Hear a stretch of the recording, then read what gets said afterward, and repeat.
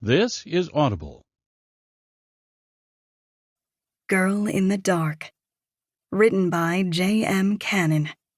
Narrated by Whitney Dykehouse.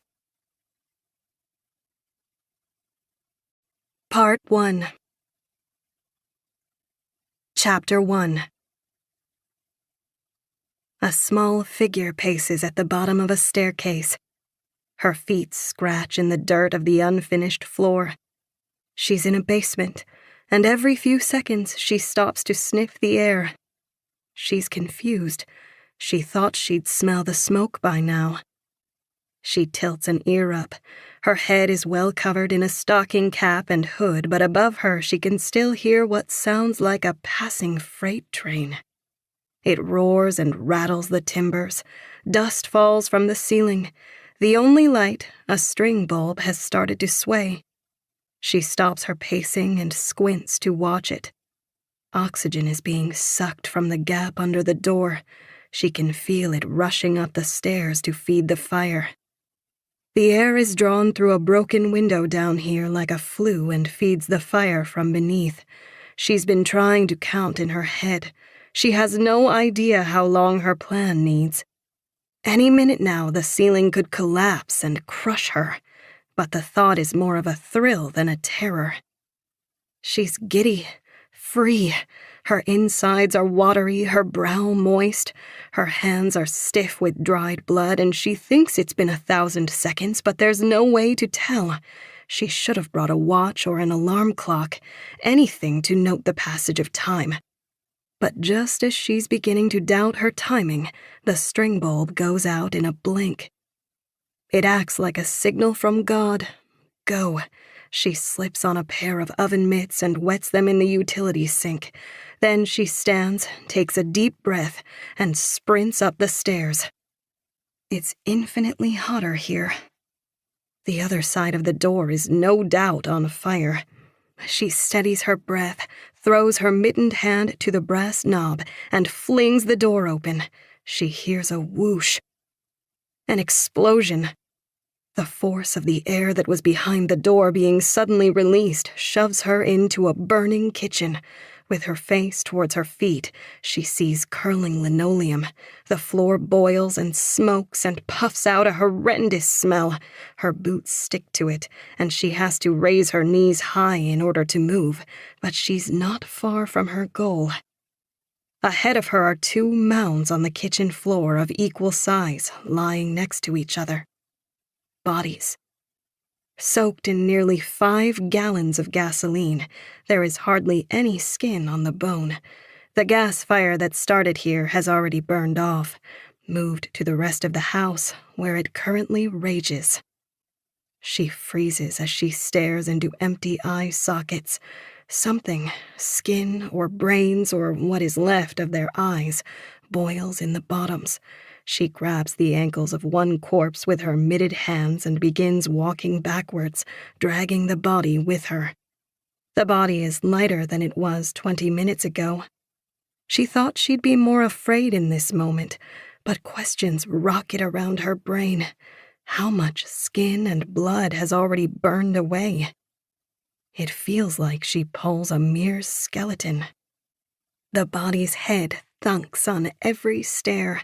She drops the smoking corpse on the floor at the bottom and runs back up for the other. This one, a woman's body, is even lighter.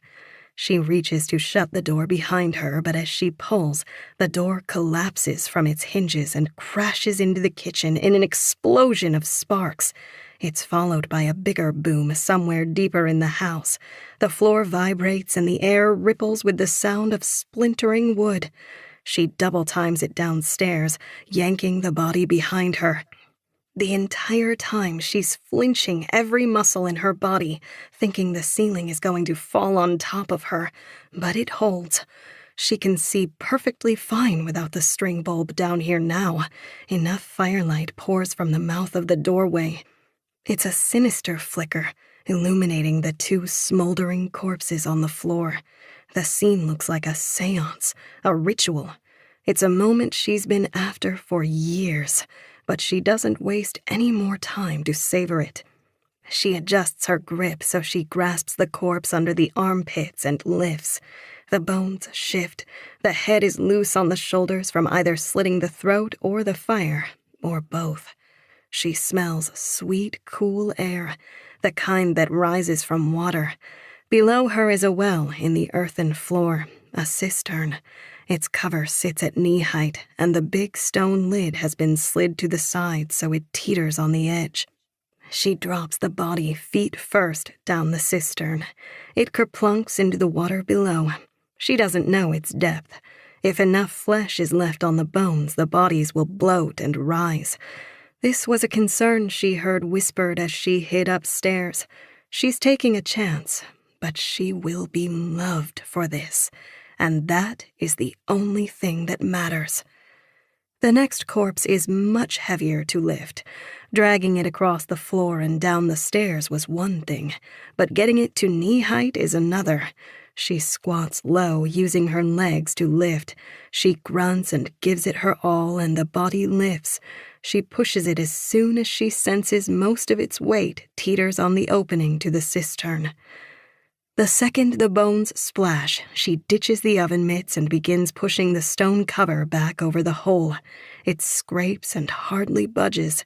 She screams and digs her feet into the dirt. The heavy stone moves glacially, but the more she yells, the more it seems to move. With a final effort, she leans down and throws her body into it. Something pops in her shoulder, but it's a numb pain. She hardly has time to care. The cover has settled back into place perfectly. She runs to the wall of the basement, dodging storage bins and big wooden beams, and climbs a stack of boxes. Her arms find it first. Cold autumn air. She kicks up the boxes and scurries out the open window into the fire-lit night. She doesn't wipe her knees or turn around. She only sprints. She can hear voices yelling, and she sprints toward them. Her feet pound the grass of the long lawn. For the first several paces, her back burns from the heat of the house fire.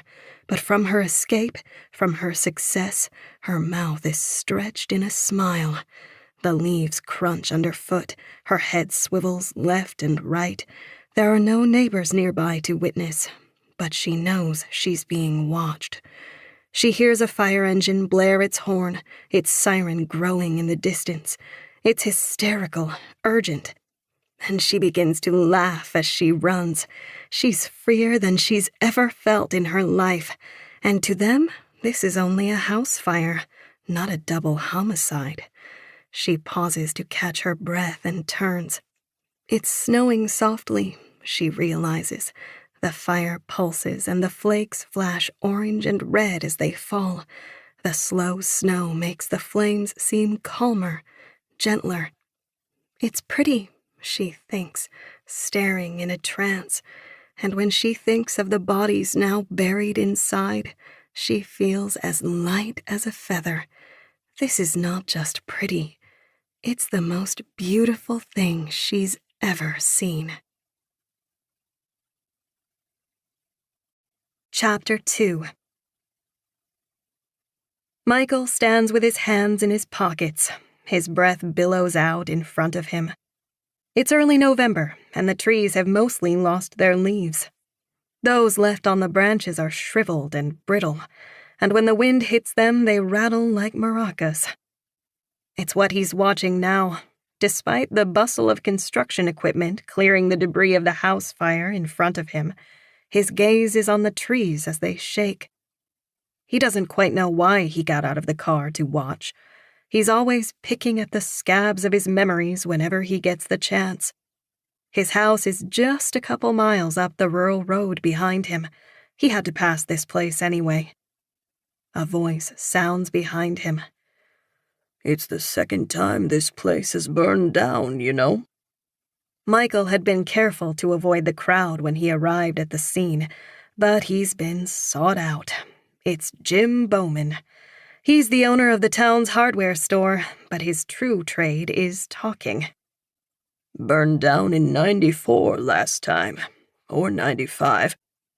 Michael begins to speak, but is interrupted.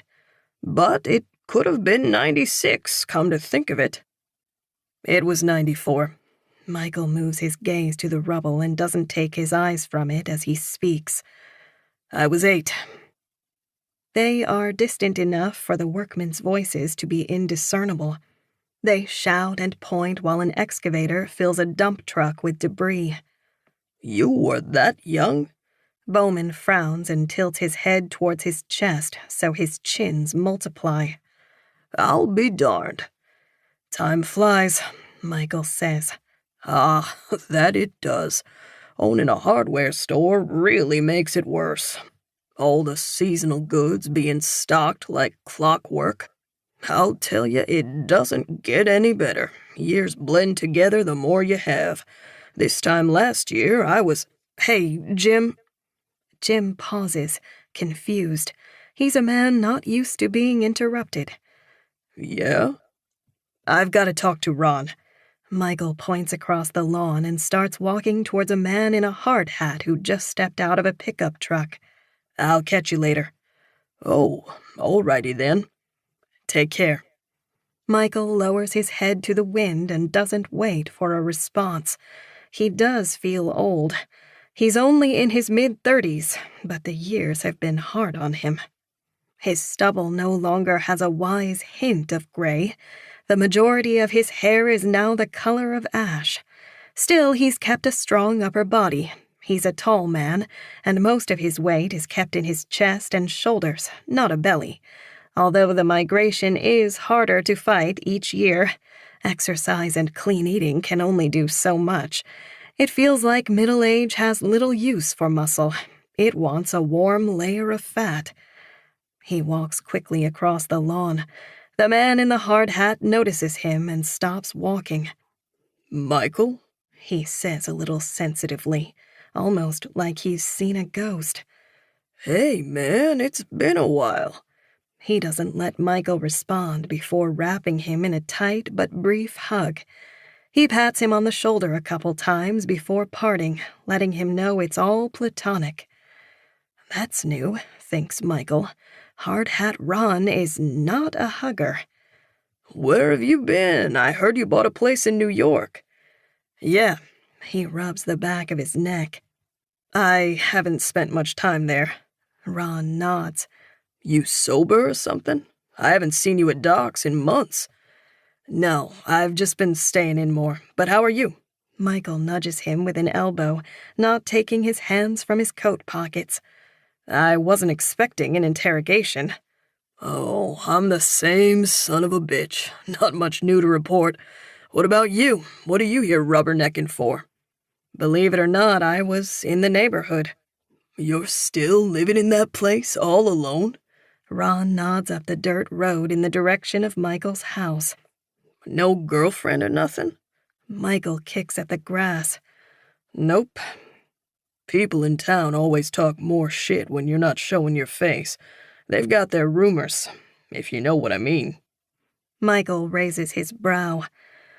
This town has thought of me as being a lot worse things than gay, Ron. Ron nods, suddenly remembering the past. He shifts and spits and changes the subject.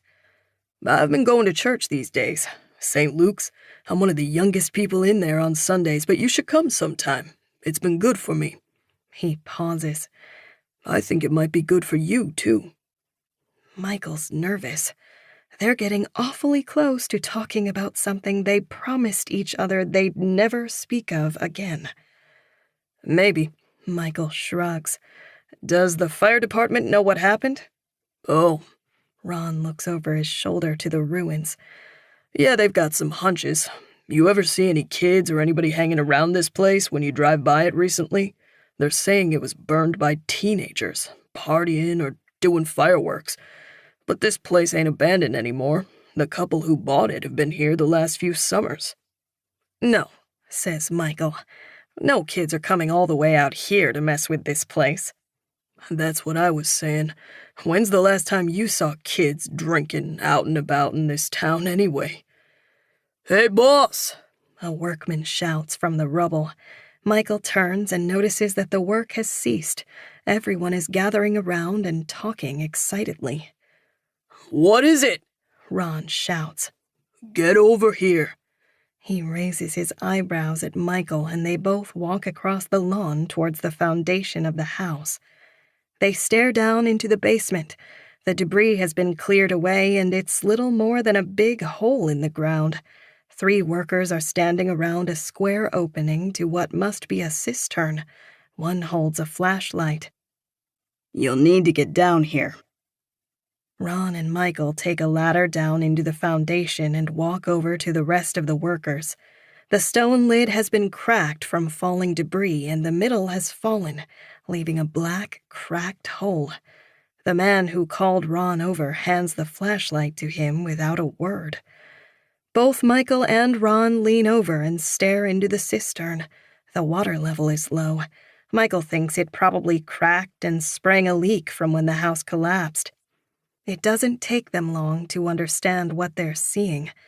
Fire-blackened bones, still white in places, stick out of the sooty water. They lean back, both a little speechless. Think we ought to get the cops back here? Asks the workman. Yeah, Ron says slowly, but the question was rhetorical. I think we ought to. He hands the flashlight to Michael and reaches for his phone. Michael keeps staring down into the cistern. His eyes are wide. Most of the bones aren't visible beneath the dark water, but 2 rib cages breach the surface like the hulls of scuttled ships. His eyes dry as he fails to blink.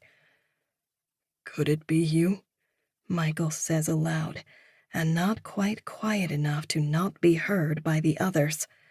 He keeps his eyes fixed on the bones for another few seconds before he realizes nobody is talking anymore. He leans back to see all eyes are on him. The others cough and look away, and when Michael tries to meet Ron's eye, he too turns his gaze to the ground. Chapter 3. It's 7 p.m., and Zoe Knight stares out her dining room window. Cars pass, and the fallen leaves they drive over give brief chase before settling back on the street. She's tired, but she's got an evening of chores still to do. Zoe? Yeah? She startles, realizing her husband Ryan has been trying to talk to her. I said I can do the dishes if you want to give Gracie a bath. Sure, she says, far too chipper. It's that high tone of one who hasn't been listening and feels bad because of it. Ryan scoots back from the table, picks up her plate, and goes into the kitchen. Zoe is full, warm, and with the people she loves. And there is something missing. Something is simply off. She blames it on the weather. It's no longer nostalgic fall with its back-to-school crisp start feel. It's a skeletal season, naked trees, dark by 6, the limbo before the snow. Zoe watches another car pass. She watches the leaves jump in the red glow of its tail lights, but before they settle, she startles as her phone rings. She must have bumped her ringer on. She mutes it before she even looks to see who's calling. Who could that be? Ryan peeks his head in from the kitchen. It's late enough for him to worry. Zoe turns the phone screen so he can see the contact. He grits his teeth and sucks air through them. Your sister doesn't usually call this late. Not unless she's having a breakdown. Zoe stares at the name as her phone vibrates in her hand. She knows she's going to answer it. She always answers it. Still, she needs a few seconds to prepare. She takes a breath and swipes. Hey, Evie, everything okay? They found bodies, her sister cries on the other line. Her voice is desperate, scared. What? Zoe suddenly stands from the table and walks to the window. She realizes this phone call might be worse than others. At our old house. It burned down a couple nights ago. I saw your text. You didn't respond. I'm sorry, Zoe says quickly. But what about bodies? They found them in the cistern in the basement. 2 bodies. 1 male, 1 female. Okay, I haven't heard anything about this, Zoe says skeptically. She wants to know if her sister is off her meds, but she can't ask without starting a fight. Has everything been okay with you? Have you been doing well? I've been fucking fine. Are you listening to me? Yes, Evie. Zoe begins to pace. You're just not making a whole lot of sense. I'm only repeating what the cops told me this evening. The bodies were burned in a fire and put there. They don't know who they are. There's no clothes or skin. In the cistern? The word drags an image of a concrete well into her mind's eye. That old basement was creepy enough without the stone hatch in the floor. It terrified both her and Evie growing up. They'd rarely go downstairs alone because of it. It feels like she's retelling a childhood nightmare, and Zoe's not sure what her sister says is true. Have you talked to Mom and Dad? I haven't been able to get a hold of them. They're not answering their phones. Zoe, what if this is them? Evie breaks into sobs so loud that Zoe has to hold the phone away from her ear. Evie, she says until her sister quiets. Why would this be them? When was the last time they were even back in Black Castle? I don't know, Evie whines. And why would they be in their old house? I don't know. Because they wouldn't be. This isn't Mom and Dad. Just calm down. Okay. They're both quiet for a moment, and Zoe knows what Evie is now waiting for her to say. She sighs and looks at her husband. I'm coming up. Tonight. You got room for me? Yeah. The guest room's a little cluttered, but I can totally clear it. Okay, just let me pack. I'll leave at 8. Expect me around midnight. I'll be up. Try and relax, and go to bed if you need to. I've got my key. I'll be awake. I love you, Zoe. Drive safe. Zoe pauses, stutters.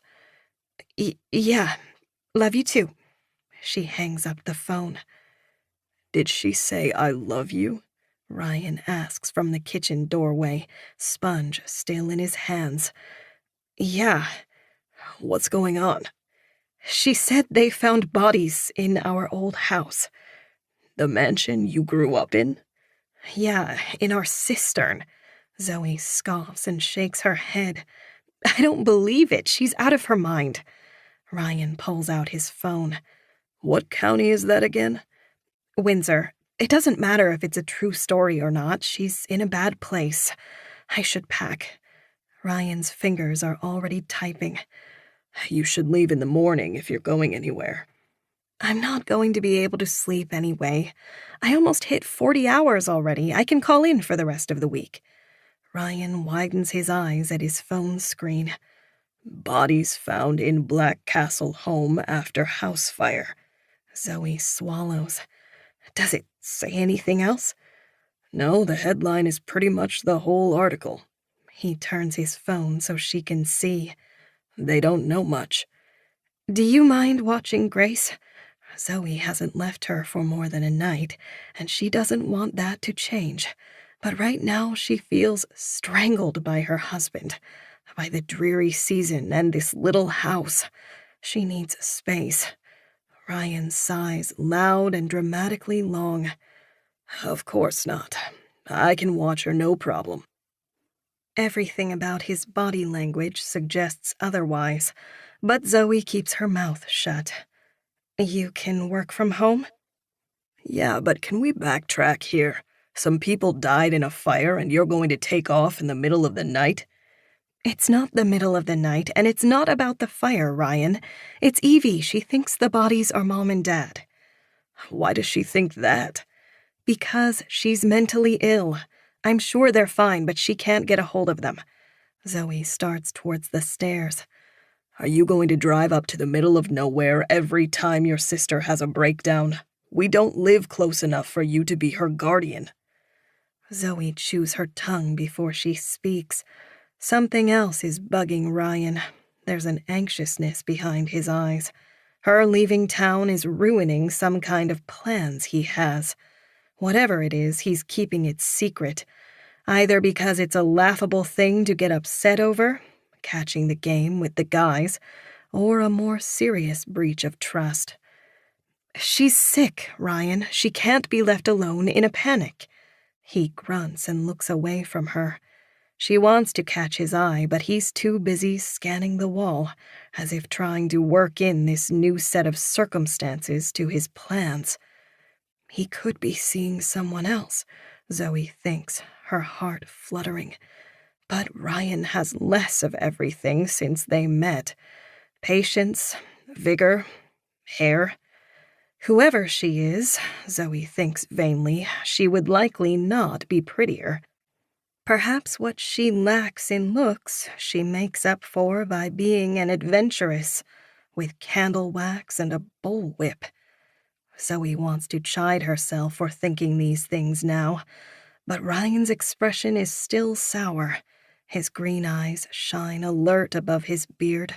There's a puzzle in his mind that he's trying to solve. Your sister should be your parents' problem. I know. For the first time in her life, they bailed on her.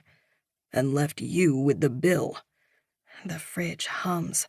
Grace suddenly whines, frustrated with a toy. The silence of marital discontent rests between her and her husband. Is this the soundtrack to middle-class, middle-aged life?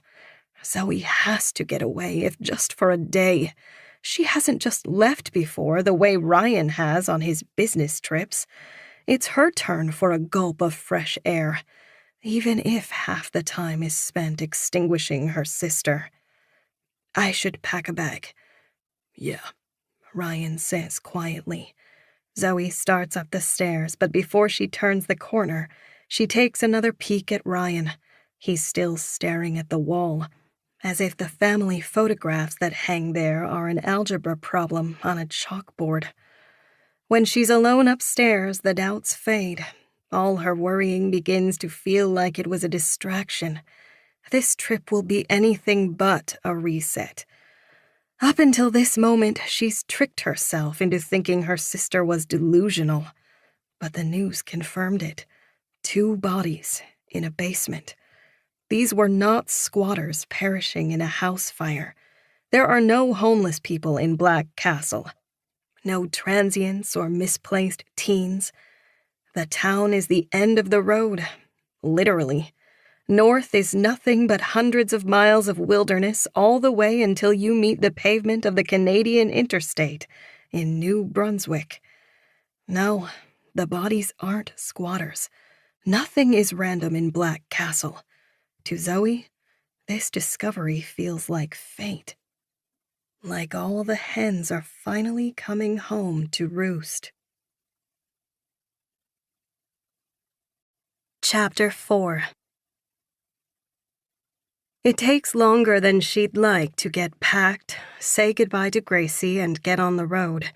She was pretty much out the door when Evie calls back and asks if she could bring her passport. Zoe doesn't ask questions. She doesn't want to upset her sister. And by the time she's retrieved it and got on the road, her Maps app says her arrival time is 1:16 a.m. She should have gone in the morning. This whole drive would be infinitely more pleasant with some sunshine. She's not getting Vermont's tourism department's version of New England, with blazing maples and white steeples. She's getting the Stephen King treatment. The world past the windshield is all barren oak branches and slow creeping fog. She thinks the fog will let up, but it's even thicker farther north. All of I-95 is covered in it. She's got an emergency road kit in the trunk, complete with flares and a flashing hazard sign she can set up on the shoulder. She's used to this drive. The one good thing she can say of the fog is that the white knuckling keeps her awake. She stops for gas once, and before she knows it, she's off the interstate and twisting and turning through inland Maine. The fog fades mile by mile, and her heavy eyelids lighten as she passes the sign, Black Castle, population 498. She hasn't been looking forward to seeing the town in the dark. She never has. Its ancient East Coast mansions are uninviting even in the daylight. Soon she sees the dark shadow of the town's namesake.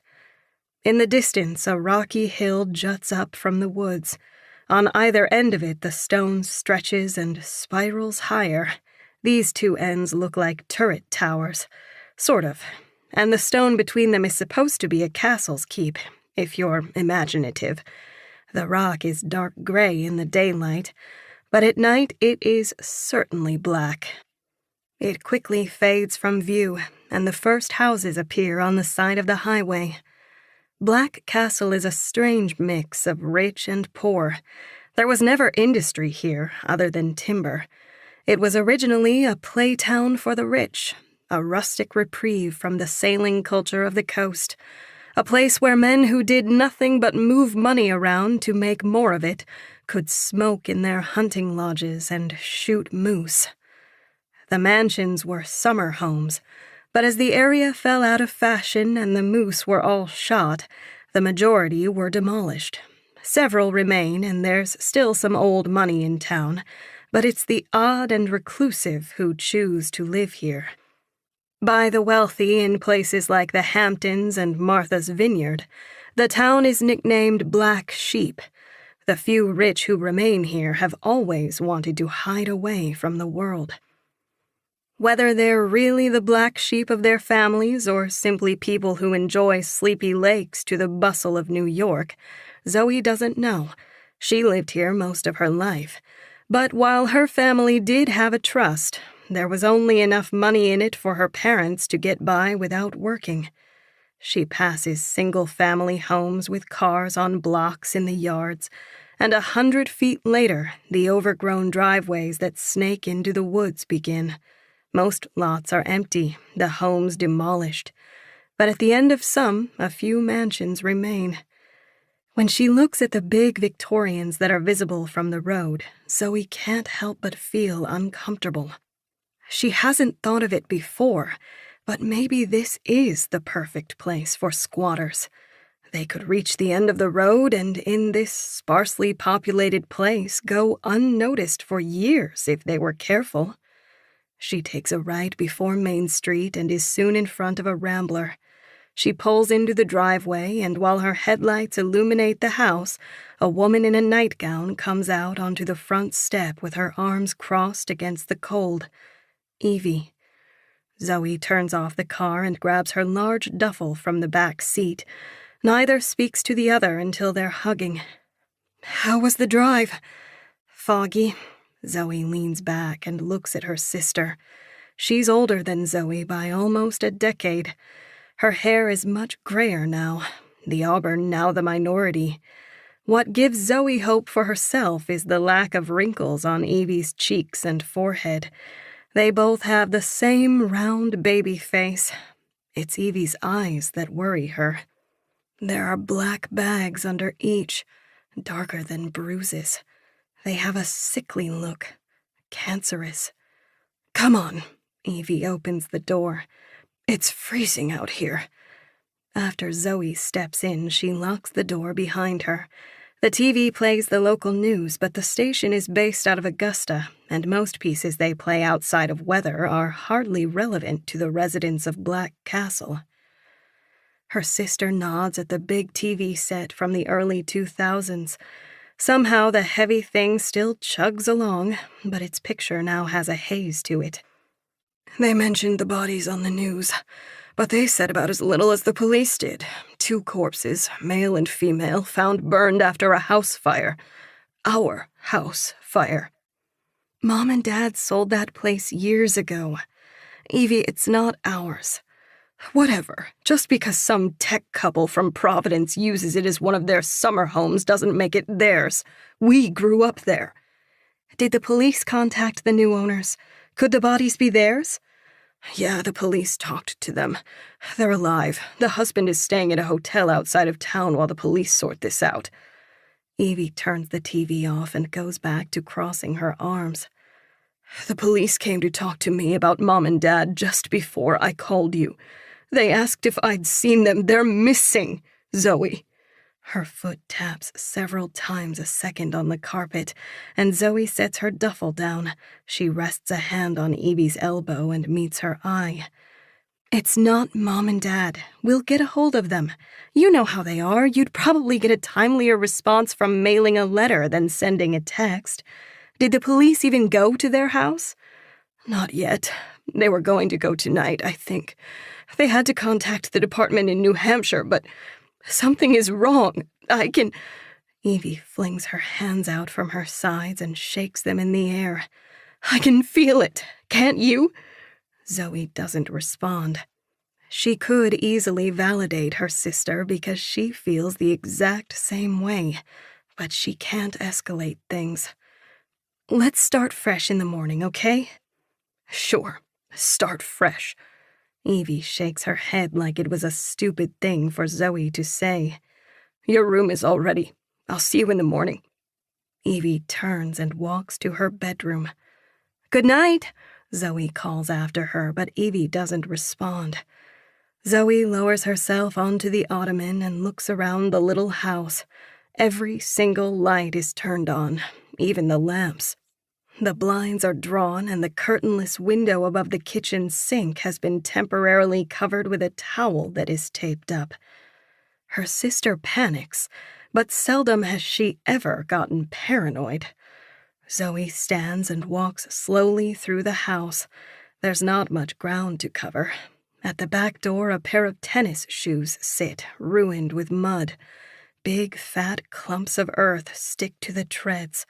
She picks them up, sets them down, and walks through the narrow kitchen.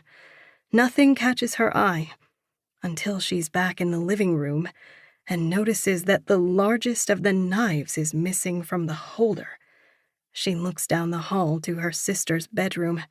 Her light is still on. She pictures her curled up under the covers, clutching the big knife to her breast, eyes still wide open. Zoe walks down the hall and thinks of knocking, but her hand freezes when she makes a fist. Instead, she heads into the guest room and gets ready for bed. When she turns off her light to go to sleep, it's the only one out in the house. Chapter 5.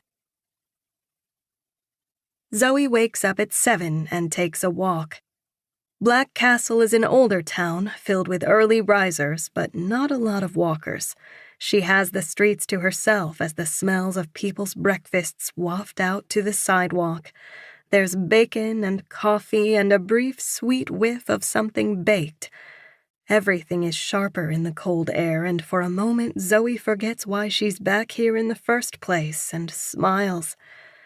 She's heading to the market to get things for their own breakfast. Evie's fridge had looked like that of a bachelor's when Zoe opened it this morning. Her weight could have told Zoe as much. Since their parents moved to a suburb outside of Manchester, New Hampshire, Evie hasn't been eating as well. 36 is just too old to move out of your parents' house. When you stay that long, you're a dependent for life. Her parents shouldn't have pushed her out. When they moved, she should have moved with them. Instead, they gave her just enough money to stay in Black Castle and have a place of her own. She keeps it clean and lives well enough, but she forgets meals and the prescription drugs she's supposed to take with them. Zoe opens the door to the market, and the same little bell that's been on the door since before she was born jingles. An old man behind the counter strains his neck and smiles. "Zoe Knight." He puts down his phone and hikes his pants up. "I guess it's not all bad news in town. Good to see you back." "Hey, Marshall." "I hear you've got a little one of your own now." "I do. Life's been good." "Ha! Ah, that's so lovely to hear. How's your sister? You know she hasn't been in here much lately." "I know. I'm staying with her." "Is she going to the Walmart over in Lincoln?" Marshall turns his nose up. There is so much unbridled concern in his expression, Zoe has to stifle a smile.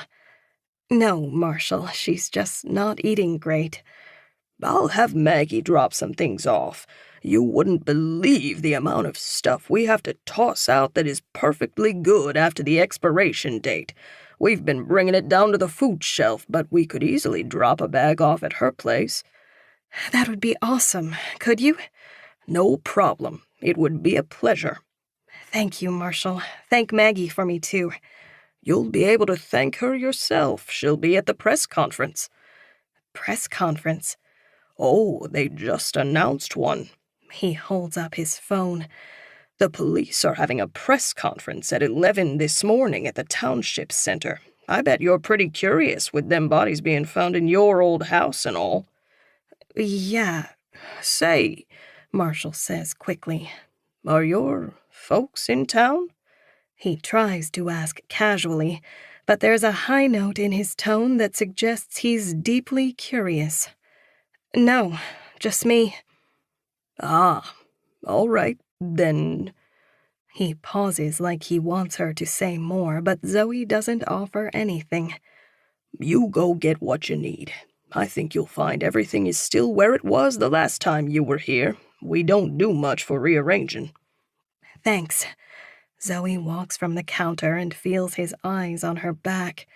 At the refrigerated section, she pauses in front of the glass doors.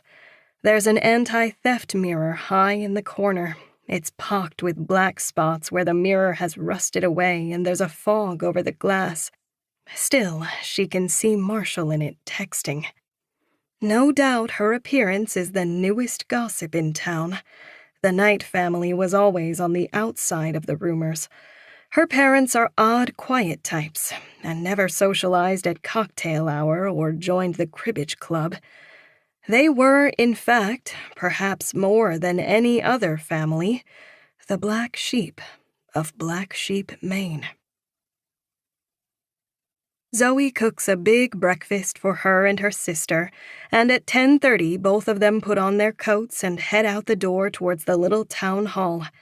There are others walking the same direction. It's mostly older couples, those who are retired and don't have to worry about missing work. But she recognizes a lot of faces that are certainly taking the time off to attend. She passes by the market again and slows as she sees a closed sign over its door. This is the talk of the town. Its biggest story in decades. Zoe has forgotten that small towns made up of small businesses have the luxury to shut themselves down when they see fit. The town hall is a little building that looks more like a church than a government structure. Zoe realizes it was probably converted from one at some point. It's a long, single story with a short steeple at the front. The entire thing is practically a single room that's used for town meetings. Evie and Zoe are a block away, and the street is nearly crowded now. Thankfully, it's windy, and Zoe can keep her head down, avoiding eye contact and the chance of accidentally prompting a greeting with anyone. Everyone is going to want to hear about her take on what happened in her childhood home. She's afraid of being harassed anyway, but everybody else is too busy dodging the wind as well. There's little conversation as dozens of residents funnel into the town hall. She's trying not to look up, but the sound of a familiar voice lifts her gaze. To the side of the entrance, well away from everyone else, 4 men are talking. 2 have their backs turned to her, but she immediately recognizes one of those who doesn't. Michael. He looks more worn than the last time she saw him. His chest and shoulders are as full as ever, but there's a haggardness in his expression, like it's been a long time since he's slept. He catches her eye but looks away quickly. The other men in the circle of 4 are all quiet as one talks. Ben Miller, the unincorporated town's unofficial mayor. He's the head of the local advisory committee and the Windsor County assessor. He's not unkind, but he's also not genuine. There is a plastic politician quality to him. His firm handshake and wide smile feel more like a sales tactic than a warm greeting. As she gets closer, she can recognize the other two men by their backs. One is Ron Evans, owner of a construction company. The other is Kevin Evans, Ron's underachieving younger brother. The four are a mix of white-collar and blue-collar, old money and no money at all. There's something heated about their conversation. Whatever Ben is saying seems to be very serious. The others don't look at him. Ron scratches his neck and glances over his shoulder. Conspiracy, argument, or gossip, Zoe can't say. She's out of earshot. What she does notice is that Michael has looked back to her. He gives her a little grin, and just before she walks into the town hall, she gives one back. Chapter 6.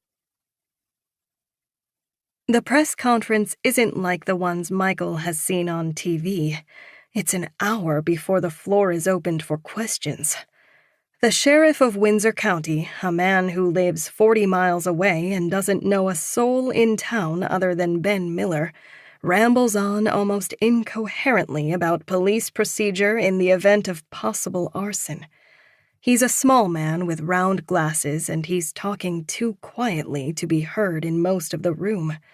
He takes a long time covering his ass. Most of the structure was hauled away in dump trucks before the bodies were found. If there was any evidence of what happened to them, it's about to be even more difficult to sift through. What the sheriff fails to understand is that no one in this room is going to fault him for not being more thorough. The last murder in Black Castle was in 1928. Michael stifles a few yawns, but the rest of the room doesn't care about being discreet about their boredom. People yawn loudly, tap their feet, and check the time. The town has shut down for this, and the out-of-town sheriff is wasting everybody's morning. Michael has spent most of the press conference so far staring at the back of Zoe Knight's head. Her auburn hair has kept its color, and after all these years, she still has a bit of a baby face. She has round cheeks with big dimples and brown eyes almost the exact same shade as her hair. He's glad she got out of Black Castle. After everything that's happened in this town, she'd be crazy to stay. She's not like him, self-loathing and living in the past. Michael rubs his face in his hands, and when the next yawn builds in the back of his throat, he lets it out to join the chorus of discontent. Suddenly, a man shouts, "Were they murdered?" The rest of the crowd murmurs, agreeing that it's time for questions. A woman stands and shouts, too. "Yeah, were they killed? Who were they?" The sheriff says something else, but with the noise from the crowd, he can't be heard anymore. "Speak up, buddy." The crowd cheers and laughs at this. The sheriff looks nervously to the other law enforcement officers behind him. A young Hispanic woman with a stern face and her hair up in a tight black bun nods at him and lifts her brow. Her expression tells him calmly to continue. Michael wonders who she is and why she's in charge. If she's above the sheriff, why isn't she speaking? Yes, the sheriff says louder, and the room quiets. Yes, there were knife marks on both The sheriff flips through some papers on the podium. clavicles. The crowd is quiet, not knowing exactly what this means. The sheriff elaborates. "We believe these are homicides." The room gets loud. A barrage of questions is thrown towards the podium. "Are we safe? What the hell is going on here?" The sheriff is trying to point at people in order to answer a single question at a time, but he's overwhelmed. There is no microphone, and he's lost the crowd. The room needs order. Michael has a question, one he knows he won't get a straightforward answer, but at least it will quiet the room. He stands and cups his hands around his mouth. Is one of those bodies my sister?" The whole room quiets. People turn and stare at him.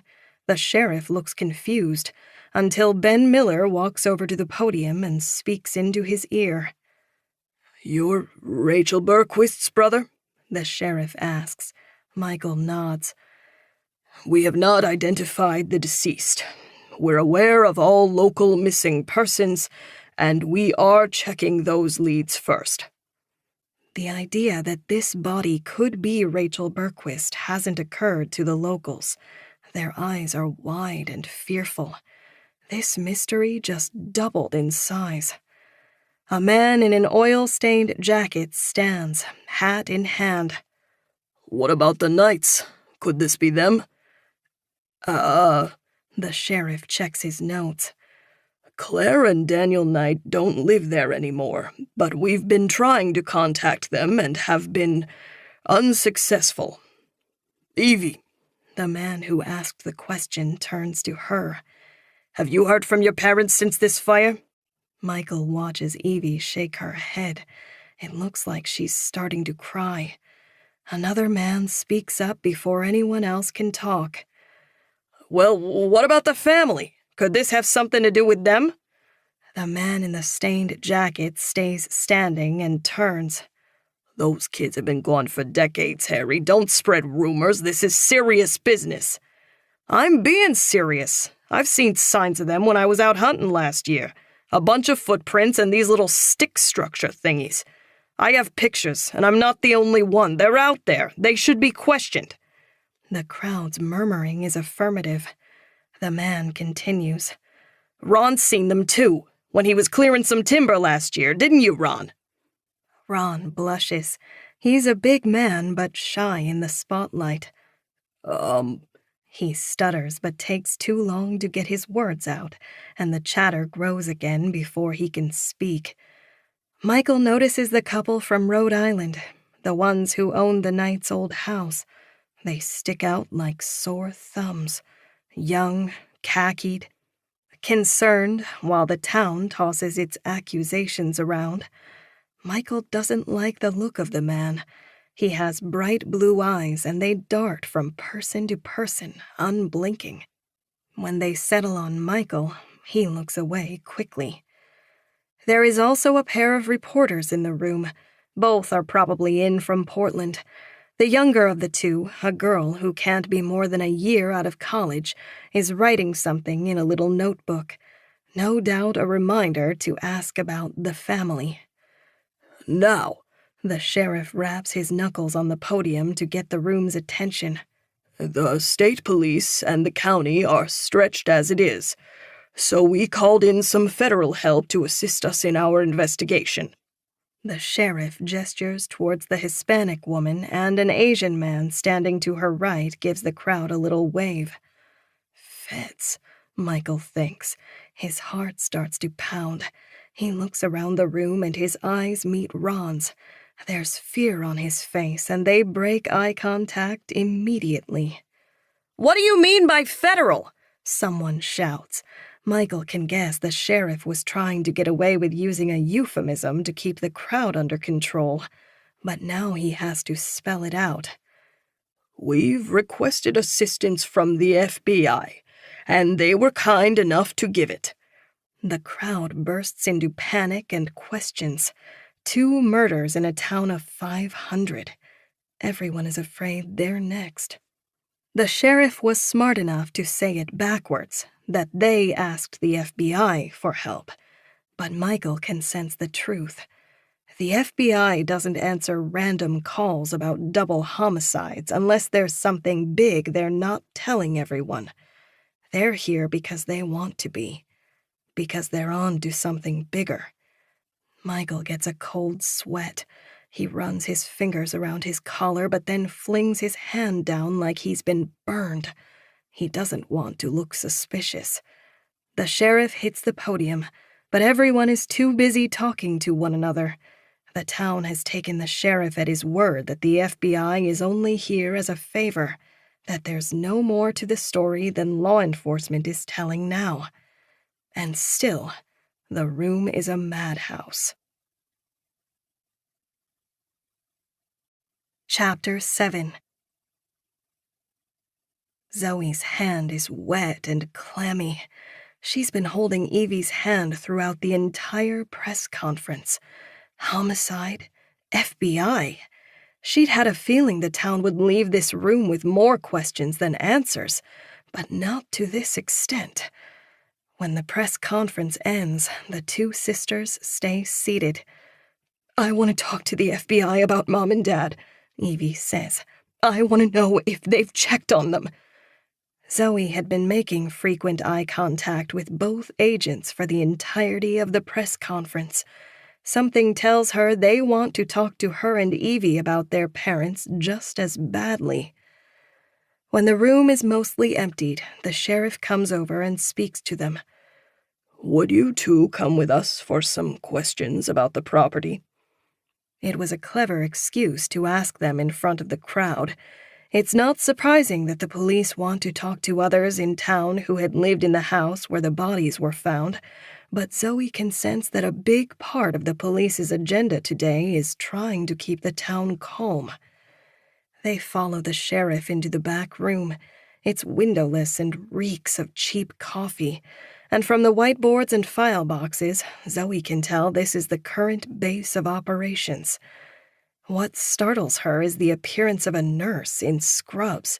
She's sitting in a swivel chair checking a tray of medical tools.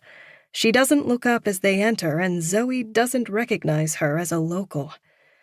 The sheriff leaves, the door shuts behind them, and they're alone with this nurse and the two FBI agents. "Evelyn, Zoe, my name is Linda Hermosa. This is my partner, Patrick Carter." They all shake hands. "Please, call me Evie." "Okay, Evie, would you two like to sit? Do you want any coffee?" Zoe looks at her sister and gets the read that they both just want to know what this is about. "We're okay. What can we do for you?" They're all quiet while they take their seats at the table. The nurse is finished touching her implements and looks up like she's a part of the conversation. "First thing we'd like to ask," Hermosa says, "is when was the last time you saw your parents?" "I visited them in August," Evie says quickly. "Why, are they okay? Have you talked to them?" "No. We had the New Hampshire State Police over to their house just this morning, but no one was answering. We could call a judge and get a warrant, but if you believe they could be at risk, it would be easier to have the police enter the home immediately on a welfare check." "Why, is this them? Are these bodies theirs?" Zoe reaches out for Evie's hand to try to calm her, but she moves away. "Evie, calm down." Zoe looks back to Agent Hermosa. "Yes, you can enter for a welfare check." Agent Hermosa nods at the other agent and he begins typing on his phone. "We don't know who the bodies belong to, so it would be a massive help if we could just cross your parents off the list." Zoe suddenly understands the presence of the nurse. "It would be great if we could get a DNA sample." Evie looks at the nurse's tray and finds Zoe's hand. "I hate needles." "That's okay, we only need a sample from one of you." Hermosa looks at Zoe as she says this. She's quickly figured out that Evie is not all there. "Okay." Zoe removes her jacket and begins to roll up her sleeve. It's the beginning of the holidays, and she's a few pounds heavier than usual. And while the weight is hard to notice on her already round cheeks, she can see its effect on her arm. Blue veins do not lace her skin like they used to. The questions cease while the nurse scoots forward. Her latex gloves are cold on Zoe's skin. She pokes and prods and tilts her head looking for a vein. "You ready?" Zoe nods. She doesn't look away as the needle pierces her skin and the blood starts running down the tube into a vial. Her heart flutters a little. She feels light and then her face goes flush, but she keeps her eyes on her arm. "You can look away." Zoe doesn't want to, but she doesn't want to seem weird. She glances at the table and drums her fingers once. They take a lot of blood. The large vial is filled to the brim. The nurse pulls the needle out, pats the spot with a cotton ball, and then covers it with a little blue Band-Aid. Zoe expects this to be the extent of their visit to the back room, but the agents have questions. They quiz them on their parents, and Evie and Zoe answer what they know. Their mom and dad are quiet people. They don't have to work. They have a small family trust that pays out most of their bills. But Dad still did financial consulting for some time, mostly over the phone. Mom stays at home. Before that, they had met in Connecticut when they were both in their first year of college. They had Evie not long after, and then Zoe 9 years later when they'd settled down more. When Zoe was 1, her dad sold some stake in his financial firm, and they fulfilled their dream of living in a sleepy New England town by moving to Black Castle. There isn't much to be said about them, but the questions keep coming and Zoe starts to get nervous. It is beginning to seem obvious that these bodies are their parents. At least, that's what the FBI thinks. Evie is on the verge of tears. I think we're set for today, Linda sighs. But there's one more question we should ask. She looks at Agent Carter as if to indicate she doesn't want to be the one to ask it. He leans forward. Have either of you ever seen your parents practice anything that could be taken as occult? What? The word is hiccuped as Zoe laughs it out. Anything that would suggest they had an interest in mysticism. You mean Satanism? Sure, any kind of behavior or ritual that would come across like that. No. Zoe is still laughing at the ludicrous question. Not at all. They had crucifixes on the walls. There was a Bible, too. Zoe blurts out, suddenly remembering. On our bookshelves, my parents are not Satanists. Who in this town have you talked to? Please tell me you haven't swallowed any rumors about the family. I can tell you now that's all made up. These people are bored out here in the middle of nowhere. I apologize. Hermosa sighs again. From your perspective, I'm sure this question is ridiculous, but it's just something we have to follow up on. Can you elaborate why? No, Agent Carter says matter-of-factly, and Zoe shuts up.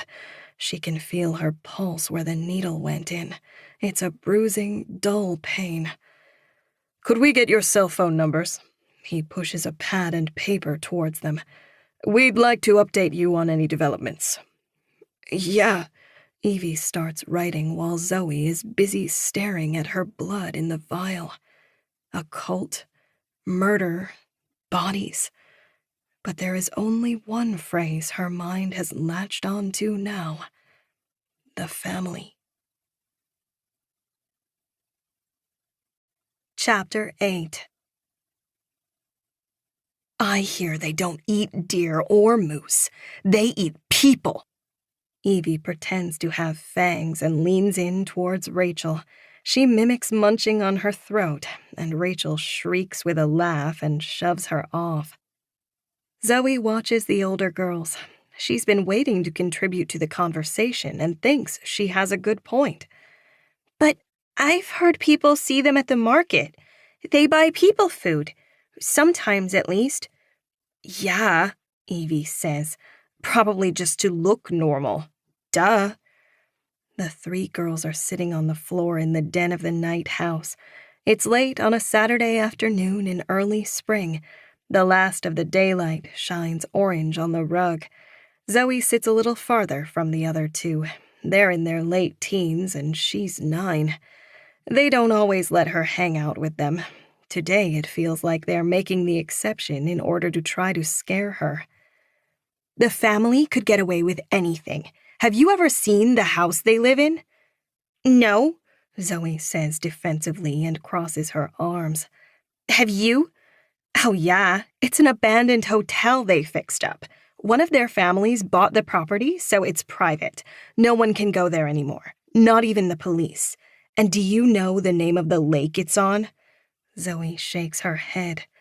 Red Lake, like blood.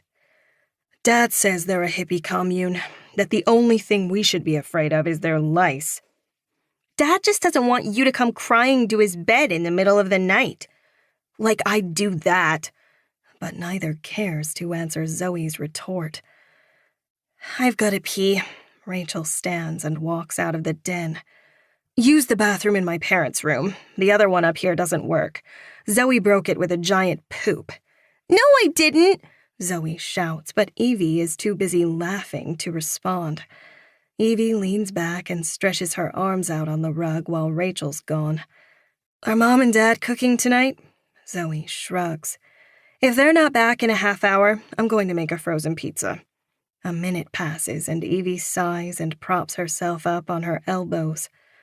Rachel, what are you doing in there? Don't break that toilet. It's our second to last one.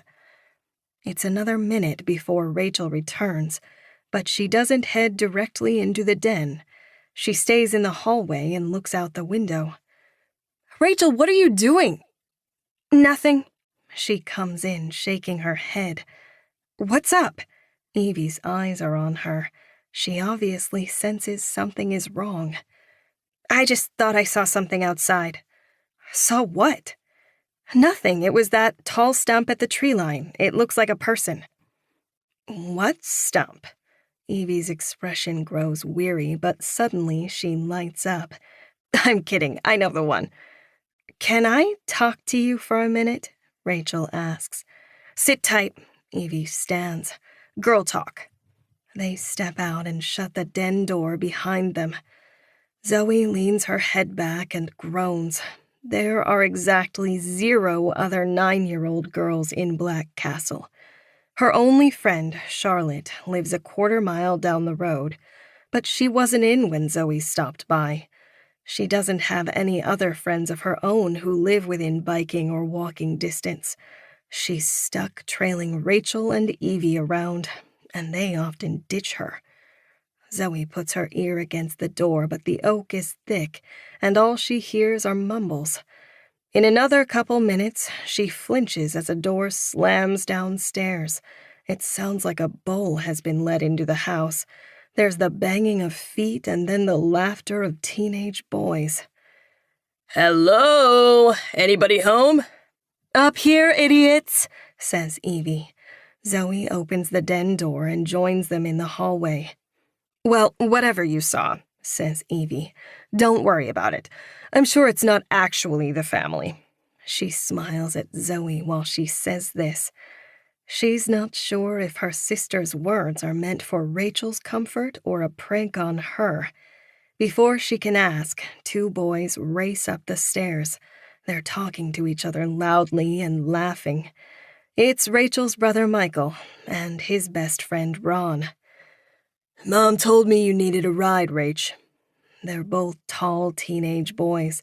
They're around the same height at 6'2".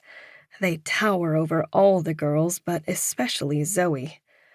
Oh, please don't tell me you're corrupting Zoe. Ron puts his hands on Zoe's shoulders and rocks her gently. Whatever these girls tell you, do or believe the opposite. Zoe smiles and blushes. Ron has thick brown hair parted in the middle and a boyish grin. He also gives her attention when most of the other older kids think it's cooler to pretend younger kids don't exist. She likes Ron, but has only ever spoken a sentence or 2 to him. Don't worry, says Evie. We speak in tongues when she's around. I bet you devils do. Rachel is unusually quiet. She nudges her brother's arm. Ready to go? Come on, we just got here. I see your folks are gone.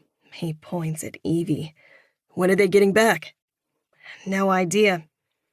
Our parents are in Augusta till like 10, says Michael. We could hang there, have some beers. I've got to watch this one. Evie gestures at Zoe. We could all stay here until my parents are back. Can we stay longer? I'd like to get to know your mom more, says Ron, and Michael laughs. If you make one more joke about my mom being hot, I'm kicking you both out. Okay, it's all in good fun. No more jokes about Countess Dracula and her luscious. Evie stares Ron down and he trails off. Luscious hair. He nods and gives Zoe a thumbs up. That's what I thought. Where's your boyfriend, anyway? Ron asks Evie. Work. He's got to work on the weekend, too? He looks at Michael. Don't look at me. I got out of working there today. Yeah, winter, but you've got to be in at the ass crack of dawn tomorrow. Michael shrugs with a grin. There's plenty of time to party before now and 5 a.m. You Foundry guys are metal, says Ron. The others look at him blankly. Get it? Ha ha, says Rachel, but Zoe giggles. At least Zoe's not a killjoy. He gives her shoulder a playful punch. Even if she doesn't understand what I'm saying. Come on, let's have a few. We got a case in the car. Zoe, you're our lookout. I think I'm just going to go home, guys, says Rachel. What do you mean, like walk? Asks Michael. Yeah, you don't have to drive me back. You sure? I've walked plenty of times before. It's like a half hour. I'm fine. Rachel starts downstairs without a goodbye. Can you call here once you get home? Michael calls after her. Sure. The three other teens pause and exchange glances. Did you two fight or something? Asks Michael. No. Evie shakes her head and rubs her neck. She's just acting weird. Women, says Michael dumbly, and the two boys snicker. The three bound downstairs, but Zoe doesn't follow. She walks to the window Rachel had been looking out. She knows the stump Rachel was talking about. It's the jagged remnants of an oak that was felled by lightning years back. Its black husk stands nearly 8 feet tall, and from the distance between it and the window, its size is distorted. It looks like it could be a tall man. Zoe watches the stump, but her gaze soon lowers. Rachel has already put on her coat and shoes and is marching across the lawn towards the trees. Going through the woods is a shortcut back to her house, and faster than taking the road. Zoe watches her the entire time she crosses the lawn. She's old enough not to take her sister's teasing about the family seriously, but her heart rate quickens as she watches Rachel disappear into the trees. She stays at the window until she hears her name called. Then she bounds downstairs, and all ill thoughts are forgotten as she gets to hang out with her sister's older friends. Zoe laughs along to jokes she doesn't get and begs for a sip of beer.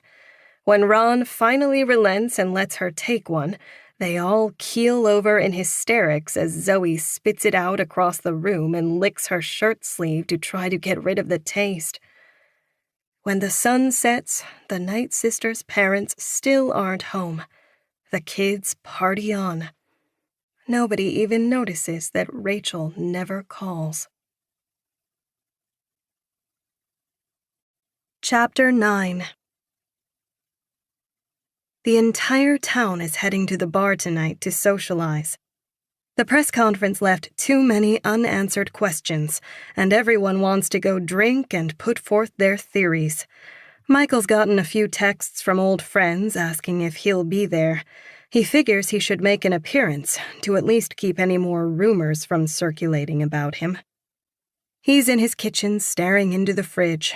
He should eat, but ever since the bodies were found, the very idea of food has been nauseating. He's about to reach inside when something catches his eye outside in the dark. A little red glow appears and then fades. A cigarette. Whoever is smoking is not trying to be hidden. He walks closer to the window and sees them walking back and forth on his lawn. It's not who he expects. It's a woman. He thinks it might be Zoe, but she's never smoked. Oh, Michael says aloud, and his shoulders sink. He goes to the front door and throws on a coat. He doesn't bother to trade his slippers for boots. He steps outside, and now that the sun is gone, it's freezing. He hunches his shoulders together for warmth and goes to the side of his house.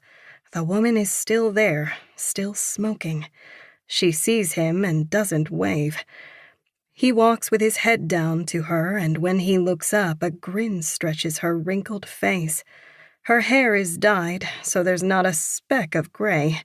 It's the same color it's always been, a light auburn like her daughter's. No wonder he thought it was Zoe. It's her mother. She has on a big black coat with a fur collar. It looks like an antique, like it could have been pulled from the mothballed closet of any of the old mansions of Black Castle. "Hey, Michael. What are you doing here, Claire?" He says her name coldly, like her presence is a burden. "I didn't expect a hug, but geez, a warmer welcome would be nice." She sucks on her cigarette. "You know your daughters think you're missing. Have you talked to them yet?" "Oh, hon, everyone thinks I'm missing." "The police are looking for you. Do you know that? Not the police, actually. The FBI. With the cigarette still in her mouth, Claire mumbles, "I've always been popular." She's putting on a show, but Michael can tell she's nervous. "So you haven't talked to Zoe?" "No, that one's always been a little bit of a narc. I'm not sure she'd be able to keep a secret." "And why is your presence here a secret? She's probably worried about you."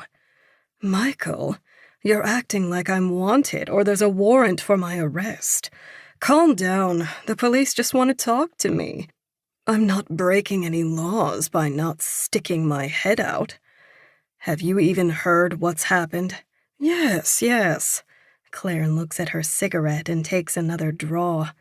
"Someone was murdered in a house I used to own, and they burned the place down. What of it?" "That doesn't sound serious to you?" She shrugs. "What's it got to do with me?" "Where's your husband?" Claire pauses on this question. "He stayed home." "And why don't you just talk to the police?" "Because I hate cops. This is serious. People are dead." She leans forward and whispers in his ear. "I am too." She laughs loud. He looks around as if afraid someone might hear her, but his house is nearly a mile from anyone else's. He studies Claire. She's still beautiful. Her cheeks are gaunt and her features are all sharper from how thin she is. She's lost weight, and it wouldn't surprise him if she's sick. It's been 5 years since Michael last saw her. He thinks it's not nearly long enough. "I actually saw that FBI pair who was sent here," Claire says. "They were staying at the same hotel as me, outside of town, while I was driving up here. They might have been able to spot me first if they weren't so obvious. They were wearing navy windbreakers, the both of them. Ridiculous." Claire shakes her head. "They'd rather be vain and obvious than actually undercover. FBI, it goes to their head. Now come on, hon, can I come inside? I need a place to stay." "Why don't you stay with your daughter?"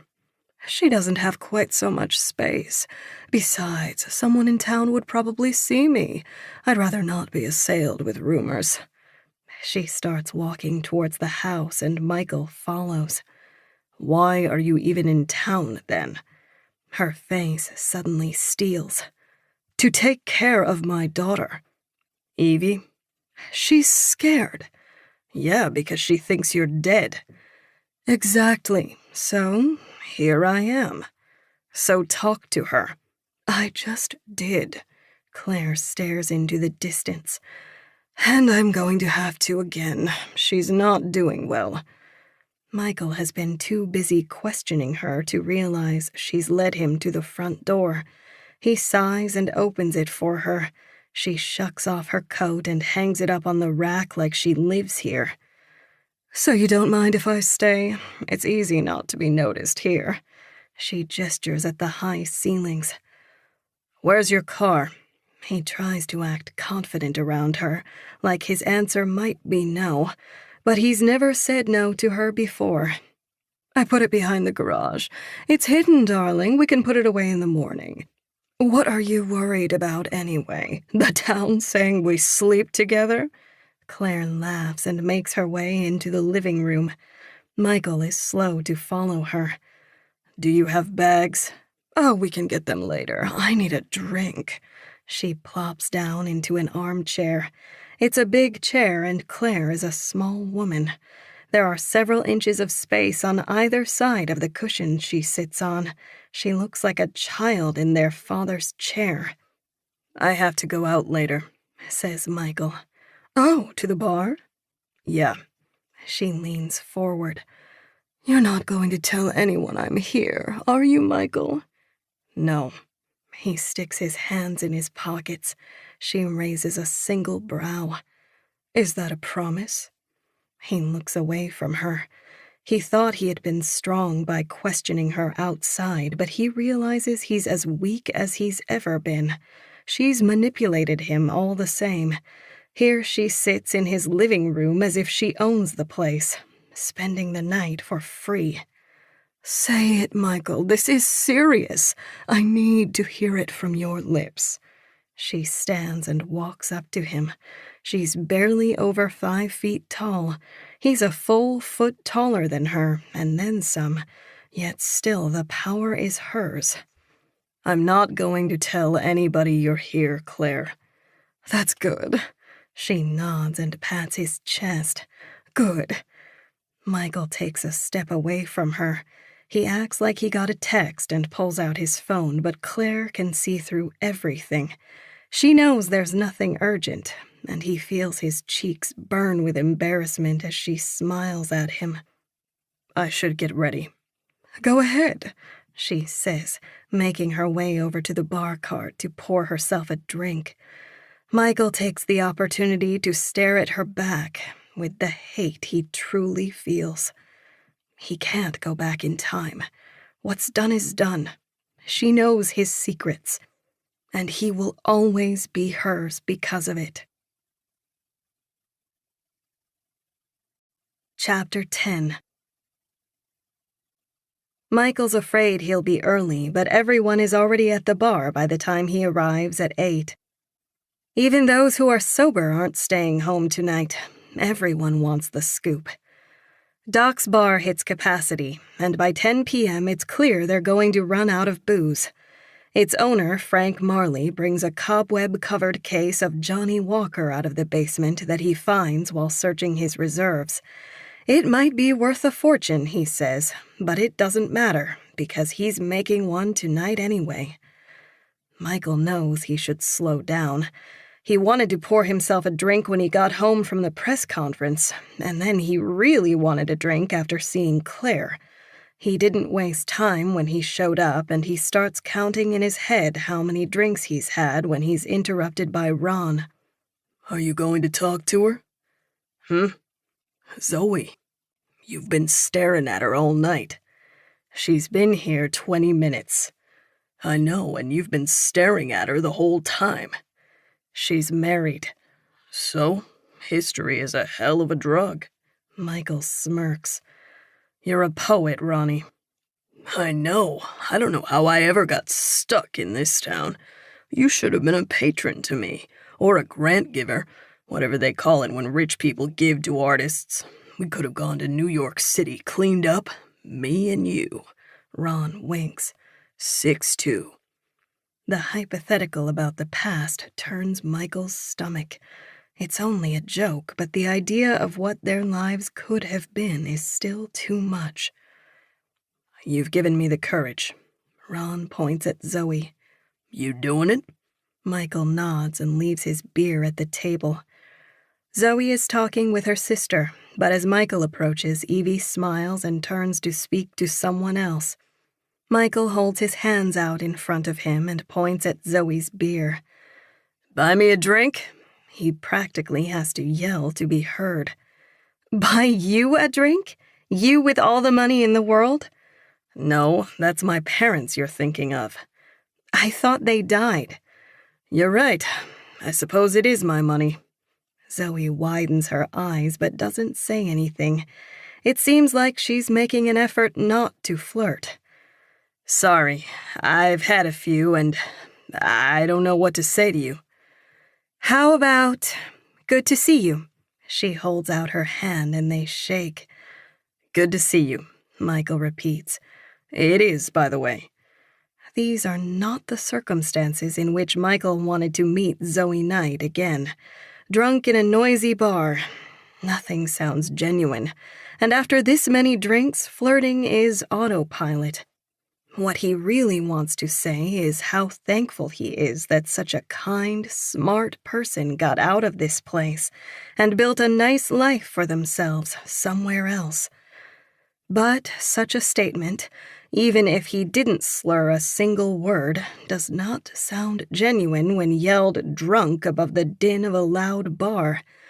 He opts for silence and nods awkwardly while looking around, trying to seem cool.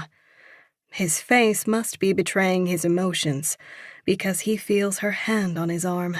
It's a gentle touch, more motherly than anything.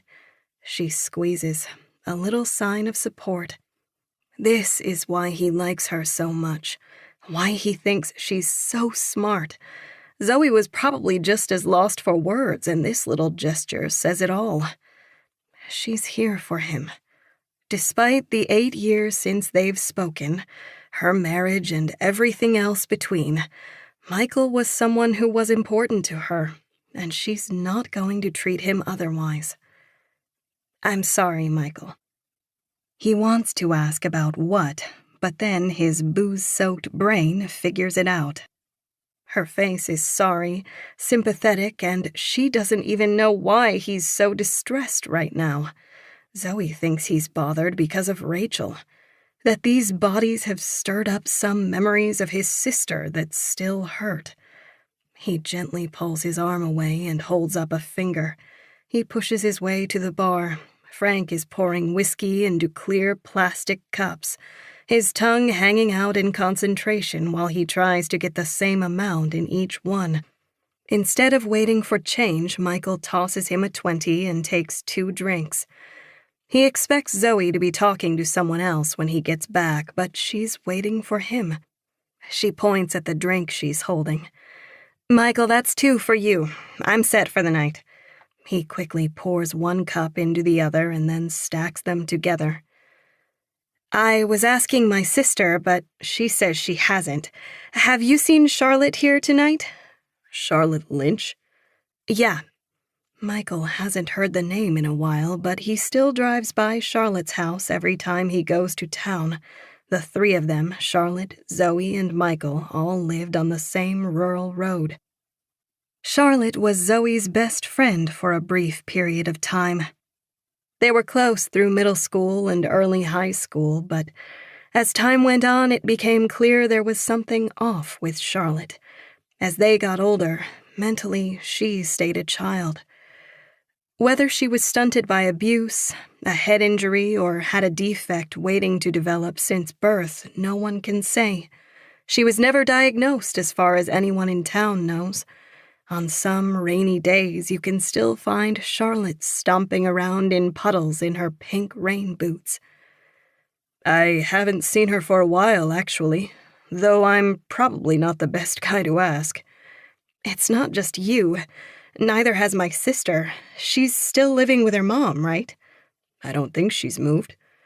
Zoe is biting her lip, deep in thought. Michael knows the look. He had seen it most often in high school when Rachel's name came up. A new lead or rumor. This is the face Zoe Knight makes when she's being a detective. Why do you want to see her? Michael asks. Zoe stops biting her lip. No reason. I just haven't seen her in a long time. Thought she might be here tonight. Michael can tell she's lying. Charlotte at Doc's? I'm not sure she's stepped foot in this place once. I know, but she shrugs. The whole town's here. Zoe takes a sip of her cocktail and Michael watches her closely. Her mouth doesn't wrinkle at all. Zoe's never been one to take a drink smoothly, and Frank's never been one to pour weak drinks, even on a night like this. Zoe's not drinking. She's sober. She's here and treating this like business. Michael gets nervous. He sets his whiskey on a table that's been used for dozens of other discarded and empty drinks. He wants to know what Zoe's thinking.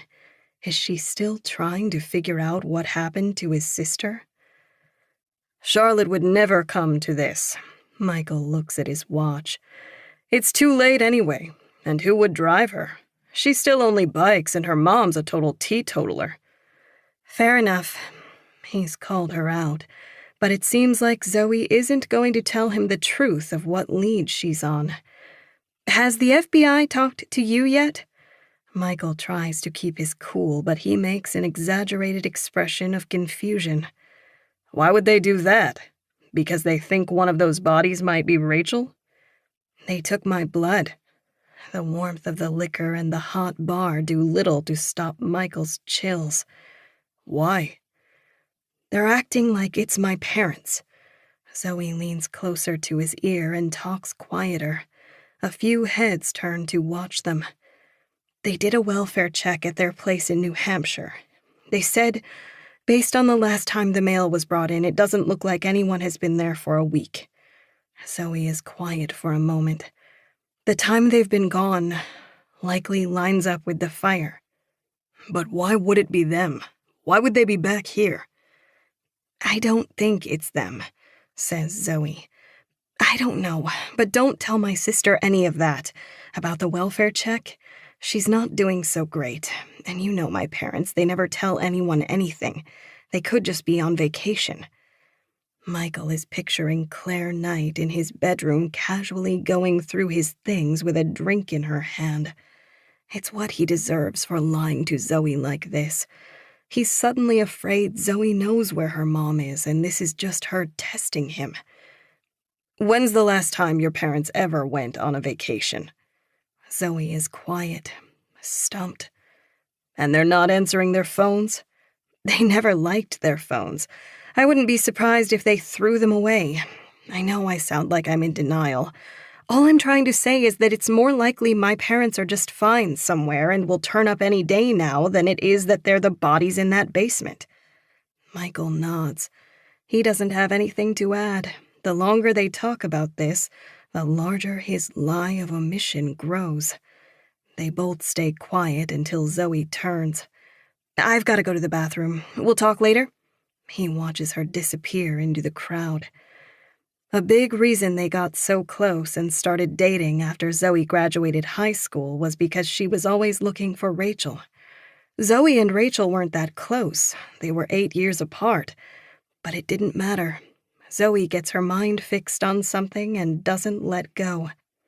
She used to talk about how the image of Rachel walking across her lawn and into the woods was burned into her mind. That was years ago, but he realizes little has likely changed. The rest of the night begins to blur for Michael. He doesn't want to talk to Zoe again, not while he's been drinking, and he makes a point to stay on the other side of the bar from her. It could all be in his head, but he thinks she knows more than the last time she was in this town. She's done being left in the dark. Michael plays a game of darts with Kevin Evans. They don't talk to each other much during the game, and halfway through, Michael realizes people are watching him. Some of the older people in town might find it strange, immature that a grown man is playing bar games when the body of his sister may have been found. Michael puts his hands in his pockets and quits the game early. The bar thins out enough later so he can sit in a booth. Everyone he was close with growing up is still here. Ben Miller, Ron and Kevin, the Knight sisters. Michael has a few more drinks. Nearing closing time, he's standing again, talking with Evie. Ron has been making the rounds, hugging everyone goodbye. Eventually, he stumbles over to them and throws an arm over each of their shoulders, squishing them together. Ah, look at this. When was the last time the three of us were drunk together? You need a ride, Ron? Asks Evie. No, I'm walking. He lets go of them and looks Michael in the eye. I'm clearing my conscience. Ron thinks he's talking quietly enough not to be overheard, but the bar isn't loud anymore. Evie squints at him curiously. I'm clearing it, Ron says with a burp. Michael fakes a laugh. What do you mean, buddy? I'm done with this, he slurs, shaking his head. Done. Don't worry, I'm only clearing my conscience. Just mine. He pats Michael's chest. You got no part in my conscience. You hear me? Michael's throat is dry. You're drunk, Ron. He doesn't want to whisper and further draw Evie's curiosity, but Michael lowers his tone. How about you get a good night's sleep and see if whatever you're talking about sounds like a good idea in the morning, yeah? This is just me telling you, being a friend.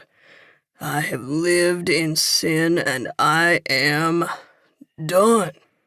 He stumbles a little like he's going to fall, and Michael grasps his shoulder hard to steady him. What's he talking about? Asks Evie. I'm not even sure he knows. Come on, Ron. I've got him. Kevin comes over. Let's get you home, buddy. You ain't walking. Jenny's going to be mad enough at you as it is. Okay, I ain't walking. But I'm clearing it, Ron shouts, and soon he and his brother are both out the door. Michael stays at the bar a little longer. He tries to talk when spoken to, but his mind is elsewhere. His responses are short. He tells himself he shouldn't care. He shouldn't be nervous. He's been waiting for this town to explode since he was 18. It's why he's stayed here, after all. But now that he sees the flame on the fuse, he can't help but think that maybe he should snuff it out. Chapter 11. Kevin pulls up in front of his brother Ron's house. It's a single-story home on a 3-acre lot. The lawn is tidy, there isn't a stray leaf, and despite the colder weather, the grass is mowed to the length of a buzz cut. Let me give you a hand. Kevin comes around to the passenger's side, but Ron swats him away. I can walk to my own damn door. All right, Ron, drink some water. He harumphs in response and waves him off with a limp hand. Kevin gets back in his truck and the gravel crunches as he cranks the wheel and drives off. Ron stops, stands straight, and sighs. He's not as drunk as he let on. He had told something difficult to people he liked, and it was easier for him to be honest when drunk. But he was acting. He hadn't gone overboard like it seemed. Tomorrow? No, today, Ron realizes, looking at his watch, is going to be a big day.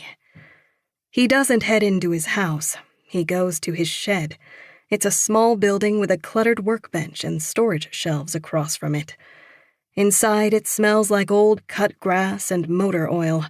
The riding mower sits silent under its tarp. He turns on the light, opens a notebook on the bench, and takes a carpenter's pencil from a coffee mug. The words don't come easy. A couple times after starting, he crosses out what he writes with broad scribbles and rips out the page. He's muttering to himself when there's a bang outside. The sound is muffled through the door. It doesn't startle him.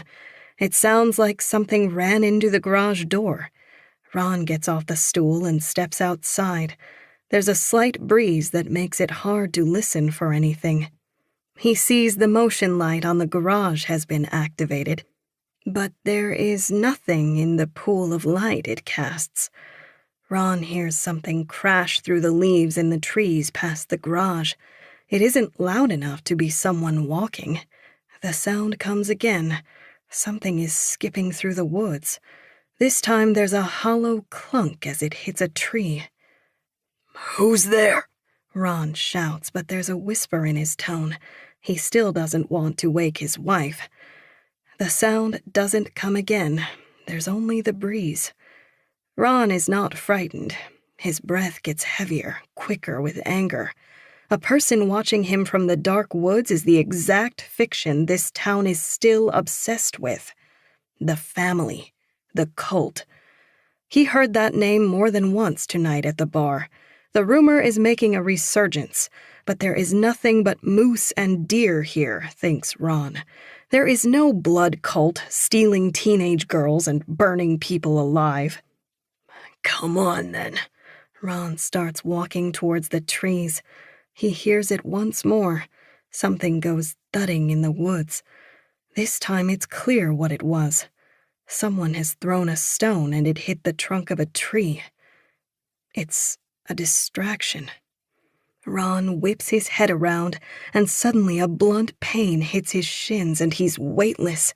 He hits the ground hard on his back, gasping for breath. His legs were kicked out from under him. He begins to push himself up and sees a pair of shoeless feet in dark socks. For whatever reason, this is the fact that scares him most. Please, he whines without air. The word is hollow. He has no breath, and he cannot yell. His arms are suddenly wrapped close to his chest. A piece of rope has been flung around him like a lasso. He pulls away with his weight and feels his attacker slide. Ron's a big man, and it's obvious he's larger than this dark figure. But he's drunk and hasn't recovered his bearings soon enough after standing. He stumbles, and that's when he feels a body come close to his. Before he can push them away, he feels cold metal press into the bottom of his chin, and the world turns on end. He doesn't hear the bang, but he smells the gunpowder. The smell is so strong it singes his sinuses. He's on the ground again, and something is not right. One of his eyes can see the stars in the sky, while the other looks at the grass. He can't hear or feel anything. Shot, he's able to think. I've been shot. From his eye that sees the stars, he can glimpse the steam from his blood rising up into the cold night. He hears something for a moment. He thinks it's his wife shouting. She can't see me like this. Ron panics. She can't see me dead. But he can't move a muscle. His thoughts fade and lift, and he feels as if they're spiraling upward to join the very steam that rises from the hole in the top of his head. Chapter 12. Zoe! Zoe wakes from a nightmare at the sound of her name. She tries to remember what the dream was, but the harder she tries to recall, the more it leaves her. Whatever she dreamed is gone entirely by the time she hears footsteps pound down the hall, and her bedroom door is flung open. Zoe! Evie's eyes are bloodshot and her face is flushed. Ron's dead. What? He killed himself. Right when he got home, Jenny found him outside on their front yard with a gunshot through the head. She blinks to soften the sleep that crusts her eyes. Zoe would hardly know how to respond to this had she been wide awake when she heard. She says the first thing that comes to mind. Ron would never kill himself. Well, he's dead, and there was a revolver in his hand. And the last thing he said at the bar to everyone was, "I'm going to clear my conscience." It was obvious, and we just let him go home. I heard him say it. I even asked what he meant. The words deteriorate into sobs as she finishes the sentence. Ron's death hasn't sunk in at all. Zoe doesn't feel anything. Not even shock, she thinks. There's no sadness or fear. Big, smiling, first crush Ron. Gone. Forever. Was it his? Zoe throws the blankets off herself, but still doesn't stand. What? The gun. Was it his? I think I would have heard if it wasn't. Come on. Zoe hops out of bed and starts to change. Where are we going? To learn more. How do you find out about this? Kelly Larson texted our book club group chat. Who's that? Ron's neighbor. Her son, Luke. You know him. He works at the foundry. Your ex-boyfriend from 1,000,000 years ago? He still works there? Of course, he's shift lead now. Right, well, let's find out more. How do you think we're going to do that? By talking to people. Zoe's thankful she didn't drink last night. Going out without a shower and a hangover would be a different animal than simply being exhausted. When she's dressed and in the kitchen, she realizes she slept late. It's nearly 8.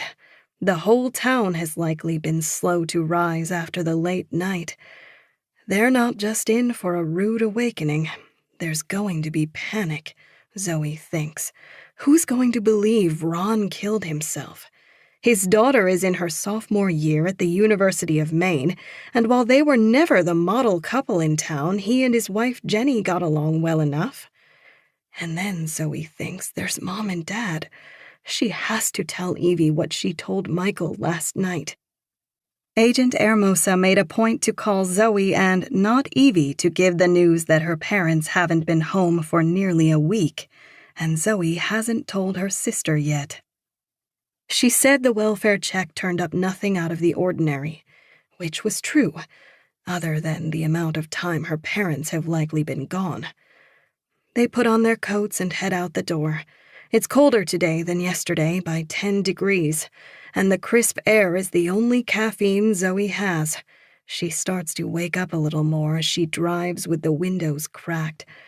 When they reach the road Ron lives on, either side is thronged with parked cars.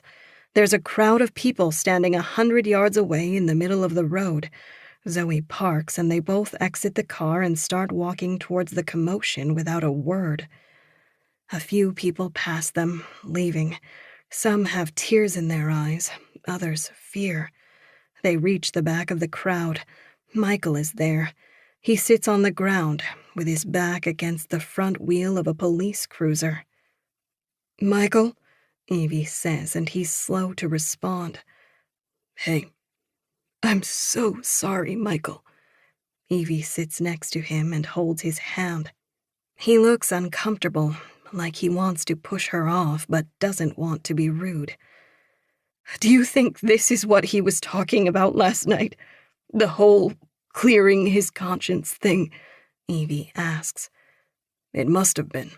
Michael starts to come out of his shock. "But I didn't think he'd ever do something like this." "How long have you been here?" asks Zoe. "Since Kevin called me. It was, I don't know what time, sunrise? I'm just a little confused what I do now. Do I just go home?" Michael shakes his head. "Cook breakfast?" This all reminds Zoe of when Rachel went missing. But that was worse than just death. There was urgency. She could have been alive out there, and every little chore felt like an act of disrespect. It took years for that feeling to fade, and in some ways for Zoe, it still never has. She wants to get down to business. The whole idea of Ron killing himself feels unreal. "What gun did they find him with?" Michael comes to life a little.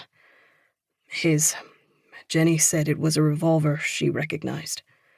"He doesn't carry around a gun, does he?" "No. He would have had to take it from the house after he got home." Zoe can tell Michael has been questioning the circumstances of Ron's death, too. "Did Jenny ever hear him come in when he got back from the bar?" He shakes his head. "She woke up to the gunshot. It makes sense that he'd do it outside. He'd never want to leave a mess. I think it's strange, if he did kill himself, that he didn't go farther from the house. I wouldn't think he'd want Jenny looking at the front yard and thinking about his corpse from here on out, but I don't know. If he did do it, I guess I never really knew him that well." "A man in pain," says Evie, and they both look at her. "I've seen it on his face. Something always hurt him." Neither Zoe nor Michael comments. "How's Jenny?" Zoe asks Michael. "Better than I'd have thought. Maybe she's in shock still, but she was level-headed while talking to the police. Kevin says she's been strong." "Is she as surprised as the rest of us?" "I haven't asked." "Come on." Zoe offers Michael her hand. He lets go of Evie's, takes it, and she helps pull him up. Evie stands too and wipes her jeans. Zoe looks past him. She sees Agent Hermosa and her partner walking near the woods behind Ron's house. Are the police saying if anything is suspicious? Nothing. They're the ones with questions. They wanted to know if he said anything unusual last night, and he did. Are they agreeing it's a suicide? They're not saying otherwise. People are freaked. Zoe looks around. Most of the crowd who had been standing at the police line and talking to one another have since turned to watch the Night Sisters. Did you drive here, Michael? Evie asks. No, I was still pretty tipsy when Kevin called. I ran. You ran here? Evie asks. How far is that? 3 miles? About. You should go home, shower, get back to sleep if you can. Yeah, Michael whispers. Let us give you a ride back. I won't say no. Let me just say goodbye to Kevin and Jenny. Michael walks towards the police line. Zoe can see his tall head above the others. He's craning it towards the house. He comes back in a minute. I don't see them, but they wouldn't have left without telling me. Zoe touches his shoulder. They've got a lot going on. It wouldn't be crazy if they did. Michael nods, and the three of them head back to Zoe's car. They drive through the more populated part of town to get back to Michael's house, and Zoe realizes she's going to drive by the burned husk of her old home. Her hands tighten on the wheel. When they pass through Main Street, the businesses that would usually be open at this hour are closed. A closed sign hovers over the little diner's door, but through the glass, Zoe can see people. A man stands over a table and appears to be speaking as others sit and listen. Zoe doesn't recognize him. She's driving too fast, and behind the reflection of the gray daylight on the windows, he's just a shadow wearing a flannel shirt and a baseball cap. He looks like nearly every other man in this town. She looks at the cars parked outside. There are 2 trucks that stand out menacingly. Their tires are raised and rims painted black, and their paint is splattered with dark mud like they've been driven in from the logging roads. She wonders what they're talking about. Everyone is afraid. Everyone is gossiping. But there was something more private to what she just saw in the diner with its closed sign. Like those inside were discussing secrets and not mere rumors. Chapter 13. All 3 of them look out the driver's side of the car as they pass the Knight's old house. It's only a hole in the ground. A line of police tape encircles the entire foundation, but would do nothing to deter anyone from stepping over it to take a look. Have the police been here a lot since they found the bodies? Zoe asks Michael. I don't think so. At least, no one's been here when I've driven past it. I hear they've been at the landfill off Highway 4. That's where they dumped all the debris before they found the corpses. Zoe looks at the property. Her mother's apple orchard is overgrown. Entire bushes have grown between the rows of trees. Do those Rhode Islanders ever come here? The yard is a mess. In the summer they do. I've seen their cars in the driveway. I rarely see them any other time. Strange choice for a summer home. I've heard it's not their only one. They've got that kind of money. Zoe looks at the overgrown orchard and wonders what kind of people buy multiple homes and let the most beautiful part of the property become such a gnarly mess of weeds. The road turns to gravel, and they begin to ascend uphill towards Michael's place. There are no more houses here, only woods. In 2 miles they reach an archway in the road. Its arc is made from black wrought iron, and spelled in the metal is the family name, Berquist. It's twisted and Gothic-looking, but the gate that used to hang here is gone, Zoe notices. No more gate? Michael looks like he's been lost in thought. It takes him a moment to respond. The gates have been gone for years. ever since my parents gave me the place. They keep driving, and a house appears at the end of the road. Leaves blow across its wide lawn. It's changed little from when Zoe last saw it. It's a Gilded Age mansion made of brown and gray stone.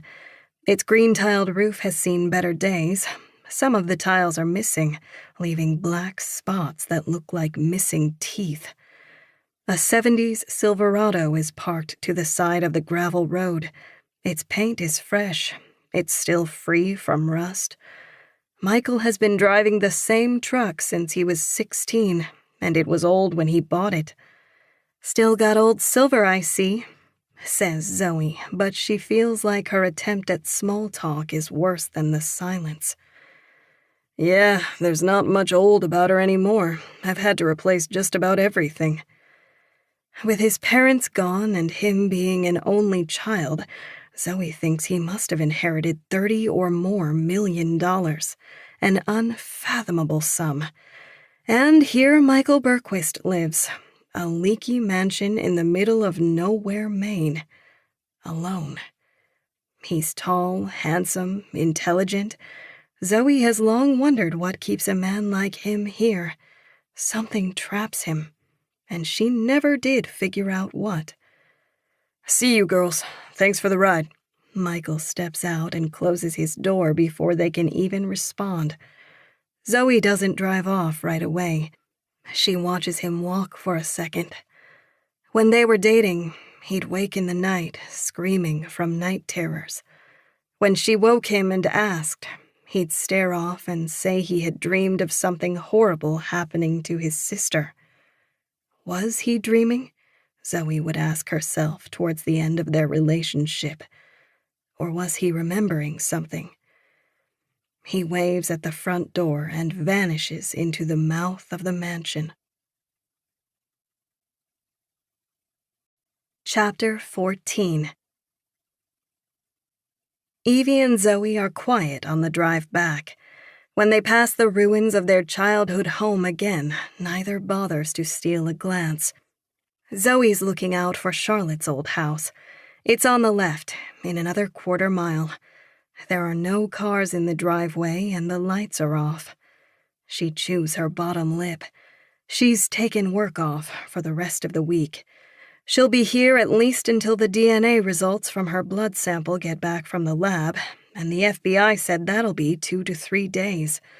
It's a long time to be away from Gracie, but she can't leave Evie when their parents are missing.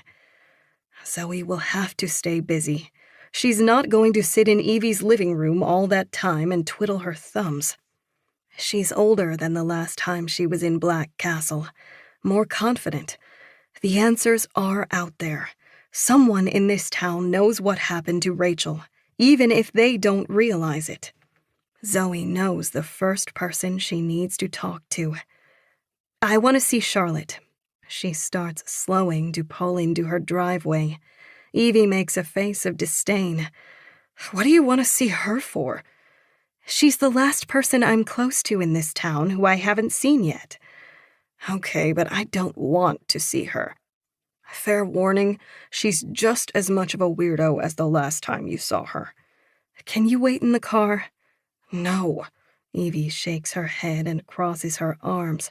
Her expression is sour. "I don't want to see her. Drop me off first."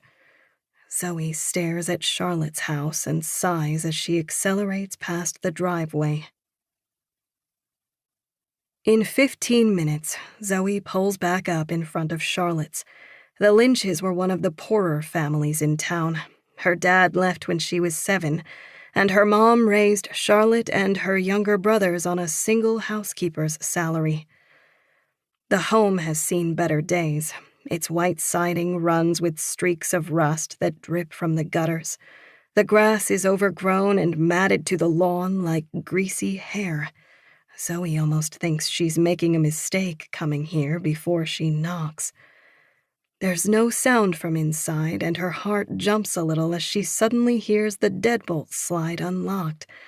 The door opens wide. It's Charlotte. She's aged better than most people in town.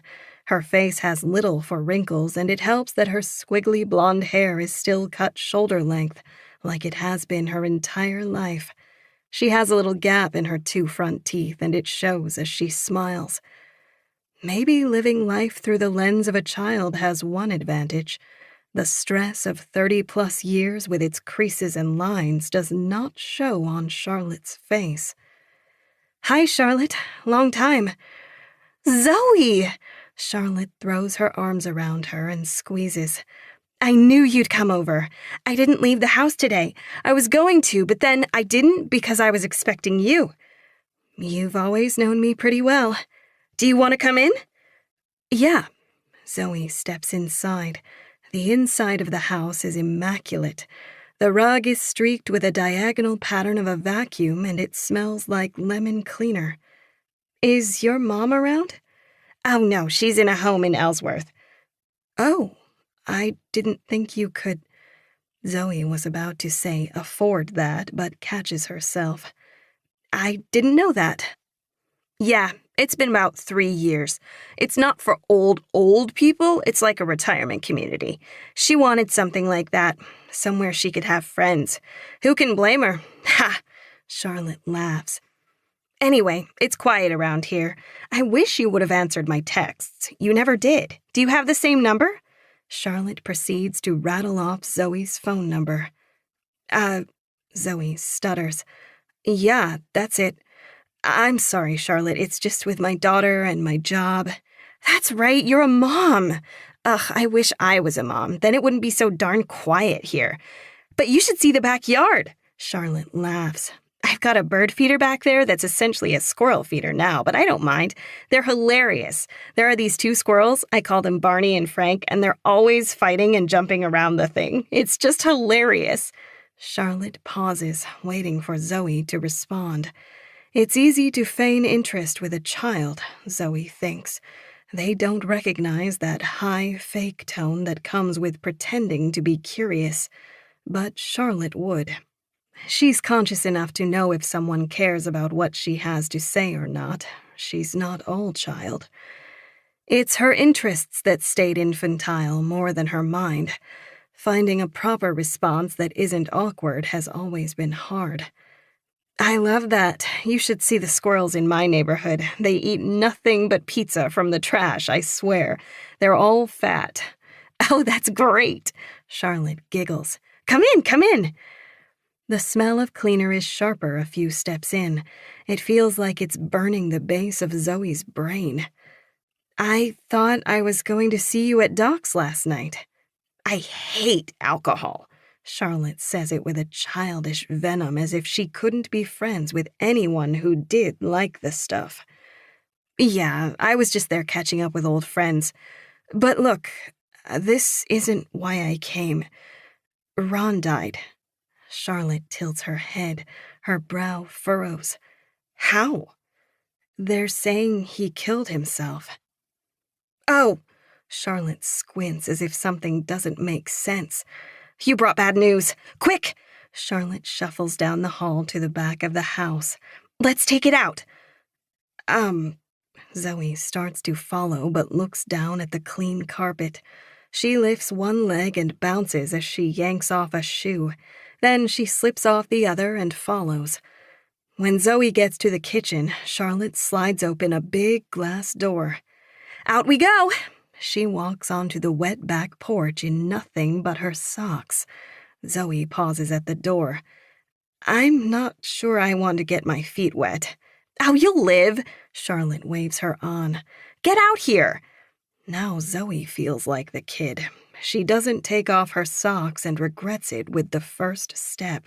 They suck up the cold moisture like sponges. Charlotte takes a deep breath, and when she exhales, her cloud of breath is taken violently by a gust of wind. "Ah, isn't that better? It's not good to say such bad news in small spaces. It gets stuck. It's fresh out here." "Don't mean to be the bearer of bad news." "It's fine. It's a time of bad news in this town. This was always coming." Charlotte closes her eyes and inhales again. Zoe watches her face. It's blissful, calm, A little smile curls the corners of her lips. You don't mean Ron dying, do you? Charlotte opens her eyes and she gasps so suddenly that Zoe flinches. What? Zoe follows her gaze into the backyard. What is it? Charlotte slowly smiles wider. Frankie! A gray squirrel skitters up the trunk of a maple. Zoe's errand here suddenly feels like a waste of time. Charlotte had always been tuned in to the happenings of the town. Charlotte on her yellow bicycle. She's been riding the streets on that thing for almost 20 years now, watching people, talking to them, and not listening to what they say so much as how they say it. She has a gift for body language. She knows Black Castle, its people and their secrets.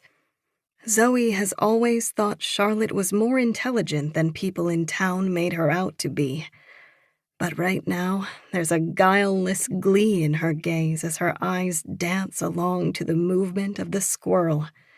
Zoe clears her throat. Charlotte turns to her. You okay? Yeah. How do you know that's Frankie? Come on. Charlotte licks her lips. You hate squirrels, Zoe. They eat holes in your garbage bins, don't they?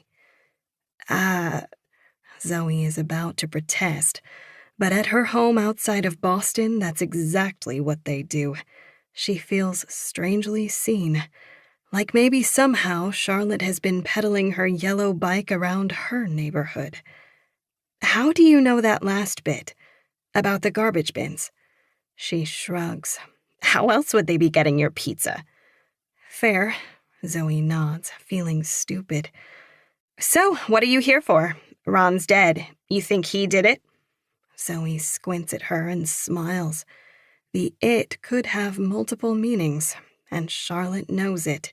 Killed Rachel, killed himself, killed the 2 people found in her basement. Charlotte answers before she can respond. A man talking about clearing his conscience doesn't usually mean he's going to kill himself. Zoe narrows her eyes. How do you know he said that? He's been saying it for months. Are you sure I'm the first one to give you the news today? Charlotte changes the subject. You haven't been back here in 8 years. Do you know how many times I texted you? I'm sorry. I was busy. Yeah, I heard. But guess. What? Zoe says, confused. How many times I texted you? Guess. Zoe realizes she wants an actual answer.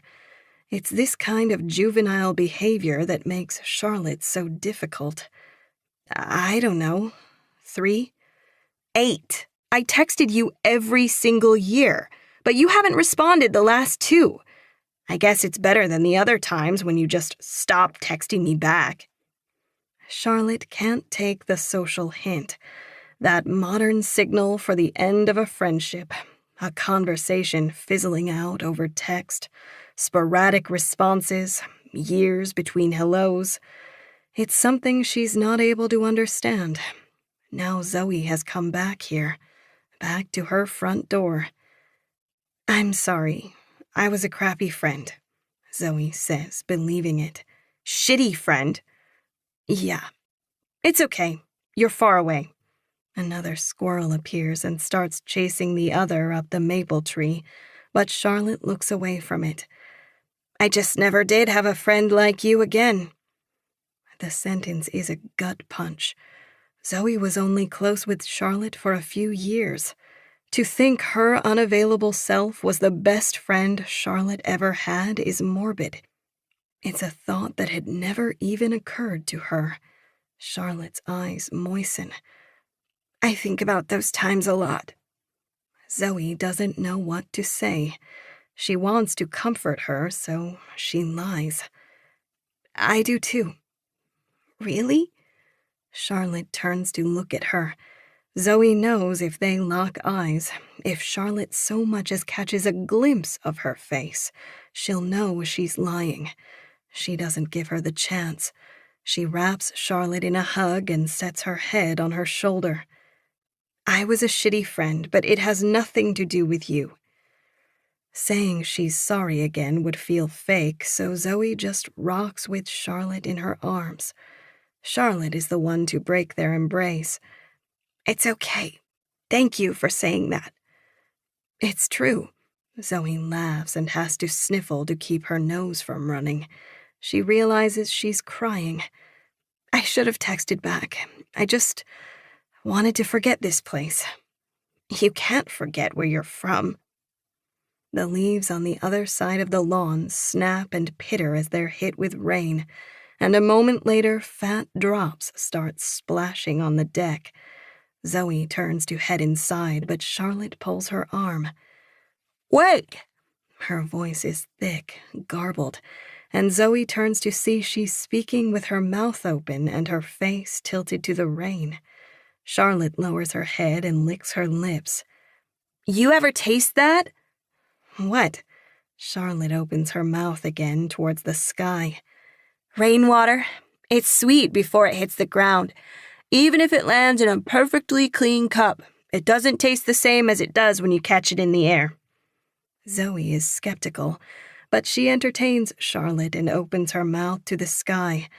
Maybe it's her imagination or partly her tears that she's tasting, but the rainwater does have a sweetness to it. It's God's gift. Charlotte twirls around. If you drink the rain right from the sky and don't care who sees you looking like an idiot to catch it, he gives you a reward. He makes the water sweet. Zoe looks at Charlotte. She's been playing along with her, but now she's wet and cold and wants to get something out of this trip. Hey, Charlotte? Yeah? She closes her mouth and wipes it with her sleeve. That conscience thing you said about Ron, do you know what he meant? In a way. Care to explain? You're not here for Ron Evans, or to catch up with me. You're here because of what they found in your parents' basement. Zoe is quiet. Is that so wrong? No, but something happened.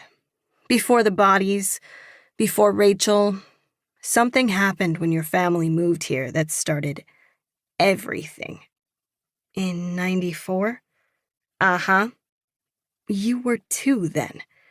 And yet I know, she says teasingly. And you don't. Zoe grows angry, but she needs to control herself. She can't raise her voice to Charlotte. Can you tell me? Do you know how long it took me to figure it out? By myself? Biking around this place? Why don't you try talking to people? You want answers? Ask about 94. Now that you're an adult, people may treat you better. They might tell you things. Charlotte, if you know something, you need to tell me. I don't owe you anything. Zoe takes a breath to cool her temper. She's not going to threaten her with the police. It wouldn't work. She has to appeal to Charlotte's good side. My parents could be in danger. This is serious. Charlotte, please. Nobody is in danger. At least not right now. Charlotte. Zoe purses her lips and stares into her eyes. Why won't you tell me what you're talking about? Charlotte frowns and then smiles as if the answer is obvious. Because, Zoe, she says her name mockingly. Then this wouldn't be a game. Chapter 15. Zoe doesn't stick around and argue.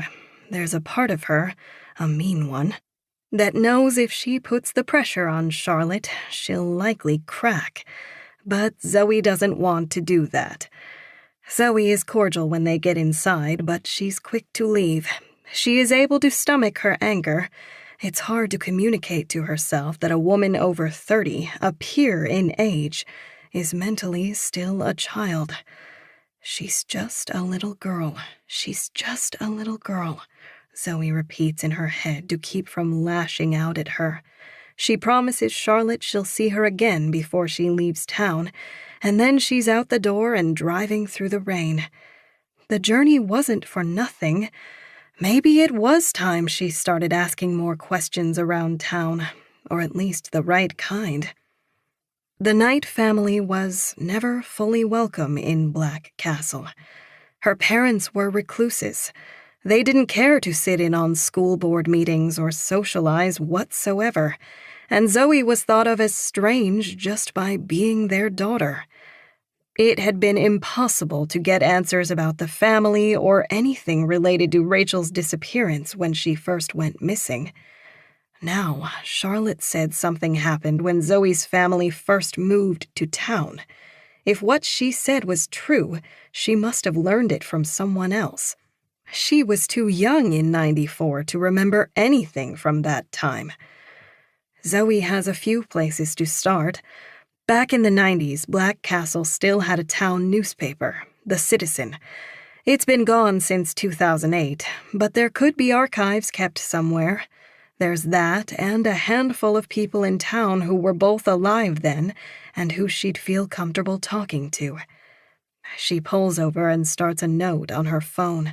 It's a list of names of everyone she should question. In September 1994, the Knight family came to Black Castle. Why'd they have such a cold welcome? She's driving down the short strip of Main Street when she sees an open sign shining in a window. She's surprised and pumps the brakes. It feels like everybody has gone into hiding, but the little hardware store is open. She knows its owner, Jim Bowman. He's one of the kindest people in town, and one of the few her mom got along with.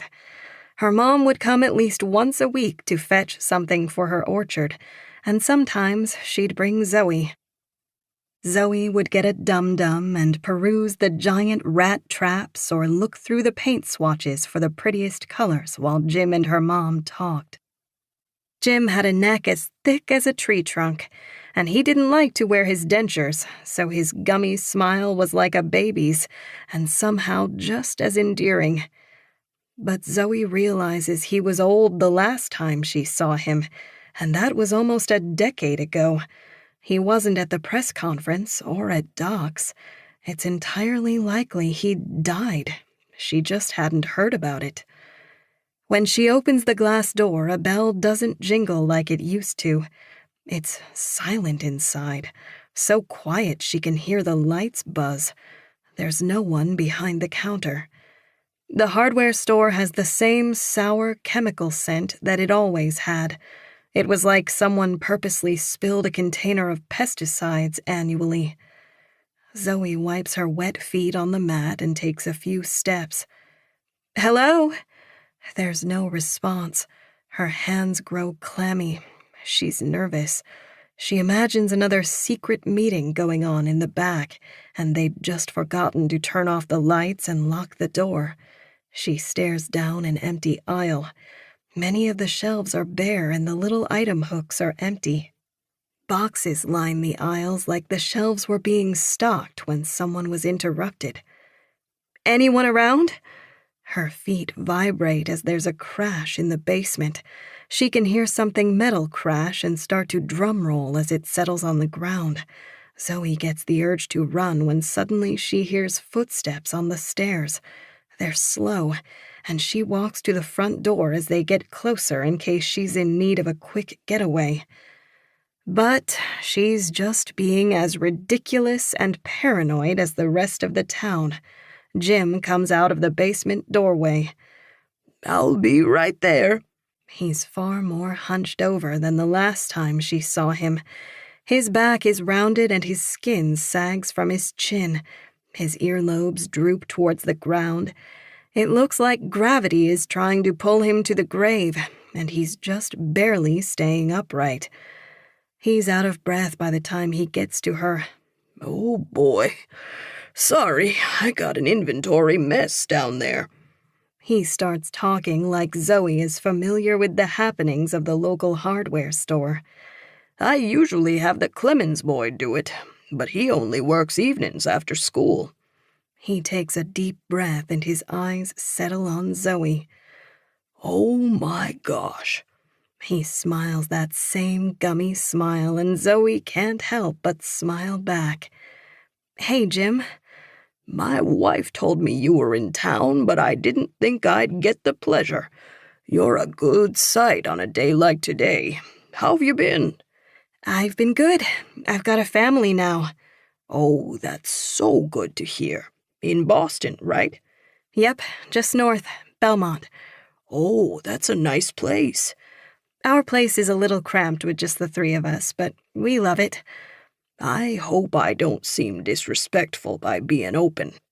I don't think Ron would like us to sit inside and cry all day.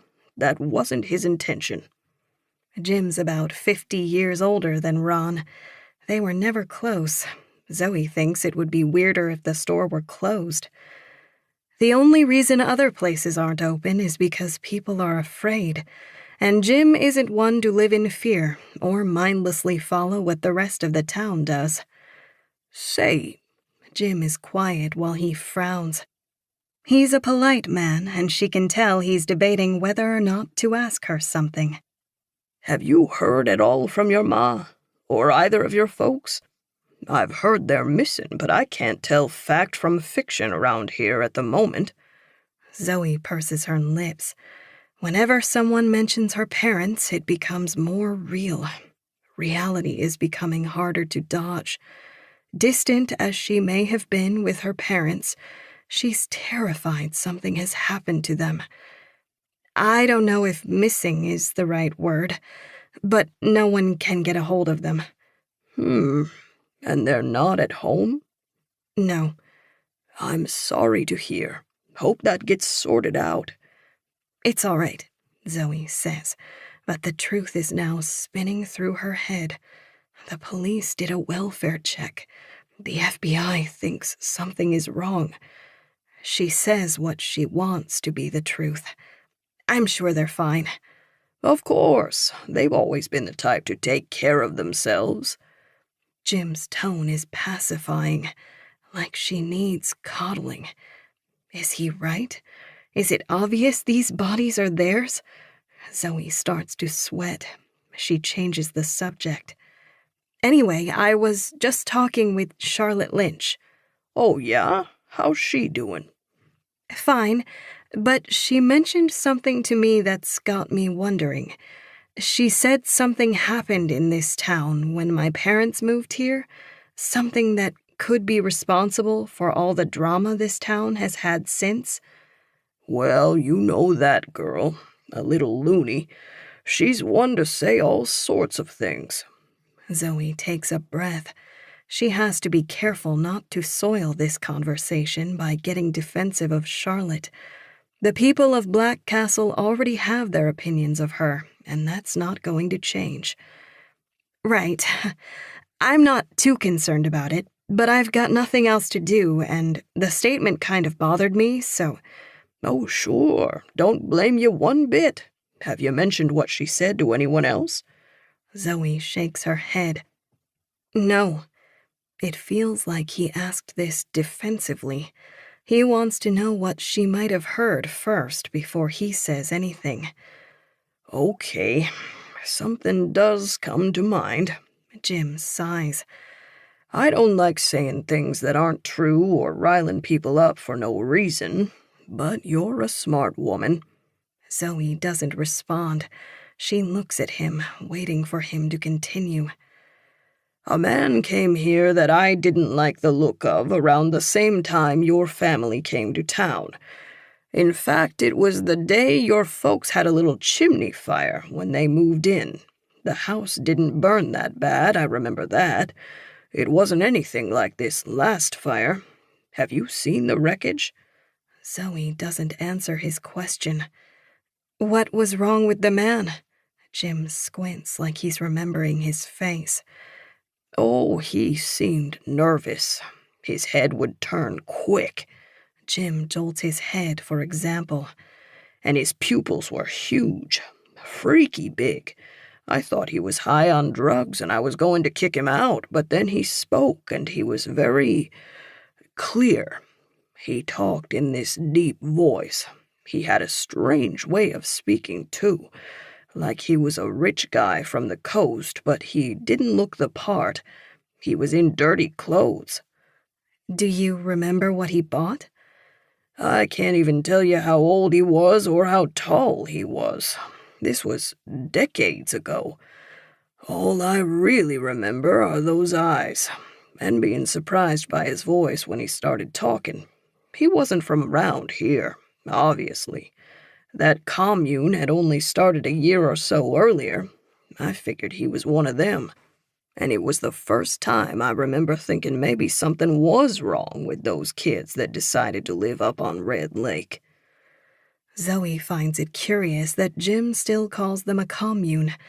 Most of the town switched to calling the family a cult after Rachel went missing and rumors swirled that they had something to do with it. How many people did you tell about this man? Not many. Wasn't ever relevant to much. I never saw him again. Even when those kids came to town for hardware supplies, he was never one of them. So he was older? I think so. If I really had to guess, I'd say 30s. I don't remember him being young or old. But there's nothing else? Do you know the kind of car he was driving? Anything like that? I don't remember any of that. What I've said is everything. Oh, you know what? Jim wags his finger. He paid with $100 bill. I remember that because I held it up to the light to see if it was real. $100 bill. That's how I knew he was one of those rich folks up here. But again, he didn't look the part. Zoe nods. She thinks maybe she should quit this detective business. She doesn't know what to make of this.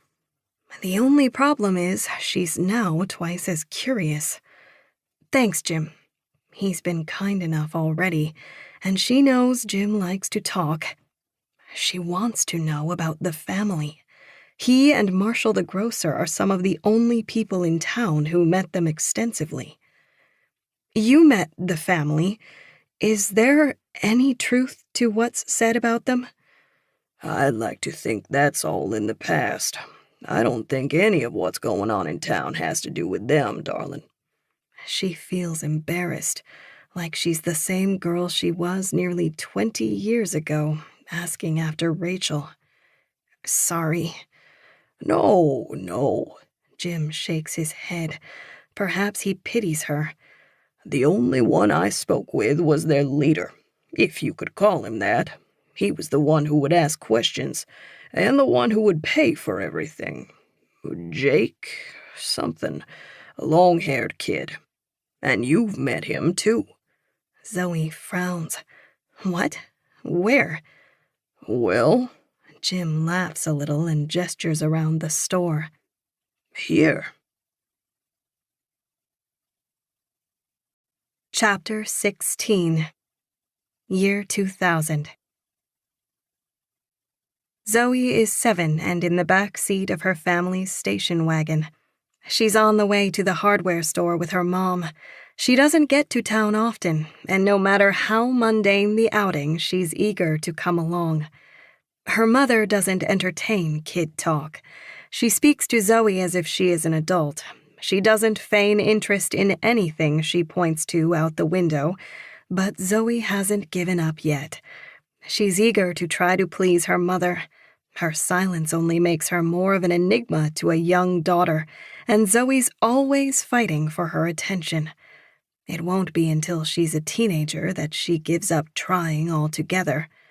Mommy, look at the Rosen's house. It's blue now. Yes, it is. Do you think we could ever paint our house? Our house is brick, Zoe. Original. Brick shouldn't be painted. Why not? It's classic. Zoe doesn't know what she means, but she knows she's failed to impress her mother with a new idea. She quiets and looks out the window for the rest of the drive.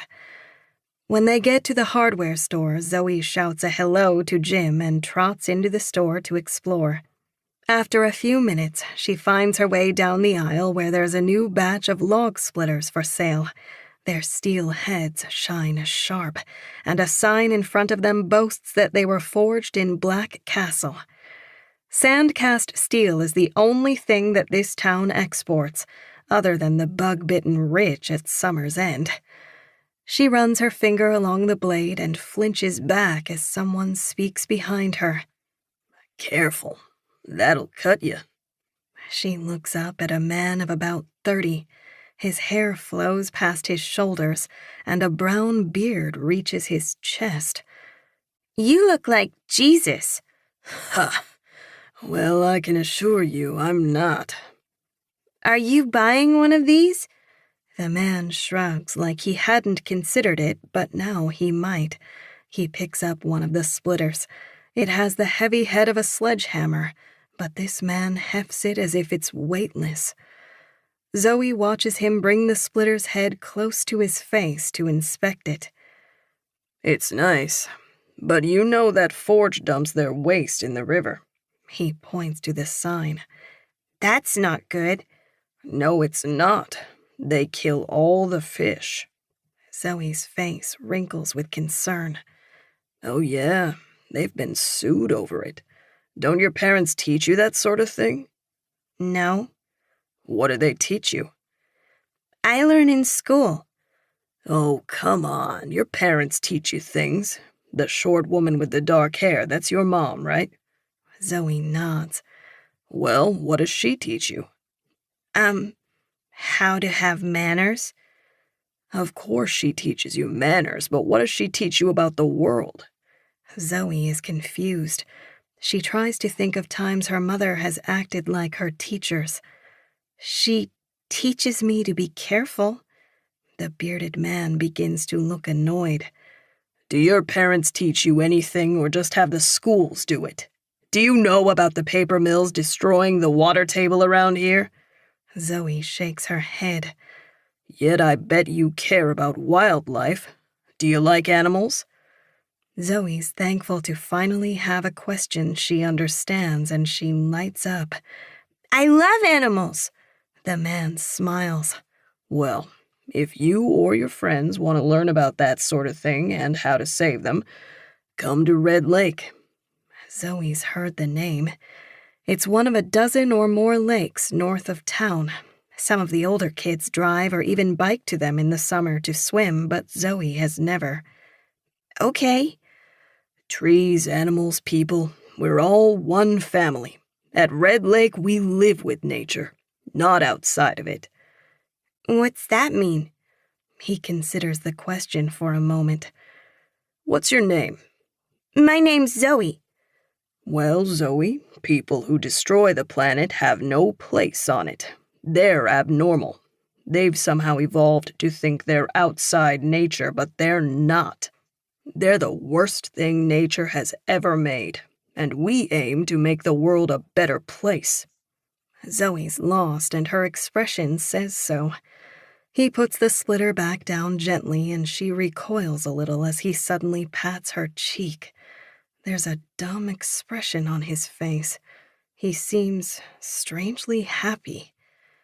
You got something. He reaches behind her ear.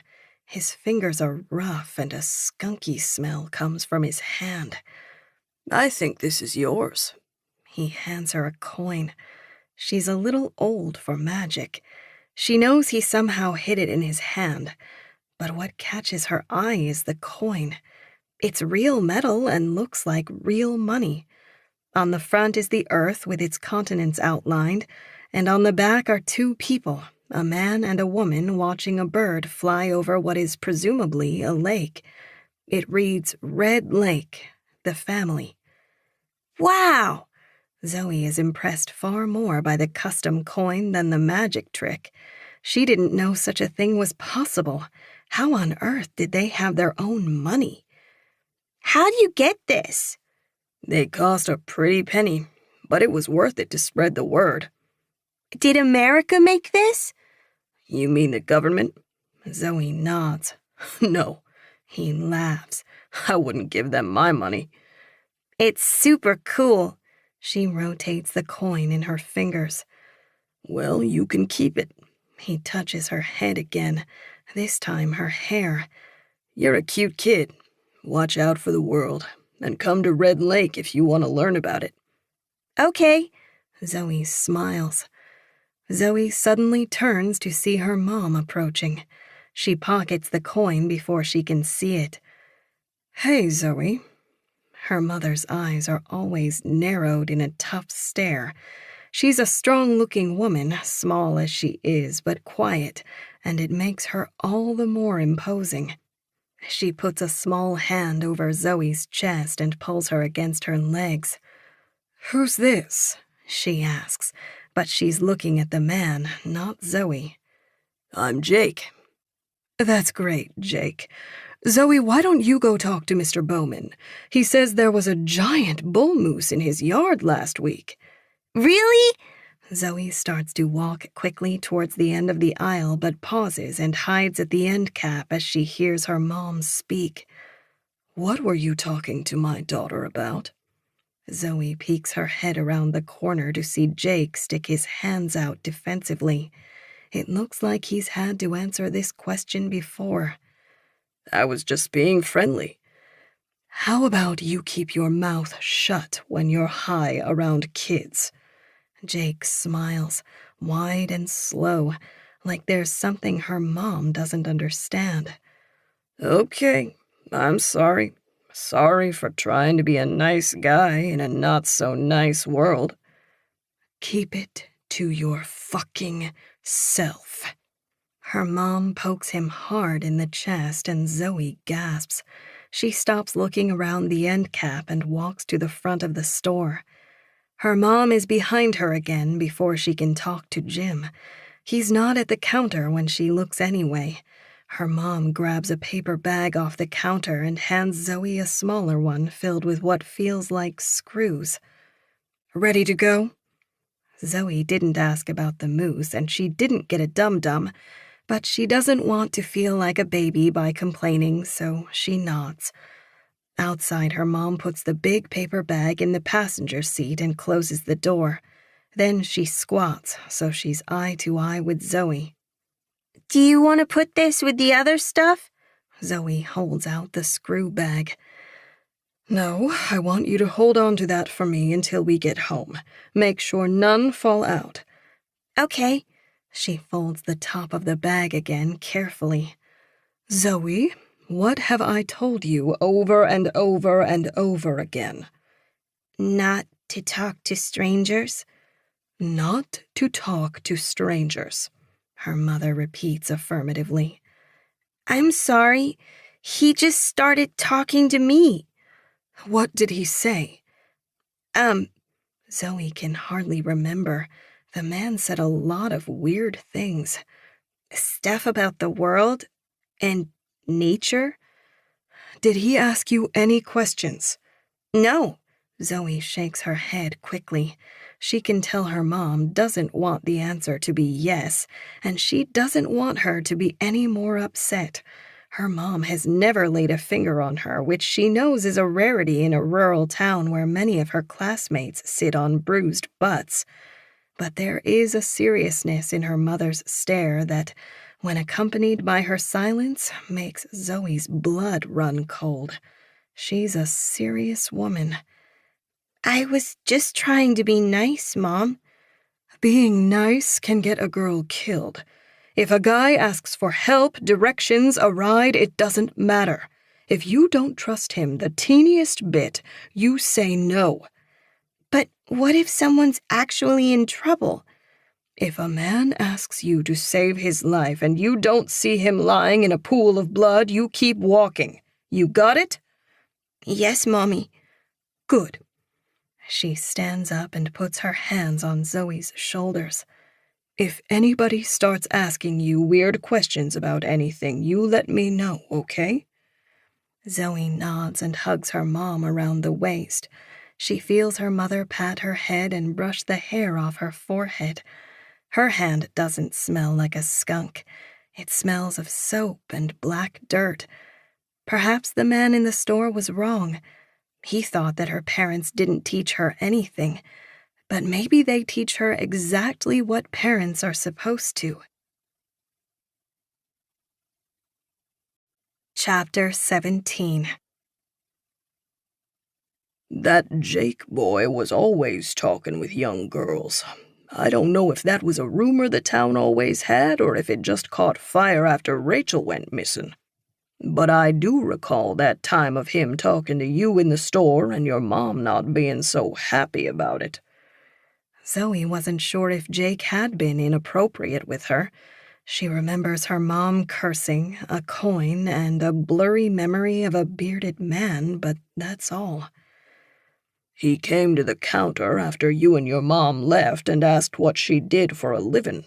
I said your father did something in finance, and he called your folks capitalist pigs. I remember that well. Jim laughs. Did you ever have any other conversations with Jake? None that I can remember.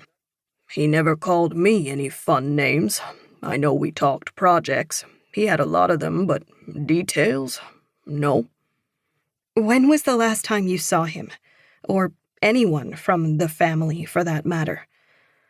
That would have been before Rachel went missing. In the summer when they were always buying fertilizer or chicken feed. The rumors that they took that girl spread quick, and they kept low. The whole town wanted their heads, and they were smarter than to give them to 'em. Do you believe they're still somewhere in the woods? Jim raises his brow like he's never really thought about it. I'd say they probably got bored with the whole commune thing, but they had been going strong for 8 years. I think it's hard to quit that life at that point. But to think they've been somewhere nearby for 20 years. Jim shakes his head. I've heard all about the sightings. People insist they've seen him. They say they've seen that long-haired fella specifically, that he's all gray now. I guess it could be true, but it would mean they started hiding from friends and family, too. At least for a little bit. Why do you say that? Oh, some people came through here looking for them. Clean cut, too. Parents, probably. Though I'm not sure if they ever said their connection. This was a couple of years after Rachel, in 2006. They came through once, asked some questions, and moved on. Again, I'm an old man. I can't remember specifics, but if you want those, talk to Ben Miller. He was helping them out. Thanks, Jim. Don't mention it. Chatting with you made a dark day a little lighter. I really do hope they find your folks okay, Zoe. She'd forgotten her anxiety at the beginning of the conversation, but it seems Jim isn't going to let her leave without it, even if he is just trying to be nice. She knows she won't have much luck talking to Ben Miller. He was close with Ron. It wouldn't be appropriate to ask the kind of questions she did with Jim at a time like this. All anyone is going to want to talk about is Ron. If not his life and the good times, then the conspiracy around his death. Then again, Zoe thinks, maybe she should look into that, because if the town didn't think Ron killed himself, she's certain they have an opinion of who did. You want anything before you leave? Jim asks. I haven't gone a day without a sale in the 46 years I've owned this place, and I fear today might break the streak. Do candy bars count? Zoe takes a couple from their box and smiles as she puts them on the counter. If it makes the register ring, it counts. Zoe watches Jim punch in a few numbers into the cash register. It's a massive steel box, the same one she's remembered him always having. She figures it, too, must be 46 years old. However, her eyes don't linger on the register. On Jim's left hand, where his middle and index fingers should be, are stumps. Both fingers end at the knuckles. The scar tissue is a patchwork of pink. Zoe wants to ask about it, but with her previous line of questioning, she thinks it would seem accusing. Isn't this something she should know? If Jim Bowman was always missing fingers, wouldn't she remember? That'll be $3.43. She hands him a $5. You can keep the change. Oh, no. He chuckles. I don't accept charity. Just 1 sec. Zoe watches his fingers dig for change. She tells herself to stop being paranoid. This is a man who works on lawnmowers, machinery. He cuts lumber here, too. She needs to straighten up, or she's no better than every other jumpy person in this town. But as Zoe watches his hand dig for change, she can't help but think that the stumps are so crude and bumpy. It looks like his fingers could have been bitten off. Chapter 18. Michael's house is always cold. It isn't a place meant for one person. With its wood-paneled walls and high ceilings, it has never felt cozy. Since his parents gave him the house, he has bought more furniture, rugs, thick faux fur blankets, and accumulated enough books to fill a public library. He's tried to clutter up the place without making it look like a mess, and he's only achieved this in the common areas.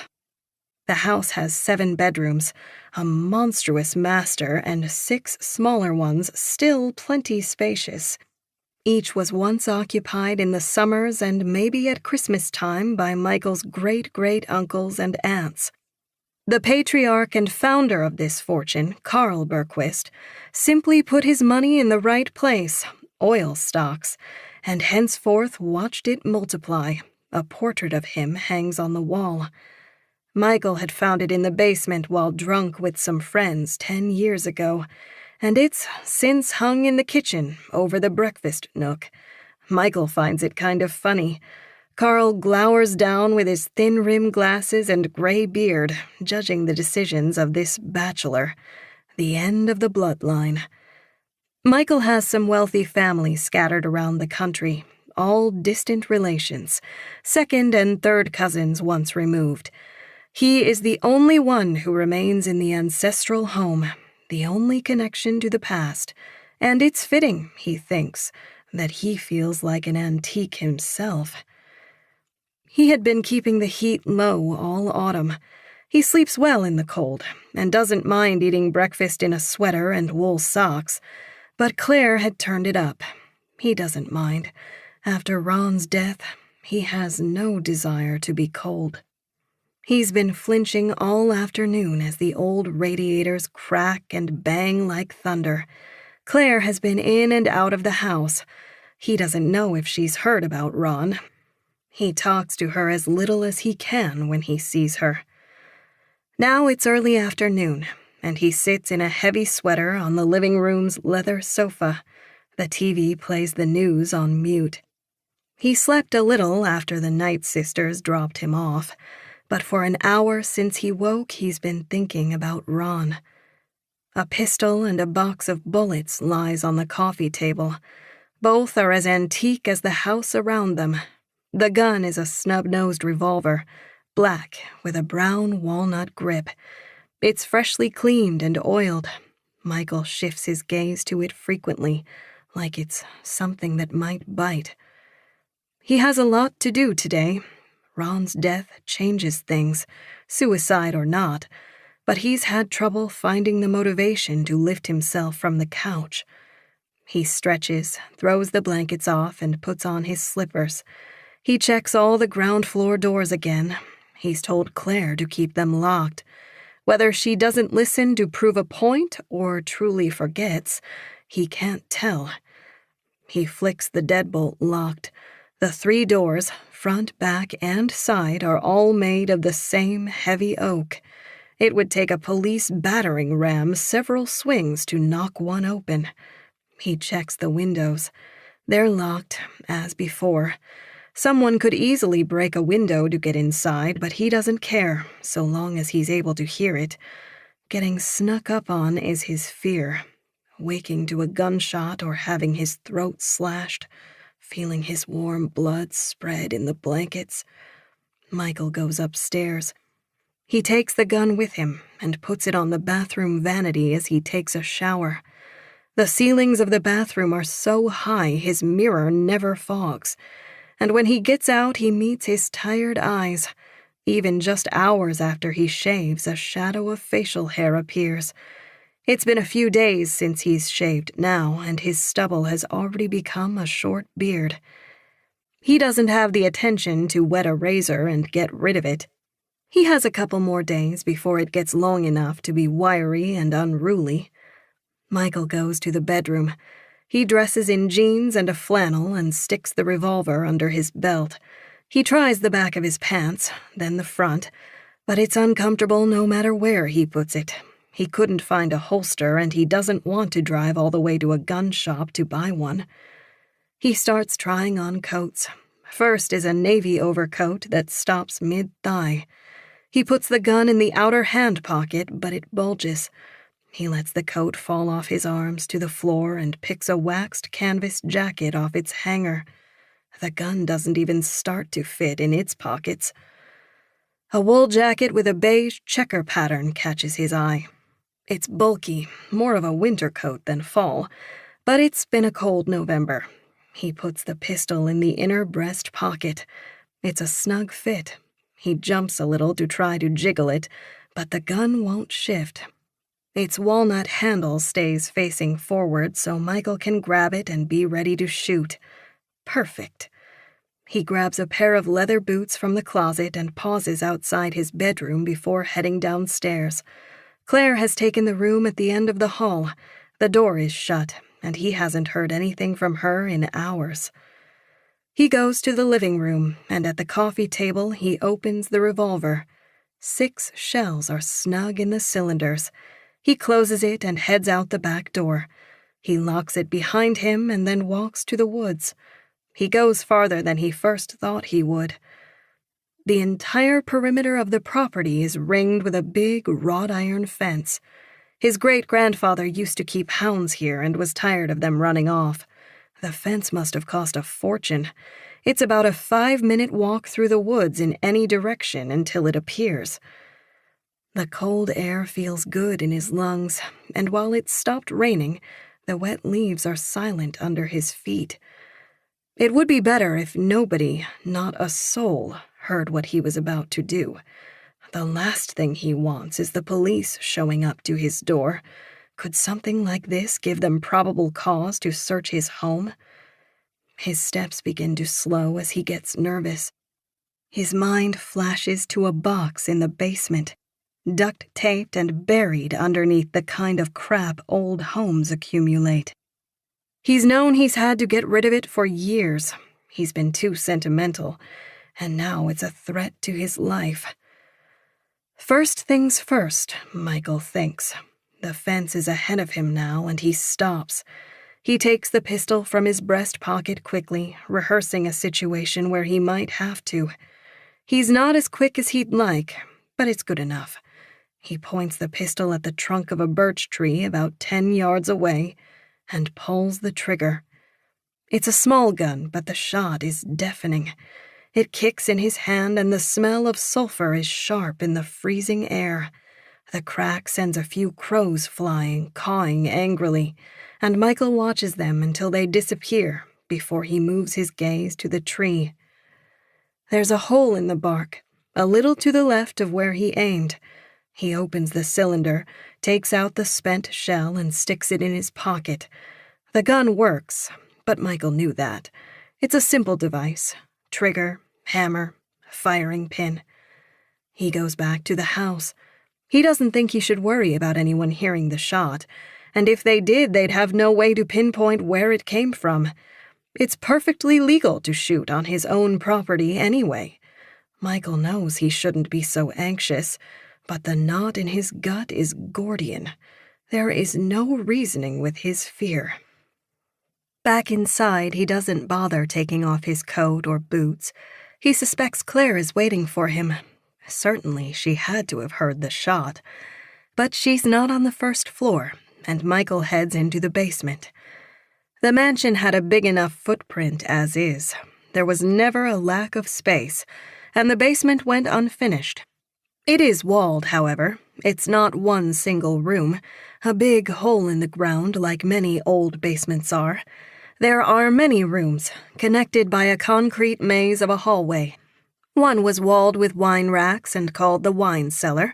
Another is the laundry room, but most of the rooms are used for storage. Michael knows exactly where to find what he's looking for. If he didn't, it might take him an entire weekend to dig through this mess. He heads into the furnace room and starts moving boxes until he finds the one he's looking for. He pulls his keys from his pocket and punctures the duct tape seal. Inside is a stack of black journals. He thumbs through them. The pages are stained with ink. There are tens of thousands of words, thousands of recorded days, going back to when he was 10 years old. He could keep the oldest journals. He doesn't think he's written anything incriminating in those. He starts reading a random entry. He's 12 and complaining about a fight he had with his sister. No. Michael slams the notebook shut. It's better to burn them all. There's a passport in here, too. When he gets to the top of the stairs, he puts it on the kitchen counter and then makes his way outside again. He goes to the bonfire pit in the front yard. He doesn't bother to build a tripod with logs and kindling. He throws an armful of each into the fire pit and soaks them with lighter fluid. He lights a piece of birch bark and tosses it in. The fire whooshes to life and starts to crackle. He waits for there to be strong embers before he starts feeding it the first pages. He doesn't want to get sloppy. He takes his time and ensures each and every journal page burns. He's pictured this day for years. He always thought burning this box would feel like an act of letting go, but this just feels criminal. Of course, Michael thinks, that's because it is. Finally, he feeds the flames the black leather journal covers, and the smoke takes on the same color. It launches a dark column high into the air that could easily be seen from afar.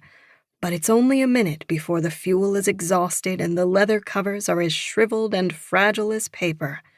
He pokes them with a stick and relaxes as they crumple to ash. Michael sits and watches the fire shrink to embers. He picks the cardboard box up to burn too, but something rattles inside and he freezes. His stomach drops because he knows exactly what it is, but this is something he had forgotten he kept. He looks in at the white piece of plastic with a pink tip. He picks it up delicately and thinks of tossing it into the fire, but this can't be used as evidence. This is a reminder he decided to keep for a reason. A reminder he doesn't get to throw away. He flips it over and looks at the 2 lines sketched on the screen. It's a positive pregnancy test. Suddenly, his heart skips a beat. Something flashes in the distance. He's expecting to see a line of police vehicles gunning it down the road when he lifts his head, but instead he sees a single car. It's an SUV, he realizes, a 90s Jeep with tall black tires and mud splattered around them. He knows it's dark green, but the Jeep almost looks black in the gloomy afternoon. It's idling far enough away that he can't hear the engine. He can only see the exhaust being taken by the wind. It turns its high beams on again. They linger on for a few patient seconds before darkening. Michael understands, but he doesn't move just yet. He slips the pregnancy test into his pocket, briefly adjusts his coat to feel for his pistol, and then starts walking down the road to meet the Jeep. Chapter 19. Zoe spends the dreary afternoon watching TV with Evie. It's 3:30 and only a couple hours until dark. She thinks about going over to Michael's. There are plenty of things she could still ask him, but it would be unannounced. She doesn't have his number, and neither, apparently, does Evie. The idea of showing up to his place and knocking on his door feels inappropriate. He's an ex, after all. Better to be patient and let him sleep, she thinks. Their paths will cross again soon enough. Evie knits and hums with her legs tucked behind her on the couch. She moves the needles in her hands deftly. When Zoe got home after speaking with Jim at the hardware store, Evie seemed much calmer than she had been this morning and the night before. Zoe thinks maybe she took a Xanax, but earlier, while Evie snoozed on the couch, she searched the medicine cabinet and even Evie's nightstand for her prescription drugs. She didn't find anything other than expired aspirin, a worn Danielle Steele paperback, and a vibrator. It's a small house, but there's still plenty of places she could be hiding a bottle. Zoe thinks Evie is calm enough to have a conversation about her prescriptions. "Hey, Evie?" She stops humming for a second to respond, but doesn't look up from her knitting. "Uh-huh. Are you still taking those prescriptions?" Zoe's careful to make it seem like she's asking purely out of curiosity, not concern. No. "You don't have a Xanax around here I could take?" Zoe asks with a chuckle. "Nope, I never refilled them. It's been years, if you can believe it." Evie brags, but Zoe can believe it. Her episodes haven't been as few and as far between. "That's good, but are you sure you're better without them?" "I don't need drugs to be a normal person." Evie stops knitting, and Zoe decides to stop the conversation here. Only her mother was able to convince Evie to change her mind about anything. She was the only governing influence in her life, and their mom knew that.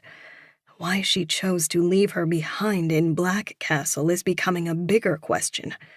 She asked her parents why they moved when they did 3 years ago, but got generic responses. They wanted a smaller house, and Black Castle didn't have the nicest choices. Maybe they wanted Evie to have more independence. Zoe makes sure she's watching Evie's face closely while she asks the question. "So, why'd Mom and Dad move?" "They were sick of this place." "Mom loved it here." "Yeah, you're right. Loved it, as in past tense. It grew on them the wrong way. I think they actually wanted friends." "Mom and Dad? Friends?" Zoe says, smiling. She can't exactly picture the quiet couple hosting dinner parties. "I think you have a young woman's perspective." Evie puts her knitting needles down like this is going to be a long conversation. "You think the old can't want the same things we do. They were sick of this town, had enough money to do whatever the hell they wanted, and decided to go for it." It's rare that her sister is the wiser one, but Zoe is one to accept when she may have been wrong. She's a little humbled and her tone softens. "I guess so. It just seems out of character." "Yeah? You never talk to them anyway, so how would you know?" Zoe is quiet. "You know why I don't talk to them." "Oh, because they're mean to you?" Evie's eyes are wide and belligerent. She's ranting like she would to a younger sister who doesn't know any better. "Because they're not. They never were." "They loved you. Mom especially. They loved you so much more." Zoe is fuming but keeps it down. "Just admit that. You were the chosen child. I was liked. You were loved." "Whatever." Evie has to know this is true on some level. "Mom told me to tell you that she loves you the last time I saw her." Zoe is confused. "When was that?" Evie snatches her needles up again. She's suddenly uncomfortable and bad at hiding it. "A few weeks ago, I visited their place." "I thought you said the last time you saw them was August." "Well, I was wrong." "Why didn't Mom text me to say she loves me herself?" "Her phone's been broken or something. I don't remember. It was just one of those things. She knows we talk more." Zoe leans forward. "I don't believe you're just remembering this." "Fine. I don't care." "Evie, this isn't a joke. They're missing. You need to tell this to the FBI." "I did." "When?" "Today. They left me a number. I called and got that Asian guy, Patrick whatever. I updated my story. They were very understanding. They weren't a bitch about it like you're being now. A bitch? Zoe bites her tongue. An argument would lead nowhere. Zoe is older than she was when the two of them used to fight all the time. She needs to breathe and not snap back with a retort. Uh-huh. Zoe lets the conversation end before it becomes a fight. They're both quiet for 5 minutes when Evie suddenly sticks her hand out. Can I see your passport? I don't have it on me. But you brought it. Yeah? Can I see it? Evie licks her lips. Please? Sure, Zoe says, breathy with a sigh. She goes to the bedroom and hands it to Evie when she gets back. Zoe doesn't ask why she wants to see it. She watches Evie's face as she inspects the ID page. Evie doesn't stretch the word. She says it short, like she's stumped. She closes the passport and hands it back. We don't look much alike in that picture. I mean, we look like sisters. Yeah. Do you have a passport? Evie shakes her head slightly, and Zoe understands why she wanted her to bring it. She wanted to steal it. She's thinking of the best phrasing to confront her about this when the doorbell suddenly rings. Evie doesn't seem surprised. She leans back on the couch and settles into knitting. Do you want to get that? She gets up and looks out the peephole, and then she flings the door open. Charlotte is standing on the stoop. Her face is puffy and red. Tears swell in her eyes. I'm sorry, she says, and before Zoe can even comprehend what's happening, she's wrapped in a tight hug. She's a little shocked and is slow to put her arms around Charlotte. Hey, it's okay. What's up? Charlotte's yellow bike is leaning against the railing of the front steps. She doesn't live close to Evie's house. It's a half-hour bike ride, a long one in the cold. I didn't mean what I said today. About what?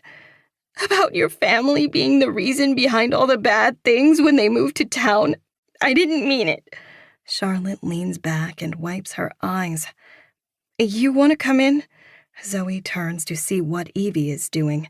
She's not knitting, but she hasn't gotten up off the couch either. She's never liked Charlotte, maybe because the two of them are actually somewhat similar. Both are women who struggle with independence. Charlotte shakes her head. I don't want to interrupt. You're not. Come on. It's cold out here. Okay. Both of them are silent as Charlotte steps inside.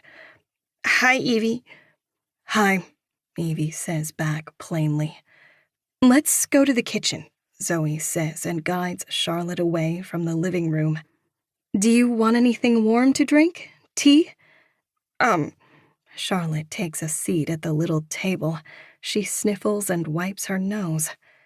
I'd take some hot chocolate. Yeah, sure. Zoe opens the pantry but doesn't find any cocoa mix. Hey, Evie? Yeah, she shouts from the living room. Do you have any hot chocolate? Zoe hears Evie snicker a little and Charlotte looks uncomfortable. No. Zoe purses her lips. Sorry. That's okay.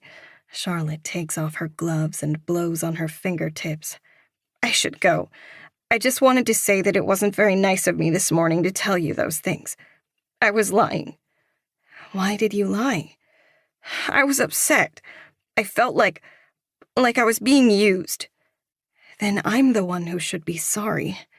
Zoe was using her, she thinks. She didn't express any interest in Charlotte's life. She just burst back into it with her questions. No, it's fine, says Charlotte. But I really should be getting back. I just wanted to apologize in person. Can I at least drive you back? Charlotte shakes her head. I biked. Your car is too small to fit it. I can borrow Michael's truck tomorrow and bring it back in the morning. Zoe would like an excuse to see him. Or we can find some tools to take the wheel off. It's fine. But I need it tomorrow. Zoe bends and puts her hand on Charlotte's knee. It won't be a problem. If it really comes to it, I can even bike it over in the morning and have Evie pick me up. Okay. Charlotte relents. Where will you put it? In the garage. Don't worry, it'll be safe. Stick around in here, warm up. I'll put your bike away and then drive you back. I'll come with you. I'm not that cold, it's fine. Evie's detached garage sits farther back from the street than the house does. Charlotte walks the bike through the backyard and Zoe opens the garage's side door for her. When they're walking back to the house, Zoe sees 2 coffee mugs on the patio table. What's wrong? Asks Charlotte. She can clearly sense the hesitation in Zoe's step. I should take these inside. She walks to the table and picks up the mugs. One has only a splash of coffee left while the other is filled halfway. Both are coffee with cream, and it looks like they were left in a hurry. Zoe remembers when she'd gotten back from Charlotte's this morning, Evie had been outside and came in from the back door to greet her. It looks like she had company. Zoe brings the empty mugs inside and washes them out in the sink. Soon she's driving Charlotte home. It's a quiet drive. Zoe has new questions, especially after speaking with Jim. It didn't seem like Charlotte was lying this morning. In fact, she seems more disingenuous this afternoon. Zoe wants to ask her about the man Jim had seen in the hardware store, the one with the big pupils and deep voice, but she thinks better of it. She doesn't know how to ask without making it seem like she's using her for answers. In another few minutes, she pulls into Charlotte's driveway. Zoe puts the car in park. Call me if you need anything. I mean that. I will. I'm sorry again. They hug awkwardly, and when Charlotte gets out of the car, Zoe stays parked in the driveway until she gets inside. She's not on the road long before she pulls onto the shoulder. It's dark for 4 p.m., and it makes her think of night. She'll be restless trying to get to bed. She'll be lucky to get any sleep at all. The police don't have another press conference planned, and with Evie stable, there doesn't feel like there's much reason to stay here in Black Castle. What she should probably do is go home to her husband and daughter, but Zoe can't leave her questions unanswered. Maybe it's time she stopped asking and started searching. She pulls her phone out and plugs Red Lake into her Maps app. It's only a 15-minute drive. She can get there with plenty of time to look around before it's dark. She was there once when she was a teenager. She looked around there the summer after Rachel went missing. It's a creepy old place, and probably only more sinister if the family has been gone and it's been abandoned for all these years. The idea of going alone fills her with dread, and there's only one person in this town she trusts enough to go with her. Chapter 20. Michael strikes a match. His fingers and cheeks are pink from the cold. He's back in his living room, and for such a large house, its 3 fireplaces are all quite small. He's made a delicate teepee with logs and kindling in the hearth this time, and he holds the match to its newspaper heart. He can't remember the last time he had 2 fires in one day, but the first didn't count. It wasn't for leisure or warmth. He sits on the rectangle of tile in front of the fireplace and holds his hands out to warm them. Today, he had been forced to remember. The memories attempt to breach his mind all the time, but he's trained himself to turn the train of thought into static. He simply thinks about what he sees. He stares into the fire as it grows, unblinking until his eyes go dry. He focuses on the present, on watching the flames leap and lick up the brick. He's only broken from the trance as the kindling collapses. He tosses a full-size log on the fire and stands. There's a set of heavy knocks on the door, and when it stops, his heart takes the thumping's place. Claire took a key. If he accidentally locked her out, she could get back in. No, this isn't her. This knock is for him. He takes the gun from his coat pocket and sticks it in the back of his pants. Then he figures that this feels more likely to be the police and panics, looking for a place to hide it. Guns are suspicious. Plus, this is an heirloom. It's not a registered firearm. No one even knows he has it, and he's not sure how legal that is. He tosses it under a couch cushion. Be right there. There's no response from the front door, at least not one that could be heard through the thick oak. Michael bolts upstairs and looks down out the window at the landing to see the top of Zoe Knight's head. He sighs and shakes his head. He's mad at her and himself. Who is it? Michael jumps and turns to see Claire staring at him. She's cut her hair and dyed it black. He frowns at her, realizing he's looking at her natural color. Your daughter. Which one? Zoe? I didn't know your hair was black. It's actually just gray now, darling. Now, do you want to talk about my hair, or are you going to answer the door? Just... He holds out a hand. Stay out of sight. She smiles at him, and he jogs back downstairs and opens the door quickly. Zoe's smart. Michael can tell she immediately senses something is wrong. Could she have heard him talking? He wishes he'd taken a moment to compose himself. Hey, Michael. She peers past him. Is everything okay? Michael thinks quickly. My childhood best friend killed himself today, so... Zoe closes her mouth. Her eyes fill with sympathy. But in truth, Michael has thought about Ron for little more than a few moments today. He has his own life to worry about now. I'm sorry, but I don't have your number. You changed it years ago. I tried calling you one night and got a woman named Nancy. Zoe suddenly blushes and looks away, and Michael takes a moment to realize it was the night part she's embarrassed about. Do you want to come in? Yeah, Zoe says and steps in. He walks with his back to her. When he turns, her head is tilted up as she gazes at the wood molding. I never thought I'd be back here. Michael crosses his arms. Makes two of us. He's being careful. Zoe is married with a family, and he doesn't want to come across as the same bachelor. The problem is it's cold in the entry hall. He points behind him with his thumb. I got a fire going in the living room if you want to sit. Yeah, sure. There's an awkward silence as they walk there. Michael picks up another log and puts it on the fire just so it looks like he has something to do while he thinks of a conversation topic. Zoe sits in a leather armchair, the same one her mother sits in.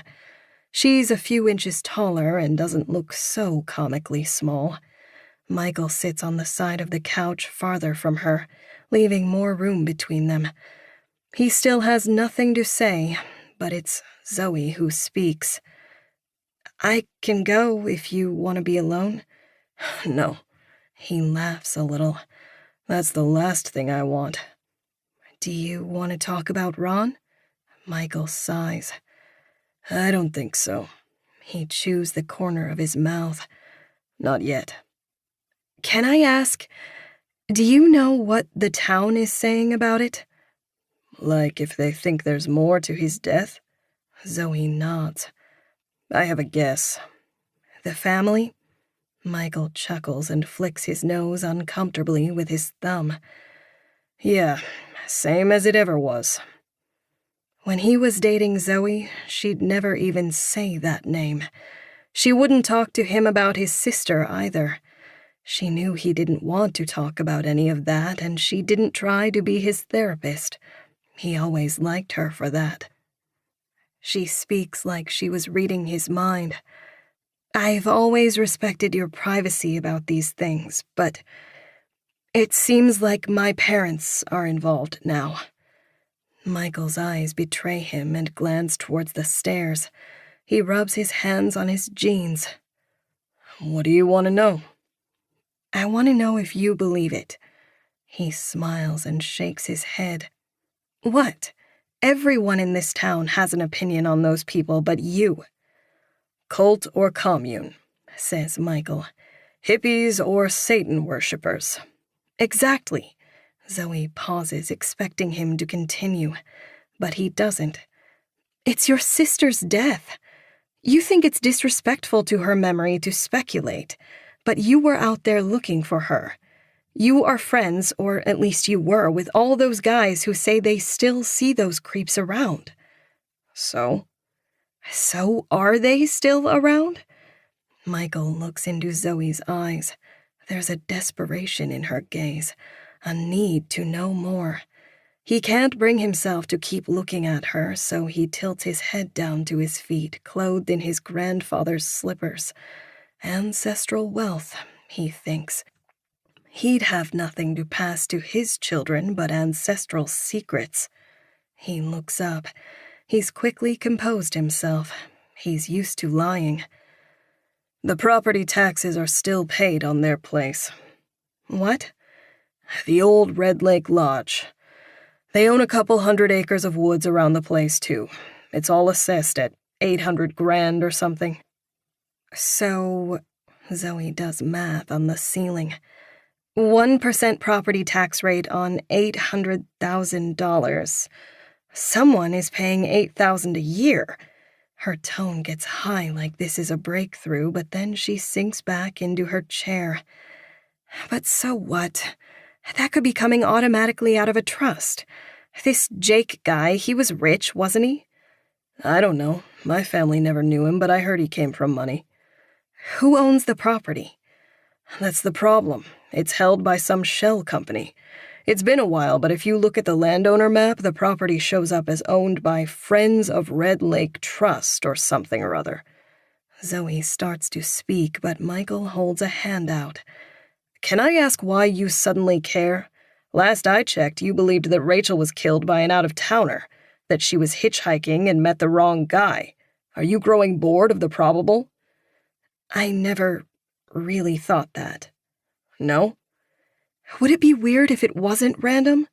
You don't think someone in this creepy little fucking town knows what happened to her? Michael is quiet. I've asked questions. I'm done trying that now. You've been done trying for 20 years. Michael, I'm sorry, but it always sort of seemed like you knew something about Rachel's disappearance. In the first weeks she was gone, you were out there. Then you just stopped. You didn't care to look for her.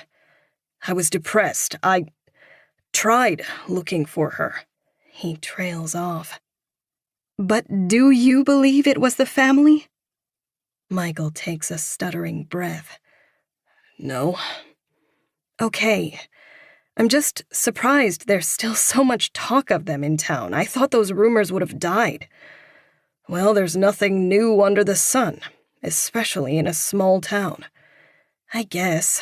I just think if the family isn't still out there, wouldn't there be more people looking for them? I heard one woman asked around years ago, but that's it. They were outcasts. They had lived in the woods for, what, half a dozen years? That woman who came looking for them, I know the one. She said they might have joined a commune in New Mexico. That's where she was looking next. Those are the kind of people they were. Transient. Michael pauses. Unloved. Yeah.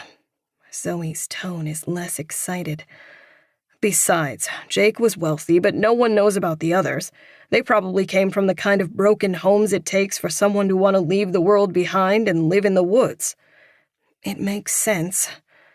Zoe's tone is defeated, and Michael moves in to finish her line of questioning. You know, it was your mom who started the whole witch hunt about the family. What? She was even popular in town for a couple weeks. She kept telling this story about you at Jim Bowman's hardware store. She said she caught that Jake guy touching you inappropriately. Jim just told me that. I had never heard it before. You were a kid when it happened, and Black Castle's weird. The old don't talk to the young about anything in this town except how their generation needs to shape up. From the creases in Zoe's forehead, Michael knows he's gotten her to forget about the family. What did my mom say, exactly? I think she just told that story. You know, if he acted like that around you, maybe he had a thing for young girls, that maybe he took Rachel. Do you remember that interaction with him?" Zoe exhales in frustration. Barely. Fuck. She runs her hands down her face. I don't know. He could have been grooming me, or he could have just been being nice. A kid can't tell the difference. That's the point. But what motive would my mom have to lie? Michael has a chance to really throw her off track. A voice in his head says come clean, but another, and the louder of the two, says survive. "The last place Rachel was ever seen was your mom's house. This town already didn't care much for your family. Maybe it was a chance to deflect any accusations." Zoe puts her palms on her temples. Her eyes are wide, and Michael feels safe. She came for answers, but he gave her questions. All right. Zoe takes her hands from her face and rubs them together. I'm going to Red Lake. Michael's eyebrows jump before he can control himself. Why? I don't know. I've got nothing else to do. You could look for your parents? Zoe shoots him a look. I didn't mean I think it's a bad thing that you're not. I'm just saying, aren't they missing? I don't know where to start with them. The FBI seems to think they're the burned bodies in the morgue. And what do you think? I think that I could stand to spend the evening not listening to Evie hum and watch her shitty sitcoms. You could stick around here. Zoe looks uncomfortable, but Michael had to say something. He knows she won't take him up on it. I appreciate it, but I don't know about that. It seems like maybe she wants to, but there's something else in her expression. Probably the feeling that she can't spend the evening in a firelit living room with a man she's had sex with hundreds of times. Not when she has a husband. I'm wondering if you'd want to come with. To Red Lake? Yeah. No. I'm sorry, but I'm not interested in that kind of play private investigator shit. Michael's heart hurts from his own tone. He likes Zoe. Looking at her now, she still means the world to him, but he's afraid of what she's after. I thought you'd have grown out of it by now. Zoe stands quickly. Sorry I asked. There is no family in those woods, Michael says loudly. No cult. Okay, well, I guess I'm just going for a walk then. She starts towards the door. He hesitates to follow her, cursing himself. He could scream from how he's treating her. Being mean isn't the way to go about this. He leans forward and picks up a pen, and then he tears a blank page from the front of a novel and scribbles his number. Zoe! He jogs to meet her. She holds the door open with one hand. Call me if you need to. Sorry. I'm sorry I'm still an asshole sometimes. I'm just stressed. She takes the paper.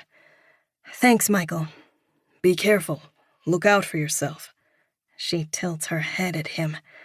I thought you just told me you didn't believe any of that. I don't, but it's the woods and it's getting dark. Right, she says and looks him over. He feels seen, like maybe all his lies were obvious from the moment they were spoken. I'll see you later, Michael. She tucks the paper with his number on it into her pocket and closes the front door. He stays standing there for a moment. He's as nervous as he's been all day. Michael can't imagine going to Red Lake again. Not when he was only there an hour ago. Chapter 21. Some people always suspected Michael had something to do with his sister's disappearance, but the rumors were weak, to say the least. Some said it was because he didn't play the role of bereaved brother. He didn't cry or start acting out. He simply became quiet. But of course, Zoe thinks that wasn't what made him a suspect so much as his lie. The night Rachel went missing, Ron and Michael left the Knight's house early. They had been drinking there, and despite finishing a half of a case of beer, Ron drove. The problem was, when questioned by police, the pair ended up lying about where they were. Ron and Michael said they left the Knight's house immediately after stopping by to offer Rachel a ride home. They said they got drunk in Ron's parents' garage. The lie all came from the fact that Ron didn't want anyone to know he drove drunk. His parents knew he'd been drinking that night, but they didn't know for sure that the boys were out with the car. The Evans garage, like Evie's, was built further from the house.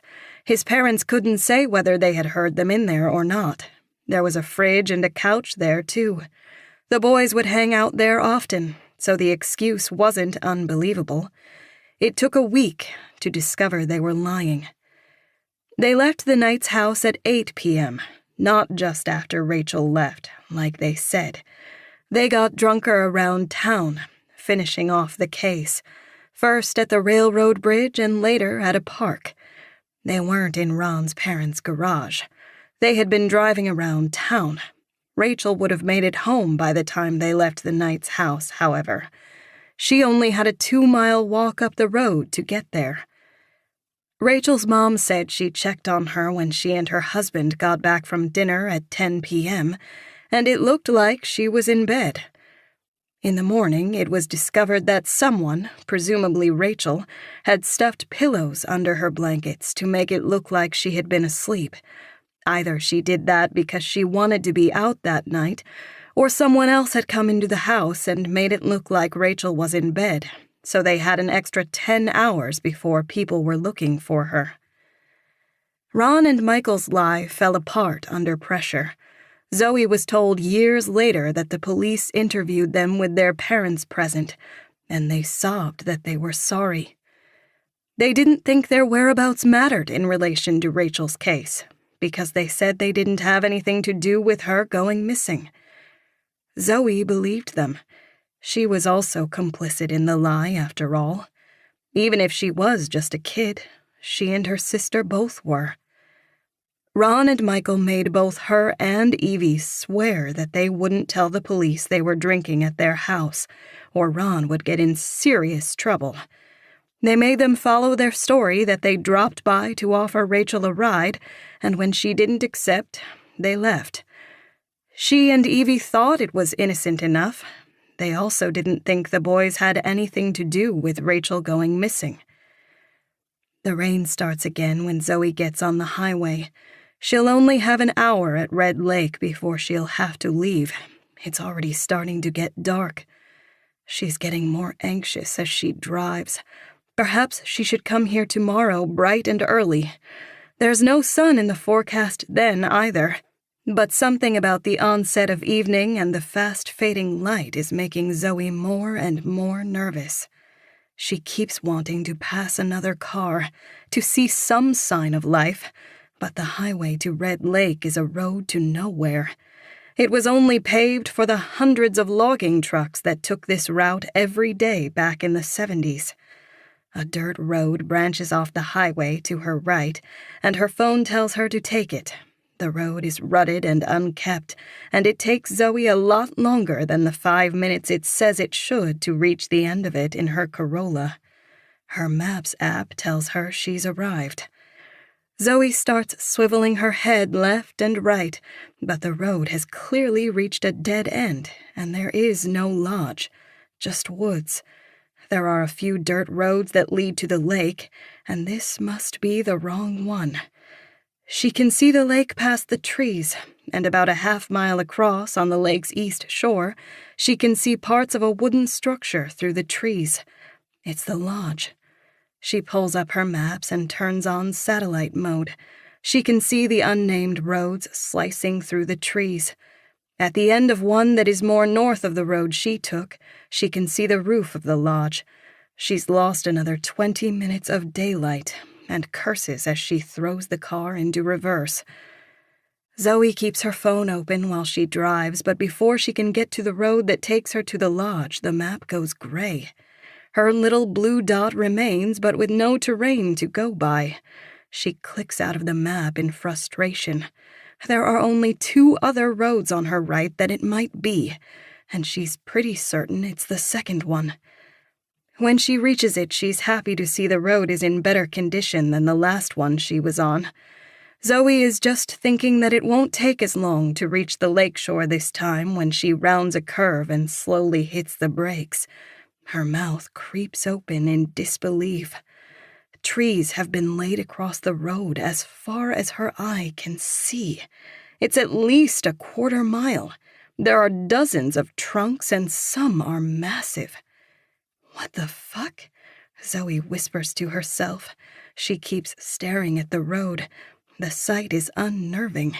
If she wants to get to the lodge, she'll have to walk. She opens the center console and pulls out a flashlight. She clicks it on and off to make sure it works and puts it in her pocket. She isn't going to let herself be afraid of the dark. She's got an hour. It's plenty of time. She gets out of her car and locks the door, and when she hits the lock button twice, the horn beeps. Her heart sinks. It was a mistake. At least it feels like one. It's so quiet here she can hear the horn echo in the distance. There is no wind, no passing cars or planes overhead.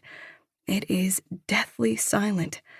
If there is anyone around in these woods to hear it, they will have. She puts her hands in her pockets and starts to walk, but it's not long before she has to take them out to step over the first felled tree. It's a mature oak, a giant. The trees make her remember. She has heard about this. People in town have talked about how the family made their road inaccessible, that they'd built a barrier so the police wouldn't be able to sneak up on them. She walks to the stump. Sure enough, it's mostly rotted. The tree trunk, too, is soft and sunk into the earth. These trees have been here for decades. Zoe walks to the side of the road and starts to walk closer to the tree line. This way she doesn't have to stop every minute to step over a trunk. The trees were to stop cars, but they do very little to deter foot traffic. Suddenly, something red catches her eye. There's some kind of sign on a tree down the road, but she's not close enough to read it. She expects it to say no trespassing or private property, but when she gets to it, she stops as intended. Warning, trespassers will be shot, Zoe reads aloud. Great. She stays still. If the family were actually hippies, it was a weird sign for them to have. But they could have put it up to protect themselves, Zoe reasons. Plenty of people wanted to snoop around the property, thinking Rachel was hidden here. The sign is ancient. The very bark of the tree has grown around its corners, and it's covered with rust holes. What worries Zoe is that in this part of Maine, if someone did shoot her dead, they'd be well within their rights. They wouldn't have to worry about going to prison.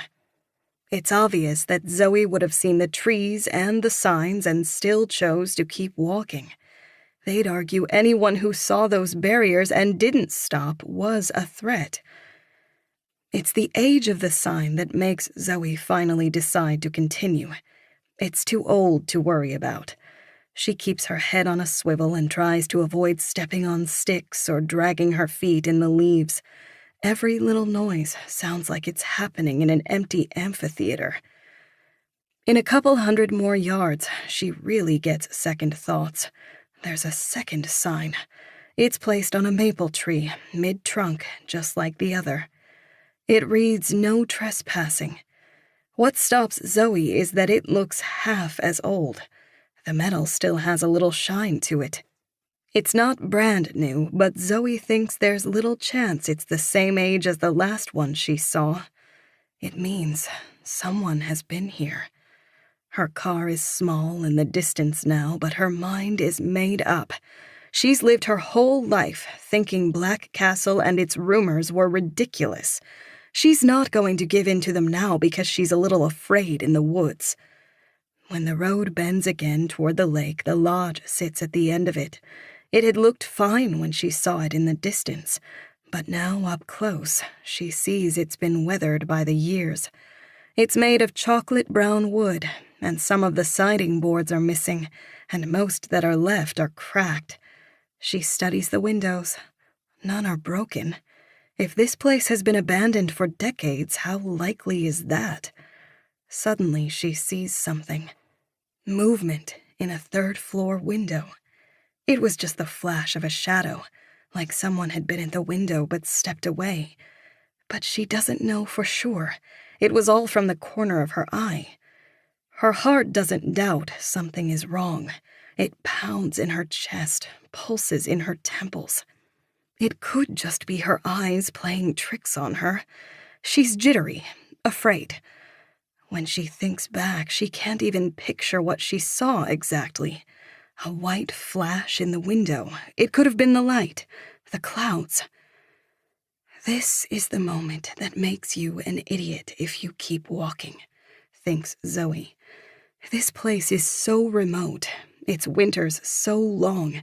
It would take a strange group of people to live here. The family, a cult, hiding deep in the woods for years. Zoe keeps walking, only because she doesn't believe any of it. Chapter 22. Zoe walks up to the front entrance of the lodge. There's a big porch. The stairs leading up have some softness under her step, but they're not completely rotted. They hold. Halfway up the stairs, she notices there isn't a front door. Where one should be is a gaping black hole. Her toughness is leaving her. All the legends and rumors she'd heard as a kid suddenly feel like fact. She steps inside and has to turn on her flashlight immediately to see. The lodge was not built to let in natural light, and inside the place looks like a wooden tomb.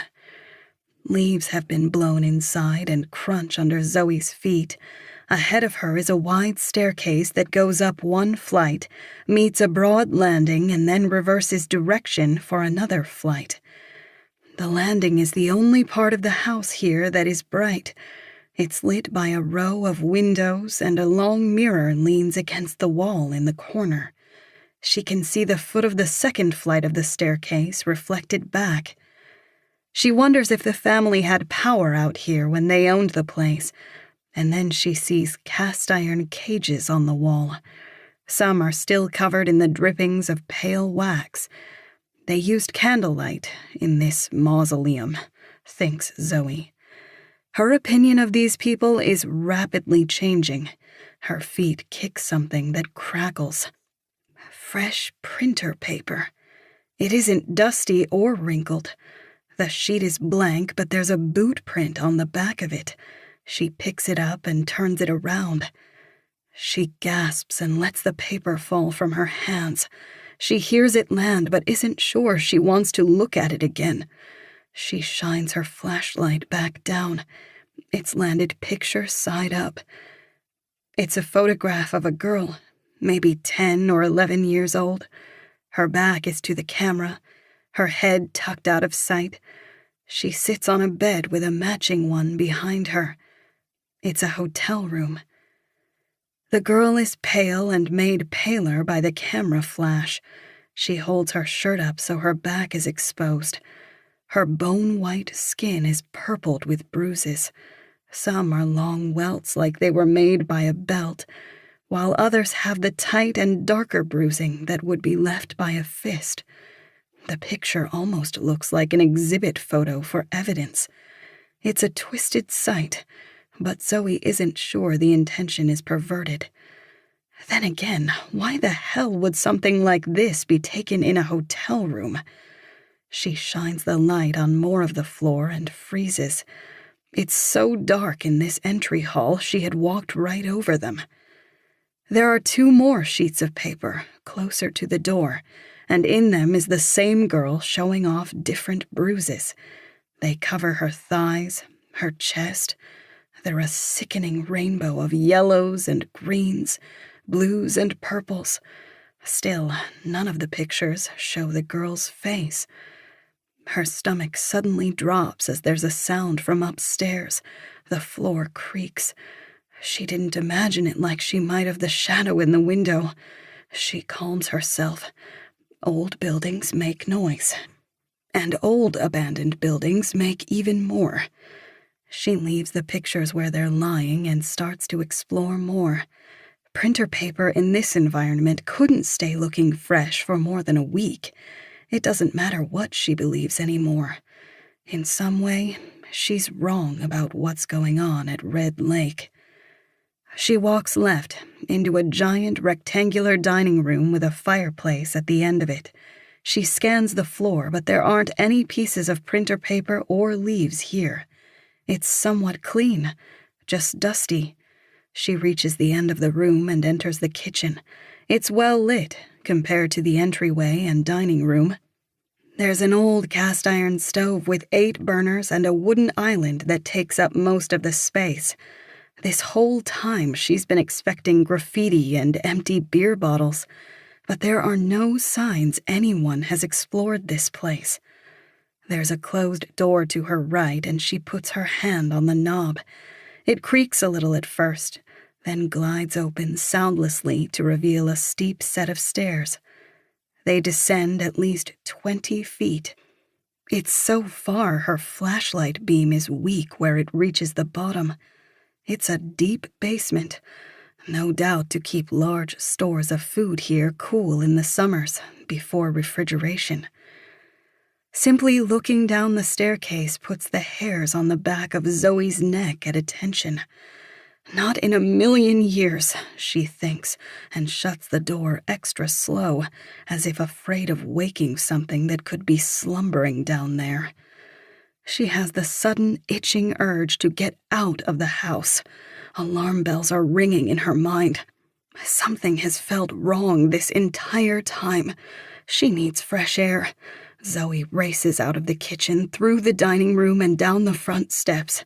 She can't tell if it's because her eyes have adjusted to the dark, but there seems to be far less light outside already.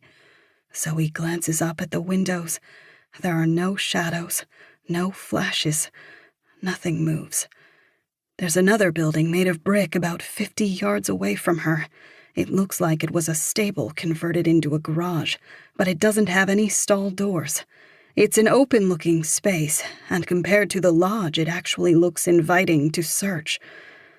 Zoe walks over to see right away that there's lots of trash, mattress springs, tires, and old furniture that plants are growing out of. A gamey smell makes Zoe's nose twitch. It's not quite foul, but it has the iron-like smell of blood to it. She starts searching for the source and goes to the stalls. It doesn't take long to find the source of the smell. A deer hangs from a hook in the farthest stall. It's upside down, and from the gaping hole that runs the length of its white underbelly, it's clear it's been gutted. Someone is planning to eat this animal. Someone who lives here. Zoe turns and starts to run, and she immediately slips on something. She catches herself before falling, but she stares down face to face with the deer's gut pile. She keeps jogging and looking over her shoulder. She needs to leave, but not without those pictures. She curses herself for not holding on to them, but she doesn't hesitate to go back up the porch steps. She shines her flashlight in before she enters the house. The entryway is the same as it was. The pieces of paper are as they were. She sweeps left and right when she goes in. The corners are empty, and she relaxes a little. She walks to pick up the farthest sheet of paper first, but she pauses before she gets there. She sees something. For a moment, she's unsure what. It's like her mind had taken a picture when she was in here last and is now comparing it with what she sees now, and something does not add up. It's the mirror.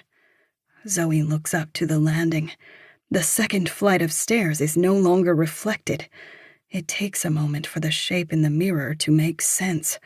She sees a pair of legs in black pants. Someone is standing on the stairs, thinking they're hidden from sight. There is no conscious decision to do so, but Zoe begins to bolt. As soon as her first step pounds, there is a thundering on the stairs behind her. She's being chased. When she reaches the porch stairs, she doesn't go down them one by one. She clears them all in a jump. She grunts as she lands on her feet. Her knees take the impact and they hurt like hell, but she's too scared to care. Her vision blurs.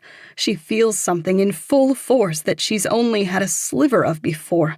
Sheer terror. She doesn't make for the road. She heads into the woods. Her steps crash in the leaves and the cold air stings her lungs.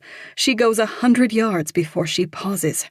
There have been no footsteps behind her, but she pictures a rifle bead being steadied on her back. She stands behind a tree and peeks out from behind it. It's mostly dark now, and she can't see anyone by the house. She's certain she'd hear them if they were in pursuit. She takes a step out from behind the tree, half expecting to see a muzzle flash burst from the shadows she can't quite make out. But there's nothing. Her heart and gasping breaths betray her want for silence. It's hard to hear anything else. Impossible. She keeps walking. The road is to her left. She's already run to the first bend. She can see the longest stretch where the trees cross the road for a quarter mile. Now it looks like an obstacle course. Perhaps this is its intended purpose. It's not to stop her entry, but to slow her exit. She walks as close to the road as she can. There's grass on the shoulder where the leaves aren't piled on top of each other, and her steps aren't nearly so loud. She hardly goes a second without craning her neck over her shoulder. She wants to jog, but she can't afford to make the noise that comes with it. She thinks she hears her steps echoing in the woods, but when she stops, her skin prickles as the sound continues. It's distant, closer to the direction of her car. She finds a tree and crouches down behind it. There's no chance they could reach her in time, but she pulls out her phone, hoping to call 911. The bars read no service. She puts her phone away and waits. Soon a figure comes into a view. He's on the other side of the road from her. He's walking slowly in the woods towards the house. His head sways left and right. He's looking for her. This is a different man. This far from the house, it has to be. Whoever was on the stairs couldn't have gotten to where this man is without her hearing him. There's two. The only thing Zoe has going for her is that if she doesn't have service, they don't either. The man in the house and this one can't communicate. But then why does this other man seem to know she's here? Then Zoe remembers her car. Shit, she hisses through clenched teeth. Her tires are probably slashed, or she's blocked in by a truck. Then again, her brow rises in hope. This could be Michael. He knows she's here.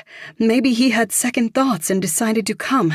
She doesn't think the man is tall enough, and as he gets closer, she knows he's not. This is someone else. A stranger. Suddenly the man stops. He turns, so he's facing her direction. What are you doing? What do you see? Thinks Zoe. There's no way you see me. But he must see something because a beam of light suddenly blinds her. She thinks she ducks quickly enough to not be seen. The beam lingers on her tree for only a moment before it sweeps into the woods. Soon the man starts walking again, keeping to the same direction. Zoe doesn't wait long before she breaks into a half-crouched jog. It's dark enough now that the best course of action is to run in the middle of the road where there are fewer leaves. She climbs over the trees one by one. Time is distorted by her fear. She thinks she still has a few minutes to go, when suddenly she sees her Corolla. There could be a third man waiting to ambush her here, but there's nothing she can do about it.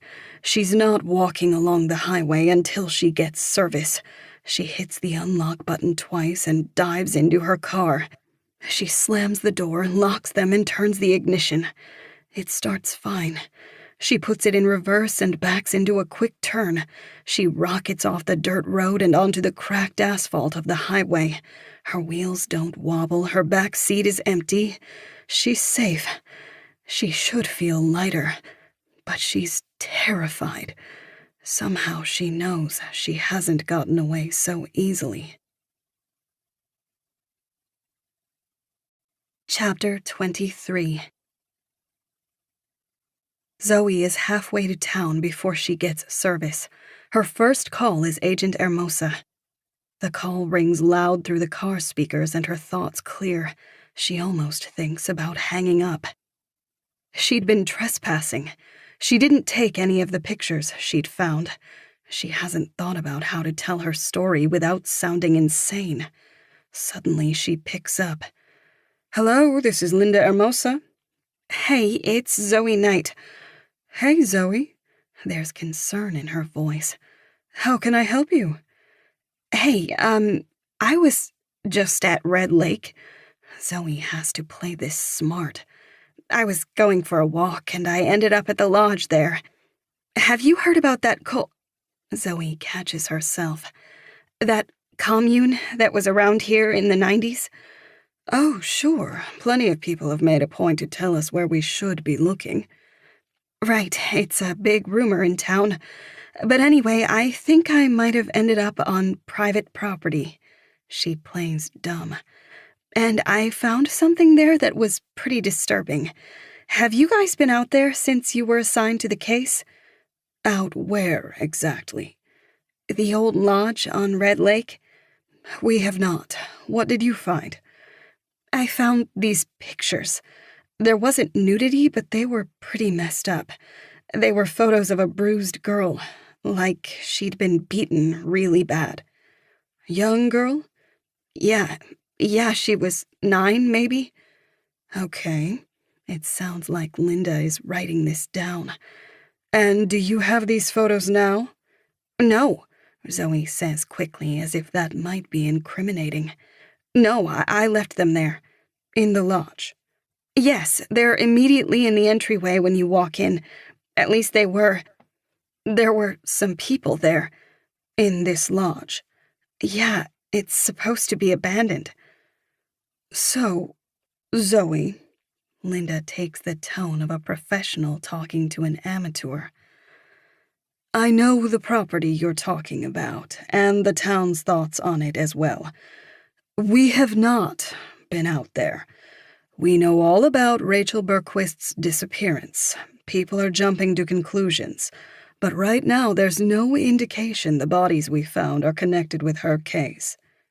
Okay. Can you tell me who you ran into on the property? 2 men. I didn't talk to them. I didn't see their faces. Did you try to talk to them? No. Zoe is starting to sound like a fool. It didn't seem like they wanted to. Were they armed? No. I didn't see any weapons, but they could have been. Okay, does that road have an address? Are you going to come out here right away, or do you need a warrant?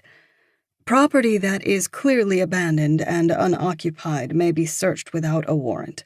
There is no one living there, correct? There shouldn't be, no. There's no front door on the place. It's falling apart. Linda doesn't respond right away. Zoe thinks she's talking to someone. We'll be there. We're going to want to have those pictures. I believe you. The words lift Zoe's heart. Okay, there's not an address I can find, but can I send you a location pin? That works fine. Do you mind meeting us there, actually? We'll be there in about a half hour. Sure, but Zoe blurts out to keep Linda from ending the call. I'm going to be down the highway a bit, closer to Black Castle. I don't really want to loiter around that road. I'll be on the shoulder. Gray Corolla. That's fine. We'll keep an eye out for you. Thanks for calling, Zoe. You did the right thing. The call ends and Zoe slowly pulls on to the shoulder. She's about 5 miles from the lodge's road. No one would be able to follow her on foot, and if they were in a car, she'd be able to see them from a half-mile away. She chose a good stretch of road for being able to see a long way in the rear view. She's somewhat confident the men she saw there didn't have vehicles. She doesn't know where they would have parked them if they did. She turns her lights off and hits the lock door button again. A half hour is an odd amount of time. It's not enough to go home and get back here in time to meet the FBI. Zoe still isn't sure she should have called. She turns the air down so the car is silent. She doesn't open her phone. She adjusts the rear-view mirror so she can see the road behind and sighs. She checks the time every couple minutes. She's getting cold without the heat on. She leans forward to turn the temperature up, and when she leans back, she sees headlights in the rear view. She throws her hands on the wheel, ready to drive. Maybe she shouldn't be so freaked out. She thinks there have to be some homes down this highway. But the headlights aren't getting closer. They're stopped now in the middle of the highway. They're higher than a car's lights. It's a lifted truck, she thinks. Zoe has her lights off, but that doesn't mean they're not able to see her. Her heart starts to thump. Even against a slow truck, she doesn't think her Corolla is winning any races. She shifts into drive, her eyes still on the rear view, but before she can pull away, the lights vanish. There's nothing but black night again in the mirror. She can't see an outline or a shadow. Oh, no, no, no. Zoe turns on her lights and floors it. She doesn't slow down until she glances at the speedometer and sees that she's going 90. Even then, she doesn't brake. She only takes her foot off the gas and coasts down to 80. She's not turning around. The FBI doesn't need her there, she reasons. They know what property and structure she's talking about, and she told them where the pictures were. Zoe dials Hermosa back but doesn't get an answer. When she gets into town, she stops on Main Street to see if anyone was following her. A couple minutes pass, then 5. No truck comes off the highway searching for her. As the adrenaline fades, she gets tired. It's almost 7 p.m. The grocery store has opened back up, and there are a few people walking in. It's still mostly a ghost town, but it feels like a crowded mall compared to the highway she was on. She leans her head back and turns the heat on high. She comes to in a fright as her phone rings through the car's speakers. She accepts it. Hello? We didn't see you, Zoe. Are you around here? The voice is distorted, choppy. No, someone followed me off the property. I didn't feel safe. Sorry, I went back to town. I can wait here until you guys get back. Okay. She pauses. There's a lot of trees in the road. Does this sound right? Agent Hermosa is annoyed, and Zoe feels guilty. She pictures the agents parking, getting out of their car, and staring down the road of felled trees. They'll have to walk through those dark woods to that darker lodge. Yeah, that's it. It's about a 15-20-minute walk from there. She doesn't respond. Zoe thinks the connection cut out. Linda, are you there? Yeah, I'm here. Her voice is as clear as can be now. Okay, she sighs. I guess we'll get walking. You said there were 2 men, unarmed, correct? Yeah, but there was a deer. A dead deer. It's strung up in the garage structure a little to the left of the lodge when you're first facing it. I forgot earlier, but they probably have guns. I'm just saying, be very careful. I'd announce yourselves. Okay. This is making sense. What? It sounds like you ran into some poachers, Zoe. They probably wanted to scare you off. Could that be true? Zoe feels like a moron. But even if it is, there were still questions. But those pictures, I'm telling you, that's why I called. They were disgusting, disturbing. I'm not just... Okay, Linda says quickly. We'll check it out. Zoe can imagine she's not thrilled. The town has been telling these FBI agents about the cult at Red Lake since they showed up, she's sure. And despite thinking they know better than the town's rumors, they nonetheless got dragged into them. Thank you. Don't mention it. We'll be in touch. Zoe hangs up and sighs. She's been trying to think why those pictures would be there in the entryway. All she can think of is that maybe they were expecting the police to search that place after the news of the homicides. Maybe they were clearing the place out, getting rid of evidence. The pictures must have fallen out of something while they were moving. Zoe cringes as she thinks of the bruised girl. And if those pictures were able to fall and not be noticed right away, how much more was there that wasn't left behind? Chapter 24. Michael's not as afraid as he was this morning. He isn't chronically checking to see if the doors are locked anymore, but now he keeps looking at the time on his phone. He should have asked Zoe to text him when she got home from Red Lake. He's worried about her. He could ask Evie. He could go over to her house, but that is going too far. It would seem suspicious. Zoe's fine, and she doesn't want to talk to him. That's that. He was an asshole anyway. He was trying to deter her from going to Red Lake, but all he did was make her feel bad and keep her away from him. Michael has already made 2 trips to the bar cart since she left. He doesn't want to see Claire, but he doesn't want to retreat to hide out in his bedroom either. He pours a bourbon and settles back on the couch. A minute later, Claire walks into the room soundlessly and sits cross-legged in the big armchair. She sighs and tilts her head at him. You weren't very nice. Michael's not in the mood for games. Do you think you're one to give me a lesson on being nice to Zoe? He chuckles and raises his drink to his lips. Claire squints at him as if she wasn't expecting this kind of reaction. You don't know anything about my daughters. He brings his drink down. I'm not talking about them. I'm talking about you. Claire purses her lips. She leans back. That's also a subject you're not as well versed in as you think. Michael thinks at least he's directing his ire in the right place this time. He clanks his glass down on the coffee table. I know you're not good at pretending not to have favorites. He knows Claire must think this is peculiar behavior. He's never dared discuss her relationship with Zoe.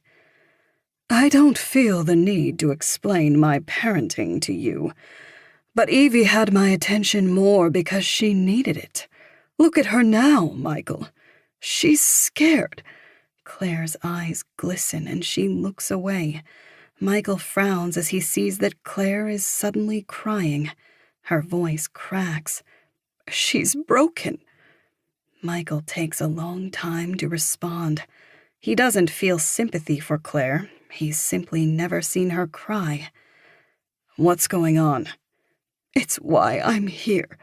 She did something, Michael. She sniffles. She did something bad the other day, and we're going to have to go. Go? Claire nods at the floor, deep in thought. Do you still have that place in the north? Yeah. Michael wonders if this is why she's really here. She sees him as an escape. I can't let her rot. God, I thought I could, but I can't. What did she do? Claire rubs a tear away with the ball of a fist and smiles. Nice try.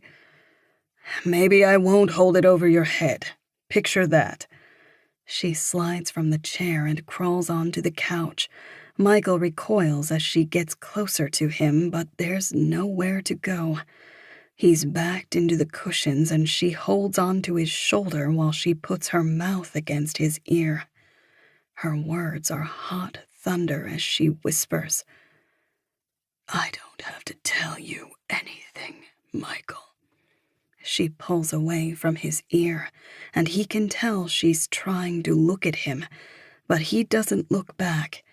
His stare is vacant while his mind is on the past, and how different things might have been if he'd just kept his mouth shut, if he'd never put his life into this woman's hands. Chapter 25. Year 2002. It's the beginning of spring. The woods have been soaked by storms all week, and the search for Rachel Berquist is slowing down. The sticky mud matches the lethargy of the searchers. It's been 19 days, and everyone knows if they find her here in the forest, it'll only be what's left of her. Michael is walking with the Knight family, minus Zoe. She's being watched with the other kids in town, who are also too young to march miles through the woods. It's a Saturday, and while some of town life has returned to normal, the weekends and evenings are still spent searching. Today is a cold snap, but not cold enough to freeze the mud back to solid earth. It's a miserable spring day, and the searchers tuck their heads against the wind that feels as if it hasn't weakened since leaving the Atlantic. Michael isn't allowed out of sight. The police treat him like a suspect. They don't want him discovering a body first and being able to alter any evidence. The adults are told this, and whenever a search party goes out, he's chaperoned. Today, Claire Knight is watching him. She's been bickering with Evie. The two walk abreast while Michael is several steps behind. Evie was friends with Rachel, but it's clear she's tired of spending all her free time wading knee-deep in boggy woodlands. "What's the point?" Evie says above her other whisperings. Michael's throat tightens. He knows what she means. If Rachel is found, she won't be alive. "Hush!"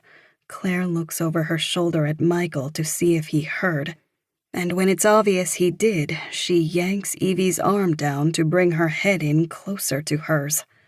"Ow!" Evie yells.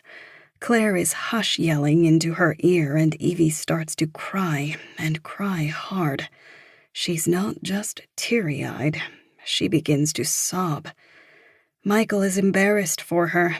Evie is the same age as Rachel, a year younger than him, too old to cry like a child. His eyes dart away. Evie's cries seem to be from the accumulation of something else.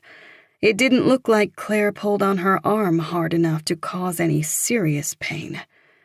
"You promised," Evie starts to sob, rubbing her arm. "You promised me." "Oh, honey," Claire starts petting her hair. "Shit, I'm sorry. I'm so sorry." "Don't touch me!" Evie backs up. "Don't fucking touch me!" she screams. The other searchers around have stopped to watch. "Evie, please, forgive me." "No!" "Evie, baby?" Her dad, Daniel, comes marching through the trees. "Everything okay?" Evie doesn't say anything but runs into his arms. He must mouth something to Claire over Evie's shoulder because Michael sees Claire nod. "Let's go. Let's get you home, yeah?" Evie nods. Her face is a wet mess of tears, and the two of them march the opposite direction. Michael and Claire stay still while they leave, and eventually Claire ushers him to her. "Come on, Michael. It's just you and me." They walk side by side in silence for a while. It's Claire who speaks first. "You should know not to listen to what this town has to say. I'm sure you've heard the rumors. About you, about Ron." He doesn't know how to respond. No adult has voiced their suspicions to him, but he's heard through friends that many think he's a suspect. "What are they saying?" "Oh," Claire sighs. You know what they're saying. They reach a muddy patch and stop talking as they focus on finding the driest ground to walk around it. But specifically, do you know what they're saying? Michael wants details. At this point, his life may depend on it. Don't bother yourself with that stuff. I don't think you did anything to Rachel. Michael feels relief, but Claire isn't finished with her thought. But I do think you did something. He's caught off guard. He's not able to put on a poker face. He smiles awkwardly like a little boy caught in a lie. What do you mean? He says, but his body language and tone betray him so badly, he might as well have responded with, "You're right." Claire doesn't say anything.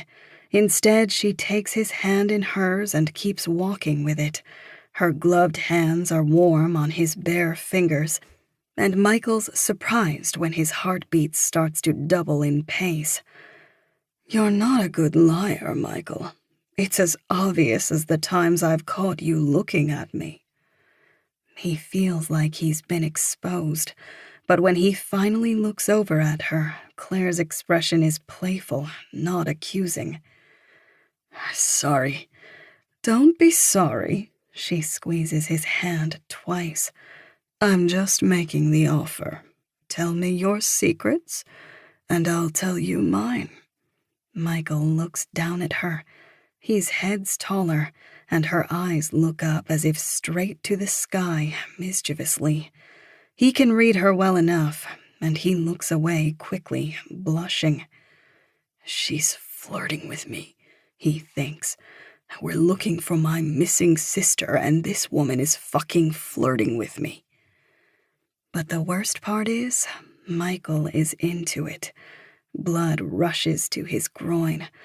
It's easy to do bad things when you already think you're a bad person. And compared to what he's done, Michael thinks, this is nothing. I can help you. Claire looks over her shoulder. I can protect you. How can you do that? She glances over her shoulder. I can help if you need to run, or if there's something you need to hide. Maybe I know a place. Michael hesitates to respond. The woods are dense, and the other searchers are obscured in the brush. She lets go of his hand and holds her arm out in front of him so he stops walking. Then she looks right and left to make sure they can't be seen. Michael's breath is nervous. Claire walks to him so their bodies are pressed together and sticks her hand between his legs. He gasps in surprise but doesn't move. I know you can't see yourself very well from up there. She nods with her head at his crotch. But it's a little obvious you're interested in me when I'm almost eye level. She squeezes and his breath shudders. Do you want me? Asks Claire. He nods with his eyes mostly closed in pleasure. Then you have to tell me. Why do you want to know so bad? She shrugs. I want to know everything that happens in this town. Michael has wanted to tell the truth since it's happened. It's been eating away at him. You promise you won't tell the police?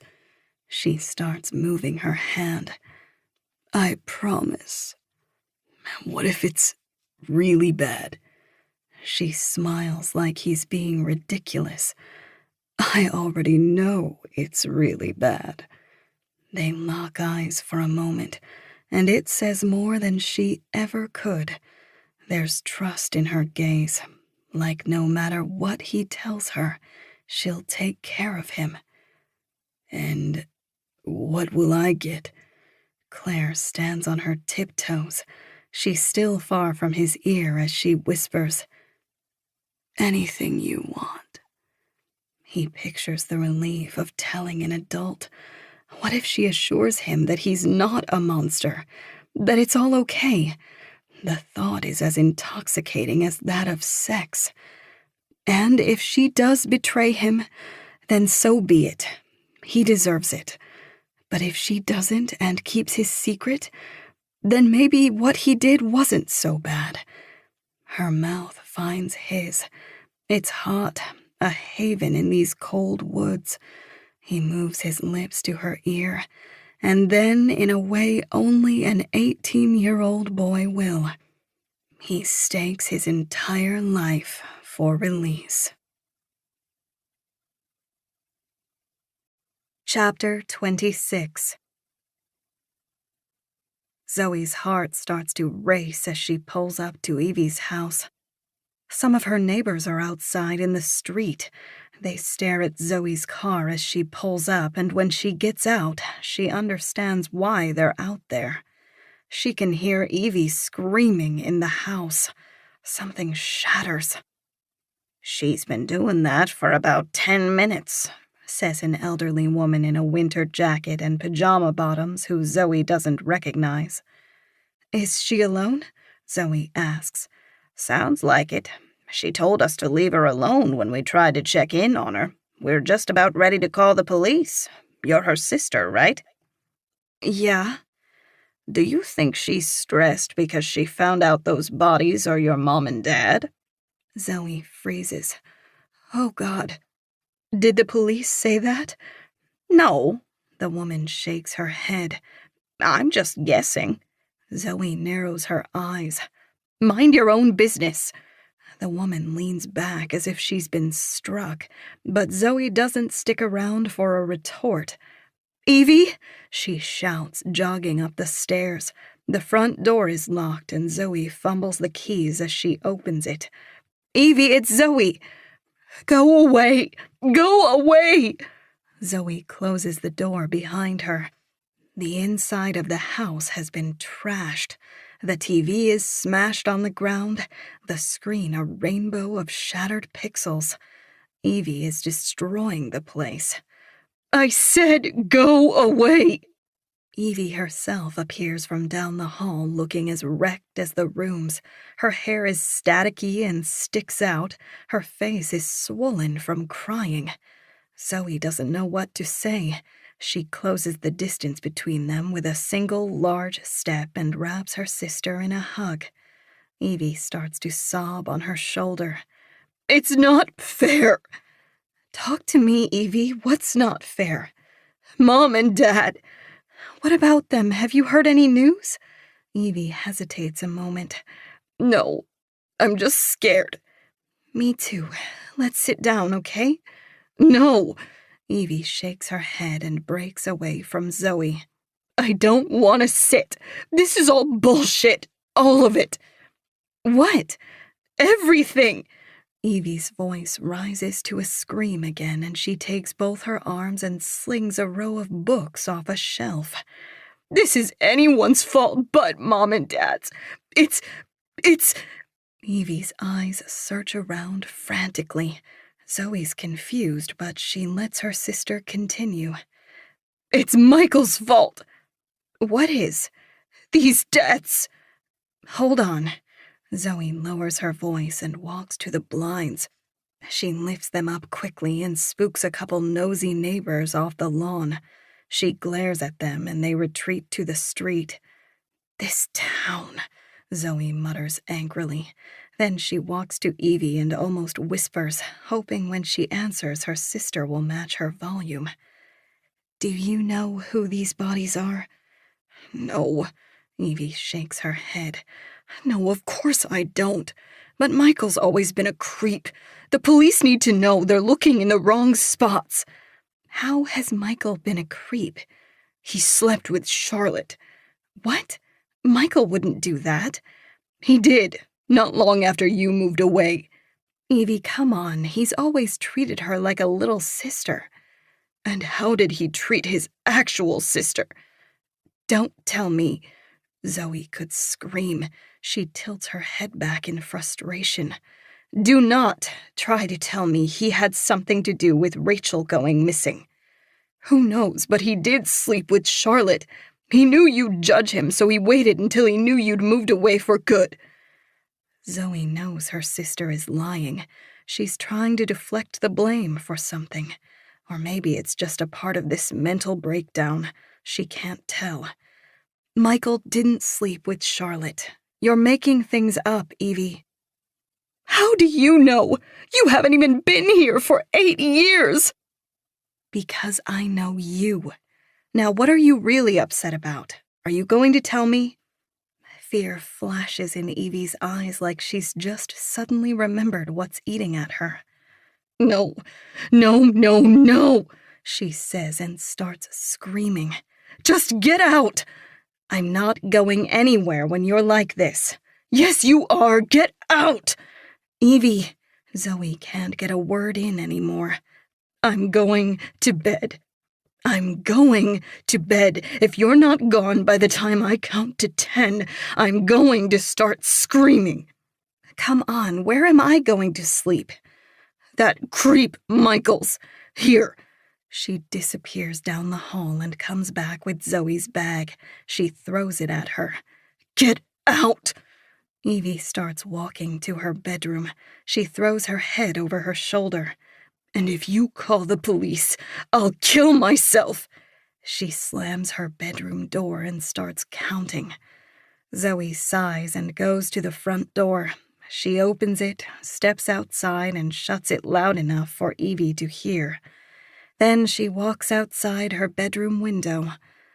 "Good night, Evie," she shouts. "Please call me if you change your mind." Zoe turns to look at the neighbors. They're all shuffling inside. A dog barks in the distance. She can't leave her sister like this. She walks around the house and sits at the patio table where she found the mugs this morning. Evie must have gotten news while Zoe was out at Red Lake. Something must have happened between then and now. That or the drugs Zoe suspects she took wore off with a vengeance. She sits at the table. She doesn't have her toothbrush. It's still in the bathroom, and she's not going to go inside to get it. She's exhausted and hasn't even had enough time to comprehend just where this ranks in terms of the worst nights of her life. She's been sick with fear for her own life, and now her leg bobs anxiously for Evie. She's never seen her this bad. She spends 10 minutes at the table before walking around the house.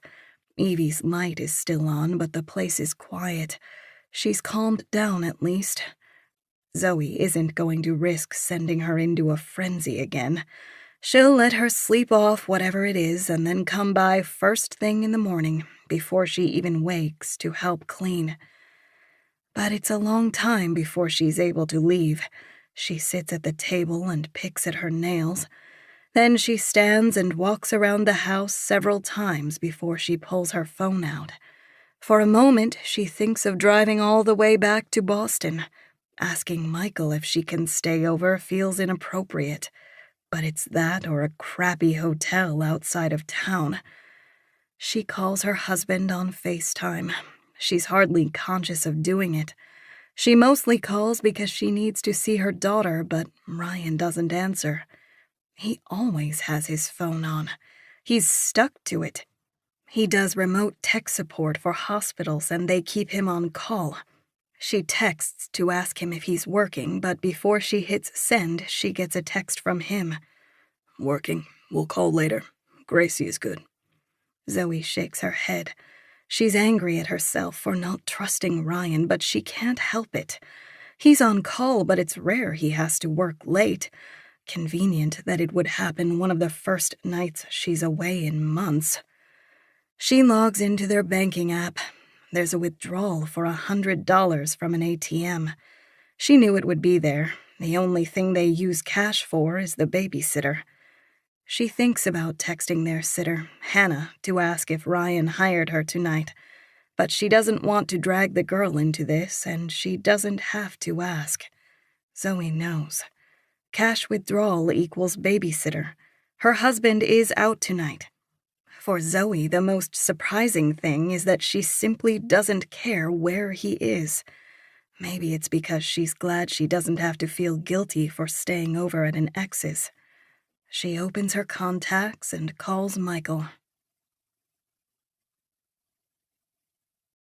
Chapter 27. Michael shouldn't have said yes, but it's Claire who's nodding at him when Zoe calls and asks if she can stay over. He doesn't know how he could possibly explain Claire's presence if Zoe finds out she's here. Michael and Claire had never been friendly together in public. When Michael and Zoe dated and he'd come over to her house, he was sure to act like a gentleman, since he was so much older than Zoe. Age gaps aren't all that odd in Black Castle, with the dating pool as small as it is, but he was careful to be his best self around the parents. "Hello, Mrs. Knight. Thank you, Mrs. Knight." She'd never politely correct him to call her Claire. Maybe it was the power, or that she didn't want to hear her name in his mouth. Michael doesn't care to guess now, but he is curious why Evie is having a meltdown. After he hangs up with Zoe, he gives Claire a pointed look. "What's wrong with Evie?" Claire rubs the back of her neck. She takes a sip of her drink. "She doesn't know what I told you." "What?" "That I'm not going to let her rot." Michael is going to speak, but Claire talks quickly before he has the chance. "Where do you want me?" "What?" "Which bedroom, darling? Can I stay in the one I'm in now if Zoe's here?" "I take it you don't want to see her?" Claire gives him a look. "The one you're in now is fine. She won't stumble across you. And please don't come down here. Even if you do change your mind and want to talk to Zoe, do it on your own time. I don't want to have to explain to her why you're here." "I'm not an idiot." She stands and walks towards him. "I'm going up now because I might make a little noise getting the room comfy." "Okay, I'll have Zoe sleep in here." Claire looks down at the couch with reproach. "On the sofa? She's not going to be upstairs when you are." "Bring her to your bedroom." "She's married." Claire laughs. "Oh, that's funny. That girl would jump into bed with you at the snap of your fingers. She loves you." Claire walks up to him and cups his cheek in her palm. "As messed up as you are, she'll always love you." Michael gently takes her hand by the wrist and removes it. "That's nice, but she'll be on the couch. Good night, Claire." "Oh, all right. Good night." She leaves, and Michael watches as the gin drink she'd poured earlier sweats on the coffee table, untouched. Zoe must have gotten sidetracked because it's nearly a half hour before she's at the door. While Michael helps her take her coat off, he accidentally brushes one of her hands and recoils from how cold it is.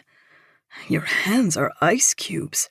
Michael takes her hands in his own and rubs them gently. Taking care of his only long-term girlfriend is still a reflex made worse by a few drinks. He tries to warm her hands for a few seconds before he drops them. "Sorry." "It's okay." Her round cheeks are flushed red, and Michael has to look away from her gaze. If it wasn't for Claire's comments, maybe he would have asked her to bed tonight. But now he has to prove her wrong. He has to keep his word. "How long were you outside?" "The FBI called me. I didn't even tell you about what happened at Red Lake." He loses his breath and stands still in the entry hall. Zoe points with her thumb towards the fire that blazes in the living room. "Can we?" "Yeah." Michael snaps to and follows her. She sits on one end of the sofa this time, and he sits on the other. She tells him all about Red Lake, and her story answers most of his questions before he has to ask them. By the time she's done talking, they share the same curiosity. He wasn't expecting this. There were no photos on the floor when he was there, but it was possible he walked right over them. She had mentioned one was even stepped on. "Could you identify anything about this girl in the pictures?" "Not really, no. If the FBI found the pictures, they might have had their ways. They could at least maybe find out which hotel they were taken at. It would be a start. But the FBI didn't find anything? Zoe shakes her head. They just called me when I was on my way over here. They didn't find any pictures. Those 2 men who were there must have found them. Shit. What else did they say? Did they look around the rest of the property? No, they were pretty annoyed. They're convinced the men were poachers because of the dead deer. As for the pictures, I think they're beginning to think my sister and I aren't too different. What? Like you're mentally ill? Pretty much. You're nothing like Evie. I know. Zoe leans forward and puts her head on her knees. Well, is the FBI going to follow up on any of it? Will they at least search the house for real tomorrow? Zoe smiles. It's a tired smile. They said they reported the poachers to the Department of Natural Resources. They put the Windsor County DNR on the case? The very finest. Jesus. Yeah, so I don't know. Zoe rubs her hands together. I guess that's the end of my detective work. Michael is thinking now. Something else is going on in this town. He's been so focused on his own crimes that he hasn't had time to give it much thought. Now the pictures play in his imagination of a bruised little girl. It could be the beginning, Michael says in almost a whisper. He's still lost in thought. What? Maybe it's another missing girl. But Black Castle only has one. Your sister. Yeah, but how many does the entire state of Maine have? Zoe leans back. Dozens. She huffs like it's hopeless. Let's just start with 10-year-olds. Same age as the girl in the picture. I don't want to do this. Zoe shakes her head. Michael can see she's tired. Her eyelids are half closed. They're both quiet for a moment as the fire crackles. Zoe sighs. She looks across the couch at him, a distance Michael itches to close. If you could do anything, what would it be? Zoe seems desperate to change the subject from missing girls and unstable family. He leans back. Why do you ask that? I've never asked anyone who actually had the ability. You mean the money? It's not just that. No wife or kids. Michael realizes she's asking him why he never left this town. He plays dumb. I'm paralyzed by choice. Come on, really? He doesn't have to think about his answer, but he wants to make it seem like he does. He licks his lips and frowns pensively into the fire. I'd save someone. I guess that's what I'd do if I could do anything. He's sure Zoe thinks this is a complex from not being able to save his sister. He stretches. Why? What would you do? I have no idea. That's why I asked. There's a loud creak on the stairs, and Zoe twists her head nervously to look. It's just the house, Michael says quickly, but he knows Claire must be there eavesdropping. It didn't sound like it. Trust me. She looks away from the stairs and relaxes. Where am I sleeping? She looks into his eyes as she asks. With me, he thinks, but he keeps his mouth shut and darts a glance down at the cushion between them. You're putting me on the couch? Asks Zoe. The upstairs bedrooms are essentially storage rooms now. Mine is the only one that's not a dusty mess. He puts emphasis on the mine, like his room is an option if she wants it. It's okay with him if Zoe comes to him in the night. Then Claire only gets to be half right. I was kidding. I don't mean to seem ungrateful. It's a nice couch, by the way. I'm glad, but it's been a long day. I think I'm going to head up. Anything in the kitchen is yours if you're hungry, and there are fresh towels in the bathroom down here if you want a shower. Thanks, Michael. I'll take you up on that. And just so you know, I might be out of here before you wake up. I've got to check on Evie. Michael doesn't linger. He starts walking from the living room. Don't worry about it. Good night. He holds his breath as he turns to go up the stairs, but Claire isn't there. She's not waiting for him around the corner either, but a line of light sticks out from under her bedroom door at the end of the hall. Michael sleeps fitfully. For the first half hour that he lies in bed, he thinks of excuses to go downstairs, but Claire will probably hear him. He doesn't want her to be right. Why did he pretend he didn't want to sleep with Zoe in the first place? Of course he does. Around midnight, he goes to the bathroom and takes a Benadryl to try to help himself sleep. 20 minutes later, he's just beginning to drift off when the door opens. He kept it unlocked for this reason. His heart lifts as Zoe's shadow creeps to his bed and throws the covers open. She crawls in and curls against his chest. Sleepy as he is, his stomach flutters. He's nervous. He loves this girl. He puts his hand on her chin and moves to kiss her lips when he notices something is wrong. Her skin is rougher, older. He's pushed onto his back. Claire, Michael is able to gasp, but then she's on top of him. He can't just throw her off, not when Zoe is sleeping directly below him, not when Claire might make a scene to get her daughter's attention just to punish him for saying no. Ever since he told her his secret, she's acted like he's her plaything. He's been paralyzed by the power she holds over him, and he hates her for it. He closes his eyes and puts himself somewhere else, so this will just be over with. He's slept with Claire 100 times, but he's old enough to see the manipulation in it now.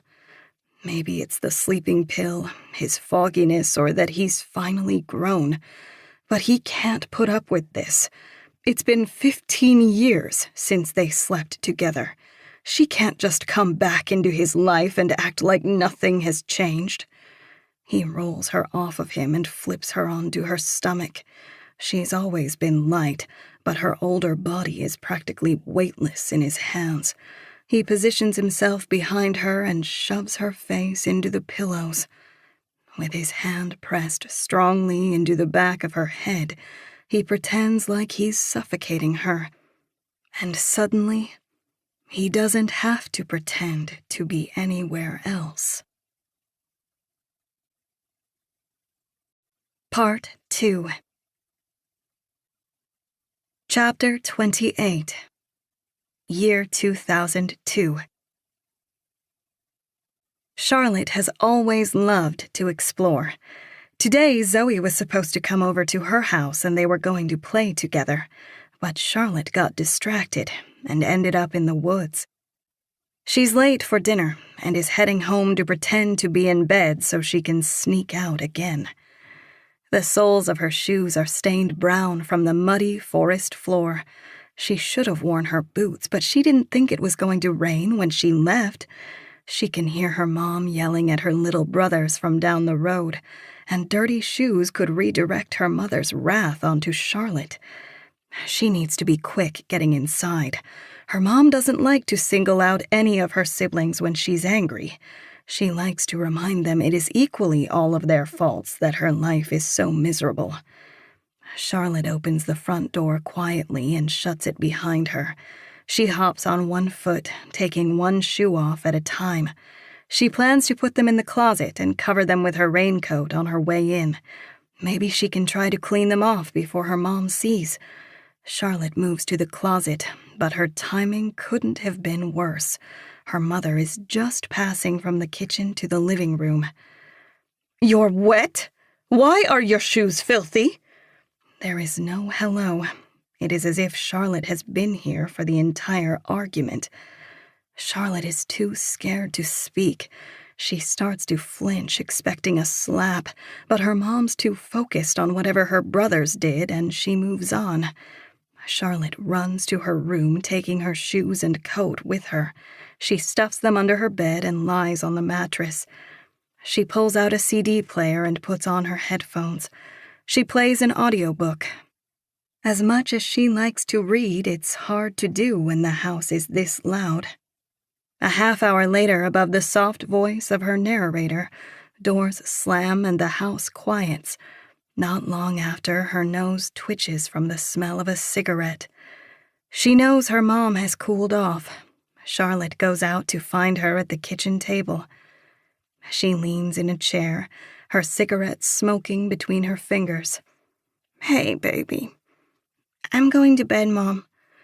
"What's the matter? You don't feel well?" Charlotte leans on the doorframe and shakes her head. "Come here." She knows her mom's regretful now. She always gets lost in her rage. She feels Charlotte's forehead. "You're not warm." Charlotte shrugs. I know it's tough. Get a good night's sleep, okay?" "Okay." Her mom kisses her forehead, and then Charlotte scurries back to her bedroom. She's not going to bed. She waits for her mom to go to sleep, and then she puts on her dirty shoes, a new sweatshirt, and then her raincoat. She cranks her window open, takes out the screen, and slips out into the night. She has a flashlight, but the clouds have cleared, and while the moon is only half full, it's enough light to see by. Charlotte's always been proud to not be afraid of the dark. Zoe says it's because she's a little dumb. But Charlotte thinks she's just jealous. She doesn't have the guts to ever sneak over to her house in the middle of the night like Charlotte can. She walks through the woods for a long time. There's a barbed wire fence to her right. It's old and rusted, but makes for a steady marker when the forest blends into the black of night. Charlotte isn't out for no reason. She keeps her eyes on the treetops, with her ears perked and uncovered by her hat. She's looking for great horned owls. Usually she doesn't have to go far to hear a hoot, but tonight the woods are silent. She's frustrated.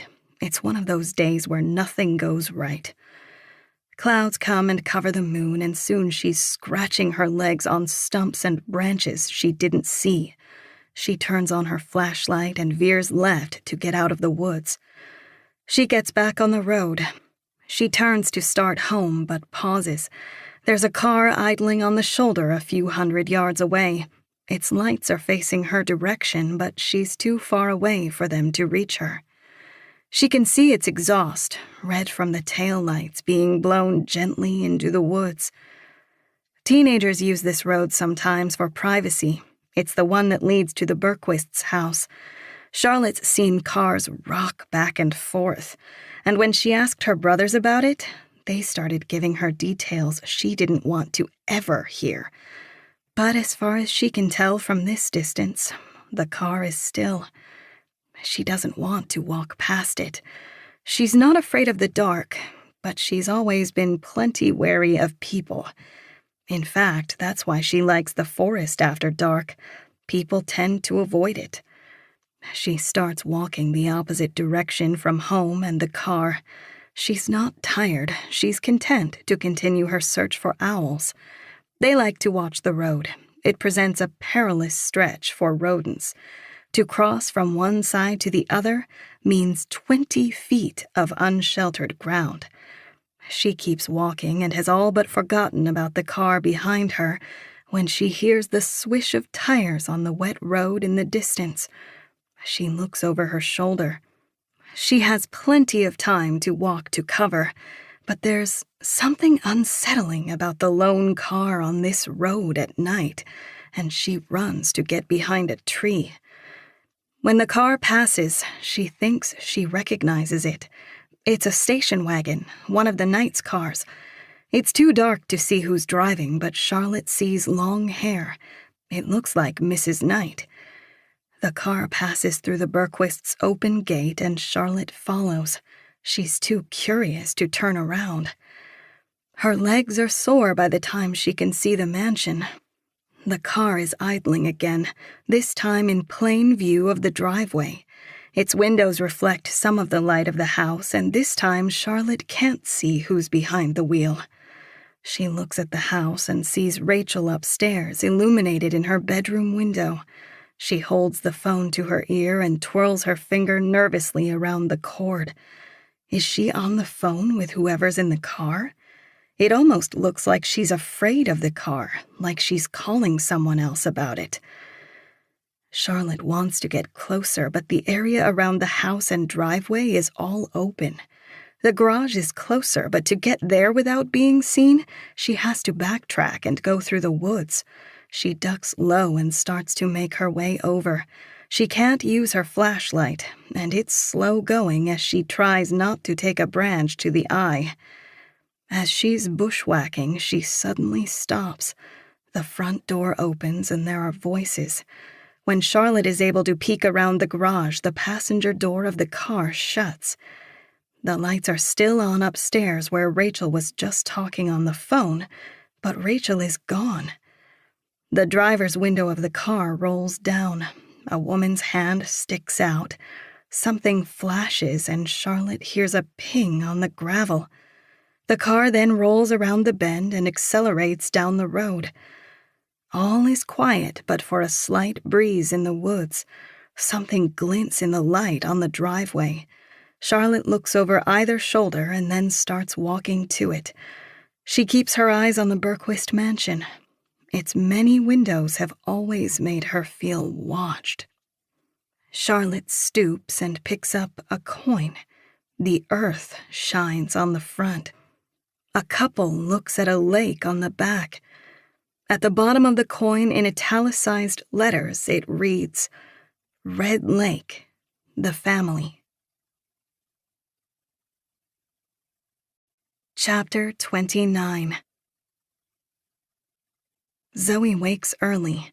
When she looks east out the window, the sun still hasn't shone, but the horizon is purple. She's feeling less worried that Evie's meltdown continued sometime after she left. No one tried to get a hold of her last night. If something happened, if the police had to come over, she would have gotten a call. She folds the blankets over the couch, finds a pen and post-it note in the kitchen, and leaves a thank you note for Michael on the coffee table. She goes back to the kitchen for a glass of water, and while she's drinking it, something on the counter catches her eye that she didn't see last night. It's partially pushed under the wine rack. A passport. It's older than hers. The ID page isn't plastic. She flips it open, thinking nothing of it. She looks at Michael's face, 5 years younger. He even looks handsome in his passport photo. Impressive. She's about to close it when she notices something else. His name is wrong. It says Theodore Kelly, born in New York. The birthday is all wrong, too. Zoe moves the passport to where she can see it better. It's real as far as she can tell. The security markings shine in the light. She closes it and then tucks it neatly back under the wine rack, even farther than it was before, so it would seem even less likely she might have seen it. She can't begin to make sense of it. Kelly? She tries to recall if the last name is familiar, but it's not. Michael has a fake ID. For money laundering? For shady business? Zoe remembers the time he took her to his little cabin in Quebec when they were dating. He said no one in the entire world knew he owned the place. She joked, asking how that was possible, and he responded, money. This ID was for fleeing the country.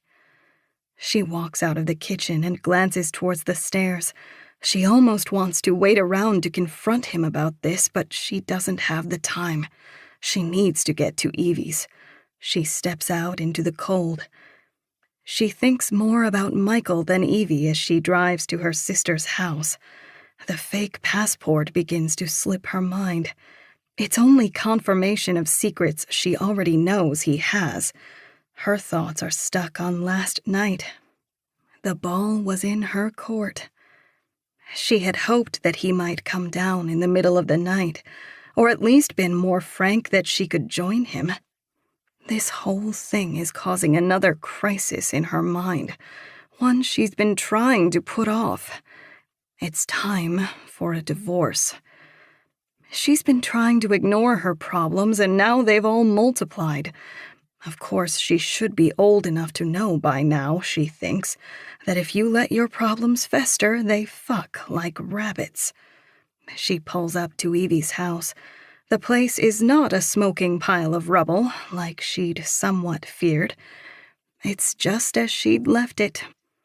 Evie's car is in the driveway, unmoved as far as she can tell. She parks and goes to the front door. The sun is just rising. Evie is an early riser, but after last night, she might sleep in. Zoe is torn whether to knock or not. Finally, she decides to let herself in. If Evie is still in a frenzy, she'd be mad either way. Best to let her keep sleeping if she still is.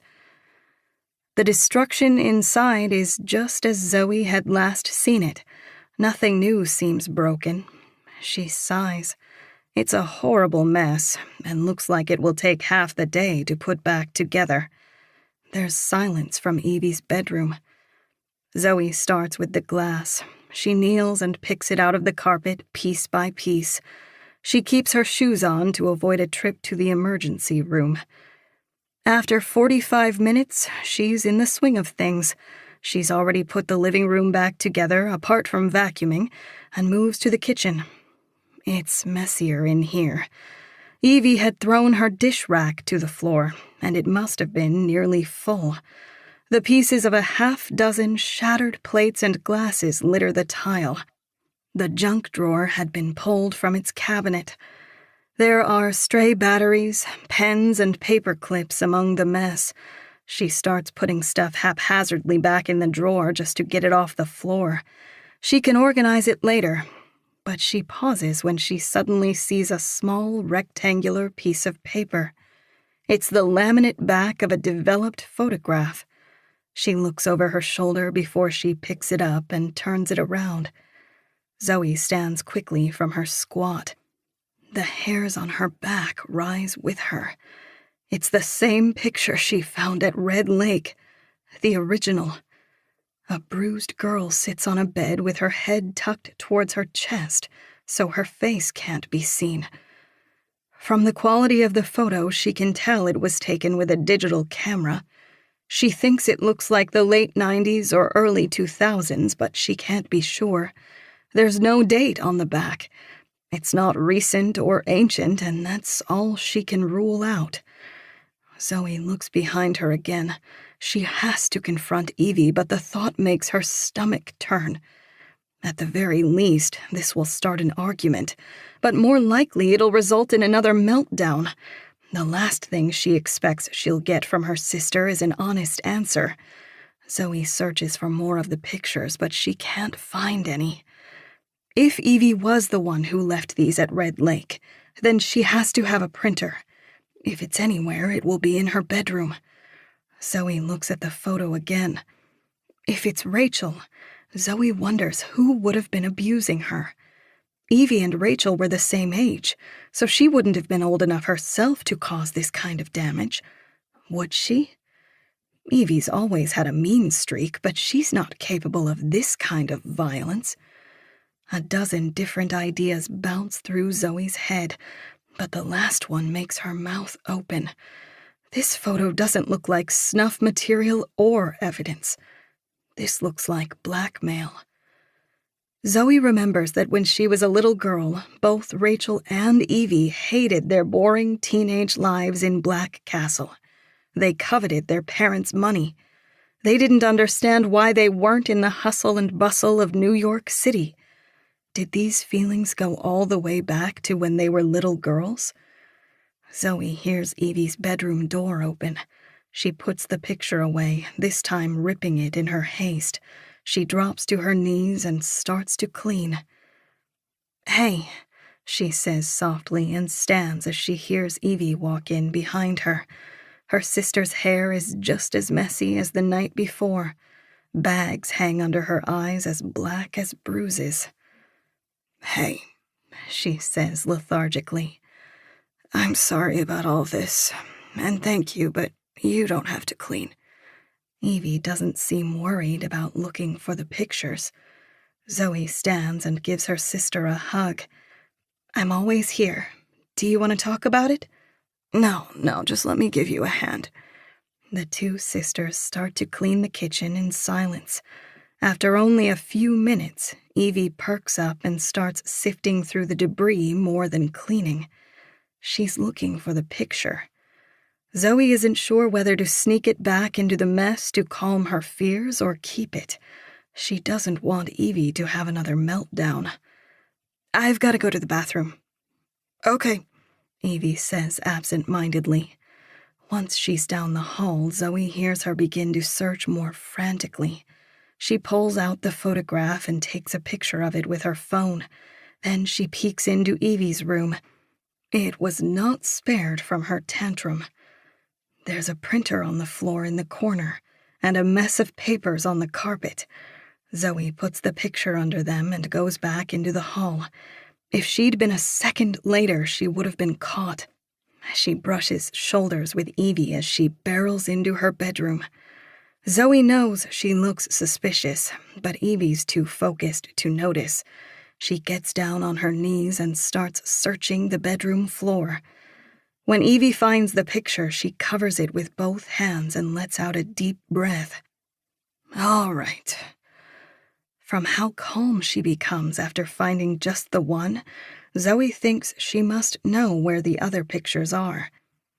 Zoe takes a break to brush her teeth, wash her face, and change her clothes for the day. When she joins Evie in cleaning again, neither of them speaks to the other. It's mid-morning by the time the house is put back together, but the cabinets look a little light on glassware, and one of the kitchen drawers broke, so it's lopsided. Ryan calls her on FaceTime, and Zoe and Evie both fawn over Gracie.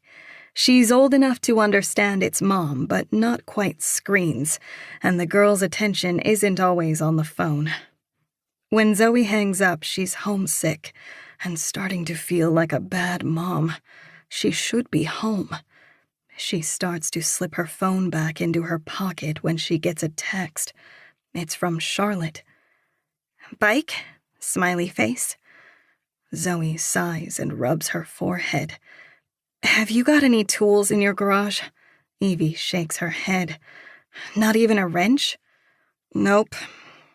All right. Zoe looks at the wind shaking the trees, and 10 minutes later she's squinting her eyes against the freezing breeze as she slowly pedals Charlotte's bike across town. Her butt hurts from the hard leather seat by the time she's in front of Charlotte's house. She doesn't have to knock on her door. Charlotte comes out to her as she's dismounting. Thank you. Don't mention it. I don't know how you do it, Zoe says out of breath. Lots of practice. Charlotte spins and flexes her legs. And calves of steel, of course. Wish I had some of those. Charlotte takes the bike by the handlebars. Have you been? You hanging in there? I'm doing okay. And Evie? She's been better. A couple of crows fly over and Charlotte's gaze follows. Zoe is happy for the distraction. She doesn't want this small talk. Not now. They look the best this time of year. Sorry? Charlotte points. The crows? So somber, like they fit in. Without responding, Zoe watches them vanish from sight. Thanks for bringing my bike back. You don't have to stick around. I've got a busy day. Okay. Is your sister driving behind you? No, I was going to... Zoe feels like she's been caught. I was going to give Michael a call since he's just down the road. Gotcha. You can wait inside until he comes. That's okay, you're busy. Charlotte gives her a knowing look. She can tell Zoe wants to see Michael. Okay, just stay warm. Before Zoe can speak again, Charlotte straddles her bike and pushes off the ground. See you later, she yells over her shoulder, pedaling towards the road.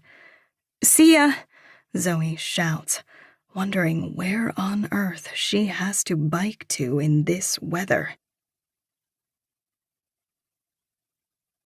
Chapter 30. Michael's thankful for the excuse to leave the house. When he woke up, he went to his window to see that Zoe's car was gone, and he heard someone in the kitchen. He could go the rest of his life without speaking to Claire again. He puts on a heavy sweater and walks downstairs with a spring in his step. His demeanor says he has someplace to be. He doesn't want Claire to try to keep him around a moment longer. "Good morning," she says over her shoulder. She's slicing his fruit and putting it in the blender. Michael gets down to business. "Your daughter needs a ride. I'm going to go pick her up." He takes a banana destined for her smoothie and starts to peel it. "You're not bringing her back here, are you?" "I'm taking her back to Evie's." "Why doesn't she have a car?" Claire's confused. "What happened to hers?" "Oh, I see." She raises her brow. "She wants an excuse to spend the day with you." "She said she needs a ride, and I've got nothing else to do. Lock the door behind you if you leave." "Sure." Michael starts to walk out, but turns. "I mean that. If that door is unlocked, you're done. You can't stay here." "What are you going to do, Michael? Call the police?" He's about to talk back, but she wags the kitchen knife at him. "Don't worry about it. I'll keep them locked." She goes back to slicing fruit, and he leaves without another word. There are snow flurries in the air when Michael's driving down the road. His breath billows in the truck cab. When he sees Zoe, she starts walking backwards and playfully holds her thumb out like a hitchhiker. He doesn't think anything of it. He thinks it's cute, but she quickly balls her thumb back into her fist. A lot of people think Rachel was killed trying to hitchhike out of town. But Michael wouldn't have made the connection if Zoe hadn't been so quick to put her thumb away. He slows and she opens the door. "Thanks," she grunts as she pulls herself in. "Don't mention it." "You doing anything today?" Zoe asks. "No." "Good." "Where are we going?" "Back to Red Lake." Michael blanches. She cocks her head at him. "Why the long face? You believe what I was saying last night, don't you?" "I do. I don't think it sounds safe." "Maybe not alone at nighttime, but the two of us, broad daylight, we'll be okay. I was thinking last night when I couldn't sleep. Those people could have killed me if they wanted. I'm not a world-class sprinter. I'm not any kind of sprinter. The one on the stairs that I thought chased me, if he was armed, he would have had plenty of time to shoot me in the back before I made it to the woods." "Maybe they didn't want the attention of another missing woman. But maybe if you stuck your nose around too much, they would have had no choice." Zoe looks out the windshield. "I found one of the original pictures at Evie's house." "What?" "The one of the bruised girl." Zoe puts her phone in Michael's face and he breaks to look. He only glances for a fraction of a second before he recoils away. "Jesus, Zoe." "The others are worse." "I don't want to know." "I'm not enjoying this either, but what's my sister doing with this?" There's accusation in her tone and Michael gets defensive. "Why do you think I could tell you?" "I was being rhetorical." Zoe crosses her arms and Michael quiets. He's not as interested as she is, and he can tell she's annoyed. "So, are you going to show that to the FBI?" Zoe is quiet for a moment. "When the time is right." "When the time is right?" "Look, I've never seen my sister this broken. I don't know what's up with her, but if the FBI comes knocking on her door with a warrant looking for those pictures, I see her in prison, honestly. I see her going to prison. She'll bite a cop or stab herself. It's really horrible, Michael. She's dangerous." "So you're going to play police officer until the time is right?" "I'm sorry." Zoe points at her phone. But Michael, if this is Rachel, what's the rush? Michael tilts his head to one shoulder. Fair point. But what was she doing leaving copies at Red Lake? She's trying to put the focus on the family, says Zoe. She's trying to blame them for whatever happened to this girl in the picture, right? I've got no other guesses. What if we both confront her? We'll get there. I'm not going home to Boston without answers, but I just need to figure out how to go about this. She quiets, and they go several minutes without sharing a word. When they get closer, Michael plays dumb. Is it this one? He starts to brake and points at a road to their left. No, it's on the right. We've got a little bit longer. I'll point it out. Okay. He knows the road she's talking about, but it's not the same one he uses to get to Red Lake. Zoe directs him, and Michael takes the right and stops in front of the first felled tree. He lets the engine idle for a moment and stares out the windshield, pretending to see this for the first time. I've heard about this, but... He smacks his lips. You have to see it to believe it. He wishes he'd just kept his mouth shut. Can others sense the deceit in his voice as easily as he can? But Zoe doesn't waste a second responding. Overkill, right? You'd think a couple trees would have done the trick. They get out of the truck. Michael is slow to start walking, but Zoe's already making a beeline.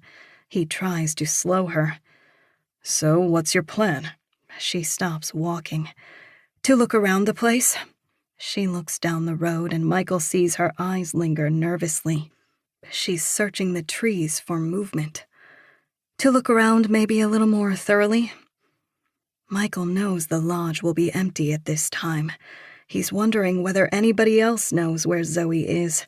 Her whole plan to come back out here seemed like a whim. He's got her alone. Whereabouts unknown to the rest of the world. She trusts him as much as she always has, but he's not sure he can say the same of himself. He stays a few steps behind her, and as they begin to walk, it's not the woods he keeps an eye on. It's her. Chapter 31. When they get to the open door of the lodge, Zoe isn't as terrified as she thought she'd be. The combination of Michael and the daylight makes everything less threatening. She pulls out her phone to use as a flashlight. She left hers in the car and hadn't been smart enough to grab it before biking to Evie's. Michael starts to walk in ahead of her, but she puts her arm in front of him, so he stops, and then she shouts inside. "If there's anybody here, you might as well come out now. We're searching the whole place." She pauses for a response, but none comes. She expects Michael to tease her, but he's been unsettlingly quiet since they left the truck. "Let's search upstairs first. That's where I first saw somebody. They were at one of the front windows." Michael doesn't respond, but Zoe's too focused to care. She starts creeping up the stairs. The hall up here is cold and humid. There are big spots of brown in the sagging ceiling, and the air is a sour mix of rot. Water gets in from the roof, but it's like a cave in here, and it has no way out. Zoe shines her light into the first bedroom, and it's about what she expected from the smell. The floor has rotted and is all sunken in. No one could step foot in here, let alone sleep. She goes across the hall to the next room. This one's door is closed. She turns the handle and puts some pressure on it, but it won't budge. She gives it a slight hit with her shoulder and then backs off to inspect it. The wood of the door is not soft with rot, but it has bloated in its frame from moisture. "I know there's probably nothing behind this," says Zoe, "but the fact that I can't open it makes it seem like the most important room in the house." Michael doesn't say anything. He hits it with his shoulder lightly to assess its sturdiness and then eyes the door for weaknesses. He hands Zoe his phone, and she holds both her phone's light and his on the door. He gives it another shove with his shoulder, and then another. Eventually, the door squeaks, and with the third thrust of his shoulder, some of the wood around the door jamb pops and it flies open. Zoe immediately positions herself so she can shine the lights in, but she doesn't have to. The room is bright from its big windows. There's a king-size mattress sagging in its frame. A tangle of blankets rests on top of it. Michael doesn't walk in. He's frozen, staring at it. "What is it? Are you okay?" Zoe looks around more of the room, thinking he sees something that she doesn't. There's a pile of clothes on the floor, some old books and magazines, and a dresser with all of its drawers pulled open, which looks to be the source of the clothes. I'm fine. Michael suddenly rubs his shoulder. Just thought I might have hurt something for a second. Zoe steps into the bedroom. The floor isn't as rotted here as the other one. She picks through the clothes pile. There are both men's and women's clothes, mostly jeans and t-shirts. Nothing catches her eye. Zoe goes into the bathroom. It's sparser than the bedroom. The medicine cabinet hangs open, and the mirror in its frame is broken. It looks like it's been punched.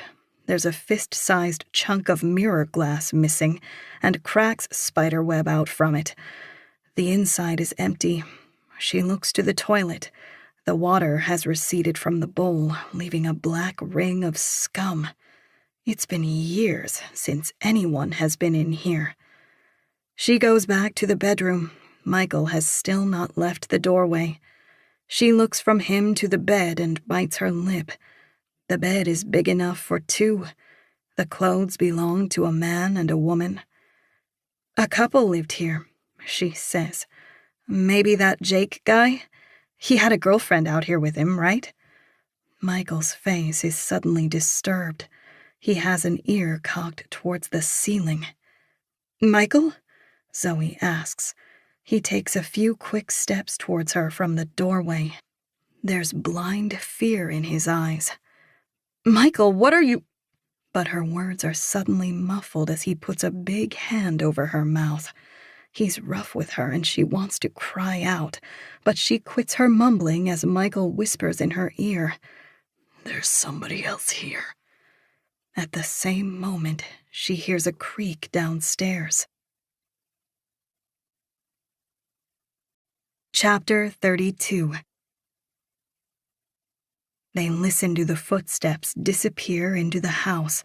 They don't come upstairs. Not yet, at least. Michael assumes it's the police. They probably followed him from his house this morning.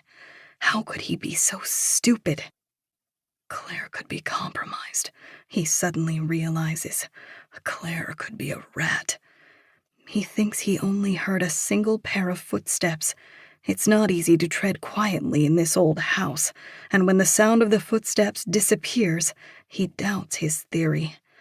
The police would announce themselves, and if they were coming to arrest him for his crimes, there'd be a battalion, not just a couple cops. Michael takes his hand off Zoe's mouth. "What do we do?" she whispers. "Don't yell again." He can tell Zoe wasn't even thinking of shouting their presence this time. She's afraid. They stick their heads out the doorway and into the hall to hear better. He holds up a finger and they both listen. Downstairs, a glass bottle rolls like it's been kicked. Whoever is here is not making an effort to be silent. The footsteps become more muffled and then stop completely. "Let's get out of here." Michael walks to the top of the stairs and Zoe follows close behind. "Let's see who it is." "Seriously? Are you not curious?" Michael admits to himself he is. Now that his initial fear is fading, he's beginning to realize it would be a lot smarter of him to find out who else is poking around here. They lock eyes and he nods. The stairs creak and crack in protest as they descend. There's little doubt they wouldn't have been heard. "Hello?" Michael suddenly shouts in the entryway. There's no response. They could have gone out the back door, he reasons, but Zoe isn't paying any attention to him. She shines her phone light on a pair of dusty shoe prints that follow the ones she left yesterday.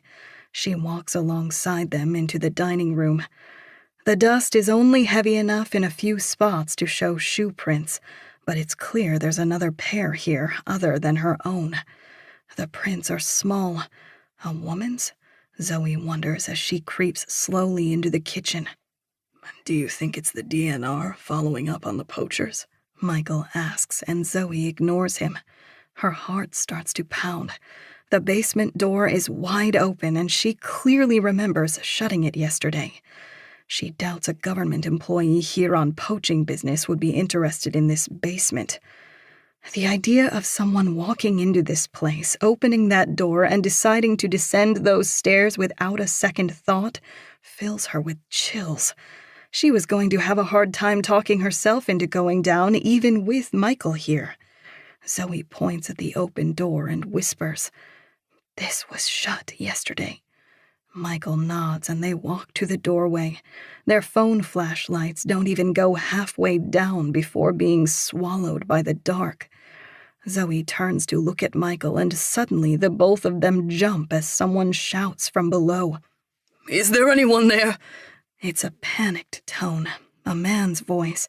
They shield their eyes and turn their heads as a light far stronger than theirs sweeps over them from the basement. "What do you want?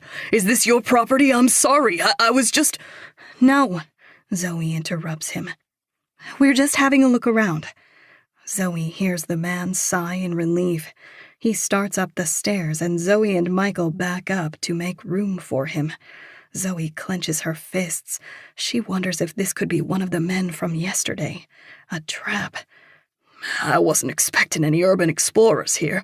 You guys scared the shit out of me." They don't respond. Zoe looks at the man as he gets to the top of the stairs. He's shorter, 5'7", and his small feet explain why she thought she was following a woman's footprints. He's not dressed like the one man she saw yesterday. He was wearing a work coat. This guy wears an expensive windbreaker and black slacks. He has bulging, buggy eyes and small features that match his stature. He's not dressed like a cult member. If anything, he looks quite wealthy. He's older than either of them, 45 if Zoe had to guess. "Oh, we're not urban explorers," says Zoe. "Police?"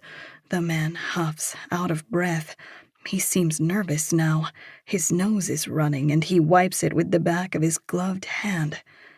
"No, we're not cops." He seems to wait for them to answer who they are. When they don't respond for a few more seconds, he asks, "Are you old friends of the family?" He doesn't ask like it would be a bad secret if they were.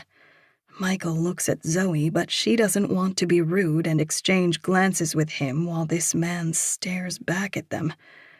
"No, we're from Black Castle.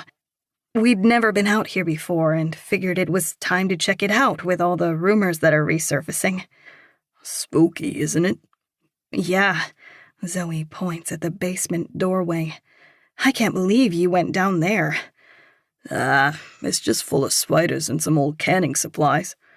Zoe feels a little childish at her own fear. Was a grown woman not supposed to be afraid of abandoned, spooky basements? "How about you?" Zoe asks. "Did you know the family?" The man nods. "One of them, Jennifer Weatherly. She's my sister, or was. I saw it in the news that they found some bodies in your town. I'm wondering if it's her." "We're actually here for similar reasons. I used to live in the house those bodies were found in when I was a kid, believe it or not. My name's Zoe, and this is Michael, by the way." "Trenton," says the man. He doesn't seem as friendly anymore, nor does he care to comment about Zoe's relation to the case. He looks uncomfortable, like he still doesn't trust either of them. It doesn't help that Michael hasn't said a word. They're all quiet, and Zoe hopes he'll crack a joke or say something, but the silence lasts too long. Zoe asks another question. Have you been here before? Yeah, in 2005. We used to hear from Jennifer every year. She'd send a letter around the holidays, but after 2 years without one, I decided to come out here. Didn't find much. He shines the flashlight back downstairs. And it doesn't look much different now. I heard they went to New Mexico, but other people in town told me that they were still here. Zoe can't imagine waiting 2 years without a word from a family member before checking in. But she reminds herself that people who run away to communes that call themselves a family probably don't have much of a relationship with their own. We haven't heard much different than that, Zoe says. Trenton nods. I figured. It doesn't seem like they were close to anyone in town. Did you know anyone in the commune? No, we were both a little young while they were here. Well, I'm glad you didn't. They weren't the best crowd. When I heard that they were tied to some missing girl, and that's when they started lying low, I wasn't surprised. Did you ever meet them? Michael blurts in. Other than your sister, of course. Oh, yeah. I dropped Jennifer off when she moved here. I met that Jesus-looking guy, Jake. He squints, thinking. Oh, what was his name? Resnick. I wasn't very nice to him. I never wanted my baby sis to join up with a group of freaks, but she was always hanging out with the fringe kids, making Dad angry. She had a friend here, Kate Ledger. She was Jake's girlfriend. She invited my sister out, and I expected Jennifer to call me crying after a week to pick her up. Trenton looks off sorrowfully. She never did. Why were they freaks? Asks Zoe. We always heard they were hippies. Trenton looks at Zoe confused, as if those things are one and the same. They grew their own drugs here, and I'm not talking pot. It was all mushrooms and other psychedelics. Jennifer would write to me about these spirit ceremonies they did on the lake. I'm pretty sure Jake was sleeping with Kate and my sister. God, the way she fawned about him. It was culty. From what I've heard in Black Castle, the people there don't think much differently. Isn't that right? Yeah, Michael says. That's pretty much right. Anyway, I know I'm trespassing, but I figured I'd kill some time out here. Kill some time? Zoe asks. Until the police identify the bodies. Did they say if that was going to be soon? Trenton shakes his head. Not a general identification, but since my sister's a missing person, I gave them a blood sample to test. They said they didn't think there was a likely connection, but nonetheless, they'll have the results back to me tomorrow. Zoe nods. She doesn't mention her own blood sample. Are all the members of the family missing persons? God, no. I think my sister's the only one formally declared missing. Reported by family, that is. The rest of those kids are just gone. I know because I've talked to as many of their friends and families as I could find. But all those people couldn't care less. They already considered them missing when they decided to live out here in the middle of nowhere. They were the black sheep? Yeah, you could say so. I managed to talk to Jake Resnick's dad. Strange guy. He lives down in Portland. Or at least he did almost 20 years ago. He didn't speak highly of his son. A rich family, right? Michael asks. Yeah, it looked that way. That's how Miles could afford all this. Although this place was abandoned when he bought it. Miles? Shit. Trenton laughs awkwardly. I'm sorry, I meant Jake. How much of this place have you searched? Most of it. I don't think I ever went in the basement the first time. To be honest, I might have been too creeped out. Do you mind if we take a look with you? Trenton stutters. Sure. Zoe thinks he might be weirded out because of her and Michael, not because there's something he's trying to hide. He doesn't trust them. He holds the basement door open in front of her, indicating for Zoe and Michael to go first. He doesn't want to walk down the stairs with his back to them, and suddenly Zoe thinks she made a mistake. Michael thinks the same. They both keep turning to look over their shoulders to look at Trenton while they walk into the basement. When they get to the bottom of the stairs, Zoe shines her flashlight at the ceiling. It's supported by thick stone pillars that rise from the floor, and it's vaulted. For just being storage, the stonework down here is beautiful. She looks around the rest of the room and sees Trenton was right. There isn't much to see. It's mostly a big empty space. There is a canning station with many cabinets and racks to store produce, but nothing else immediately catches her eye. Trenton's flashlight is powerful, and he shines it around so they can see every inch of this crypt. Zoe sees something poking out from inside a box. Wait, she says and points. What's that? Trenton holds the light steady and Zoe walks forward. Stuffed in a cardboard box is a little pile of clothes. She picks up a purple t-shirt. It's a little girl's. There are pants and underwear, socks too. It's a single set of clothes. They look like they'd maybe fit a girl under 10. Zoe can't tell for sure. Zoe turns and looks at Michael and Trenton. She holds the shirt up. Were these here the last time you searched this place? Trenton makes a face. Again, I don't think I came down here. They're girls' clothes, says Zoe. And there were no young girls at this commune. You don't think that it's weird? Neither he nor Michael react much. Trenton shrugs. Clothes in a box? I don't know. Is there anything else in there? Zoe bends over and lifts the clothes. Then she searches the pants pockets. There's nothing. It's just the clothes, but they're all one set. Okay. Zoe leans back. Maybe it is a stretch that this means something. She opens the rest of the boxes and cabinets while the others watch her, but doesn't find anything. You good down here? Asks Michael. He and Trenton are both staring at her from the foot of the stairs. Yeah, Zoe says and comes over to them. They head upstairs, and no one asks where to next. They all keep walking through the lodge until they're outside. There's an unspoken need for fresh air and open space after that basement. Trenton is the first to speak again. Did you guys just get here? I didn't see any other cars. You didn't see ours? Asks Zoe. Big old truck parked right at the end of the road? Trenton shakes his head. You know, I think maybe we parked in different places. You guys walked that road with all the fallen trees? Yeah. I found another one that runs north of the lake. He points behind the lodge. It stops short of the property, but there's a pretty well-tread trail at the end of it that splits out right by this place's old garden. It's about a 5-minute walk. Zoe realizes this is where the men could have had their cars parked yesterday. It would explain why she didn't see any. She's still not certain this man wasn't one of them, but he doesn't look like a hunter. He doesn't look like he could go without a fresh shave and a warm lemon water every morning. He certainly isn't living out here. We might take a look. Sure, I'll be here for a while longer. Trenton glances up at the lodge. Just maybe not inside. It was nice meeting you two. He gives a wave, but Zoe stops him from turning as she points at the old brick garage.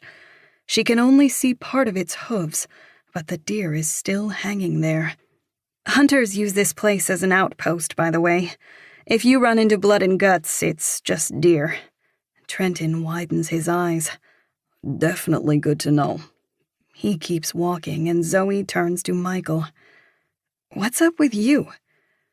Nothing. He's just familiar, is all. Zoe watches Michael's eyes follow Trenton as he goes past the garage and towards the garden. He suddenly looks back to Zoe. Are you done here? We just got here. You want to search the whole place? It's like 100 acres. At least the house. The rest of it. Okay. Do you mind if I stick around outside? I feel like all 220 pounds of me is going to plummet through the floor whenever I'm in there. Sure. All right, I'll check out this garage. Holler when you want to go. He doesn't stick around for a response and starts walking away with his hands in his pockets. Okay, Zoe says. She goes back inside, but she's too distracted to search. She kicks at the litter on the floor and makes her way right to the rest of the ground floor that is away from the kitchen and dining room. The old living room is as big as a small hotel lobby. The fireplace could just about fit her Corolla. Mice skitter in front of her. There's a basketball-sized hole in the wall where it looks like a larger mammal has nested. As for evidence to sift through, there is nothing but debris and animal scat. She doesn't keep an eye on the house as she walks through it. She goes right to the window at the end of the living room. She has a feeling she knows what she's going to see. The window overlooks the garden, and standing there chatting like old friends are Michael and Trenton. Trenton doesn't look so nervous anymore. He smiles at something Michael says. Perhaps he turned the charm on. Michael has always been capable. But with her brows creased, Zoe wonders if maybe they are old friends. They don't talk long. It looks like Michael thanks him, and then he walks off. Trenton keeps standing still, and when Zoe looks at his face, she realizes he's staring right at her. She gasps. There's a coldness in his eyes, and he doesn't bother to look away from her. He keeps staring while Zoe walks farther from the window. This far away, she doesn't think he'd be able to see her through the glare of daylight on the filthy window. But the man keeps looking at the house as if entranced. She doesn't care what else there may be in this lodge. The need to leave is suddenly stronger than her curiosity. They need to go. Now. Chapter 33. Before they go back to the truck, she wants to see this parking place Trenton talked about. She walks down the path without Michael. It is well tread. The dirt is hard and grassless, and it winds through pines and tall bushes before opening at the end of a road. It's possible it's just a deer trail. If people used it frequently, they'd probably snap the branches that cross the trail at neck height. A Lexus SUV sits parked at the end of the road. It's been recently washed or waxed or both. It's black, and even under the overcast, its paint shines. It confirms Zoe's thoughts that this Trenton guy and his sister Jennifer were from money. She looks over her shoulder and walks to the driver's side window. She peers in. There's a bag of sunflower seeds and an empty bottle of green tea in the cup holder, full of their shells. There are clothes strewn on the passenger seat and papers and books on the dash. The passenger wheel well, too, is full of trash. Trenton's clothes were clean and put together, but his car's a mess, at least on the inside. He seems like a man more concerned with looking clean than being clean. Zoe takes one last look at the car and its New York plates, and then starts back towards the lodge. She doesn't stop walking when she passes Michael kicking around the garage. "Let's go," she says, and he speeds up to follow. It takes him a while to catch up with her and walk side by side, but they end up single file as they walk on the edge of the road to avoid stepping over the trees. She wants to watch his face when she asks him about Trenton, so she waits until he's stuck behind the wheel and driving back to Black Castle. She tries to be as frank as possible. "I saw you talking with Trenton in the garden." His face doesn't change at all. He's a bad liar, but she can tell that her statement doesn't bother him. "Yeah," he pauses. "I was just talking to him about where he's from." "Where's he from?" "Manhattan," Michael says, annoyed.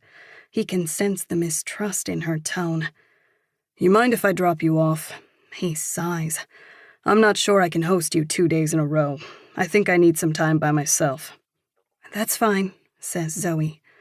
"Probably best if you keep an eye on Evie anyway." "Uh-huh." It's a quiet drive back. The next time they speak, Zoe thanks him for the ride and hops out of the passenger seat. The sun has come out. and Zoe takes her coat off before she reaches Evie's front door. She finds it unlocked, and when she steps inside, she sees her sister is calm and sitting on the living room couch. There's a photo album open on the coffee table. She's flipping through it. "Hey," Zoe says, "you look good." Evie has put on makeup and curled her hair. Ever since she was a girl, putting herself together helped her feel better. Zoe takes her shoes off and plops down next to her on the couch. "What you doing?" "Looking at old pictures." She flips the page. The pictures catch the sunlight and shine in their plastic pouches. It's mostly photos of the girls, but their parents are in some of them. "I miss them," says Evie. "I know." She looks at Zoe. "You don't?" "Of course I miss them. They were good parents," Zoe says, but she's just trying to make Evie feel better. They were good parents. To Evie. The oldest, but treated like the baby. It didn't take Zoe that long after she was old enough to talk to understand she wasn't the favorite of either of her parents. Seeing these pictures makes her sad. Zoe's about to stand and ask if Evie wants any lunch when she flips the page again and Zoe freezes. There's a picture of the four of them in front of an oak tree. There's a slight hill in the background with hay bales on it. Evie is starting to turn the page again, but Zoe throws a hand onto the photo album to stop her. "Wait," she smudges her finger on the picture. "Do you remember this place?" "The old cottage?" "Do Mom and Dad still own it?" "Yeah." Evie's face tightens like she's trying not to cry. "They never sold it."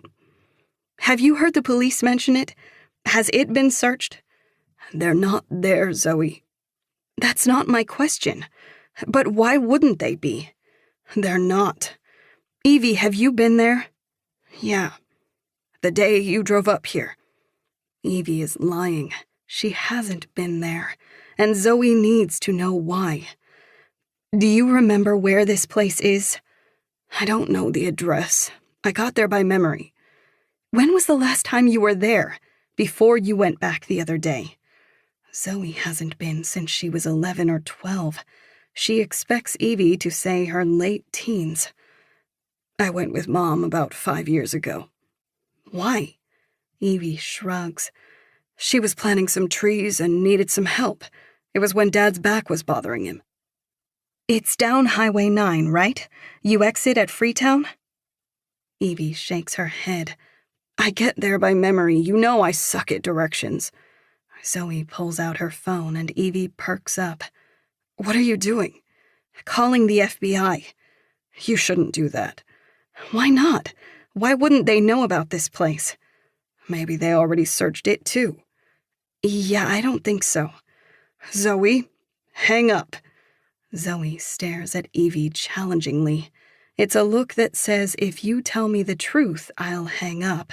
But Evie looks away and Agent Hermosa answers. "Hey, Zoe." "Hey." Zoe stands and walks into the kitchen. "I have a question."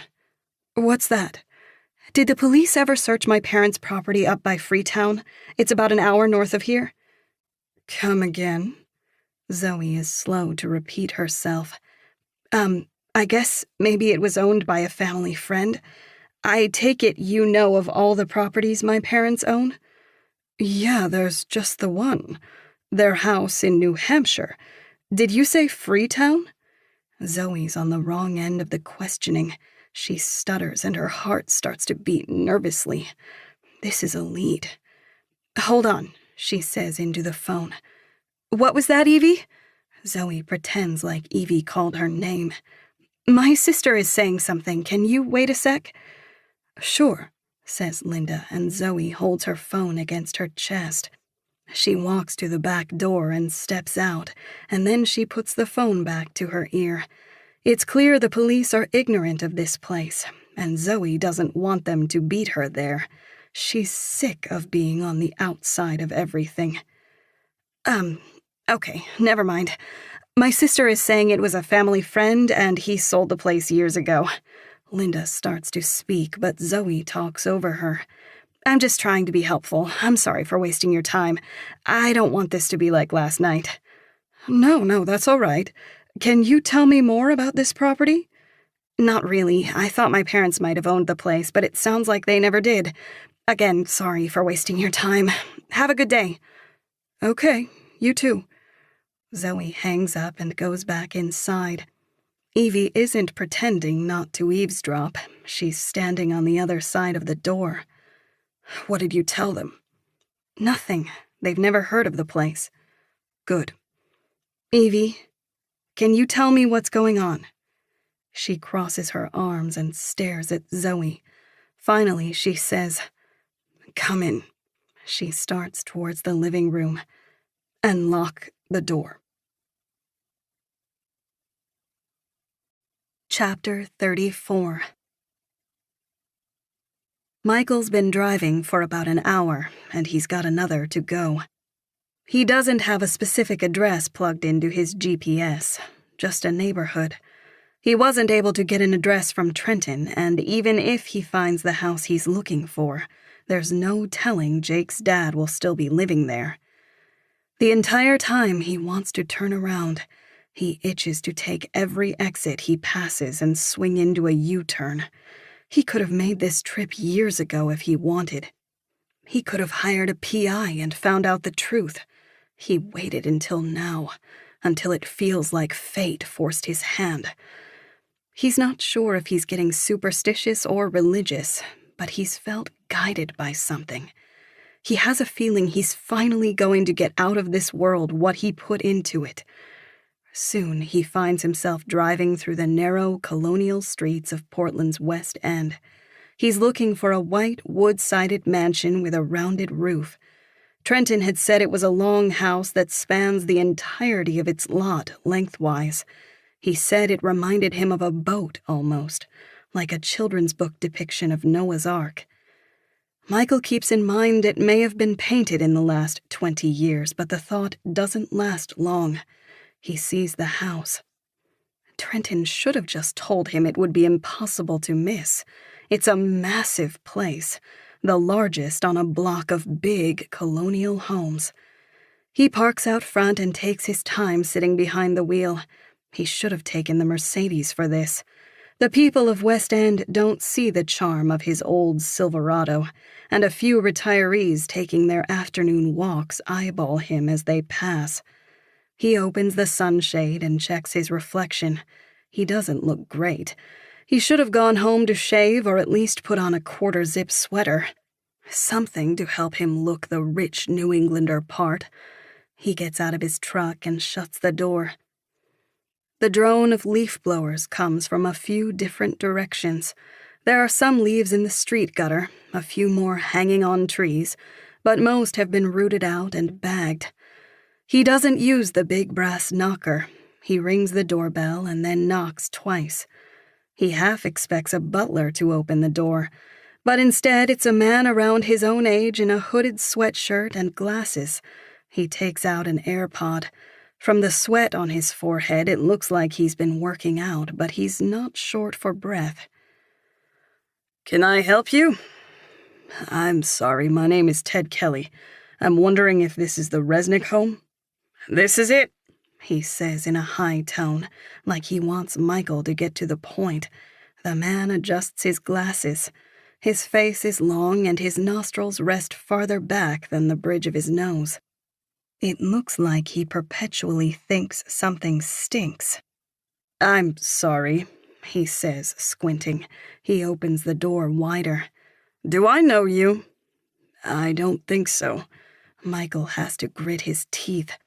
His stomach twists back into a knot of anxiety. I knew Jake Resnick. Oh. The man opens the door all the way. Oh, that's a name I haven't heard in a while. Is he family? My older brother. You don't look like his type. How do you know him? He lived outside of my town when I was a teenager. I haven't seen him since I was that age. But what brings you here? Are you looking for him? Michael thought for a moment that this man might invite him in, But he's beginning to realize that's not going to happen. He hasn't even given his name. No, I'm from Black Castle. It's the closest town to that commune he ran. He skipped town 20 years ago, or so it seems. I heard he had family here, and I was hoping you could tell me where to find him. You're out of luck. He's been missing to us for a lot longer than 20 years. You've had no contact with him for that long? Have you heard of anyone seeing him? No, I haven't seen my brother since I was 15. He was a troubled guy. We don't talk about Jake much. You're looking at the very last place we ever saw him. He gestures down at the doorway. There's a little bit of sorrow in his expression. Okay, sorry for wasting your time. That's fine. Be well. The man starts closing the door, and Michael holds up a hand. Hold on. He was a bit of an exaggerator. I've always wondered if everything he said was true. The man raises his eyebrows, telling him to get on with it. Did he, or both of you, I guess, have a little sister that died? The man nods. Yeah, he wasn't lying about that. Annie. The two of them were close. He was all downhill afterwards. When did she die? Young. I barely remember her. 88, somewhere around then. She was 7. So yeah, 1988. And do you mind me asking, how? The man looks him in the eye. Cancer. Why? What did Jake say? Oh, Michael says a little loudly. He's struggling to sound normal. The same. All right. Anything else? Michael fights his face from becoming a nervous frown. No. He smiles while it feels like black sludge leaks out of his soul. It settles in his hands and feet and pools in his stomach as heavy as steel. No, that's okay. Thanks for your time. Again. Sure thing. The man bows his head, and his curious expression vanishes as he closes the door. Michael has to think to move each leg. He knows he's being watched, and he doesn't linger on the doorstep. A gust of wind rolls off the street and stings his neck. He raises his shoulders and tucks his head as he shuffles to his truck. All these dead girls, Michael thinks, and now he wishes he could join them. Chapter 35. Evie sits on the couch and closes the photo album. She leaves room next to her for Zoe, but she stays standing, waiting for her to speak. Evie takes a deep breath. Mom's in town. Like, you've seen her? She came over here yesterday. When? Evie tilts her head to each shoulder as if she's thinking, but it's clear she knows. She came a couple times. A couple times? Zoe is angrier with her mother than Evie for keeping the secret. Evie does what Mom tells her to. In the morning and the evening. So, when I was gone? Yeah. Why is she hiding? Zoe stares at her sister. She doesn't know what to think. Her mom hiding in town? Although she is not surprised that her mother chose to see Evie and not her. She's not hiding. She probably thinks Zoe would tell on her to the police. You had coffee together here, didn't you? That's whose mug was on the back table. Yeah. Zoe remembers how both mugs were left out, still filled with coffee. Her mom didn't want to see her so badly that she ran away. Zoe spits out a laugh, but inside she hurts. I don't want to have to ask again. Why is Mom hiding? She doesn't want to talk to anyone. Leave her alone. There's a murder investigation at a house she used to own. Where is she? I want to talk to her. I don't know. Evie, what about Dad? Where's he? Evie's eyes begin to well with tears. Dad's still in New Hampshire. Don't tell me he's hiding too. No one is hiding. Would you stop with that word? And Mom wanted to stay over here, but I was here? yeah. Zoe puts her hands on her hips. She realizes her mom must have had something to do with Evie's meltdown. Did she say something last night that upset you? Evie starts to sniffle. She said that I needed to be stronger, that I was being weak. Zoe doesn't console her sister right away. She's too busy thinking. Her mom is only harsh with Evie when she really messes up. Why'd she say those things? She said she was fed up. Sure, but did you do something? Evie is quiet. Zoe thinks she might tell the truth, but she goes cold. She doesn't say another word and crosses her arms. Zoe's done with this. She starts towards the bedroom to get her things. Where are you going? Boston, Zoe lies. I've got shit to do at work and I can't put up with this, Evie. Will you be coming back? I don't know. Well, if you do, you won't have a place to stay with me. Zoe ignores her and gathers her stuff. When she gets back to the front door, Evie just stares out the window. If you change your mind and want to tell me what's going on, call me. I've got the Bluetooth in the car, so... Zoe trails off and her sister turns her lifeless gaze to her. It morphs into a glare. Zoe heads out the front door. She looks left and right as if her mom might be hiding behind a tree. She almost wants to only pretend to leave so she can follow Evie, so she can confront her mother. But when Zoe looks over her shoulder, her sister is staring at her through the blinds. She walks the rest of the way to her car. She almost feels bad for lying to her sister about where she's going, but it fades fast.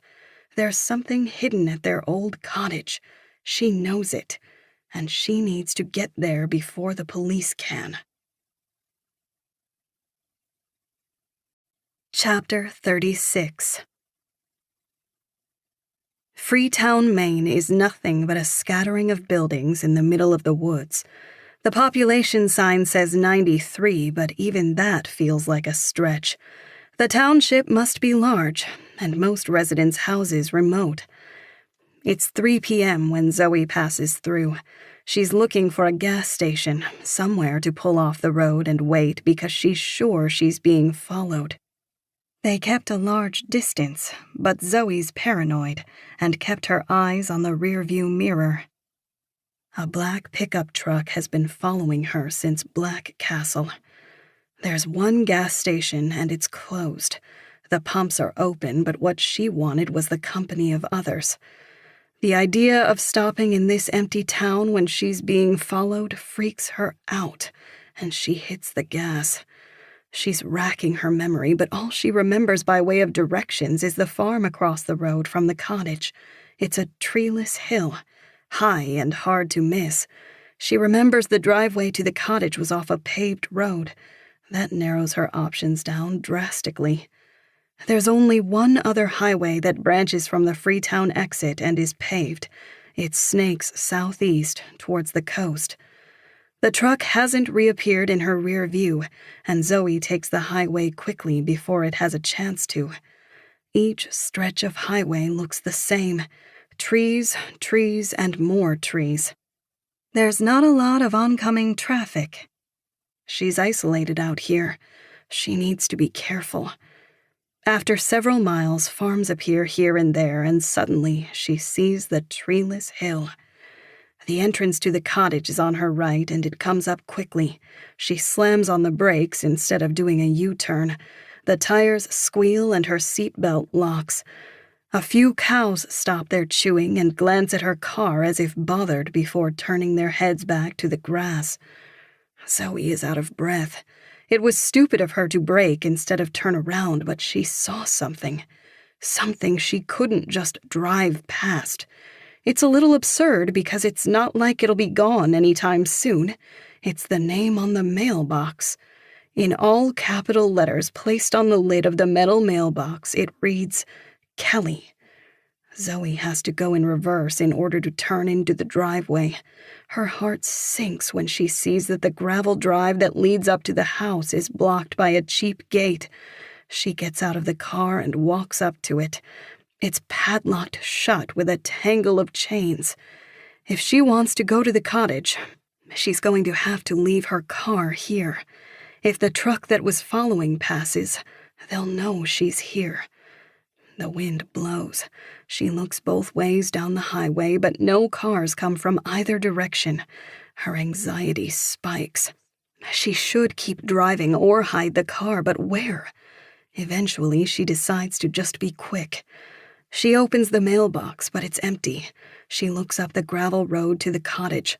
It's a short and steep hill, and some of it has washed out.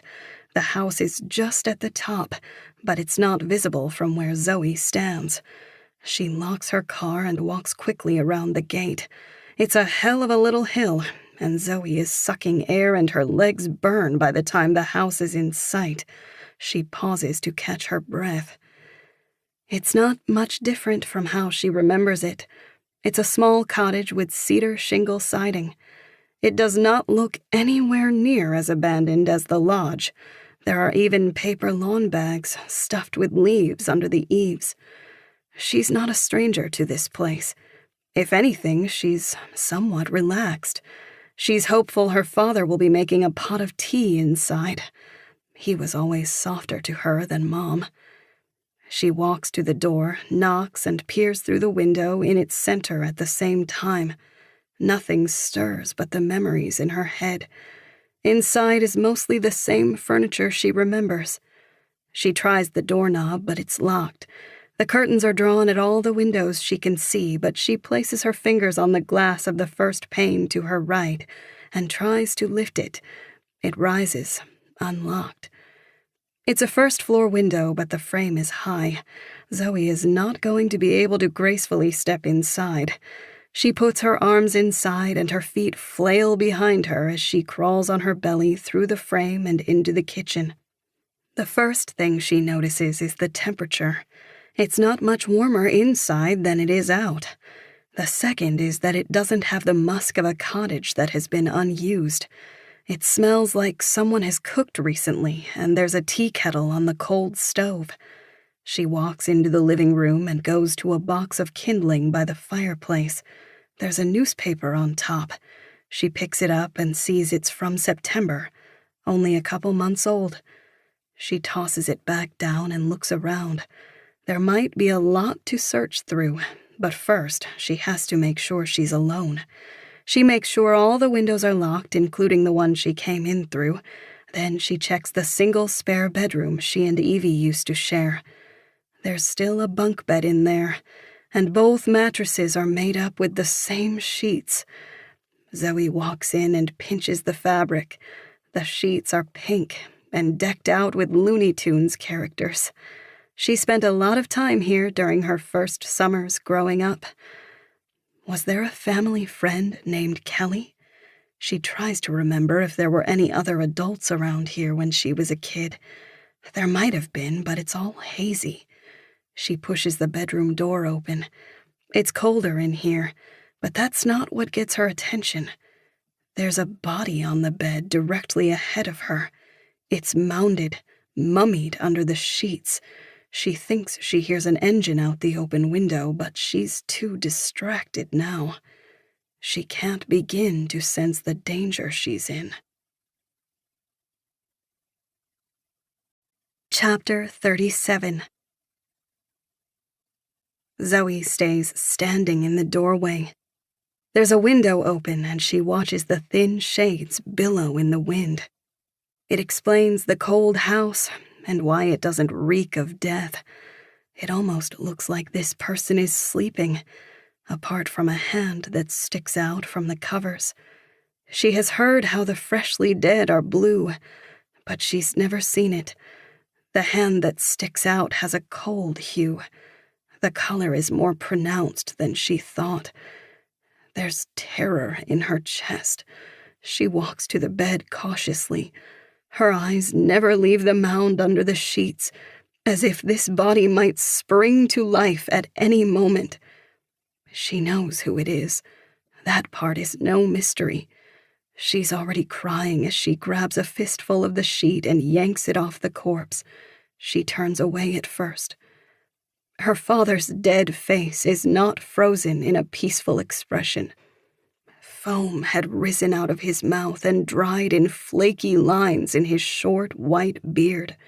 His jowly cheeks have been hollowed by death. They're sunken, and his skin is taut on his skull. "Dad," she whispers aloud. "He was her only warm parent. He may have favored Evie like her mother, and they may have gotten more distant as Zoe aged, but he was still kind." She looks over her shoulder. "He used to chase her through this cottage, teach her to make fires, and tell her stories before bed in the bunk room." She sits gently on the edge of the bed, expecting to feel more. She sniffles, waiting for it. The pain, guilt, and mourning. But nothing comes. There is nothing behind the tears. Maybe fear is too present of a feeling for her mind to process death. Or more likely, thinks Zoe, her dad just didn't mean that much to her. And that thought makes her just as sad as the pale blue body in front of her. The wind shifts and blows stronger through the shades. Zoe suddenly smells something sour. The shock fades. She is slowly coming to grips. She hadn't been able to speculate on his death, but now her eyes dart around the room. There is a pill bottle on the nightstand, capless and empty, and next to it stands a tall bottle of Russian vodka. It's mostly gone, too, and the steeples of St. Basil's rise high above what's left of the liquor. Zoe almost picks the prescription bottle up before realizing she's tampering with the evidence of a crime scene. She puts her hands on her knees and leans forward. It's Vicodin, prescribed to her mother. Zoe stands on the floor next to the bed and feels her feet stick to the floor.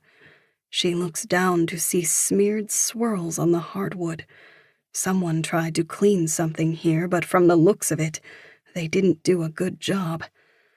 Zoe moves the sheet and inspects her father's wrists and hands. He wasn't tied up. There are no defensive wounds. His left hand, the one that doesn't hang off the bed, lies next to his head. It's possible he was the one to pull the sheet over himself. The scene screams suicide, but she doesn't want to believe it. She lifts the sheet and gently covers his face again. The obvious evidence, if this was a suicide, would be a note. There's a writing desk behind her near the door where she came in. Laid neatly on the dark walnut wood is a pen. There is no note to accompany it, but it looks like there should be. She opens the desk drawer, but it's empty. The thing has been cleared out. Zoe walks to the bathroom. She checks the medicine cabinet, the drawers of the vanity, and even the trash under the sink. But there's nothing out of the ordinary.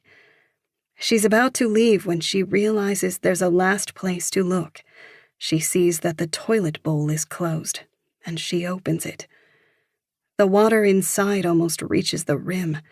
It's clogged, and bits of what looks like a paper towel swirls slowly in an invisible current.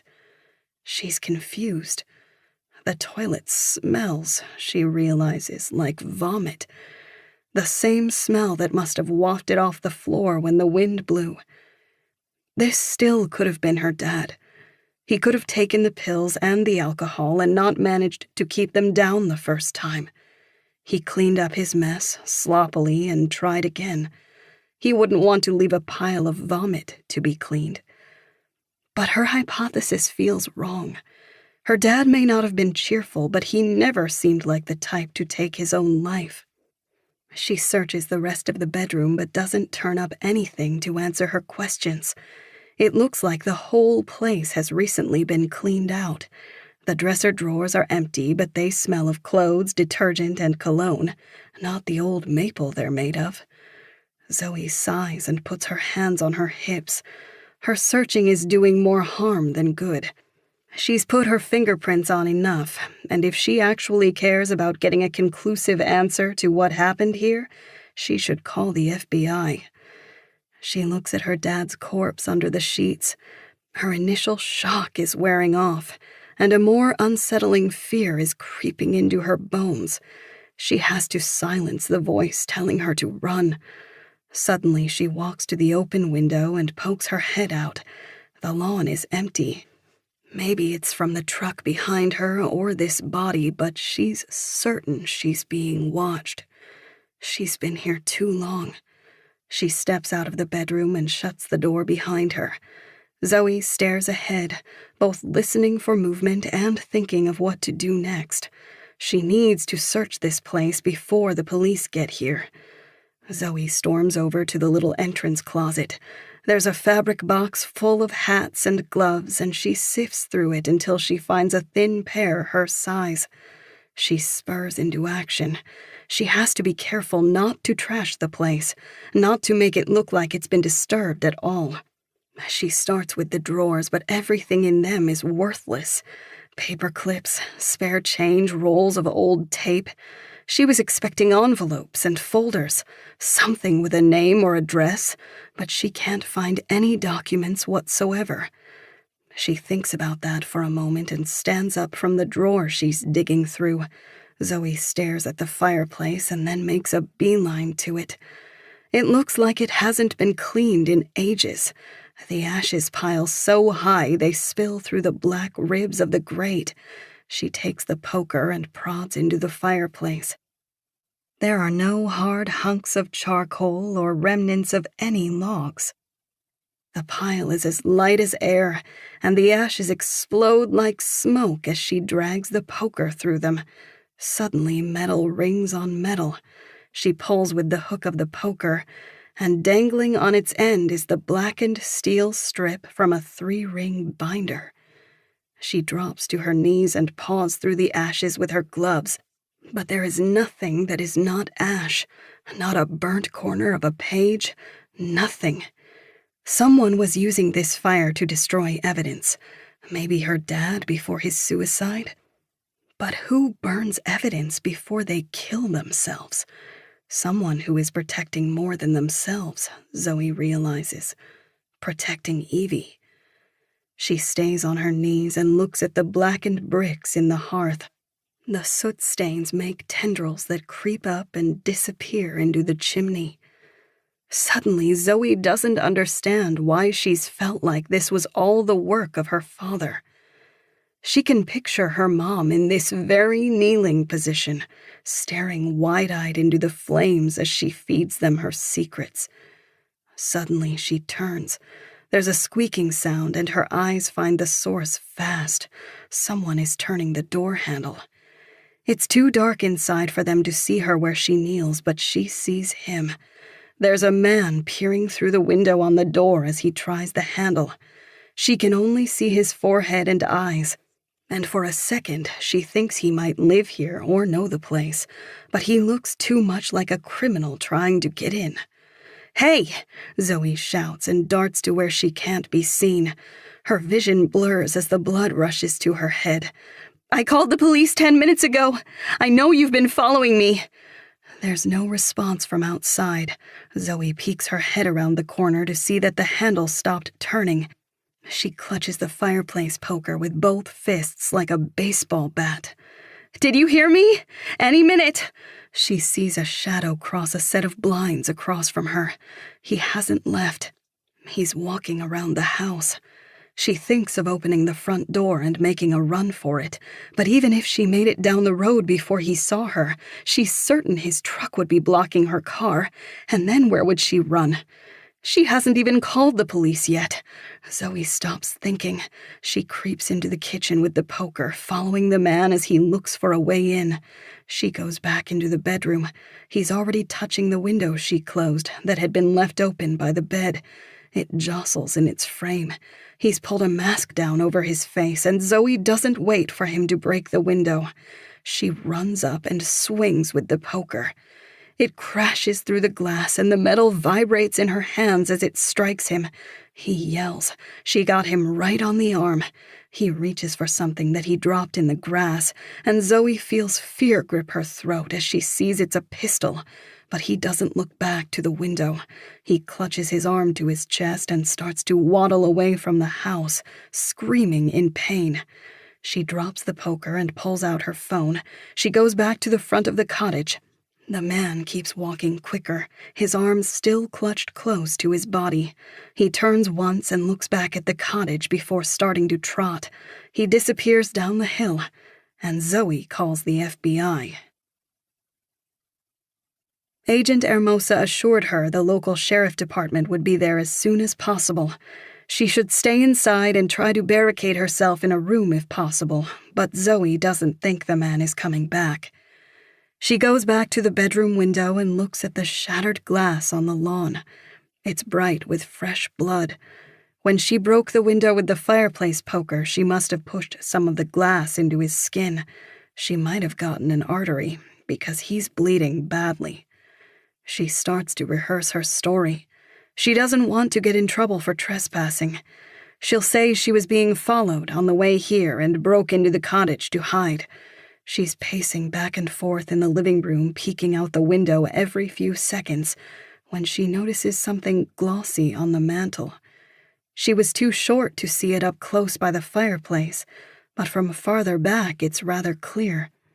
There is a stack of pictures that reflect some of the sparse light in the room. She doesn't bother being gentle. She snatches the stack and holds them eye level.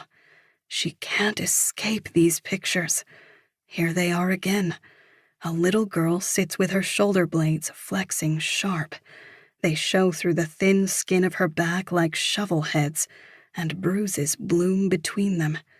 She flips through to the next photo and freezes. These aren't exactly the same pictures. They show a face, one she recognizes. The girl looks at the floor to avoid eye contact with the photographer. Her face is unbruised and Zoe's mouth creeps open. She flips over the picture and written in wide letters with a Sharpie is a name and date. Evelyn Knight, 10/29/94. Chapter 38. Michael's been at Doc's bar since he got back from Portland. He can tell he's a subject in some of the town's gossip, because when he entered, the bar quieted, and the volume level hasn't returned. He's doing a poor job of not looking bothered, but his mind isn't occupied with appearances so much as the past. He orders a cocktail and makes it a double.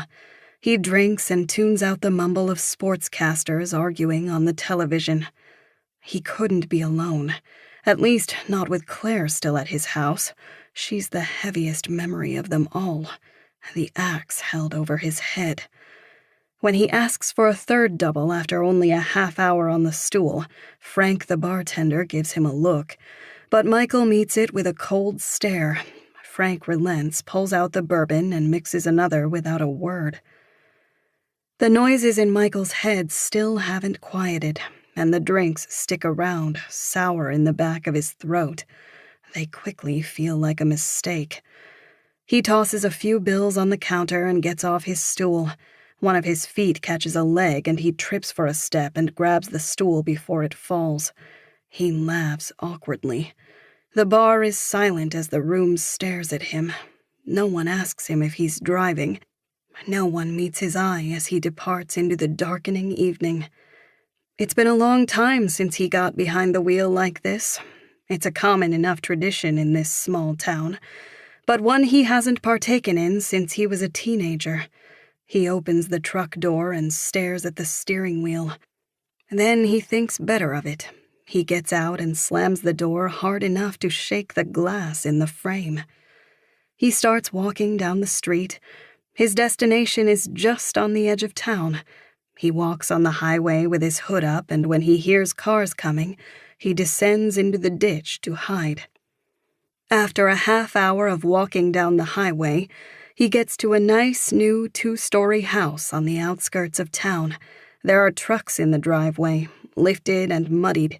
He thinks about knocking on the front door when he notices a light on in the garage. The 2-stall door is closed, but the small service one should be unlocked. He walks over quickly and is spotted by a dog. A large German shepherd is kept in a chain-link enclosure in the backyard. It snarls and stands with its front paws on the chain link. Michael can see its spit fly as it begins to bark wildly. He turns back to the garage when the door suddenly opens. There's a rifle pointed at his chest. He raises his hands slowly, but at the same time the barrel lowers. Michael? What the hell are you doing here? Standing in the doorway is Ben Miller. His face is fatter than the rest of him, and its folds wrinkle into a frown. I thought it best if we talk.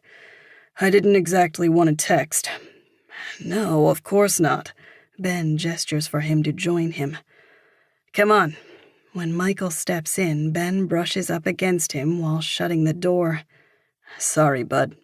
Michael knows he's trying to feel for a gun. He's glad now he didn't bring one.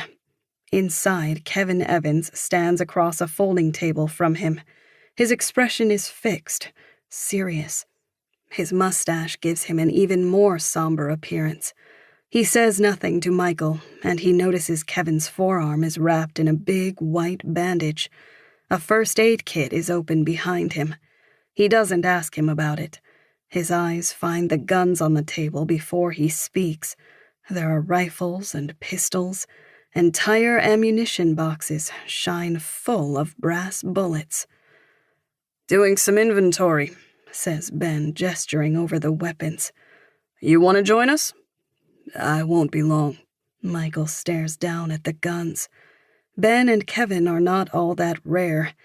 There are a lot of militia types in Maine, men who spend their overtime checks on rifles and bandoliers and suggest that terrorists are currently coming into the country from Canada, taking any pretense to give their war games a feeling of importance. Michael picks up an unloaded pistol. Its slide is engaged, and it's light without a magazine. He hefts it in his hand as if testing its weight. He came here to level accusations, but under the bright lights, the booze feels like it's worn off. He puts the gun down. I'm sorry, Kevin. I'm sorry about your brother. He had his demons. I know. How are your parents? He sighs and grimaces as if he's holding back tears. They've been better, Michael. What happened to your arm there? I leaned it on my wood stove. Ouch, Michael says. Can we help you? Have those feds talked to you guys? They shake their heads. No. Have they talked to you? No. They're all quiet for a moment. The dog is still barking just as furiously as before. The sound carries easily through the closed door. It's making Michael anxious, and he smiles. Does he ever quit? He points over his shoulder. Ben doesn't say anything. Kevin keeps pulling the bottom of his sweatshirt down with his good hand. There's a bulge on the right side. A handgun, Michael figures. He wasn't thinking coming here. They don't trust him.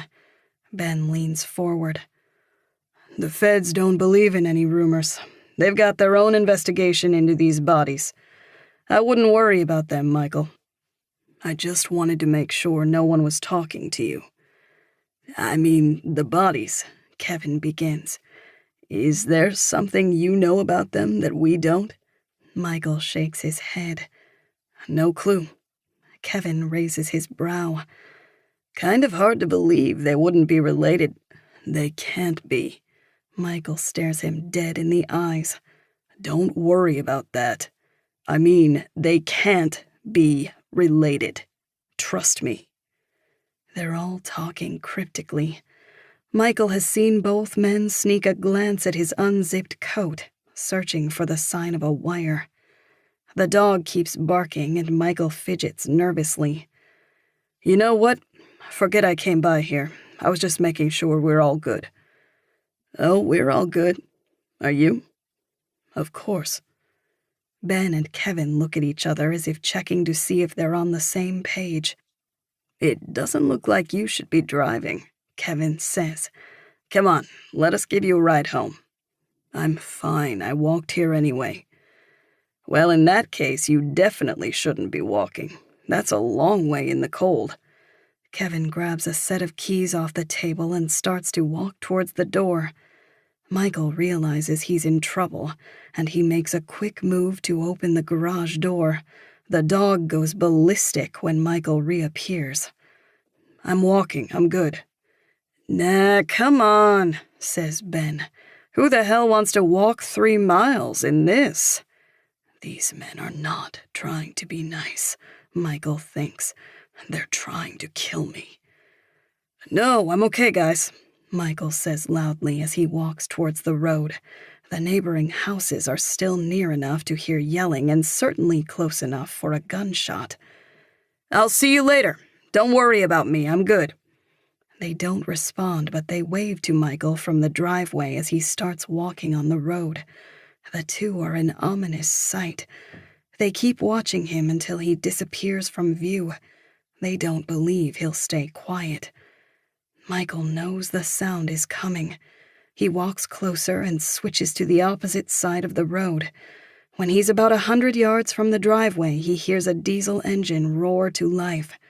Michael sprints off the road and into the woods. Chapter 39. There are 3 police cars and an ambulance in front of the cottage. It's gotten dark, and the world has taken on the hurried hue of the blue and red emergency lights. Zoe has been talking to the FBI for the last 20 minutes. They've gone over the man, his mask, his gun, the black truck he drove. They say they should be able to get a DNA sample from his blood. And how long were you in the residence before you first called us? Agent Hermosa isn't in her typical Navy windbreaker. She wears a heavy coat, and her gloved hands hold a pen and notebook. I don't know. After I saw my dad, I can't remember exactly. Maybe a few minutes more, so 10, 15 total. And what did you do during that time? I looked around. I found those pictures I showed you. That's it. And you can confirm the little girl is your sister? 100%. Okay, we'll set up an interview with your sister right away to find out what she knows about the pictures. You said she has one of them at her house as well? Yes, the exact same one I found at the lodge. Do you mind waiting to contact your sister yourself? We'd like to speak to her about this face-to-face first. Zoe realizes they think she's a flight risk. They don't want her to talk to Evie because they think she might run. Her stomach turns on end. Do they think she did this? Do they think she killed Dad? And my dad, says Zoe. I know it looks like a suicide, but it should still be looked into. We're going to be extremely thorough on this, don't worry. There'll be an investigation along with an autopsy before we rule on the cause of death. Zoe begins to speak, but Hermosa interrupts her by touching her shoulder. The coroner doesn't want to leave the body here any longer, and we need to take another look at the scene. Can you wait here for a couple hours for some more questions? Zoe wants to be nice. It's hard to say no to an FBI agent. Do I have to? No, it's up to you. I'm going back to Black Castle. We can talk tomorrow. And I got it, I won't share anything with my sister. You're not going to serve a warrant, are you? She's not super stable. I think just you and your partner coming by would be plenty of police. We're going to take precautions. I can't promise anything. Zoe is picturing a SWAT team busting down Evie's door and wrestling her into handcuffs. She's fragile, Zoe begins, but she trails off. She's not going to convince the FBI to go easy on her sister. We'll see you in Black Castle. Linda pats her shoulder and turns to the cottage. There is only one thing now that's on Zoe's mind. She needs to find her mother. It's a long drive back to Black Castle. Her dad's death feels like an abstract concept. She's trying to feel the sadness she thinks she should, but if anything, she's numb. The questions burn. Who are the Kellys? Who was the man? Mostly all she thinks about is how to get in touch with her mom. Her sister should know. What Zoe is trying to figure out is what words to use. She needs to not only be gentle, but convincing. Zoe can brainstorm tactics all she wants. Whether Evie tells her or not is totally dependent on whatever mood she's in when she sees her. After another hour of driving, she's back in Black Castle. When Zoe begins to turn onto Evie's street, she stays still at the stop sign. There's a gray Ford Explorer parked across the street from her house. The license plate is too far away to read, but from the red lettering and white background, she knows it's from Massachusetts. Out of state. More feds. This isn't good, Zoe thinks. They could be preparing to serve a warrant tonight. It was a bizarre request for the FBI to ask her to delay telling her sister about her dad's death. But of course, maybe they think Evie knew about it. She remembers her sister's rampage the night before. Could that be because of Dad's death? She sees movement in the SUV. Whoever is behind the wheel is turning over their shoulder.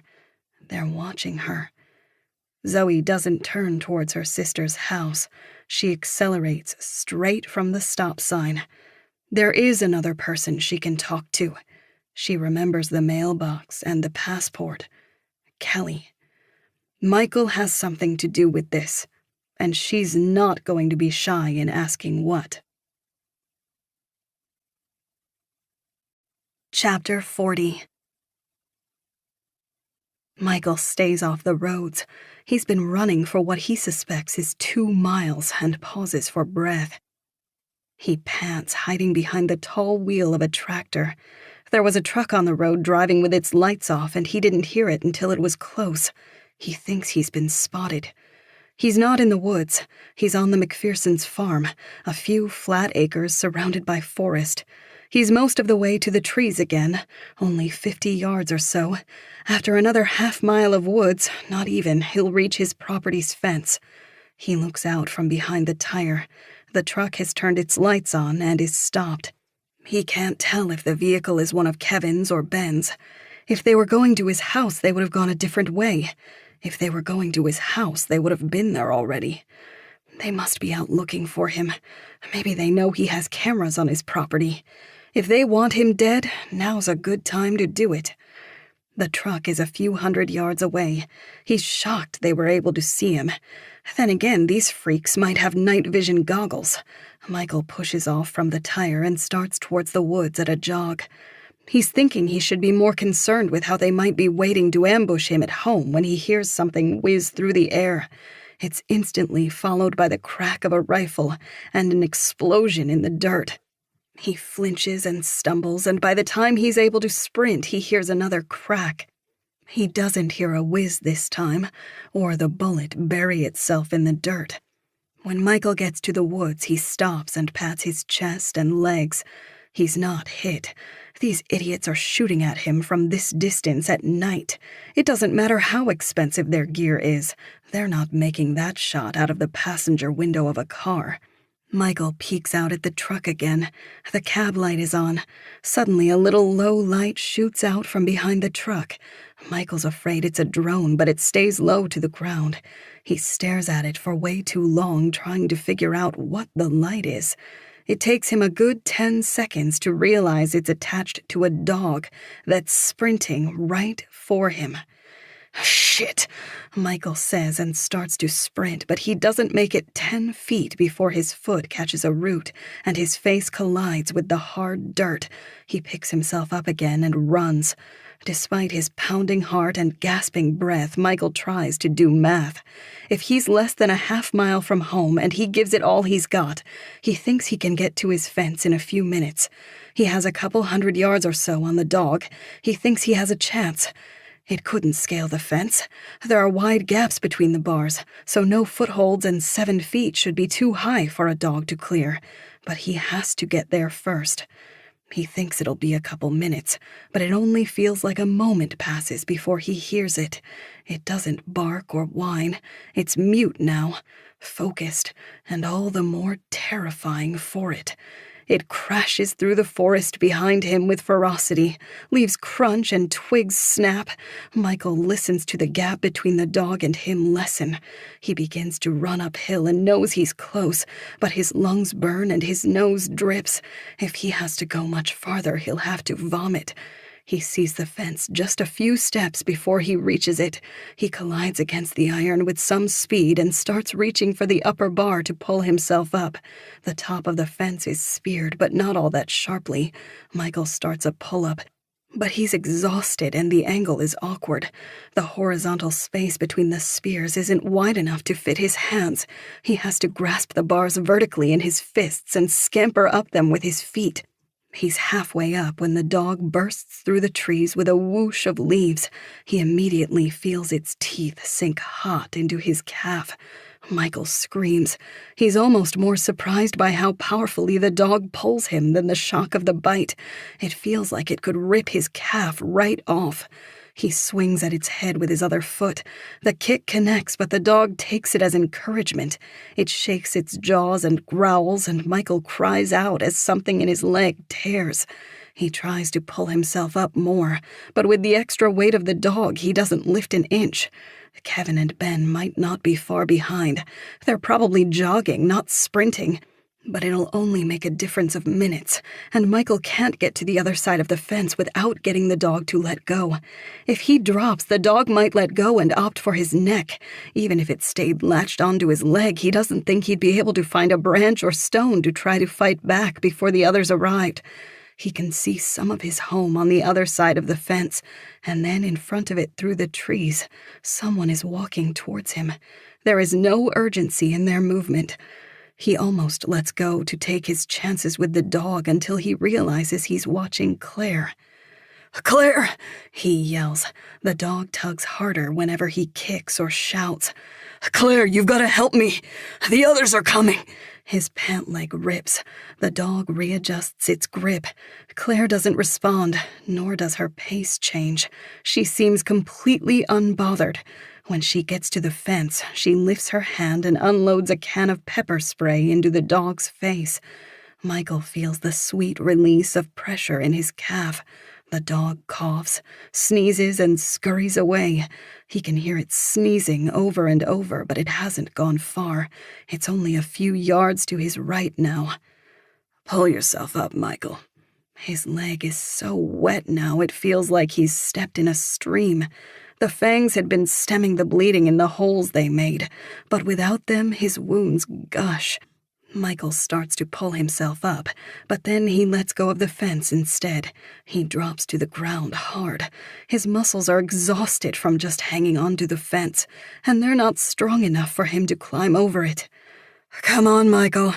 Claire holds her hands through the bars of the fence, palms up, ready to give his foot a boost. "You need to move." He's woozy and stumbles to his feet. The dog is still sneezing, but it hears him stand and begins to bark furiously.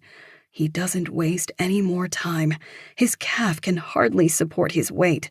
He puts his foot on Claire's palms, and as she hefts up, he pulls on the bars. With her help, he lifts himself and does a clumsy job of not falling to the other side of the fence. He hits the ground hard, but Claire is right there, already pulling him to his feet from his armpits. He leans on her for support as they walk to the house. She doesn't ask him any questions. She doesn't say a word. When they get inside, she brings him to the living room. It's hot here, and Michael feels himself go flush. Claire had started a fire that still burns strong. She leaves him on the couch and comes back a minute later with a first aid kit. Michael stares into the fire, trying to distract himself from the waves of nausea. His sock makes a squishy sound when he moves it in his blood-soaked boot. "Fuck, Claire, you need to get my gun." She nods backwards. "It's on the coffee table." She doesn't look up from her work. She starts going through the first aid kit, arranging the gauze and bandages on the ottoman. "That was one of Ben's dogs?"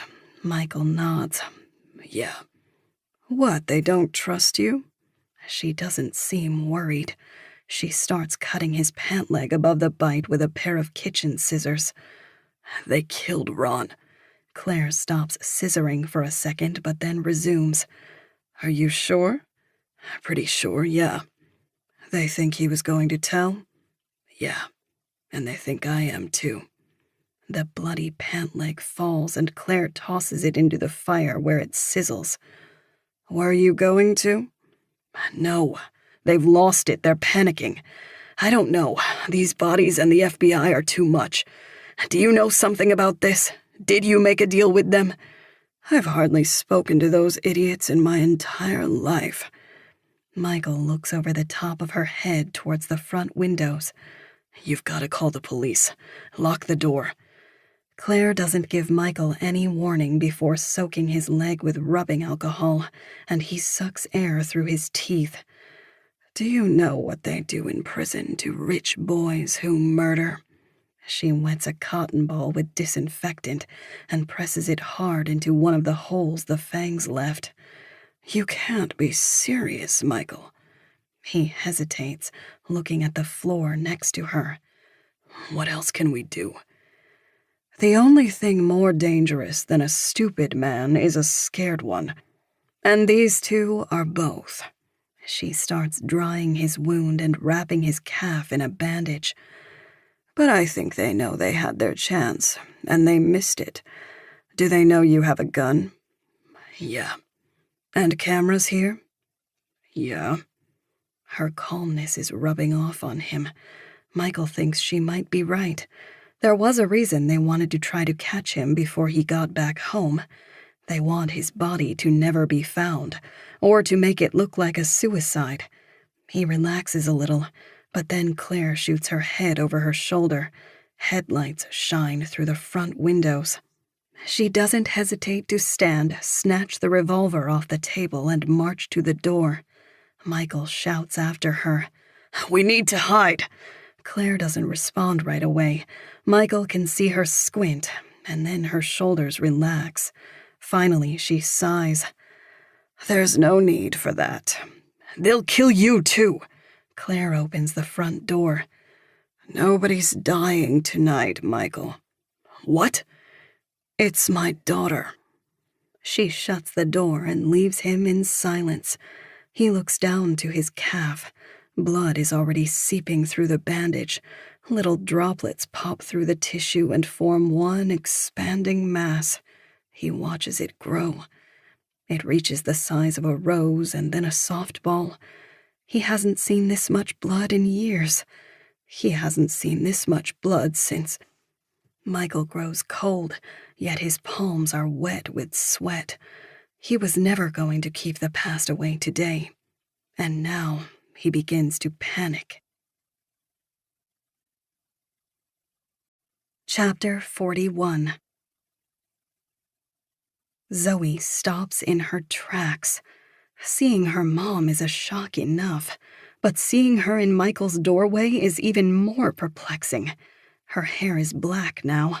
The auburn color they shared has been dyed away. "Hi, Zoe." Zoe is speechless.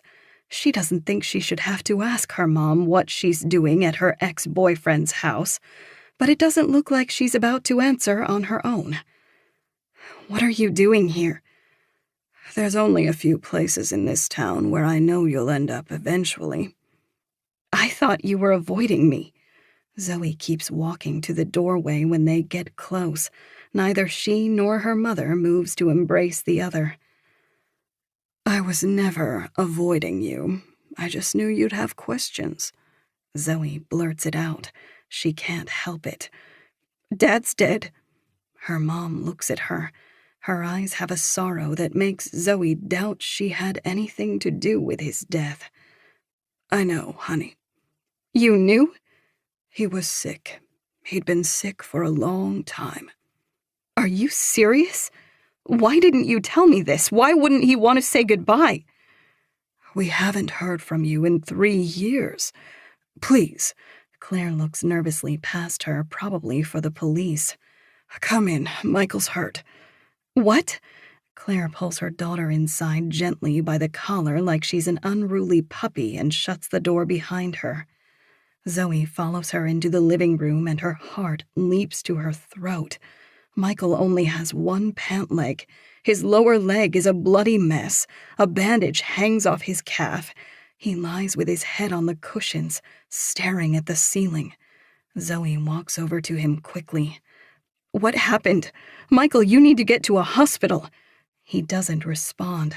His gaze is far away. "Michael?" "It's a dog bite," Claire says. "He'll be okay." Zoe looks at the puncture holes. She takes a bit of gauze and wipes one clean to see that it's disgustingly deep. "No, he needs a hospital." Michael yanks his leg away from Zoe and stands. He's muttering something she can't understand. "Michael, sit down." He whips around, his eyes frenzied. "Do you not think I deserve this?" He points at his leg. Zoe notices he's looking at her mother, not her. "This is exactly what it looks like. A little wound." Claire is oddly silent. She's squinting at Michael as if afraid of where he's going with this. "Michael," Zoe starts, "what are you talking about? Getting medicine is not about what you deserve." "No," he yells. She and Claire both flinch. "Is it not? I hope this leg turns fucking gangrenous, infected and green. You think I care about a hospital? Do you think I'd ever save myself if I had the chance not to?" There's a panic in Michael's eyes. His breath is quick, nervous. He's reminding her of Evie. Easy, Zoe thinks to herself. "I think I know why I never got caught." "Michael," Claire says cautiously, but he points a fast finger at her and shouts, "No, shut up!" Claire listens to him and Zoe's hairs stand on end. These two have a connection. They're closer than she thought. "I would have killed myself in prison. Before prison. If the cops ever got close, if I ever caught a whiff of a warrant or whatever, I would have done it. I always kept the pistol in my nightstand. I practiced. Not much to practice, but point." He makes a gun with his fingers and puts it against his head. "Shoot. But still, I wanted to familiarize myself with the feeling." "Michael, you don't need to stress yourself out like this," says Claire. Zoe notices that her mom is just as nervous. There's a pleading in her voice. Whatever track he's on threatens her as well. Michael ignores her. "God left me alive to rot. That's why I'm still here. It's like he knew that if justice handed me a sentence, I'd never serve it. So I pay the price. Free." Michael paces back and forth. His leg has to hurt. He drags it behind him, and it's begun bleeding more as he walks, but he doesn't pay it any attention. Zoe looks from the dark holes in his flesh to his feverish eyes as he speaks. "I've been thinking. There's a balance in this life. Some people call it God or karma, but I don't know. I think that's wrong. That suggests there's a sentience behind it, like there's a puppeteer, a master of the universe. But it's not that way." Michael licks his lips. He speaks crazed, as if to himself. "Balance in our lives, in nature.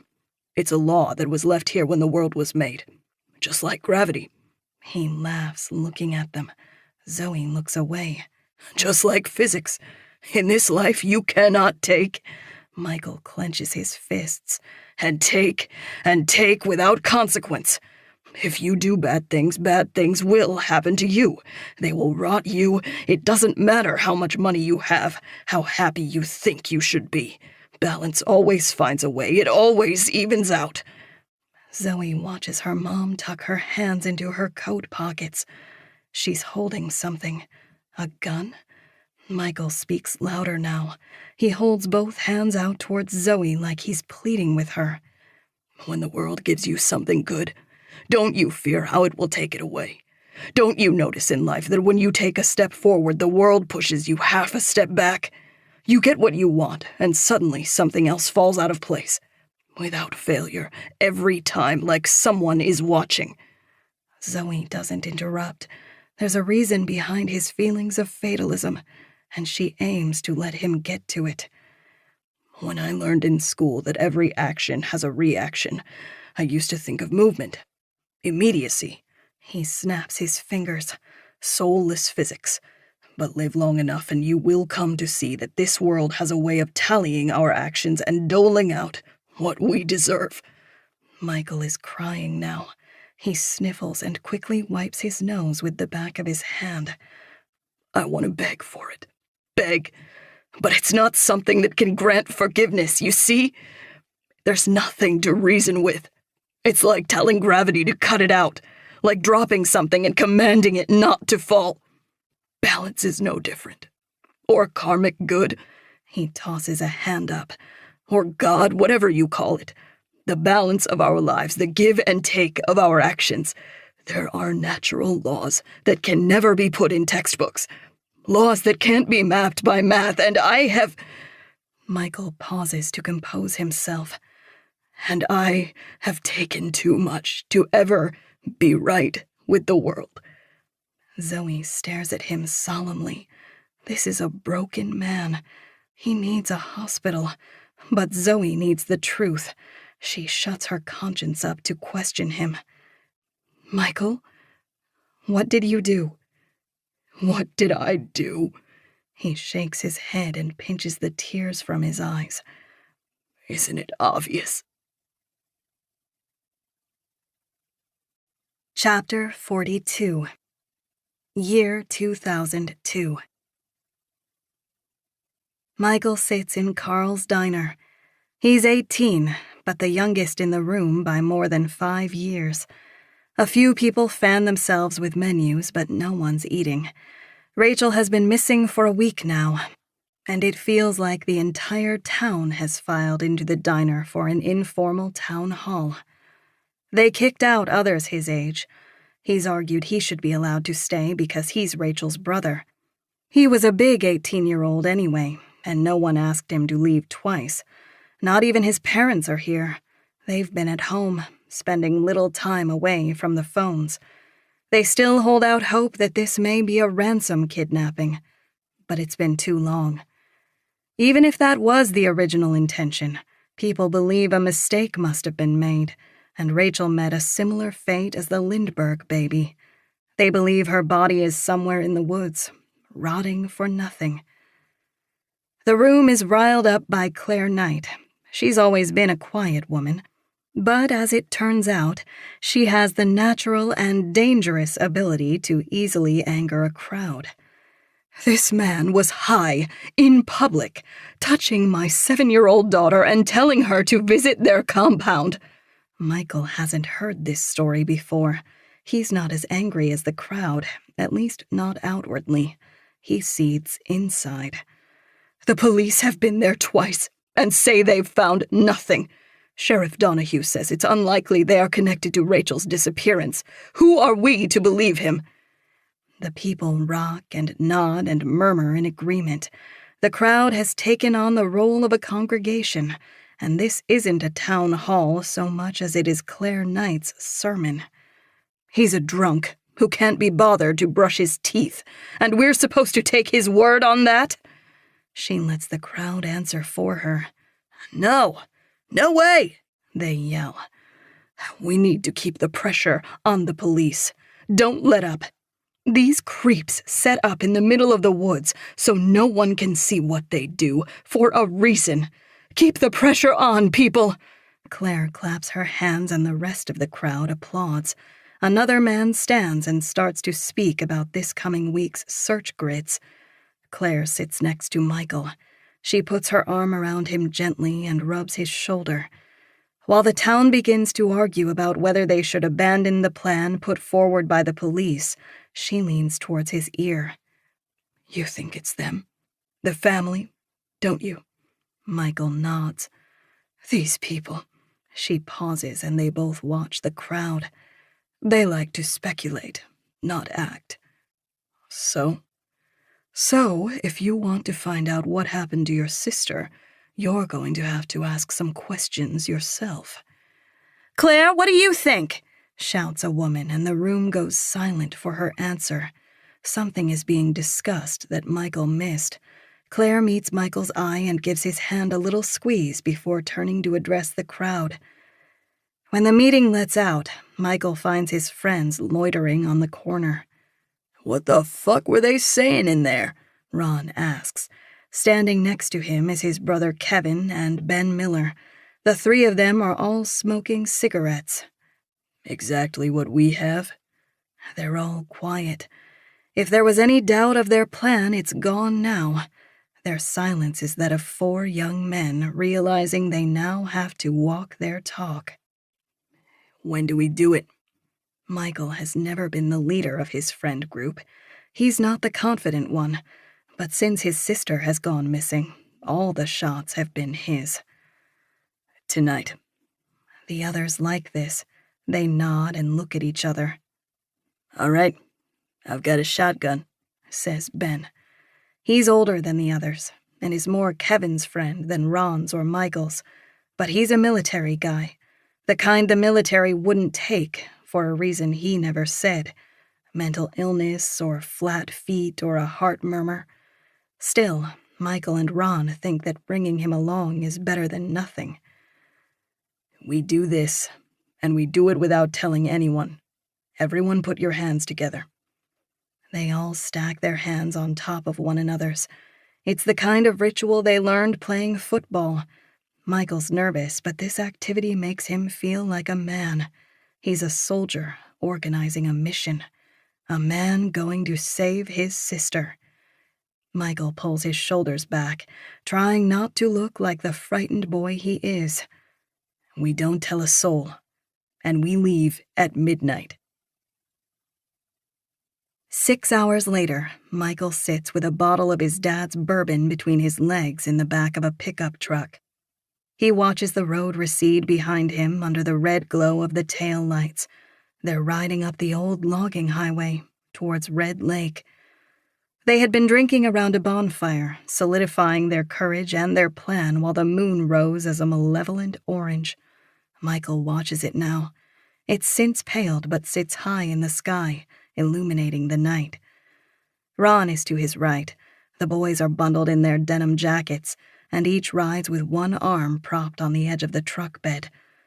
They turn right onto Red Lake Road. The window to the cab is open, and Ben leans his head out. "Killing the lights," he hisses. "All right, okay." The dirt road ahead of them vanishes, and the truck slows to a creep. Eventually, their eyes adjust to the dark with the help of the moonlight. They stop the truck where the road bends towards the lodge. Ben kills the engine, and when they get out of the cab, they don't risk any noise by shutting the doors. "No lights," Ben whispers. "Wait until we're inside. Remember, there should be 5 of them." They all adjust their headlamps taken from their parents' camping supplies. Michael's hands are empty. Ben is the only one armed with a gun. The other 3 have knives, but the plan isn't to use their weapons. This is an interrogation. They walk single file towards the front door. Their boots clomp up the front porch. "Can you imagine what kind of weirdos live in a place like this?" Ron says before they all shush him. Ben is keeping both hands on the shotgun at all times, and Michael takes point. He puts his hand on the doorknob and says a little prayer. It glides open, unlocked. He's conflicted. He's glad they don't have to break in through a window. But if these people did something as heinous as kidnap a teenage girl, Michael thinks they'd at least keep their doors locked. They start up the stairs, and Michael clips his headlamp on. They hold their breath as they walk. All their steps together are a cartoonish cacophony for a group trying to be quiet. The stair treads creak and moan and crack as if the house is trying to warn its inhabitants of the unexpected guests. Inside, it's otherwise dead silent. There is no white noise. There's no electricity whatsoever from what they can see. The rest of the boys click their lights on. Michael hears something. He flattens his back against the wall and gestures for the others to stop. The sound is clear now. Soft, dueling snores. One rises, and as it falls, another snore responds. Michael hates the silence. It reeks of anticipation. This house is about to get loud. Really loud. It's all part of their plan. They creep into the upstairs hall. This is where their plan is not so certain. They don't know how many people are sleeping up here or where, but they are going to operate in pairs. Ben and Michael position themselves in front of the door with the snoring coming from the other side. Ron and Kevin take the next closest one, and Michael starts the silent cadence, counting down his fingers. Both teams hesitate when he gets to 0. No one moves until Michael throws open the door and screams, "Everybody up! Up!" He can hear Ron and Kevin shouting the same thing. He hopes they picked an occupied room. "Get up, motherfucker!" A couple of pale, naked bodies flail on the bed, a man and a woman. From his long brown hair alone, Michael knows it's Jake and his girlfriend. "You try anything and we'll shoot," Ben shouts. "We've got guns, hands behind your back." Okay, don't hurt us," yells Jake. He starts to get down on his knees, and Michael is a little shocked as he sees Ben swing the stock of the shotgun in between his shoulder blades. It hits hard, and Jake falls flat on the floor, gasping for breath. Ben sits on his back, wrestles his wrists together, and ties them tight with a thick zip tie. "Get the girl!" he yells at Michael. The woman is mute, her eyes wide in terror. A small dog is yapping at her feet, but it's too nervous to move on the attackers. Michael hesitates. This was different in his head. Of course there was going to be violence, but the idea of putting rough hands on this woman suddenly sickens him. But the success of everything rides on his ability to do the ugly thing. Michael grabs the girl's arms. He tries to pull her wrists together as Ben had done to Jake, but this breaks her trance. She bucks and screams, throwing her head hard into Michael's chest. "Throw her down! Don't let her bite you!" Ben shouts these instructions, but Michael is overwhelmed. He can't put his heart into being rough with her. This feels wrong. Suddenly, Ben walks over. He kicks the girl's legs out from under her, and she hits the floor. Then he straddles her back and pulls out another zip tie. "You guys good?" Ben shouts towards the open door. There's no response from down the hall. "Mikey, go check on the others. Take the shotgun." Michael grabs the gun and goes to the other room. He can hear commotion and shouting, and the little dog follows him, yapping the whole time. The hall doors that were shut are now open. The other members of the family have rushed Kevin and Ron. There's 2 men and another woman, and both brothers are failing to fight them off. Seeing his friends in danger gives him no choice. Michael shoots the ceiling without hesitation, and every person in the room collapses onto the floor. The dog shuts up. It goes scampering down the hall with a whine, and then all is silent. "I'll fucking kill you! All of you, lie down, hands behind your back." Ron and Kevin get to their feet. They're even more dazed than Michael. "Tie them up." "What do you want from us?" one of the family cries. "You'll see soon enough." "Everybody alive?" Ben shouts. Michael keeps the shotgun level. "Yep." Ron and Kevin get them tied and then help them to their feet. Ben is already in the hall, holding Jake and his girlfriend each by an elbow. "Is there anyone else in the house?" he asks, looking at each in turn. "No," says Jake. "It's just the 5 of us. If you're lying, we're going to shoot one of you." "We're not fucking lying." Jake makes eye contact with Michael.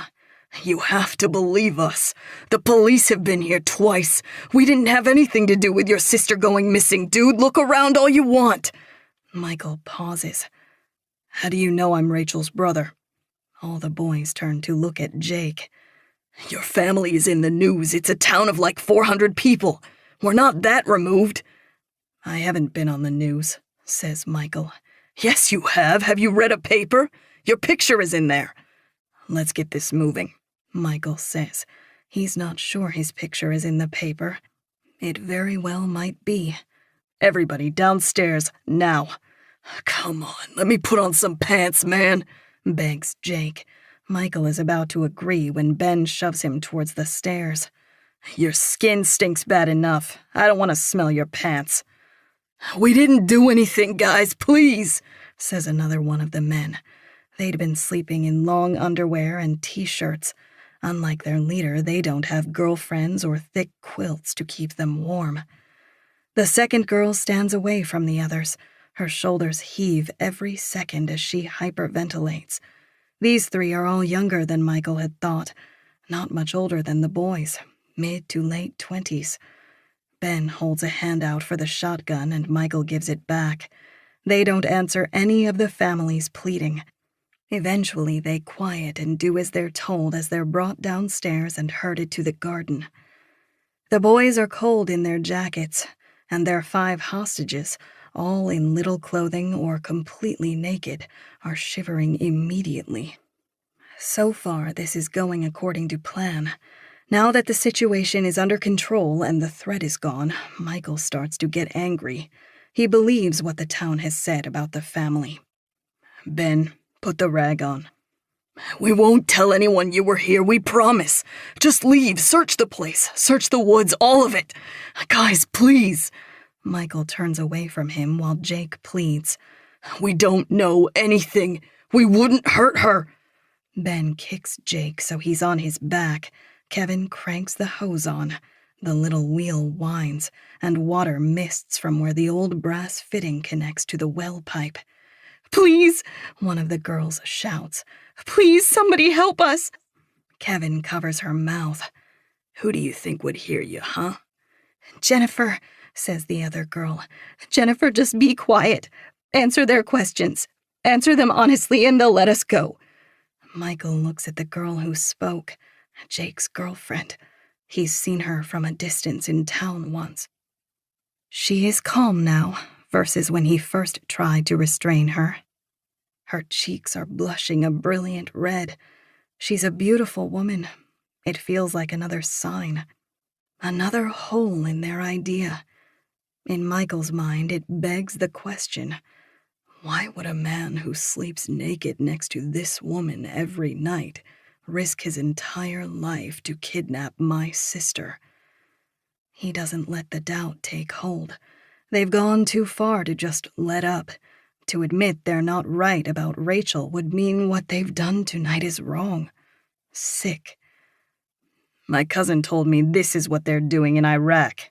Ben switches the shotgun to his left hand and holds the rag over Jake's face while Kevin puts his thumb over the hose. Jake must try to breathe because the rag sucks to his face, but it's clear that he can't. He's mute as he tosses his head left and right to try to avoid the water. Ben removes the rag and holds him by the neck. Ask him, Michael.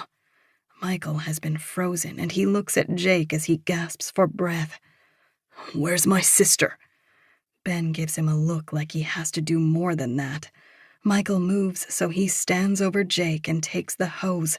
Then he starts spraying him in the face without a rag. Where is she? He moves the stream to the grass so Jake can answer. Jake spits up water. It dribbles through his wet beard that's now small and lank. I'm your friend, man. You're nobody's friend here. Michael remembers Claire's story. This guy was creeping on Zoe. He's a hippie, a creep, a pedophile. Naked, wet, and humiliated on this cold lawn is exactly what he deserves. He puts his boot between Jake's legs and starts to press. Oh! Jake yells. Where is she?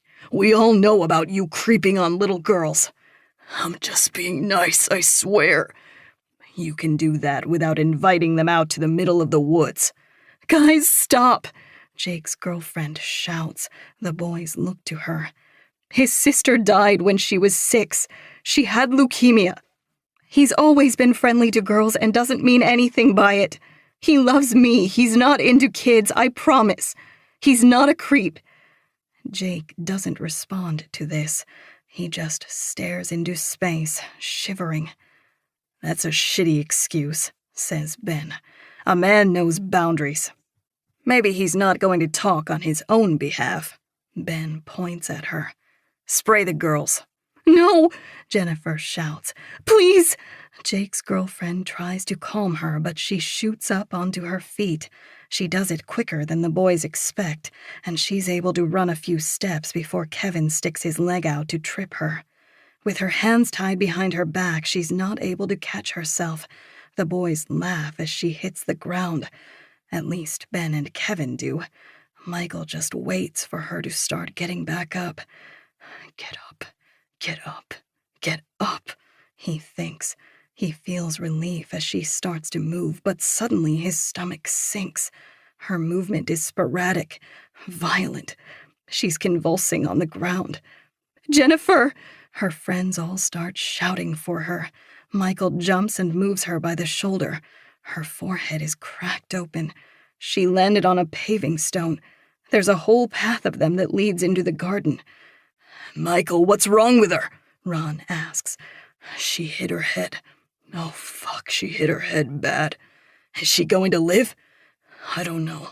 She needs a hospital. Jake is now shouting with his friends, too. Okay, Michael says. We have a truck, we can take her. Ben interrupts him before any of the others can speak. Are you fucking insane? He walks over to Michael, grabs him by the collar, and hisses in his ear. Do you know what happens if she dies? It doesn't matter if it was an accident. It's murder. Are you serious? Michael says at a normal volume. Ben doesn't say anything else. He goes to look at Jennifer, and one of the other men suddenly springs up and throws his body into Ben. He loses his footing and the shotgun. When the man gets up to his feet again, he's sprinting towards the woods. He's freed his hands from the zip tie. Michael picks up the gun and bends over to Ben. He's grimacing and holding his shoulder. Don't let him get away, Ben shouts. Kevin breaks into a sprint, but it takes all of a few seconds to realize he can't catch this man. He's fast. Fuck. Michael, you have to shoot him. No, run, Malcolm, run faster. His friends are all yelling together in a frenzy. He's most of the way to the woods. The man's not zigzagging. He's running full tilt in a straight line. He doesn't want to sacrifice speed to make it a more difficult shot, and it's not a bad strategy, Michael realizes. He might be out of the lethal range of the buckshot already. Michael, you need to shoot him or we're all going to prison, says Ben. Michael hasn't even brought the shotgun to his shoulder yet. He feels trapped in a bad dream. He levels the gun, puts the bead of the front sight onto the man's back. He has a second, maybe two, to pull the trigger before he's in the trees. It's Ron's voice that pushes him over the edge. He says gently, like it's the right thing all along. Shoot him, Mikey. Michael pulls the trigger and the man disappears. He realizes he hit his mark from the sobs of Jake and his girlfriend before he sees the crumpled body. They're screaming, but that's not what Michael focuses on. There's a cooing sound coming from a little wooden shed just inside the garden. It's a hen house. Big white daisies are painted on its sides. Under them it reads, "The family." He drops the shotgun. They're wrong about these people. He realizes it then. The world spins and he stumbles on the grass, puts his hands on his knees and vomits. When he coughs up nothing but bile, Ron hands him the hose and Michael swishes some water and spits it out. Thanks, Michael says, but Ron is silent. He's crying. Ron, Ben hands him the shotgun. Watch them. Kevin, Ben, and Michael walk a few steps so they're out of earshot. What do we do? What the fuck do we do? Kevin is raving, but Michael is quiet, and so is Ben. They understand what they have to do. It's us or them, says Ben, and I know who I'm fucking choosing. One each. It's only fair. That way nobody talks. Nobody's innocent. We each have to pull the trigger. You can't be serious, says Kevin. Michael was the one that shot somebody. And you were the one that tripped the girl. You don't get it. If one person dies, the one person that killed them doesn't get charged with first-degree murder. We all do. So, one each, says Ben. But Michael stutters. there's 5 of them. He looks over to Jennifer, the girl on the ground. She's breathing steadily now. Then you get 2. This was your idea, Michael. We're here because of your sister. Ben starts walking over to Ron before he can disagree. Let's do this quick. He takes the gun from him, and Michael spins as he hears Jake cry desperately for his life.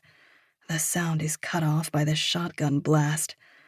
Michael sinks so he's crouched on his knees and sticks his fingers in his ears.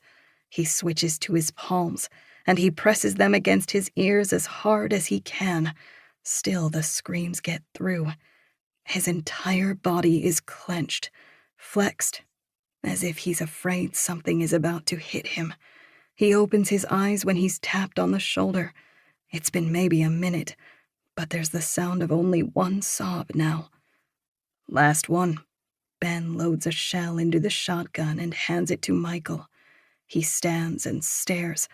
Jake's girlfriend is the last alive. He tries to keep his headlight only on her. He doesn't want to see the mess of gore in the grass. Do it quick, man. Ben makes a ripping gesture. Band-Aid. I'm pregnant, the girl blurts out between cries. Please, I'm pregnant.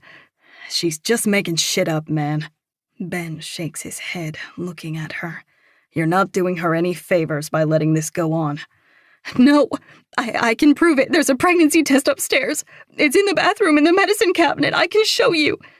They all shut up except for Ben, who whispers like a devil on Michael's shoulder.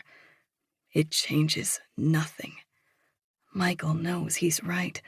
He looks at her flushed cheeks and stares right into her eyes. She knows as well as he does she's not getting out of this, but she can't help but try. I'm sorry. No, the girl sobs. No. But she's not pleading with them anymore. Her cries are to the world, to its unfairness, its cruelty. Michael takes Ben's advice, and in the same second he brings the gun to his shoulder. He pulls the trigger. Chapter 43. Zoe is silent. She's sick from the story alone. Michael's bloody leg doesn't bother her anymore. It feels small in the scheme of things. Monstrous, right? Michael's energy has left him, and he sits in the recliner and holds his head in his hands. Does he expect her to disagree? Zoe looks at her mother, whose expression is less surprised. As cold of a person as she is, Zoe thinks the massacre of 5 innocent people might make her jaw drop. But Claire's demeanor is the same as before Michael began talking. What happened then, after you finished? Michael doesn't lift his head from his hands. He speaks towards the floor. We cleaned up, buried them. There was a big debate on whether or not we should make it look like they skipped town or retreated into the woods. I lost. They thought it was better if everyone in town thought the family was still around, because then people wouldn't go looking around the lodge. They were afraid someone would find the bodies or some blood we missed. I don't know. I always argued we should make it seem like they left to another commune. Michael rubs his hands together. He looks at Zoe but can't make eye contact. They've hunted there over the years. Ben and Kevin left deer carcasses, and if you ever checked the kitchen cabinets, you'd find food with recent expirations. Zoe figures it must have been those 2 she encountered the other night at the lodge. Maybe Michael told them she was coming. Where'd you bury them? The garden, in the space between the flower beds. One grave or separate? Michael cringes. Just one. We didn't want to stay that long. It seems like his panic is gone. He grabs the first aid kit off the ottoman and starts to treat his leg wound. Zoe can't even remember what she came here to ask. She watches Michael wipe the blood off his calf. The flow has now slowed to a trickle, and the gauze is able to stick firmly to his skin. Was one of their last names Kelly? Michael cuts the gauze from the roll with the scissors. I don't even know all their first names. I'm talking about the passport you have. It says you're Theodore Kelly or something. He doesn't respond right away. He's somewhat drunk, Zoe can tell. He's a better liar after a few drinks. I got that in case I ever got caught, in case I had to leave. Zoe's about to quiz him more, but she can't get a word in. We should get you to bed, Claire says quickly. You can think about what you want to do in the morning, Michael, but the past is the past. 20 years, Zoe snaps her head to her mother. The past is the past? It's one of the more ridiculous things to say to the news that he murdered 5 people. Zoe can't believe her. Claire doesn't defend herself. Come on. She offers Michael her hand. Zoe thinks he has to face the music, but she's not about to call the police. Not at this moment. Someone should be on watch, says Michael. Claire interrupts him. They're not stupid enough to just shoot their way in here. They're scared, like you. Now please, Michael, let's get you up to bed. She holds her arm out and he takes it.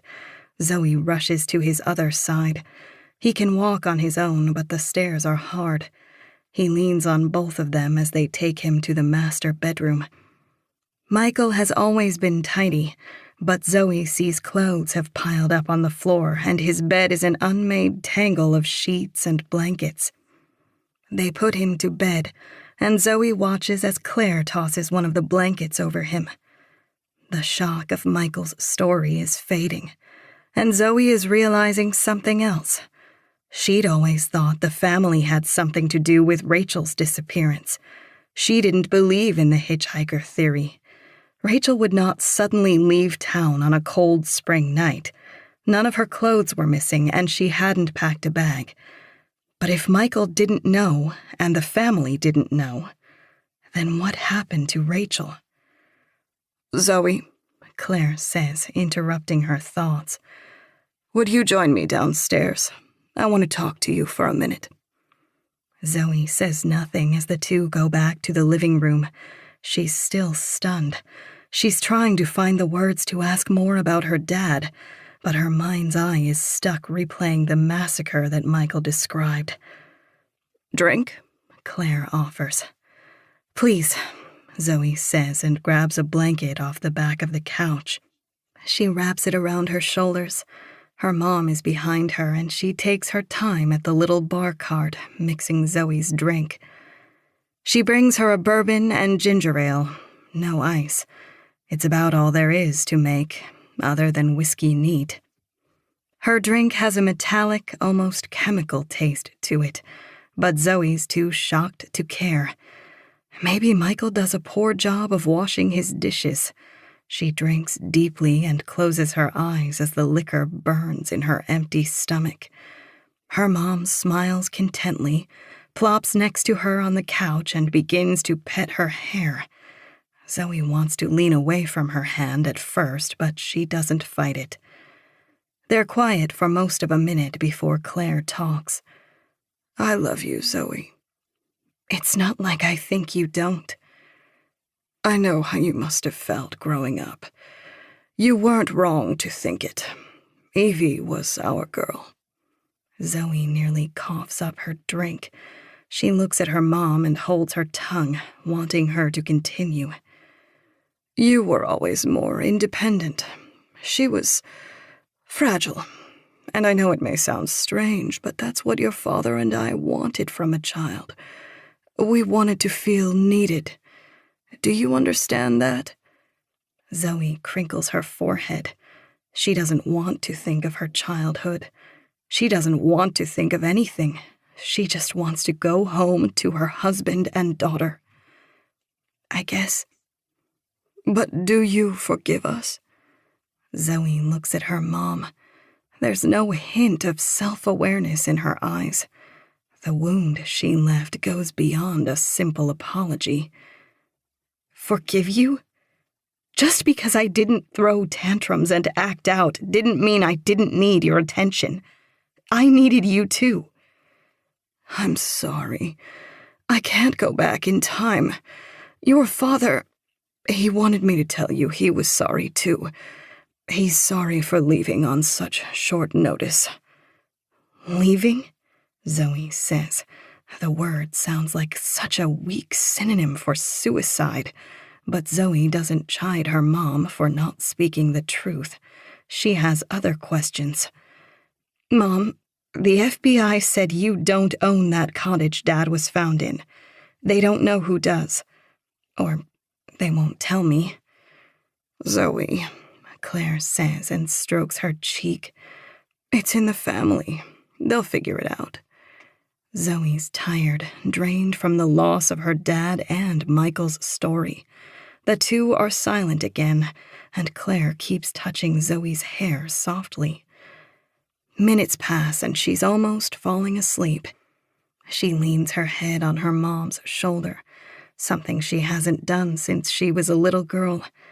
She stays there and lets her mom stroke her head gently for a few minutes. The bourbon feels like heavy cream in her blood. It keeps trying to close her eyelids, and it coils itself around her questions and snuffs them out before she can remember what she was about to ask. This was strong for one drink, Zoe thinks. Too strong. But she's not lucid enough anymore to even panic. Dad loved you too. He wanted me to tell you that. Did he leave a note? I was with him. There was no need for a note. Zoe looks at the ceiling as she speaks sleepily. You were with him and you let him do it? Shh, Zoe. The question leaves. A new thought takes its place. The last time I saw him, I was so cordial. I acted like he was an old boss or something. Not my dad. I wanted to prove I was doing fine without you guys. Zoe brings the glass up and takes another long sip. She thinks it's her empty stomach or the strength of the drink, but either way she feels woozy. We always knew you'd be fine without us, Zoe. If Evie was the same, maybe it all would have worked out. Maybe we would have been a happy family. It's okay, Zoe says, but her voice is weak now. The ceiling spins. Her drink is only half empty, and when she moves to sit it on the coffee table, the highball falls from her hand. Oh, Zoe says and clumsily moves to clean it, but her mom shushes her and pushes her gently back down. I've got it, baby, I've got it. Claire puts the glass on the coffee table and then goes back to running a hand gently across Zoe's forehead. She's quickly fading out. She shouldn't be this tired, but her eyelids close without a choice. You're my girl, Claire whispers. My daughter. You remember that, no matter what, okay?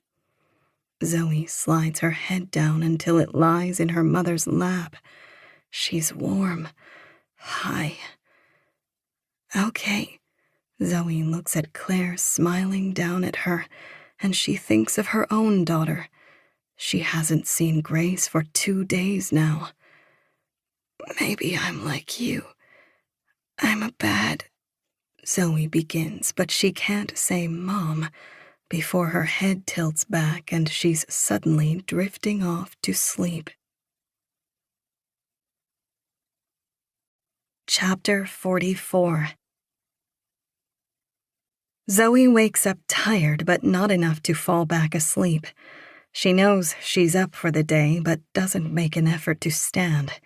She rolls in the covers, savoring the very last of her sleep, and when she finally pulls out her phone, she frowns at the screen.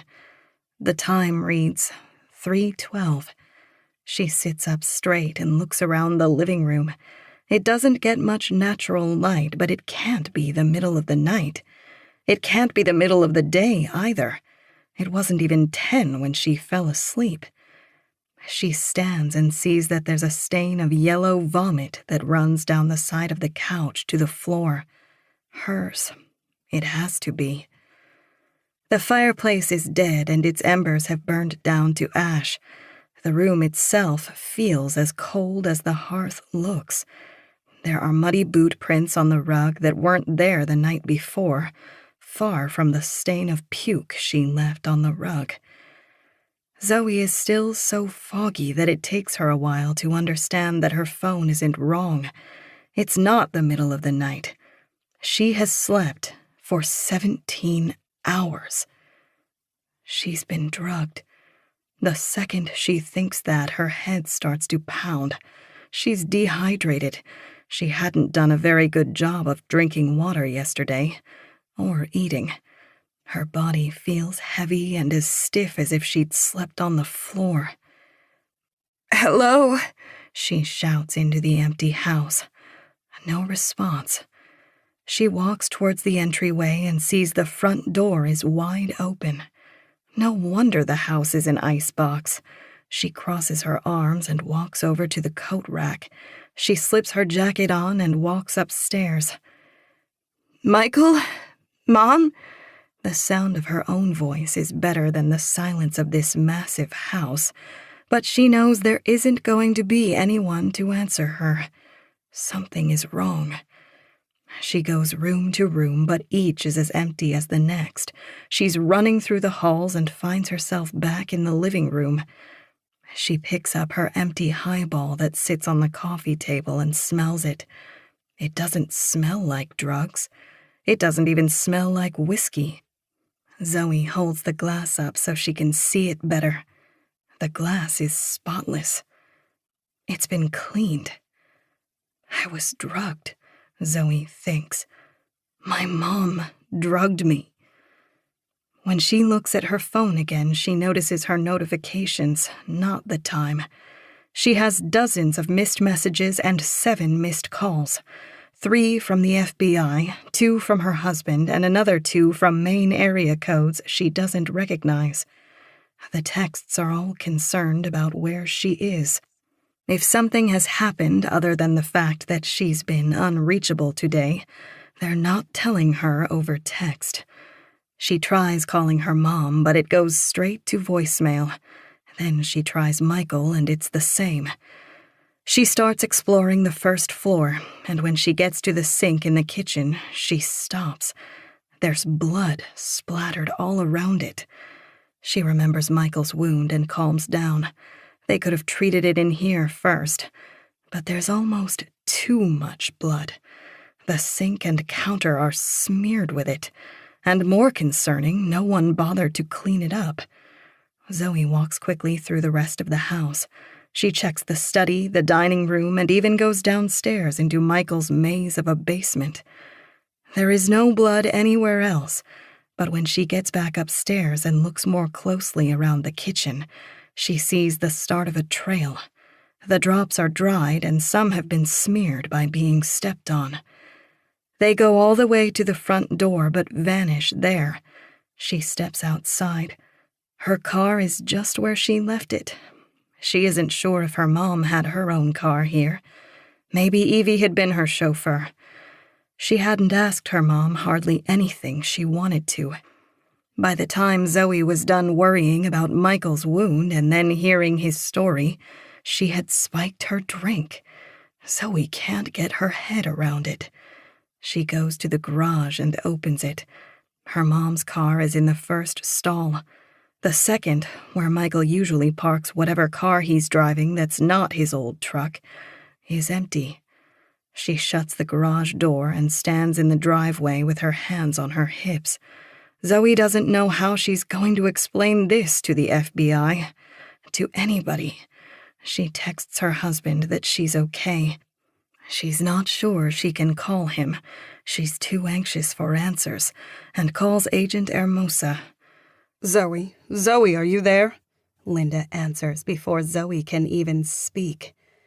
Yeah, hi, I'm sorry, She can't tell the truth.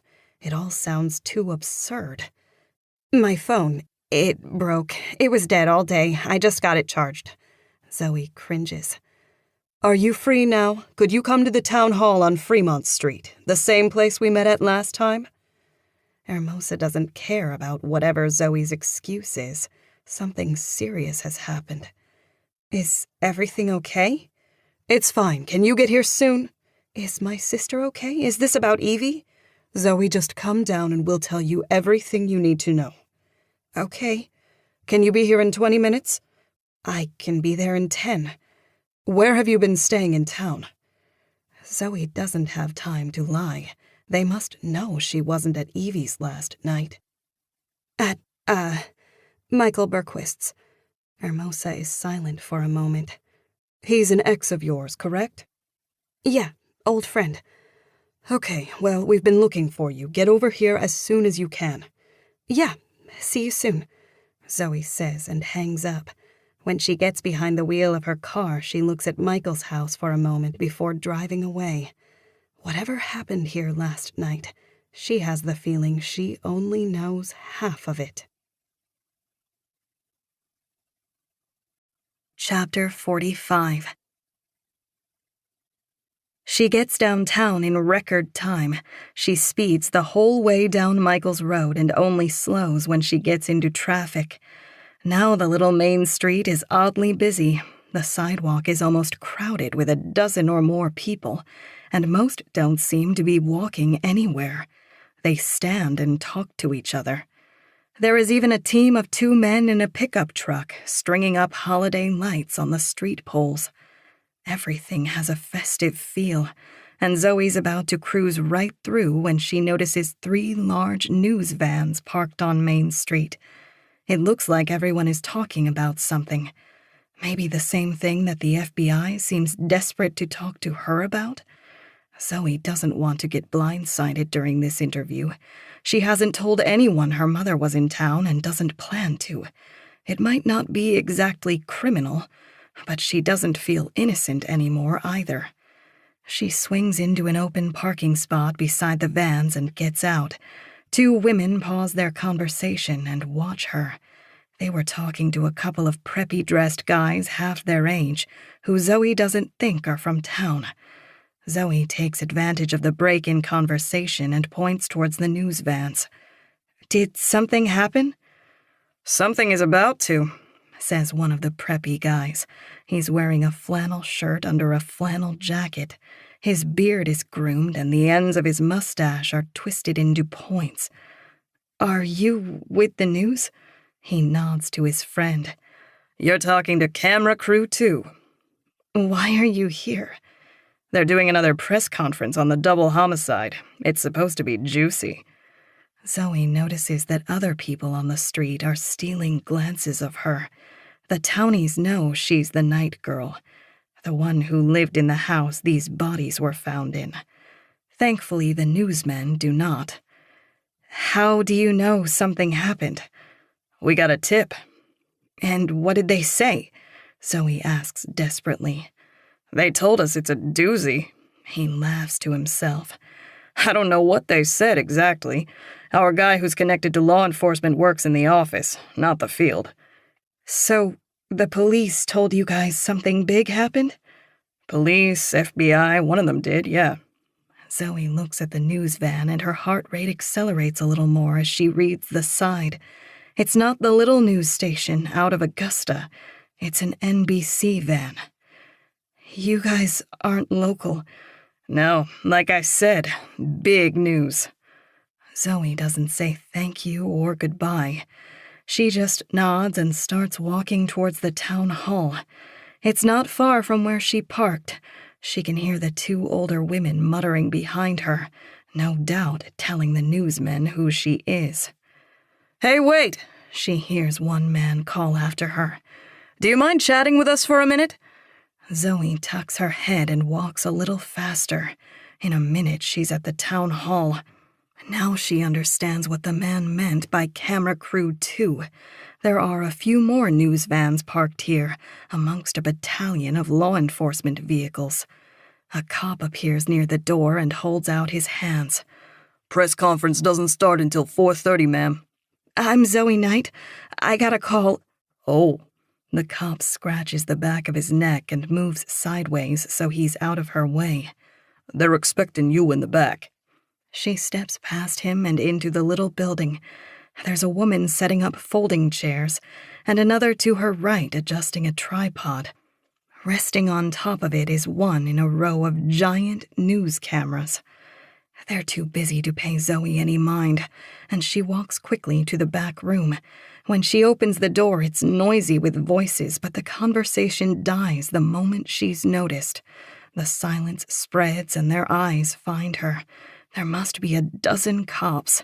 Some are in uniform, while others are in plain dress shirts with their badges on their belts. Zoe is too overwhelmed to say anything. She flinches as she feels a hand on her shoulder. It's Agent Hermosa. Hey, Zoe. Guys, could we have the room? The cops start to leave. 2 of them quickly fill folders with papers they had been studying. Their silence turns Zoe's guts to water, and no one looks her in the eye as they leave. Hermosa's partner Patrick straightens his tie and sits down at the same table Zoe and Evie had sat at the other day. Hermosa pulls out the chair for Zoe, but when she sits, Hermosa doesn't join them right away. We're going to have to record this. She goes over to a little camcorder.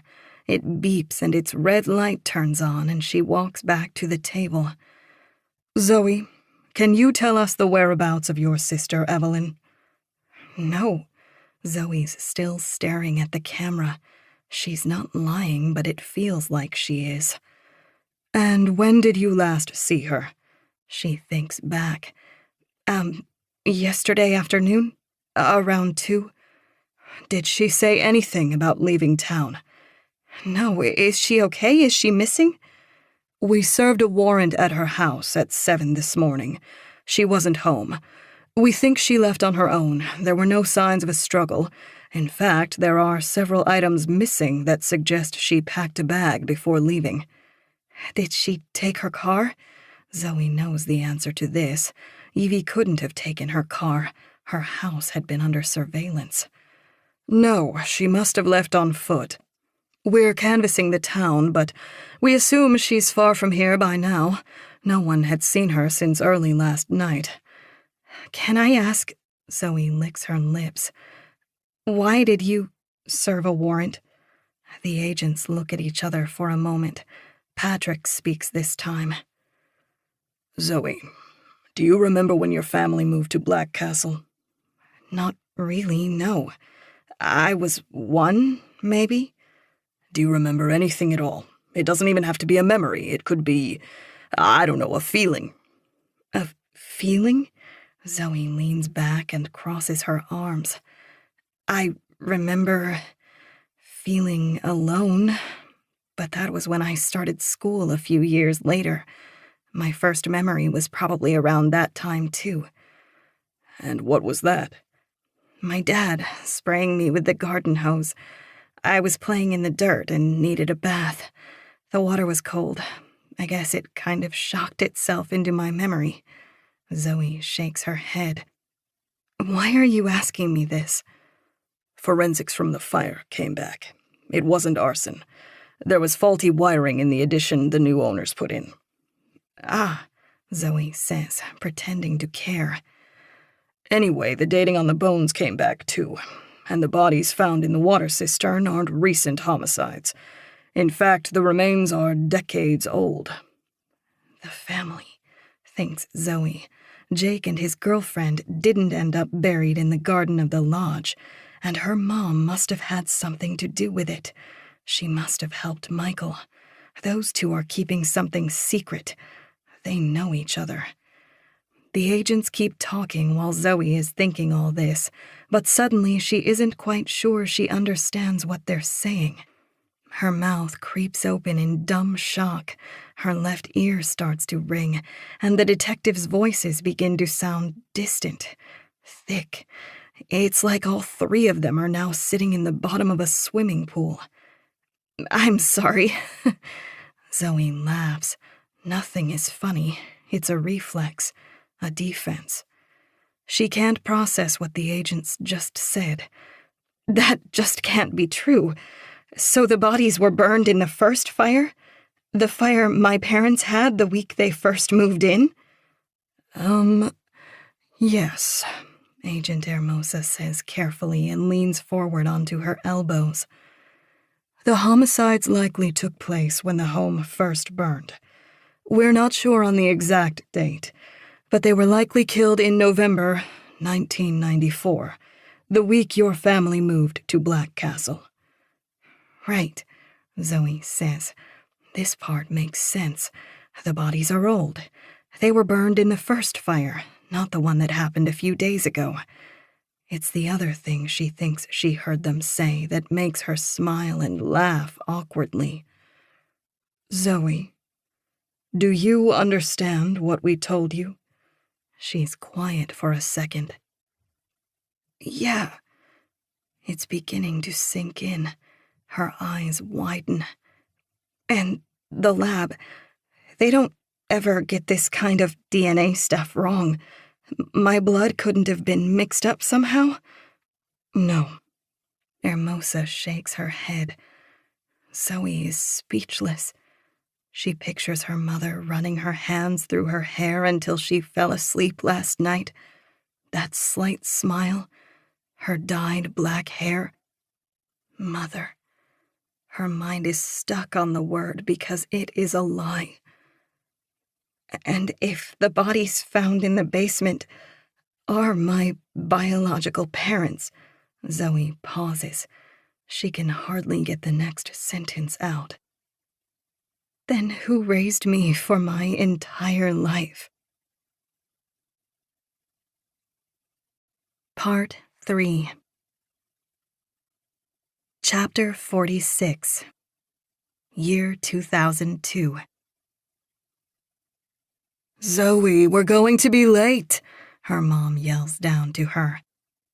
Zoe is 9 years old and standing at their utility sink in the basement. It's an old, cobwebby thing. The inside is stained with house paint, and the plastic has turned from white to yellow over the years. It's hardly ever been used since they moved in. Coming, Mom. What are you doing down there? Looking for my bracelet. Zoe lies. It's December, and they're supposed to be driving to Augusta to see a play, a Christmas carol, but Zoe stained the black blouse she was going to wear and is trying to wash it out before anyone notices. It's the exact kind of clumsiness her mom is always chastising her for. She uses an old toothbrush and a dime-sized amount of detergent. As she scrubs the stain, her nose twitches. The water has a musk to it. It's not foul, but it's not the same crystal clear stuff that comes from the upstairs faucets. The stain vanishes and Zoe pats it dry. She tosses the toothbrush on a shelf. The water still runs and she cups a handful of it and brings it to her nose. She's not sure it smells anymore. Maybe she was imagining it. She moves her lips to her palm and takes a sip. She recoils and spits the water out violently into the sink. Yuck! Ugh! Zoe keeps spitting and scrapes her tongue around against her teeth. The water was chalky, sour. It's a flavor she can't explain. Zoe heads upstairs to see her parents and Evie waiting for her by the front door. They're just finishing putting on their coats. Are you ready, Zoe? Yeah, she points behind her shoulder. I think something is wrong with the water. Her mom and dad look at each other and frown. Her mom turns back to Zoe. What do you mean? I just showered and it was fine. In the basement. The water that comes out of the sink down there is gross. Her mom is quiet and her dad looks worried. I think that sink is still hooked up to the cistern, he says distantly. Something bothers him, and her mom, too, suddenly goes white. "It was never connected to the new well?" asks her mom. Her dad shakes his head.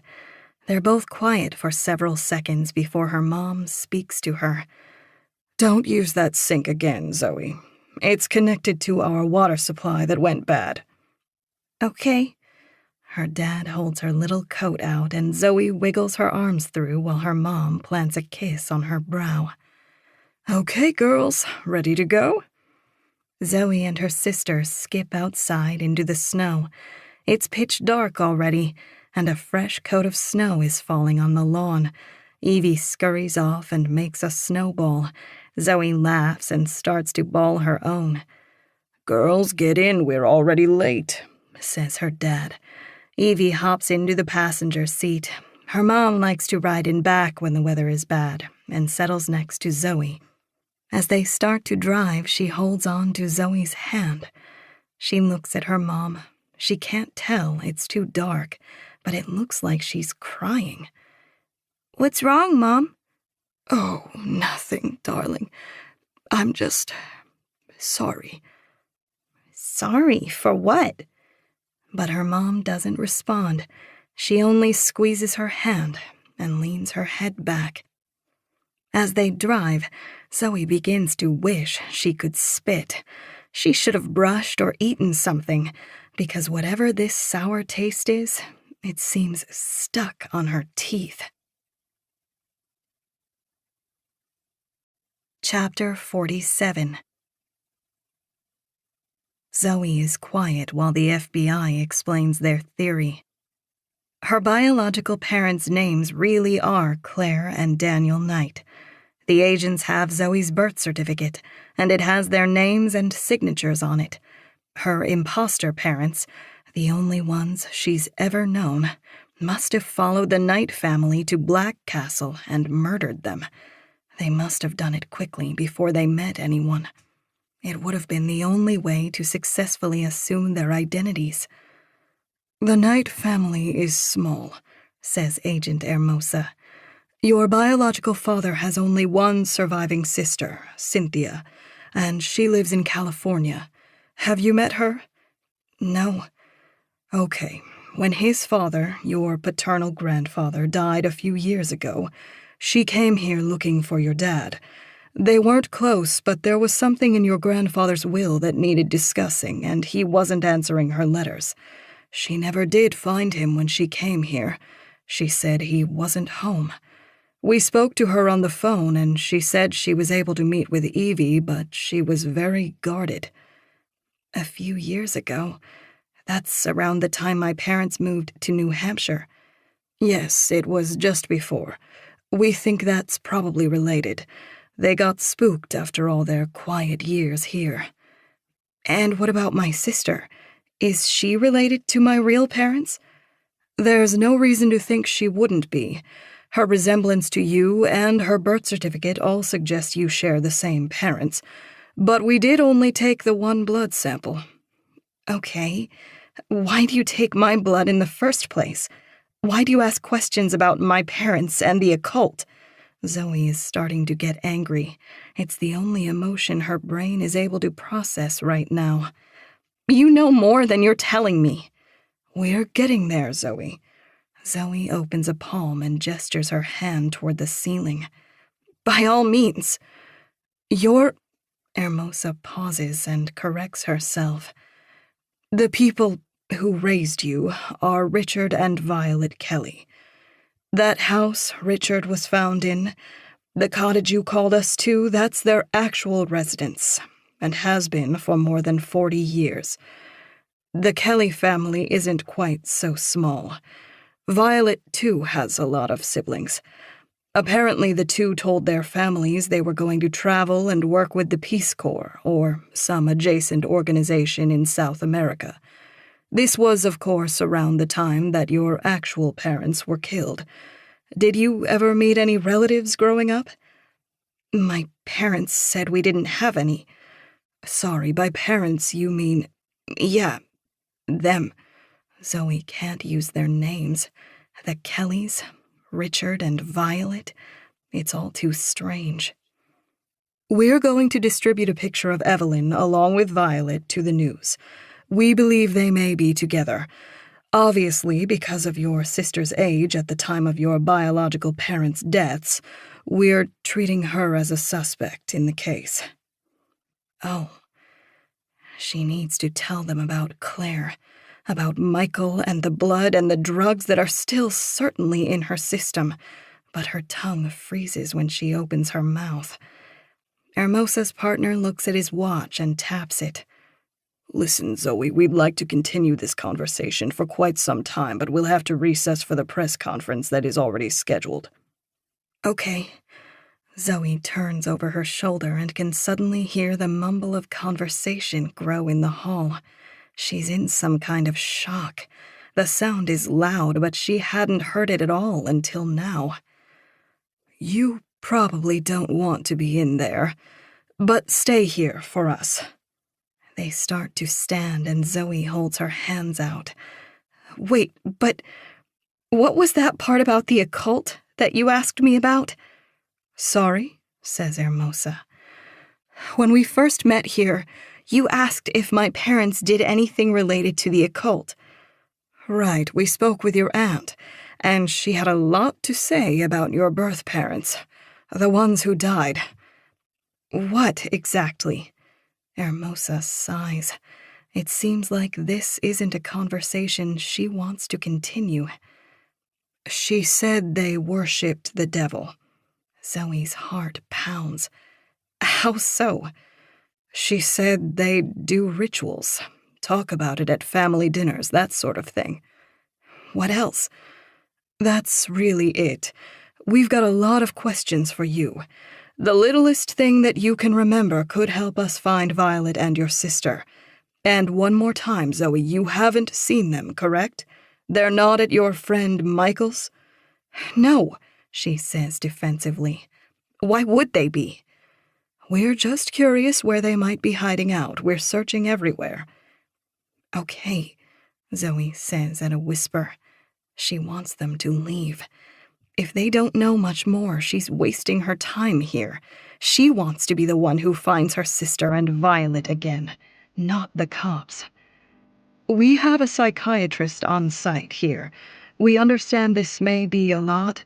You might want to... I'm fine. Zoe shakes her head. I don't need a therapist. Not now, thank you. She knows well enough she's not fine. She's one wrong train of thought away from a panic attack. She still doesn't quite believe what they told her is true. Okay, we'll be right back, Zoe. By the way, we were able to get a hold of your husband and he's driving up here now. If you weren't able to call him when your phone wasn't working, you should now. Zoe perks up. Did he say if he was bringing our daughter? I'm not sure. Her legs start jittering. She chews a flake of skin off her chapped lips. She needs to see Gracie. Thank you so much for working with us. Do you need anything while you wait? We can order food, coffee, anything. Zoe knows they're just being nice, but she needs them to shut up. No, nothing. Just hang tight, okay? She doesn't respond as they disappear through the double doors. Zoe can see the backs of the other law enforcement officers gathering by the podium. A cop slips in just before the doors close and pretends to be on his phone. He gives Zoe a tight smile and sits. His eyes lift to her every few seconds. He's here to watch her, no doubt. This little room stinks of bad coffee, and now that there's nothing to distract herself with or question, Zoe feels squeezed, claustrophobic. Any minute now, a room full of reporters is going to erupt into questions. She's what they'll want. The source. The little girl whose parents were killed and was then raised in an old money mansion by their murderers. Zoe realizes she's about to find out what it's like to be the wrong kind of famous. She feels like she's going to panic.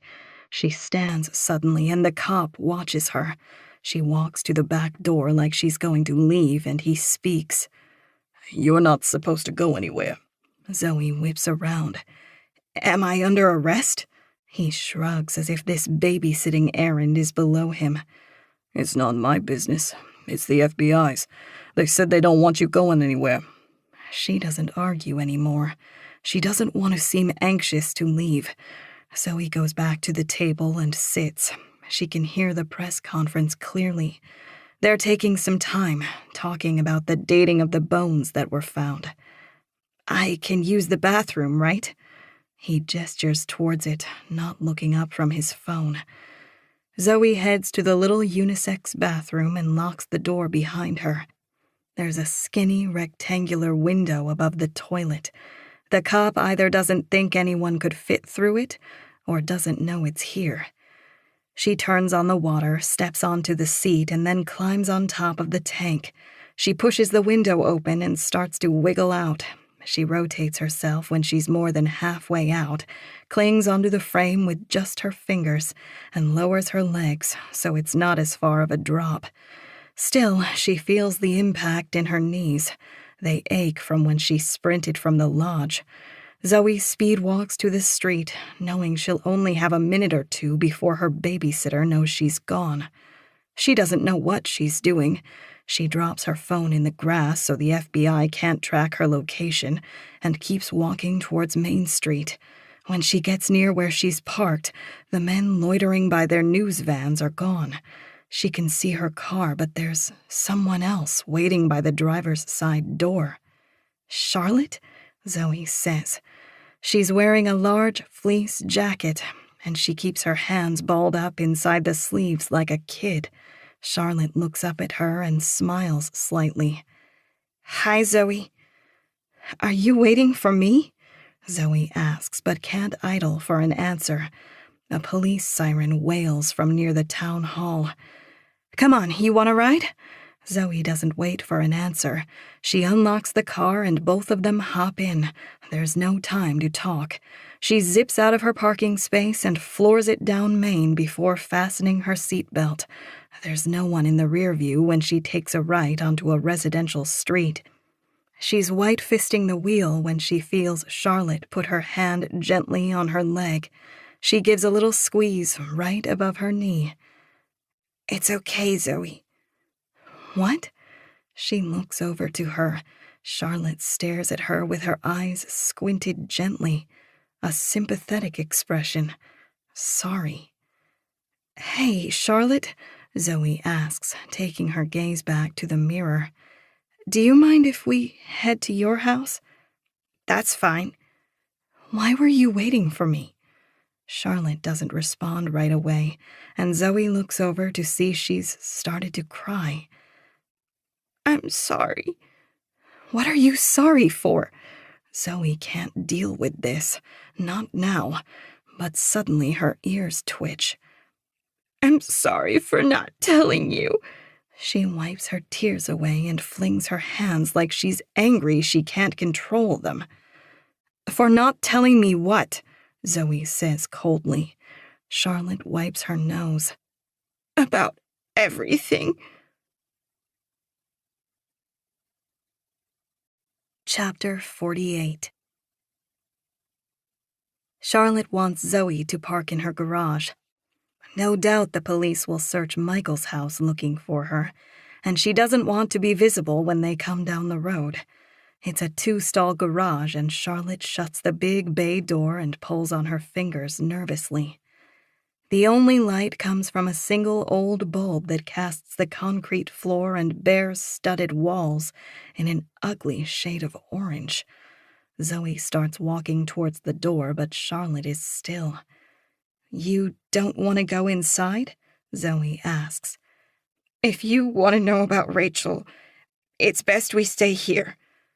What about Rachel? I didn't mean to find out about your parents, Charlotte interrupts her. I overheard them talking one day. Or, do you mind if I still call them that? Your parents? It's fine, just... When did you overhear them? What did they say?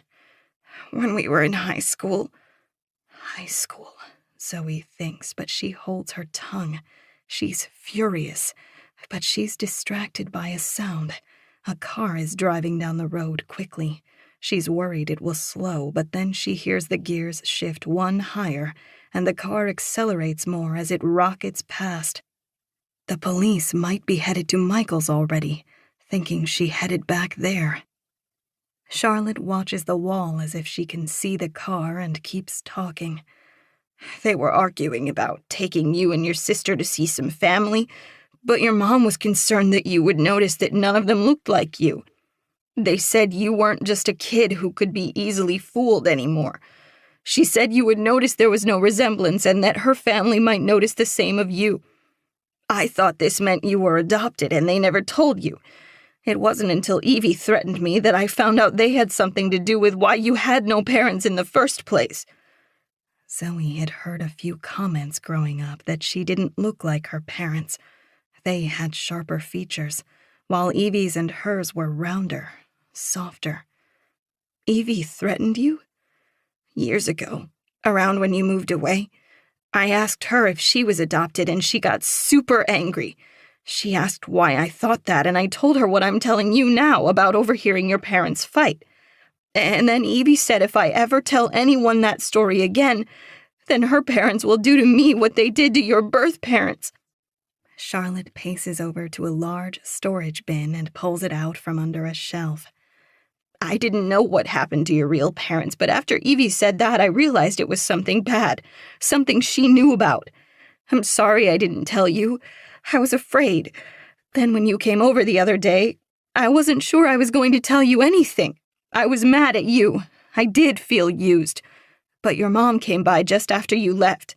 She told me she'd kill me if I didn't stay quiet. She grabbed my neck. Charlotte moves her sweater to reveal bruises just above her collarbone. I biked all the way over to Evie's house to apologize to you, to make it seem like everything I said was bullcrap. It looks like she's going to cry, and Zoe rubs her shoulder. It's okay, Charlotte. You did the right thing. Did I? Zoe's not about to make Charlotte feel worse. She moves some of her hair out of her face tenderly. You're telling me now when you know you're safe. I wouldn't expect you to risk your life for me. Okay. Oh, okay. Charlotte sniffles. Right. Oh! Her face suddenly lights up. But I have something to show you. She takes the lid off the storage bin and starts laying its contents neatly on the floor. She takes out an entire whiteboard with papers and pictures taped to it and leans it against the shelving. What's this? Charlotte turns. It's what happened to Rachel Berquist. Zoe steps to the whiteboard and looks at the papers. There is handwriting on the whiteboard, and it's scribbled. Childish. No doubt Charlotte's. She had always been obsessed with trying to figure out what happened to Rachel, the same way Zoe was. When the girl down the road vanishes, you want answers. But if this mess of papers does explain what happened to Rachel, Zoe can't make sense of it. How so? I was the last one to see Rachel alive, not you. Someone picked her up from her house. Someone in your family. I snuck out that same night and saw them. Whoever picked her up was driving the station wagon you guys had. Zoe isn't sure she believes her. Why didn't you tell the police? I did tell the police. Charlotte takes a deep breath and closes her eyes for a moment before opening them. I did tell them, but they acted like I was a child. They didn't believe I'd walk all the way from my house to Rachel's in the night. Like it's even that far. You know me, I'm not afraid of the dark. Charlotte pauses like she wants a response, and Zoe stutters. Yeah, I know that. So it didn't matter what I told them. They didn't believe me. They said Claire Knight was a good member of the community and I should know better than to make things up during such a serious time. I listened to them. I felt bad and kept my mouth closed. But maybe it's best that they didn't believe me then because I think I was wrong. So what happened? What were you wrong about? Your mom being the one behind the wheel. It doesn't exactly matter what I think because Rachel can't be found. She isn't anywhere anymore. She hardly ever was. What do you mean? There is no body. How can there be no body? Charlotte rips a piece of paper off of the whiteboard. It's a printout of an Excel spreadsheet. The font is small, and there must be hundreds of boxes with a time displayed in each one. One of the lines is highlighted. "What am I looking at?" Zoe asks, but Charlotte doesn't respond. She lets her figure it out. It only takes Zoe a couple more seconds. The top of the sheet reads, Johnson Metal Fabricators, Chamber Furnace Schedule, March 2004. The one time that is highlighted is from 5:36 a.m. to noon. It's on the very day Rachel was first reported missing. When Zoe looks at all the other start times, she can't find one earlier than 6 a.m. Michael worked this shift. Charlotte points at the highlighted one. Zoe doesn't respond. She doesn't look up from the sheet. He opened that day and was the first one in by an hour. It was his job to get the shop ready for the day, but not to run a furnace that early. These furnaces, could they fit a body? They're chamber furnaces. They could fit a cow. It's essentially a giant oven. Here. Charlotte grabs a printed-out picture from the floor. This is the very one. Zoe is looking at something that resembles a short shipping container, only its door looks to be made of much thicker steel and metal tubes run into its back. Where do you get this? Same place I got the timesheet. Luke, Evie's ex-boyfriend, he still works there, and he said Michael wasn't allowed to start furnaces. They didn't let the high school kids mess with them. Does the foundry still have a copy of the furnace start times?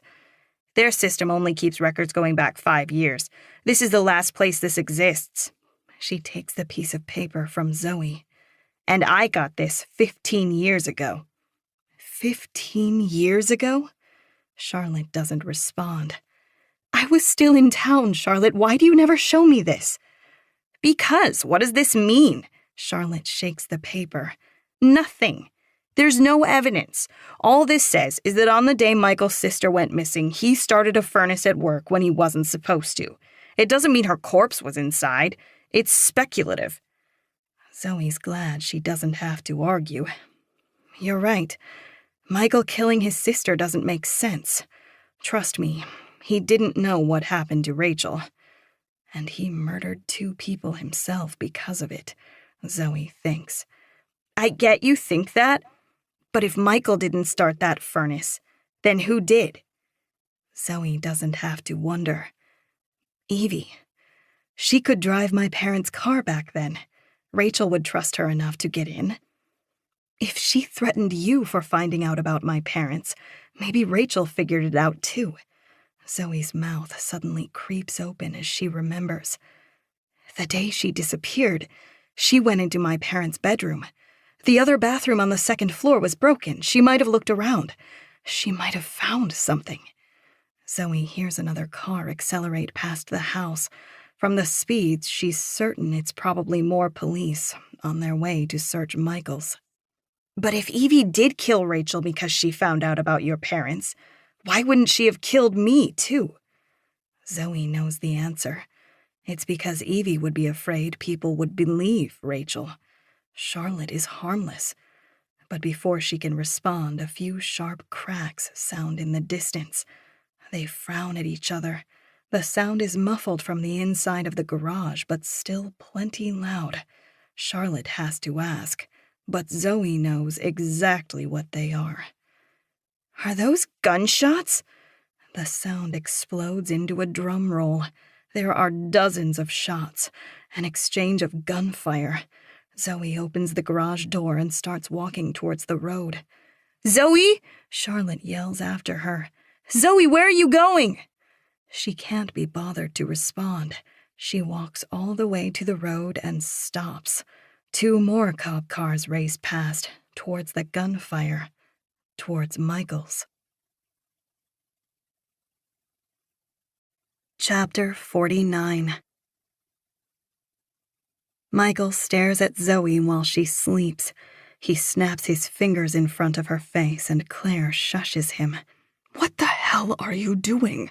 She's drugged, not dead. She can still wake up. What did you use? Will she be okay? Vicodin. You drugged her with opioids? Claire looks away. She'll be fine. I did the math. It's harder to kill yourself on those things than you think. But we've got to go, Michael. She won't keep her mouth shut. The police will be on their way as soon as she wakes up. Michael's not so sure about that. Zoe's not as straight-edged as her mom thinks, at least not when it comes to him. It's 2 a.m. and the drinks have worn off. He wants to ask for a Vicodin to help the pain from his dog bite, but it's better if he's sober. Claire's trying to convince him he needs to leave the country, and now that he's sober again, he's more afraid than ever. Zoe will spill the truth sooner or later. She's too good of a person not to. The thing is, he knows Claire's motive for him to leave must be self-interested. "And you want to come with me?" he asks Claire. "Why?" "Because I want you to take Evie, too. The police are closing in on her. They're going to arrest her." "You can't just continue to not tell me why. What did Evie do?" Claire clings onto her neck with both hands and hesitates, but Michael doesn't ask again. "She killed Daniel." He flinches back like the words are a punch. "Her dad?" "It was an accident. They got into a fight, and she pushed him. He's old, you know. It wasn't that violent, but it didn't take much. He hit his head." Michael's morals haven't been looser. He shrugs. "Just say he fell. That's the problem. Evie staged the whole scene while I wasn't there. She tried to make it look like a suicide. She dug her own grave." "And you want to flee with her?" "Evie isn't mature enough to enter the justice system. Can you imagine her in prison with actual murderers?" "So you're willing to give up all of your life to go on the run with her?" "What life do you think I have? That girl has always been my world." Claire looks briefly at the top of Zoe's head, as if afraid she might have heard. "You don't have passports of your own?" "We're on a list, Michael. The FBI wants to arrest us. They just haven't announced the warrant. You've got that place in Quebec. I want to use it." "I'm not going to smuggle you into Canada," Michael says, and suddenly he starts as Claire grabs his arm. "I don't think you understand your options here. If you don't help us, I'll march right to the police and trade you up for a lighter sentence for Evie. Your story is out. You get that? If I don't say something, Zoe will." Michael pulls his arm away gently. Sober, reality is stronger than ever. Zoe knows. The word is out. He pictures handcuffs, a courtroom, his cowardice in the face of it all, and he doesn't deserve to run away alone. He's stuck to Claire. She is part of his punishment. "Okay. Okay, you'll take us?" "Yeah." Claire breathes a sigh of relief and pats his chest. "Let's take your car. I already have Evie waiting at Highland Church. The FBI is watching her house." Claire's urgency is making Michael nervous. He's about to leave his entire life behind, so much as it is. "Do you think I need the fake passport or my real one?" She frowns while she thinks. "Your real one should be fine. The police aren't after you. Did the FBI ever question you?" "No." "You're fine then, for now. Come on, get packed. We need to be out of the country before Zoe wakes up. We'll take your Mercedes." Claire leaves the room before Michael can protest. Michael spends the next hour burning everything he can think of. He doesn't have to worry about the old journal entries where he confessed to killing the family. Now he's burning the evidence of his escape plan. The passport, the property information, it's all on paper. The property he bought for this very moment is owned by a shell company offshore through a family lawyer he trusts. It's not something the FBI should even be able to find. When he and Claire go out to load the car, he keeps expecting to get shot, but no bullet comes flying out of the dark. He opens the garage door. He's taking his Mercedes, not the old truck. Michael tosses his single duffel in the back seat and looks at the house. He's bringing his gun with him. If they search the car at the border, the jig is up, regardless. He puts his revolver in the cup holder and Claire gets into the passenger seat. "Highland Church, just off Algoma," she says. "I know where Highland Church is." Claire doesn't respond and Michael puts the car in drive. He didn't even lock the front door. He rolls out of the driveway and past his gate. He's looking in the rear view, worrying about Zoe, when something on the shoulder of the road catches his eye. It's a truck. A Jeep. Ben's Jeep, poorly covered in a camouflage tarp, but it was enough to keep it out of sight until Michael had passed it. The tarp comes flying off and headlights appear in the rear view. "Fuck," Michael says and hits the gas. There's no chance the Jeep can catch them. The Mercedes is lighter, faster. The old Jeep's headlights get smaller and smaller in the rear view until they disappear when Michael descends down a hill. He slams on the brakes and steers the Mercedes into the grass shoulder so it's off the road. "What are you doing?" Claire yells. "Just keep driving." Michael doesn't respond. He puts the car in park, grabs the revolver, and steps out. He only has seconds. He can hear the Jeep's engine growing. It's about to crest the hill. He aims the revolver and tries to keep his hand from shaking. The moment its headlights appear, he aims at the driver's side of the windshield and pulls the trigger. What he doesn't expect is the instant return fire. He sees the muzzle flash from inside the Jeep.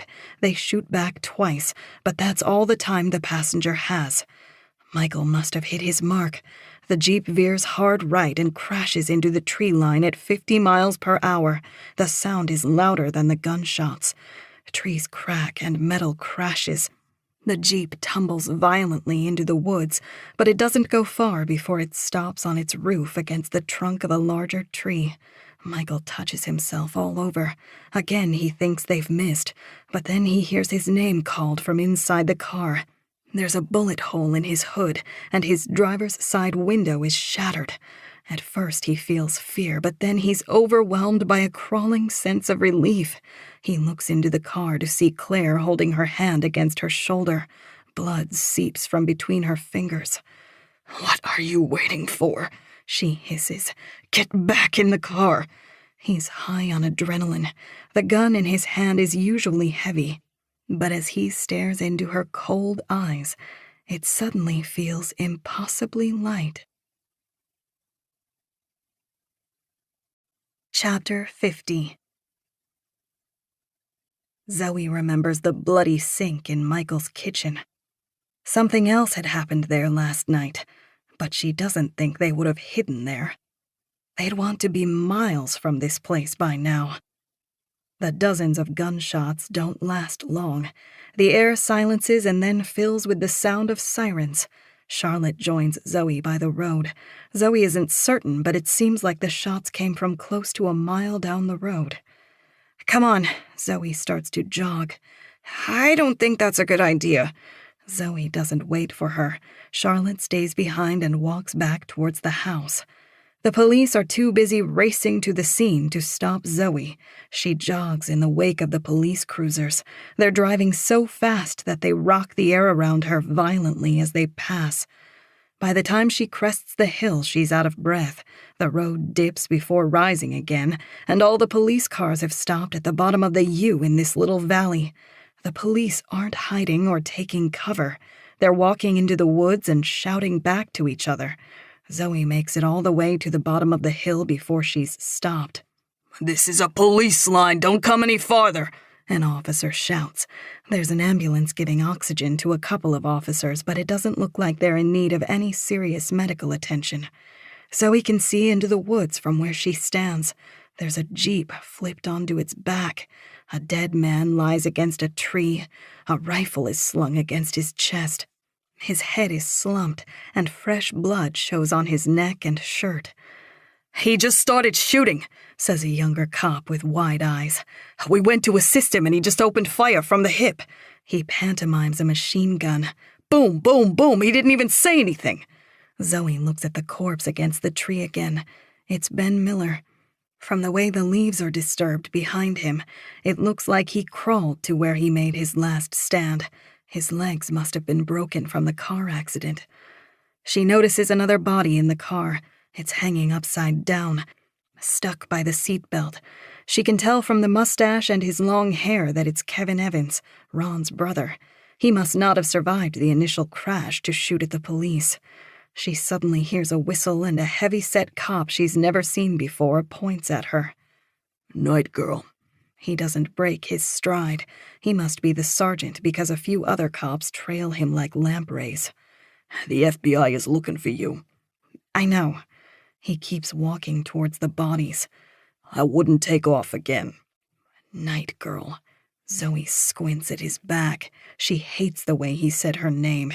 She's not used to having strangers know who she is. She wonders how far her story has traveled in the last hour since they announced it. Zoe Knight, raised by murderers, circus freak. If it's a slow news cycle, half the country might be already starting to talk about the night girl. She thinks she'd be in bigger trouble for leaving the FBI interview, but when the agents show up to the scene, they don't act like Zoe's done anything wrong. "Zoe," Agent Hermosa says with a nod. "How are you feeling?" "I just needed some air." "You got here pretty quick. Were you going back to Michael's?" "No." She shakes her head too quickly. Agent Hermosa looks away and towards the wrecked Jeep and the bodies. "This is quite the town." "Yeah." "You didn't see this driving out of here this afternoon?" Zoe looks at the tracks the Jeep made when it left the road. She thinks she did see them driving out, but she never turned her head to look into the woods. She was speeding and still drugged. "I was going too fast," she says, still unsure whether to mention her spiked drink. She pictures more questions and needles, another blood test to find out what's still flowing through her system. Zoe looks back to the road. The trees are all bright and blonde where the branches have broken. There's dirt and debris strewn all over the shoulder. The scene is hard to miss, but by no means impossible. Not in the state Zoe was in. She can't stare at this crime scene and not say why she thinks it all unfolded. There's a difference between not snitching and keeping a secret that endangers others. "I need to tell you something," Zoe begins. "What do you know about the family?" The FBI interviews Zoe at the scene for the next hour, and it's dark by the time she's done telling them Michael's story. She mentions the dog bite, too, but doesn't know why there's blood in the sink. The agents are patient. They don't interrupt her with questions. Hermosa looks off to the wreckage when Zoe finally goes silent. The police are done taking pictures. They've pulled the crumpled Jeep out of the woods with a winch and are putting it onto the back of a tow truck. "We're going to have to put some things together, but we'll get a forensics team to the lodge first thing in the morning." "I'm not in trouble for not telling you earlier?" "You're not in trouble, Zoe." "Hey!" Zoe turns to see a cop staring at the agents. "Could I talk to you two for a sec?" Zoe stands awkwardly while the agents walk out of earshot. After 30 seconds, Hermosa begins backing away from the cop. Okay, thanks for letting us know," she says loud enough for Zoe to hear. "You can take the bodies to Augusta, no worries." The cop wrinkles his brow at Hermosa, confused, but Hermosa has already turned back to Zoe. "Hey, I know you said earlier you haven't seen your mother, Violet, since getting back to Black Castle, but have you seen anybody who might look like her? Anything at all?" "No," Zoe says quickly. She doesn't even think about the lie. She just says it. "Why can't I stop protecting my mother?" Zoe cringes. She can't even stop thinking of this woman as her mother. "Okay. Thank you, Zoe. Your husband is at the town hall. I think you should join him there." Hermosa pulls Zoe's phone out of her coat pocket and hands it to her. Zoe has dozens of notifications. "We'll be in touch." Hermosa's tone is different now, and suddenly Zoe understands. She feels like an idiot. The police must have found her mom's car in Michael's garage. They know she was at Michael's too, and now they think she's a liar. Hermosa half turns to leave. And Zoe, you're certain you don't know where any of these people are? Not Michael either? I'm certain, Zoe says, but she can tell from Hermosa's face that she doesn't buy it. There's a sudden coldness, ally to enemy. Okay. And Zoe? Yeah? Keep your phone on. Hermosa doesn't stick around to hear a response. They don't offer her a ride. They don't ask her more questions. Zoe realizes they don't trust her, nor should they. She knows exactly where Michael and her mother are headed. She's just trying to figure out how to get there herself. Chapter 51. There's a lot to do before crossing the border. What worries Michael most is the bullet hole in the hood. He sprayed it with black paint, so the silver edges are gone. It's hard to spot from a distance, but it would never pass close inspection. He'll need to be lucky. He picked the glass that hung like loose teeth out of the driver's side window frame and cleaned the blood from the passenger seat. Luckily, he's supposed to have his window down at the border anyway. That shouldn't be suspicious. Before dawn, he cleans the car again behind a gas station near a set of dumpsters. One of the attendants goes outside for a cigarette and watches him. He's chubby with patchy facial hair, and he gives Michael a knowing grin, like he knows a man cleaning out his Mercedes at this hour is up to no good. Michael doesn't pay him attention. The attendant doesn't look like the type to tell on him anyway. When the car is clean, he gets behind the wheel and finds a parking spot. He got to the border too early. He'll have to wait until after the sun rises before crossing. He needs the traffic. The longer the line, the less likely border security will choose his car to search. His S-Class Mercedes is a yacht of a car, one of those models meant for the owner to ride in the back while they're driven around Manhattan. Michael regrets not having something more low-profile.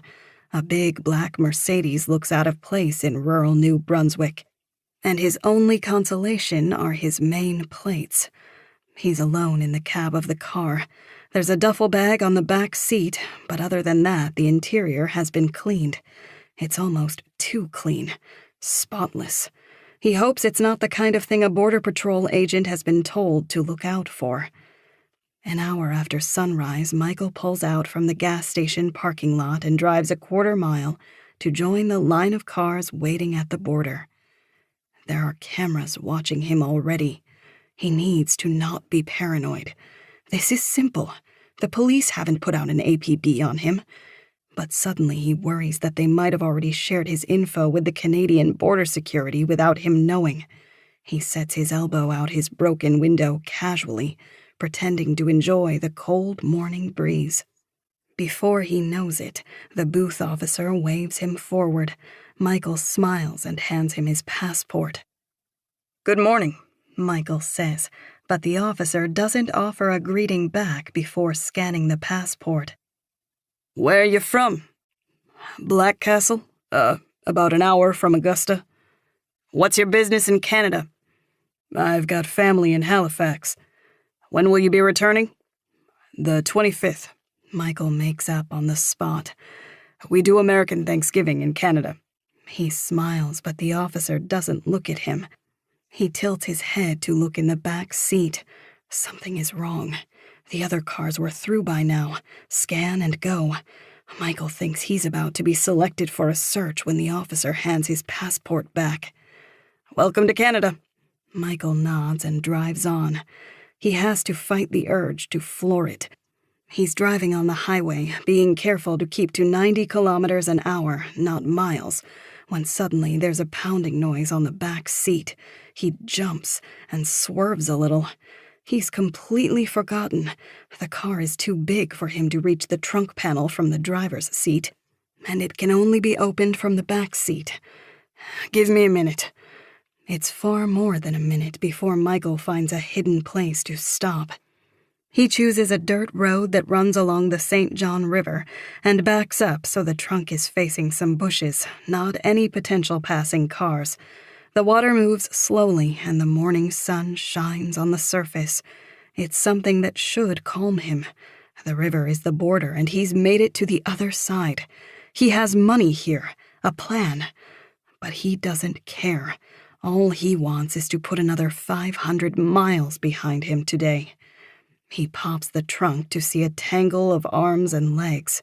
He offers his hand and Claire grabs it first. He pulls her to her feet and then he helps Evie out. "Fuck, Michael," Claire says and bends to touch her toes. "What took so long?" She snaps back upright and pulls off a large turtleneck Michael loaned her. She touches her bandage tenderly.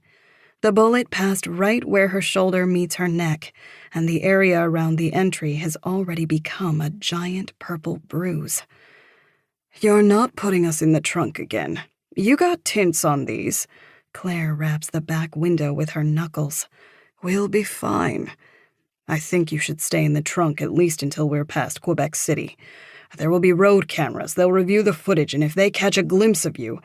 If my neck hurts any worse, I'll be screaming the rest of the way. No more trunk unless absolutely necessary." "Okay," Michael says. "Fine.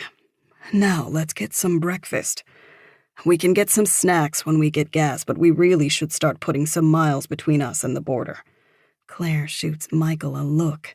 "Real breakfast, not gas station shit." He doesn't have the guts to make eye contact, let alone argue. "All right, real breakfast." Evie is mute. She clings to her wounded mother like a child. The two of them get in the back seat while Michael stays outside. He's smuggled a handgun and 2 people into Canada, and if he gets caught, these are the least of his crimes. He's got a long drive to go until they're safe in Quebec. But even then, for how long? He won't be safe anywhere, or at least he won't feel like it. He'll be done running, he tells himself. He's leaving his capture up to fate. He's put his life in another knight's hands. There's one other person who knows about his place in Quebec. Zoe. Chapter 52. Zoe didn't expect to get left on the road. She has to walk back to Charlotte's house, and she avoids the press where the police have barricaded them a 1/4 mile from the scene. Charlotte must have been watching the road from the window. She comes back outside when Zoe gets close to the house. "Hey, everything okay?" "No." Zoe looks over her shoulder. "Do you have a mask?" "You don't want to be recognized?" "I'd rather not." Charlotte turns back inside and comes out with an N95. Zoe steps forward to take it and puts it on. The tight rubber straps pinch behind her ears and trigger memories for another shitty time. But with a hat on, too, she's hardly recognizable. "Thank you, Charlotte. I've got to run." "Okay, you don't have to text back, you know. If you don't want to, it's fine." Zoe steps forward and wraps her in a hug. "I'm going to text first this time. And I want to, okay?" Charlotte nods sadly, like she doesn't quite believe her. "Goodbye." Zoe breaks their hug and trots to her car. She heads back into the center of Black Castle. The news vans have followed the police like vultures, and the street in front of the town hall is mostly cleared. She sees Ryan's car parked, and then right in front of it, Ryan. He's chatting with a police officer, with Gracie in his arms. His back is to her, and before he's able to look and see her car, she swings into an open spot half a block down. Parked to her right in the direction of Ryan is a black SUV that easily conceals both Zoe and her car. She gets out, sits on her hood, and looks at her husband and daughter through the 2 front windows of the SUV. She pulls her mask down to her neck and dials Ryan. She watches him dig in his pocket and back away from the cop. "Zoe, oh Jesus, are you okay?" Zoe smiles as she watches Gracie reach for the phone. She can hear her mumble, "Mommy?" Are you there? Ryan says, shifting the child around and switching the phone to his other ear. Zoe? Yeah. Her sinuses burn with hot tears. I'm here. Are you okay? At least, considering... I'm okay. Where are you? Mommy. She hears Gracie mumble again. The sight of her little girl is too much. She slides down the side of the car so they're out of sight and hiccups with cries. I have to... Zoe sniffles. Fuck. She wipes her nose. I have to talk to the FBI for a bit. A couple more hours. Do you think you can get out of here tonight? I want you home. I don't know. We can take one car. I can fly back for yours. Ship it. It doesn't matter. Don't worry about anything. I'm not. I know. Thanks, Ryan. The wind gusts. She's sure Ryan can hear the choppy muffle from her microphone. He might think it's strangely timed to the same wind that throws itself against him right now. She's only 100 feet from him. The urge to run to her family, the only real one she's ever had, dances anxiously in every muscle. She wants to stand, sprint, be enveloped in between those two. She wants to feel Ryan's heavy arm around her shoulders and Gracie's sticky hands on her neck. But she can't move. If she's doing this, it needs to be tonight. She needs to go now. I love you two so much. I don't want to talk about this, about what happened. Of course, of course. I know you have questions. I don't need to ask them, Zoe. Don't worry. Can I talk to Gracie? Yeah. Zoe stands halfway and leans against the driver's window of the car across from her. She watches Ryan hold the phone against her daughter's ear. Mommy? Zoe smiles. Hey, my girl. Are you coming back now? Guilt sears in her gut. She purses her lips. Mommy's gotten herself into a lot of trouble. Maybe not, baby. No. Grace says it with a whine. This child, it's like she has her hands inside of Zoe. The word, the tone, it twists her stomach. No, sweetheart, but I'm going to see you so much in the next few months. Mommy will be taking some time off work. Okay. At school, we've started our ocean homework. I'm supposed to pick a sea animal. Zoe starts to pinch her temples anxiously with a forefinger and thumb. A cop car cruises behind her, and she turns her back to it. She has to go. Gracie could talk to her for the next half hour, and she's going to have to interrupt her, then abandon her. Bad mom. The words run through her head, but suddenly she's not thinking of herself or her daughter. It's her mom whose picture plays in her head. Violet. Gracie, baby, I'll be helping you at the dining room table later next week, okay? Zoe thinks this is probably a promise she can keep. Her tone rises with hope. Okay. I love you. Zoe has to pause and look away from her daughter. She steadies her breath to keep a sob from slurring her words. So much, Gracie. Love you too, Mommy. Ryan has the phone again. He puts the girl down to hold her hand. Where can we wait for you? Zoe's begun to calculate. She looks over her shoulder. In the town hall. We're already there. Perfect. The two say their goodbyes, and instead of putting her phone in her pocket, Zoe sets it tight under the wheel on the SUV, so it will be crushed when it reverses. She watches her husband's and daughter's backs as they go into the building, and then she lets herself sob. She cries for her family, past and present. She's not as steeled as she's going to have to be. This might be for nothing anyway. Her name could already be on a no-travel list. But none of that is going to stop her from trying. After all, she's not even 24 hours behind. She gets in her car, puts it in reverse, and makes for the border. Chapter 53. It's day 1, and their new reality is already unkindly settling in. A life on the run isn't much of a life at all, Michael has quickly come to realize. Life itself, the world outside, it all becomes one big prison. There is only so much you can do. He has tried to read the books he stashed here in the hundreds for this very purpose, but his eyes soon leave the page. He's too nervous, too distracted. He thought he'd be here alone, but instead the laugh track of a sitcom lifts from the living room and into his cramped loft. Evie is perched in front of the television, and Michael has told her to slow down. She's already almost through the first season of Seinfeld. Every time Kramer enters the apartment, the audience roars, and Evie giggles like an idiot. Below the loft, there are cupboards, shelves, and boxes on the floor overflowing with books and DVD sets, but no board games. This place wasn't stocked for company. When Michael pictured going into hiding, it was always an image of him and the silence of this place, chopping wood, reading books, and staring at the stars. Now, in this closet of a cabin, none of these things are appealing. He drops his book on his chest as he hears the front door creak open.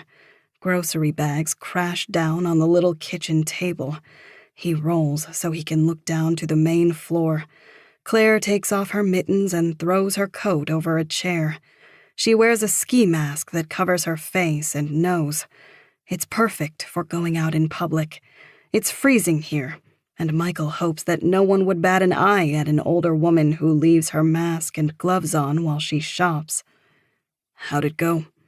Claire rips off the ski mask, leaving her hair a frizzy mess. Hot. Did anyone look at you? Everyone looked at me, but not because they think I'm a criminal. Michael reminds himself he needs to calm down. There's a near 0% chance anyone in rural French Canada would hear about Daniel Knight's death. It would be a non-story in most of America, too. He's more worried about his own profile. When the story of the family comes out, when they find those 5 bodies, his name will be notorious, and they'll know he crossed the border. Michael climbs down the wooden ladder from the loft and starts pawing through the grocery bags. Did you not get a newspaper? Claire makes a face and shakes her head. It's all in French anyway. There's nothing about you. No one knows about your story yet. Zoe has kept quiet. Claire, I told you to buy a newspaper. Do you speak French? Besides, do you see how full these bags are? Like I had the goddamn room. All you bought for this place is canned chili, and it's expired. There's supposed to be a blizzard.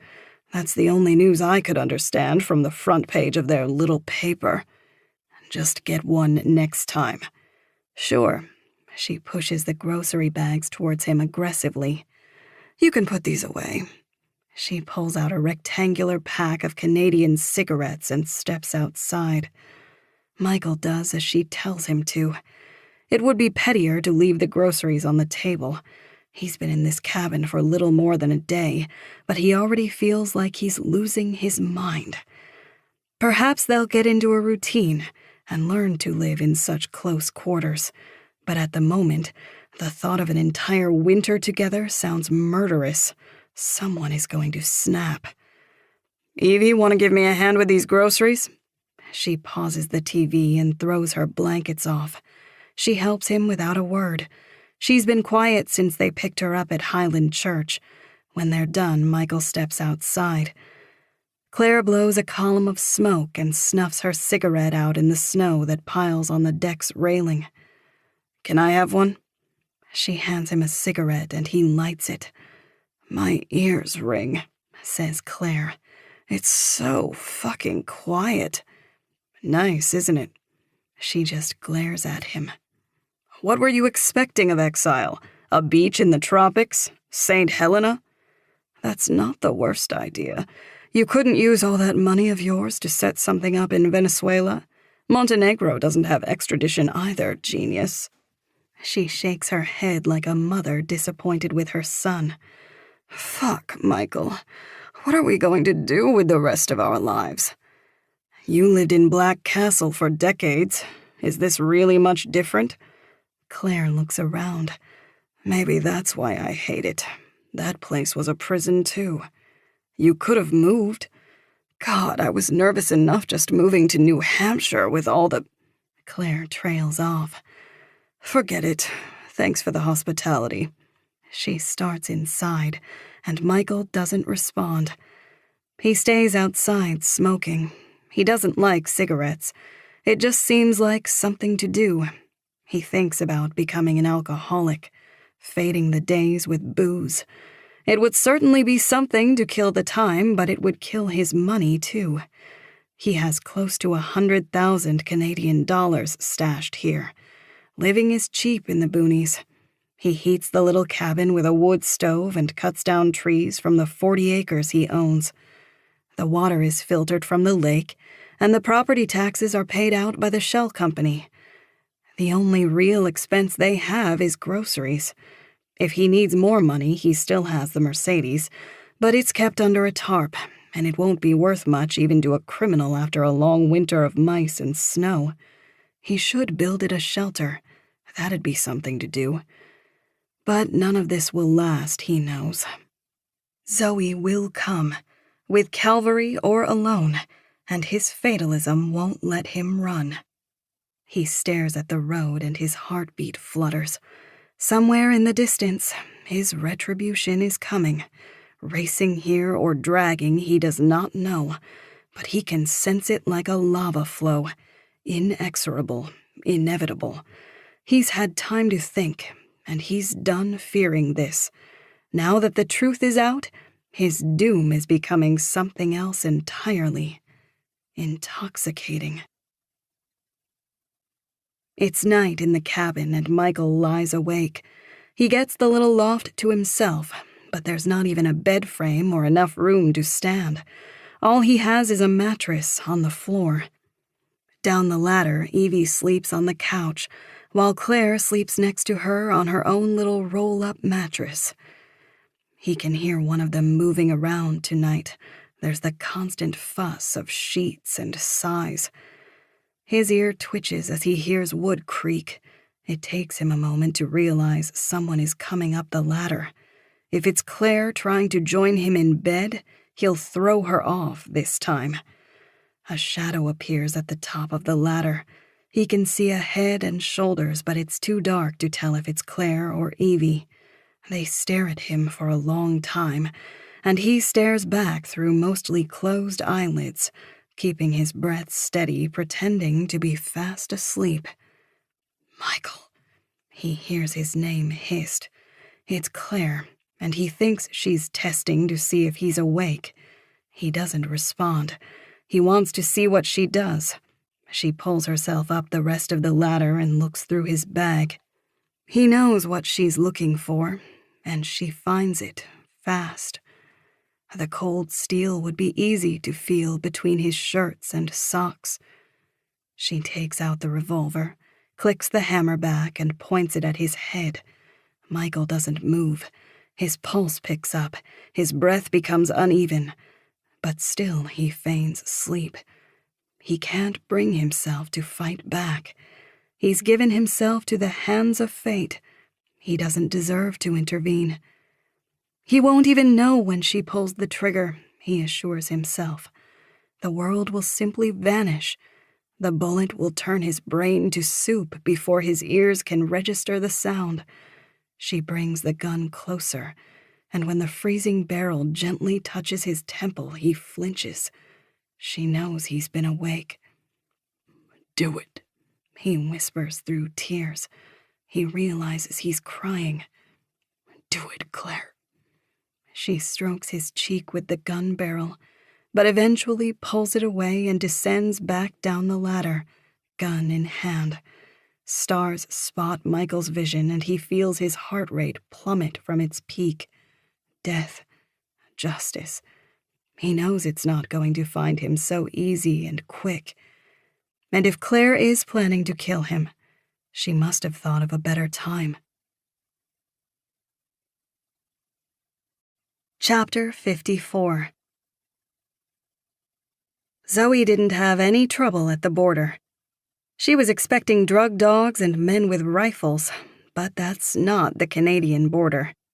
They asked her 4 deadpan questions, and when satisfied with her answers, they smiled and waved her on. There was no trouble with her passport, no trouble with her license plate. The first thing she does once out of the country is withdraw a few hundred in cash from an ATM. She doesn't want them to be able to trace her route via credit card. Zoe drives through the night, and at 9 a.m. stops at an outdoors store where she buys a road map of Quebec and a satellite phone. When Michael took her to his place in Quebec when they were still dating, Zoe had taken pictures of the nearest town, the lake itself, and the cabin. She hasn't looked at them in years, but she can remember the name of the town, Saint Pierre. She can't recall the name of the lake. When she looks at the map around Saint Pierre, she begins to rethink everything. There are dozens of lakes, 100 of them. The map itself is intimidating. It could fold out to the size of her car. Zoe's eyes go from lake to lake, trying to remember. And then suddenly, she does. Not a name, but a shape. She and Michael once discussed it on its shore as kids would a cloud. A sail, a shark fin, a slice of pizza. It's a pyramid-shaped lake with a small rocky island near its center, and her pointer finger is on it now.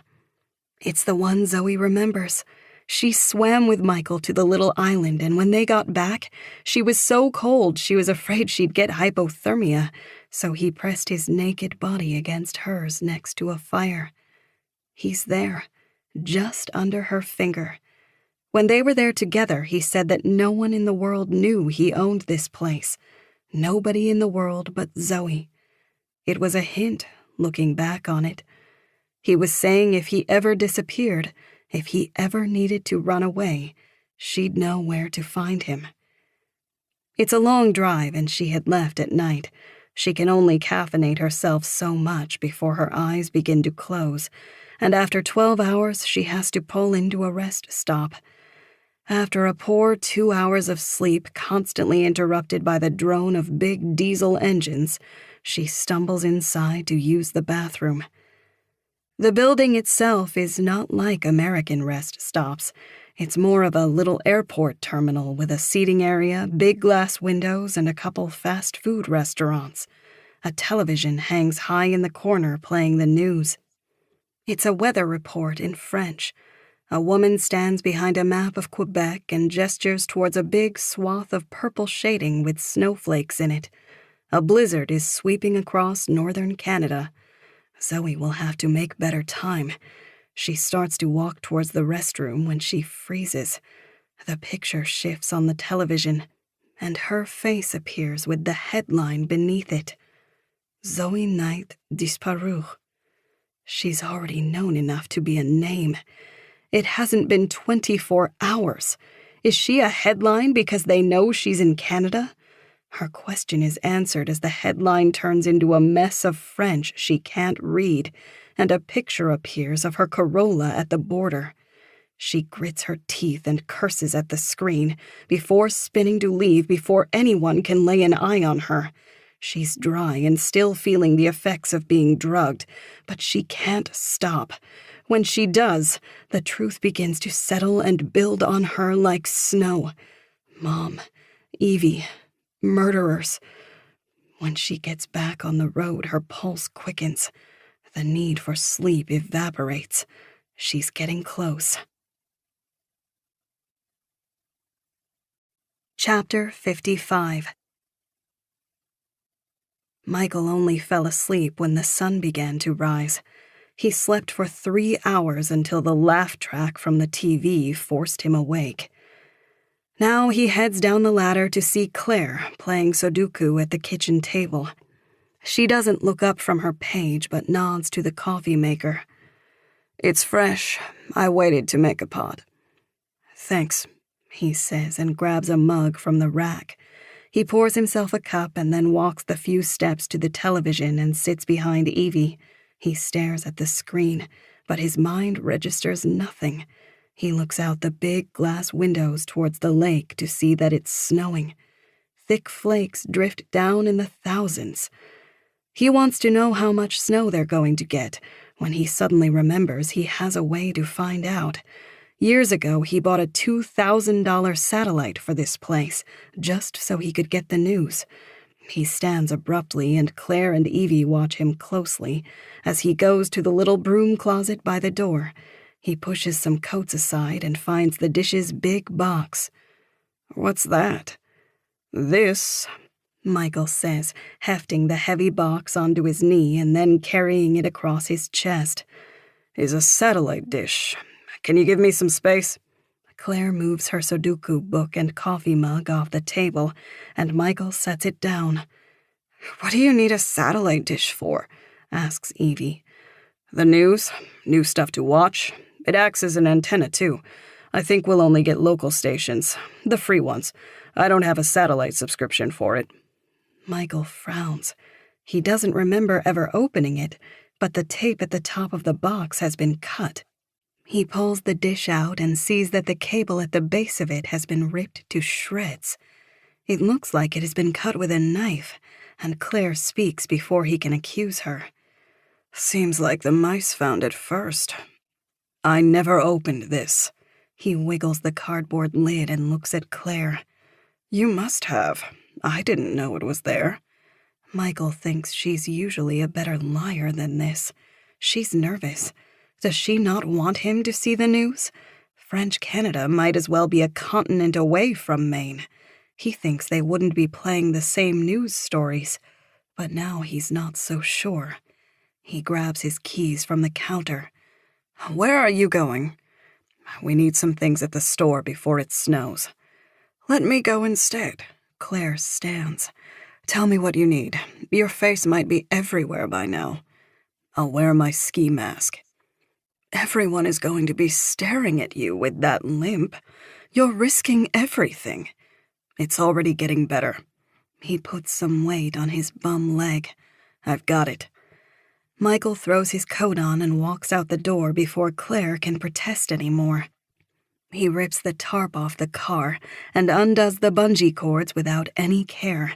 He tosses them on the ground, and when he gets behind the wheel, he realizes that he doesn't have his mask. He doesn't bother to go back inside to get one. Michael starts the car and drives off while Claire still watches him from the window. It's a 20-minute drive to town, a straight shot directly down the dirt road. There are only a few other properties out here, and the cabins are all set back far from the driveways that branch off the road. There are no fresh tire tracks in the snow. The road is one smooth roll of white all the way to town, and Michael has to be quick.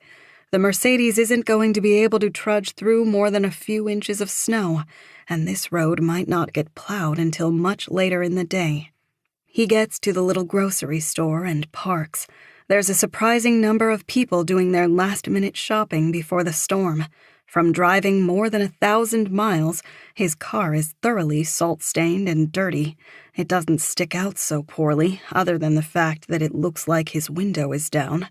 But no one looks at him sitting behind the wheel. They're all too busy walking with their heads tilted to their feet against the driving snow. Michael gets out of the car and joins them. His limp isn't as bad as it was the day before, but it's plenty noticeable. Inside, he kicks the snow off his boots and casually takes a basket. He picks some random items, a loaf of bread, some oatmeal packets, to not look awkward. Then he makes his way to the little newspaper rack. There are 3 papers, all Canadian and all in French, and the front pages are all different. 2 of them show what must be a Canadian politician Michael doesn't recognize. The third shows a picture of a city skyline with snow coming down. Taking a copy of all three looks suspicious, so he tosses one in his basket and looks to leave. There's no self-checkout in this little market, and he's stressed about having to go to the clerk. When it's his turn, the clerk says something in French when she begins ringing up his items. He blushes and apologizes. "Sorry, English." "Oh," she nods but doesn't say anything else. He pays with a 20 and is left to bag his own groceries. He can feel her eyes on him. He's wearing his hat to his eyebrows, and it's the longest he's gone without shaving in months. Any picture the news would have of him would be baby-faced, and again, his story probably wouldn't even make it up here. He lifts the bag to his shoulder and leaves the store. At the Mercedes, he tosses his groceries in the passenger seat and takes out the newspaper. The moment he unfolds it, he freezes. On the bottom of the front page are pictures of Evie, Claire, and Zoe. "La fausse famille," he reads aloud and then scans the article. For all the money he put into his escape plan, he never bothered learning French. He figured he'd have time to learn out in the cabin if it came to it. There's a French to English dictionary stashed there, but it would take too much time to decipher this article. Michael's in a panic. There's more to this than the death of Daniel Knight. In fact, he doesn't see the name at all in the article. It keeps mentioning the Kellys. It's familiar. It's Claire's maiden name. He remembers it because she stole her nephew's passport for him, and he paid a graphic design student at Cornell, whose side hustle was fake IDs, $3,000 to change the nephew's picture in the passport to one of Michael. Michael needs to know what the newspaper is saying. He gets out of the driver's seat and waves to the nearest person walking into the grocery store. It's a young woman with a baby on her arm. Excuse me. He hobbles over and points at the newspaper. "English? Do you speak English?" She shakes her head and stares up at him, and then quickens her pace into the grocery store. He doesn't care how crazy he looks. He needs to know what this newspaper says. He goes to the next person. It's an older man who doesn't bother tucking his head against the wind and snow. He walks slowly, looking at the others hustling, and smiles, as if he's the only one who has been ready for this weather since spring. "Excuse me, sir, do you speak English?" The man stops and smiles wider. "Of course," he says with a thick French accent. "Are you lost?" No. Michael sniffles and wipes his nose. "I went to school with this girl." He points to Zoe's picture on the bottom of the paper. "I'm here for work. Surveying. Land surveying." The man stares at Michael plainly. At first he was friendly, but now he can tell Michael is panicked. "Anyway, I was wondering if you could tell me what this article was about." The old man takes his eyes from Michael to the newspaper. He reads for so long that Michael has to shift his feet. His calf burns from standing for this long. My wife. She told me about this. This girl." He smudges his finger on Zoe's picture. "Your friend. She was raised by people faking to be her parents. He waves his hands in front of him, looking for a word. Pretending. They murdered her mom and dad." He points to a paragraph in the article. "They found their bodies downstairs." Michael's vision blurs, but he acts quickly. He flips back to the first page and holds the picture of Claire up so he can see. "And this woman, was she the one pretending to be a mom?" "Yes. Crazy. I'm very sorry for your friend. I will have to tell my wife I ran into someone who knows her." The man turns around and gestures as if his wife is just behind him. Michael looks at the little sentence beneath the picture. He sees the name, Violet Kelly. "Thank you." Michael shakes the man's hand wildly and starts to walk back to his car. "Yes, thank you. Stay warm." Michael gets back in the car, and the second he's out of the parking lot, he begins to floor it down the road and back to the cabin. A cloud of snow explodes behind him the whole way. He doesn't know what to say to Claire. He just hopes they're still there. He doesn't have to stress for long. When he reaches the end of his driveway, it looks like Claire never stopped looking out the window. She's right where he left her. And when he gets out of the car, she appears in the little doorway to the cabin. Where are your groceries? She's keeping one hand in her pocket, no doubt on Michael's gun. He's not intimidated by death. It's prison, years of limbo in the justice system, that frightens him. Funny thing, I got distracted by the newspaper. Evie appears behind Claire in the doorway. It looks like she's holding something, a weapon of some kind, too. Michael starts laughing. He can't believe this. Of all the emotions he feels, the strongest is relief.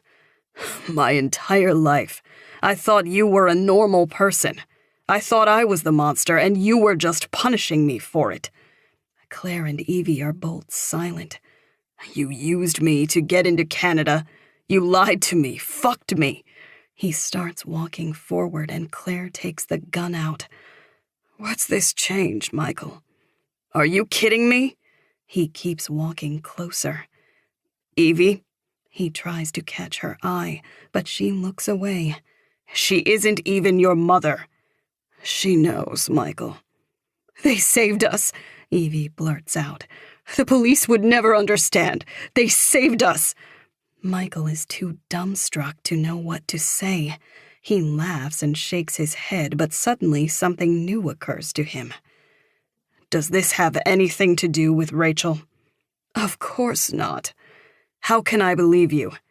Because Evie's not lying. We saved these girls' lives, Michael. My husband and I weren't monsters. Take it from Evie, not me. Michael starts to walk forward more when he suddenly stops. Claire, too, stares terrified past him. A car is coming, but it's getting quieter at the same time.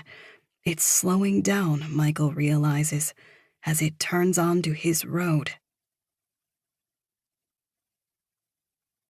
Chapter 56.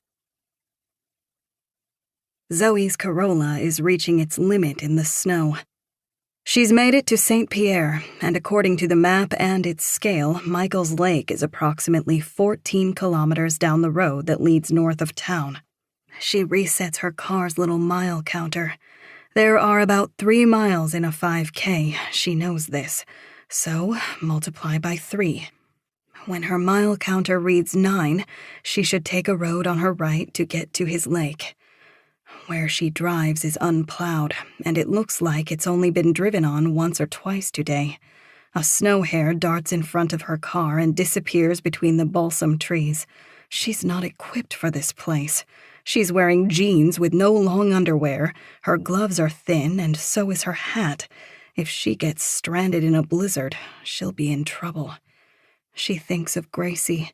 It's selfish to be so flippant, to keep going. But her foot presses the gas pedal a little more to silence the thought. It's a long drive without seeing a single other car. She knows there are houses on this road, but they're either summer cabins or the occupants are hunkered down for the blizzard, because this place is barren. In fact, the 2 sets of tire tracks she sees turn out to be from the same car.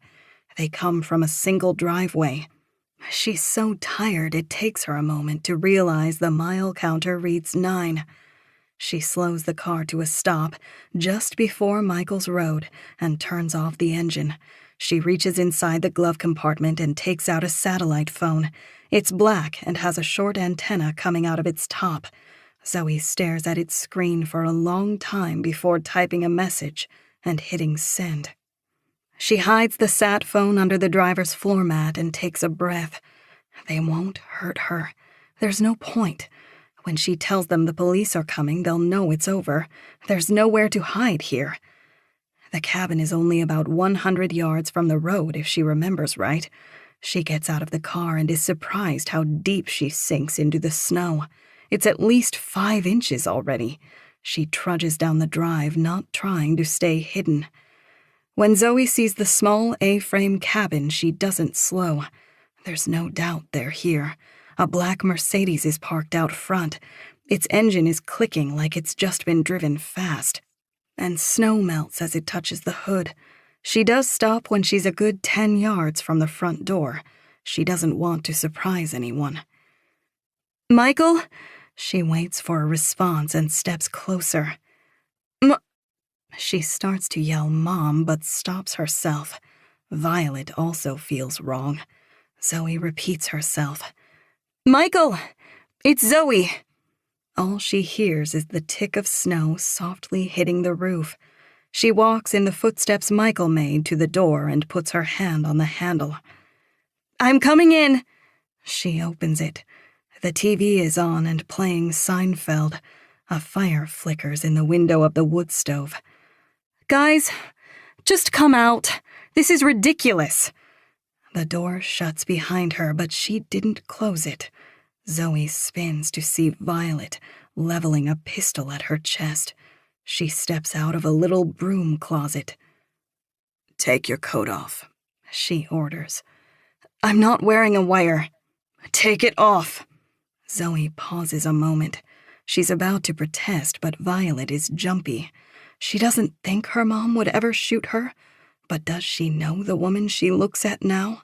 She slips the parka off and lets it fall to the floor. "Sweater too." "Mom," Zoe says pleadingly, but that's not who she is to her anymore. Violet takes a step forward as if she means business, and Zoe strips. Her commands don't stop at the sweater. "Boots, pants, everything but your shirt and underwear. Take it off." "I'm not here with the police. Please. Now, Zoe."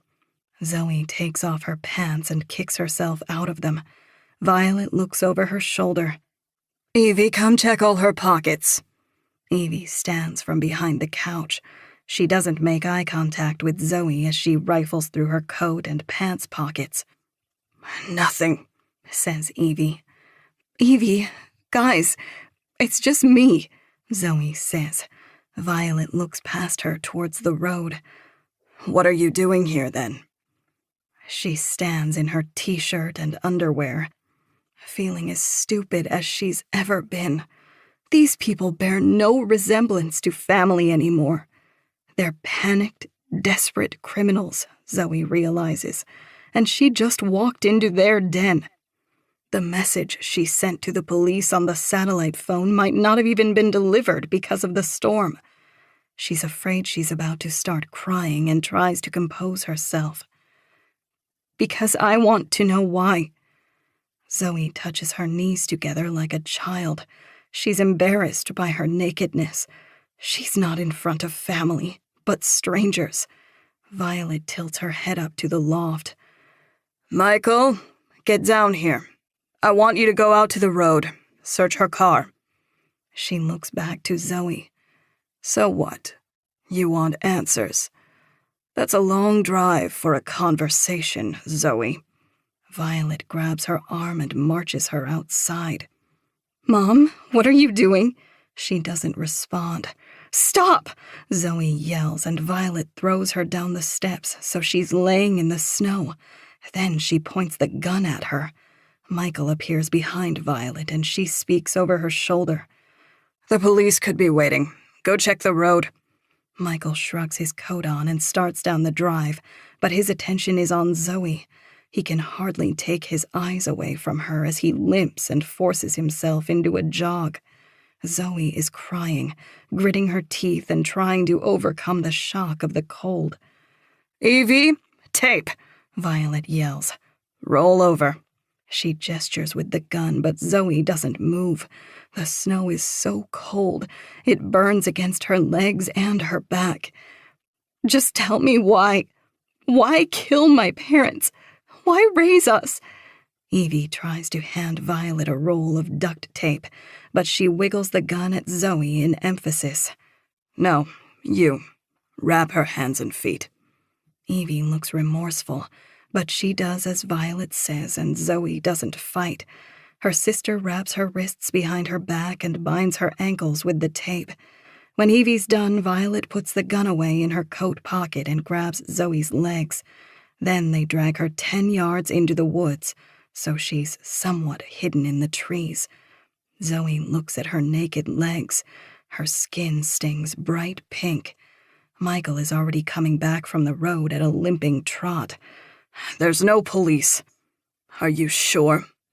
I can't see very far in the snow, but I really don't think so. She came here in her Corolla. Violet relaxes and sits hard on a tree stump across from where Zoe lies. How'd she find us? She's looking at Michael, not Zoe, as she asks this. She knew about this place? Yeah, he says quietly.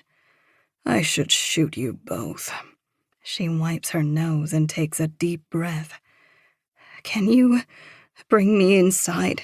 Zoe asks gently. Please.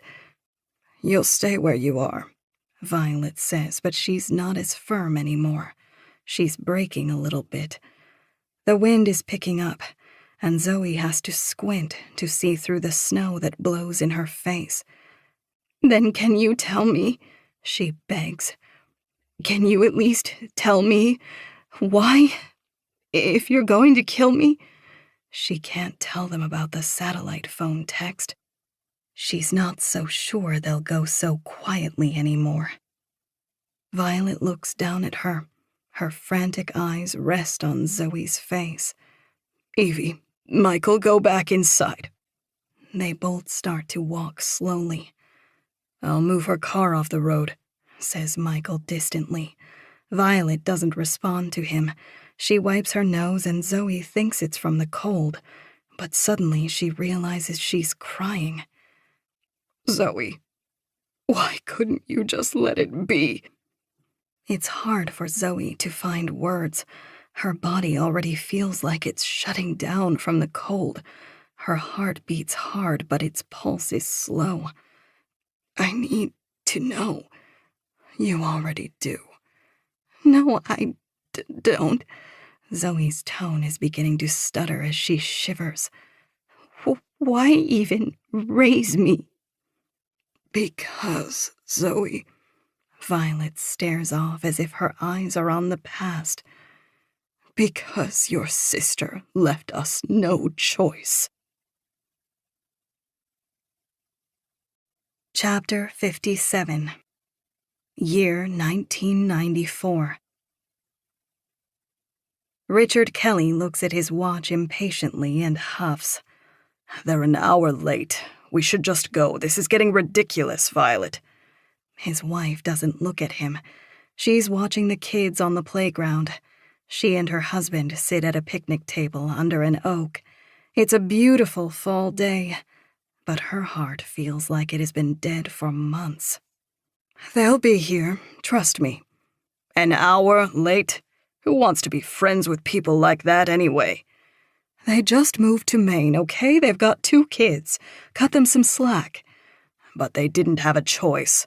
Their parents threatened to cut them out of the will if they didn't move to the country and get clean, didn't you say that? Maybe so, but we should still be nice.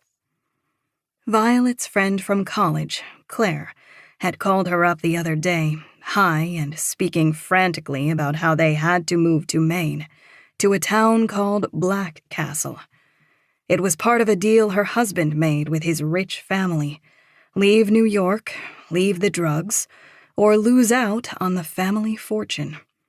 Violet and Richard are quiet, but their tension isn't from Claire and Daniel's tardiness.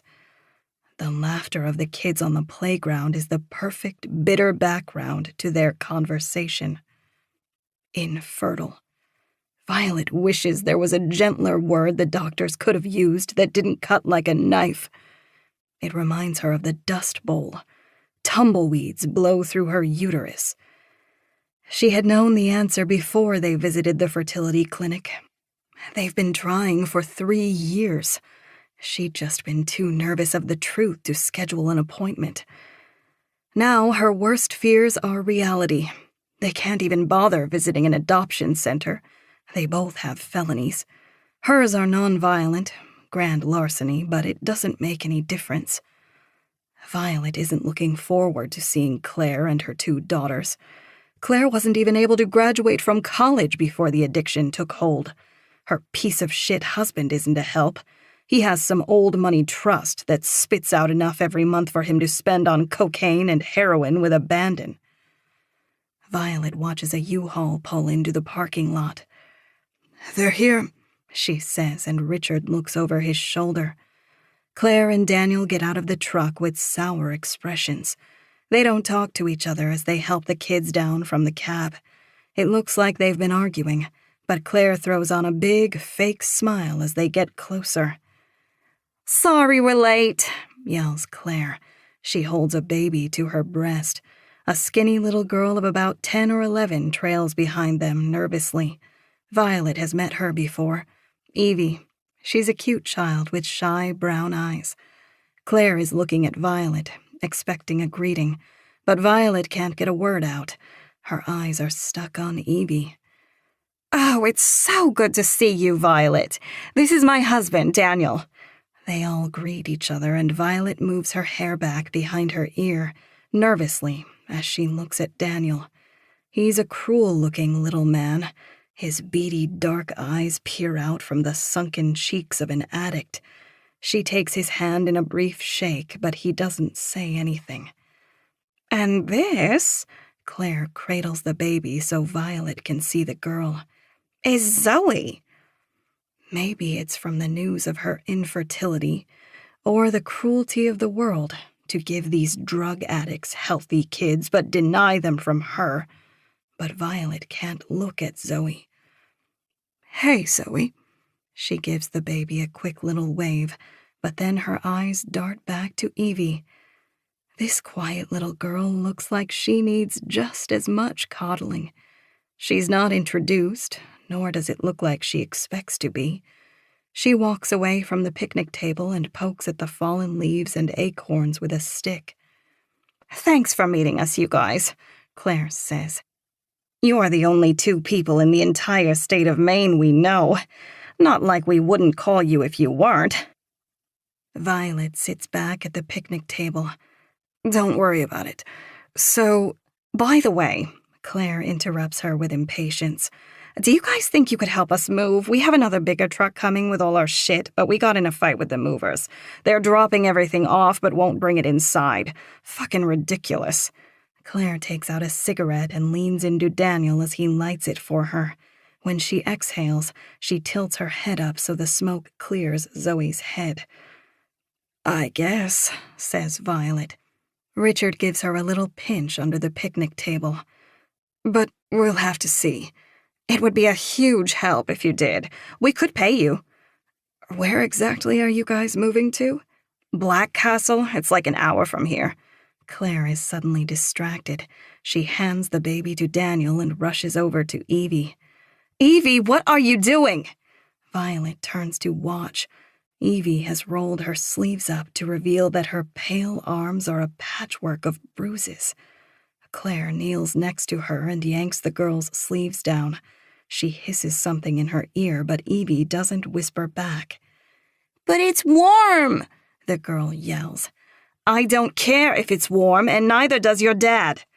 Violet turns to look at Daniel. He taps his foot nervously. His brow is narrowed in anger while he looks at Evie. "Sorry about that," Claire says, walking back to the table. "We'll help you," Violet says quickly. "What?" "We'll help you move, just say where and when." "Oh my God, the movers say the truck should be here tomorrow. Thank you so much." "Of course." Violet smiles weakly, but she isn't looking back at Claire.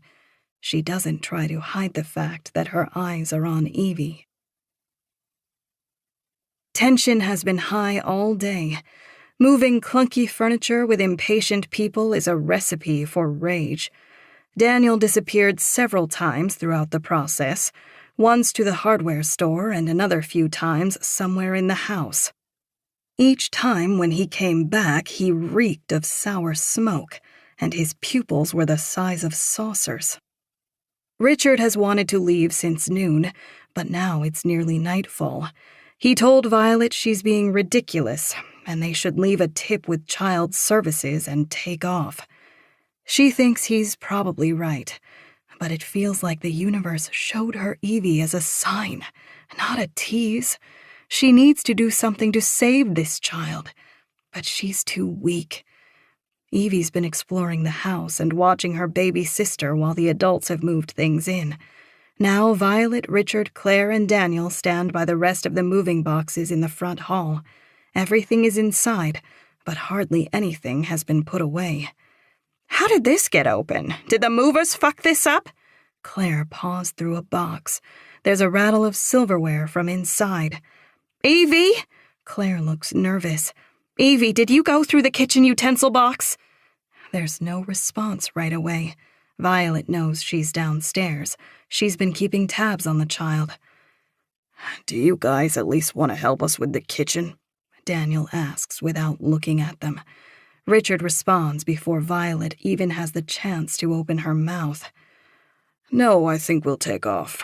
It's a long drive in the dark. We could unwrap one of the mattresses and you could sleep on the floor.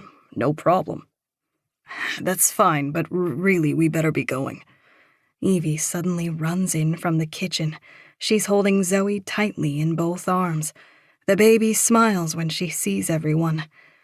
Mommy, Daddy, we have a well in our basement. That's the cistern, Daniel says sternly. That's where all our clean water comes from. You haven't been messing with it, have you? Evie suddenly looks scared. She shakes her head, but she's as bad of a liar as any child her age. What did you do to it? Daniel starts walking towards her. Did you toss something in there? Daniel, we're about to leave, Richard says, trying to distract him. Could we settle up? It seems to work for the moment. Daniel turns from Evie and digs for his wallet. It's bursting with cash. He gives a handful of bills to Richard without counting it. Thanks. You wouldn't believe the bullshit we had to put up with those movers. Violet doesn't look at Daniel. She can't keep the hate from her eyes. She feels like she's going to start crying. Is this little girl going to be beaten the moment they leave? If not then, it'll still be soon. And the baby, when she gets old enough, it'll be her turn. All they can do is call child services and hope for a successful case. But the Knights have money. Even with all those bruises, $500 an hour lawyers have a talent of turning reality into fiction. Violet and Richard walk out onto the porch and down the front steps. It's gotten cold. Yesterday's warmth and sun are gone, and Violet thinks it might snow. We can call the police, Richard offers in a low tone. I mean, we do have to do something. But your plan, we can't just steal a little girl. I know, Violet says loudly. Believe me, I know. What if we just wait? Wait? Yeah, wait. Violet walks towards their car but stands at the passenger door. The curtains are drawn inside and they can't be seen from where they stand. What do you suppose we're waiting for? They'll think we're gone soon. What if we catch them in the act? Witnesses. Richard looks nervously back at the house. I don't think that's the best idea. They're dangerous, Daniel especially. They're dangerous, but we should leave them with 2 little girls? That's your theory? Violet, come on. Suddenly there's a crash and screaming in the house. Claire yells and the baby starts to wail. Violet is already running towards the house. When she's close to the front door, she hears Daniel shouting, "Bitch! Bitch! Bitch! Ow!" Violet freezes in the doorway and Richard almost runs into her back. Claire dances around her husband. Daniel, baby, oh God, hold still. Ugh! Daniel yells. Get it out! Get it out of me! Hold still! Claire yanks a short kitchen knife out of Daniel's stomach and lets it fall to the floor. Evie is sitting on her butt. There's blood on her right hand and her left cheek is bright pink from a slap. Everyone is silent as Daniel stares at his bloody hands and clutches his stomach. Then he comes to and springs over to Evie. Little bitch. He's about to start swinging when Violet throws herself on his back. He's surprised, but as skinny as he is, he shucks her off into the wall. Evie starts to scream as he lifts her by a fistful of her hair. "Daniel!" Richard shouts. "Daniel, stop it!" The two of them are fighting now. Claire circles around them, screaming nonsense. Violet crawls across the floor. She's hardly thinking as she picks up the bloody kitchen knife. She leaps up, wraps herself tightly around Daniel's back this time, and digs the knife into his throat. She stabs and pulls with the knife furiously. Once, twice, 3 times. He falls backwards onto her, and she gets the wind knocked out of her lungs. Daniel's mouth is open and blood pours from it. Violet pushes him half off her by his shoulder, and their eyes meet. His face is a mask of disbelief and terror, a look of the mortally wounded. Before Violet can recover her breath, the world spins as she's kicked in the face. "You psycho bitch!" Violet covers her head with her arms. Claire's delivering blow after blow, but suddenly the assault stops, and so does her yelling. Now there's nothing except the sound of baby Zoe's cries. Violet moves to see Richard has Claire in a headlock. He sits back so she's in his lap. His right forearm is crushing her windpipe, and he pulls on the same arm's wrist with his free hand to apply even more pressure. Claire makes a choking sound. Her eyes turn red and watery as their blood vessels burst. Violet pushes Daniel the rest of the way off her and walks over to them with the knife still in her hand. She drops it by Richard's side. Evie is watching everything with the gaping eyes of a child. She doesn't look disturbed. She looks curious. Her brow is scrunched up as she squints. Violet walks past Zoe. The baby doesn't know what she's seeing. Violence, yes, but she can't comprehend the world, let alone understand that her mom is being strangled to death. At least, not the same way Evie does.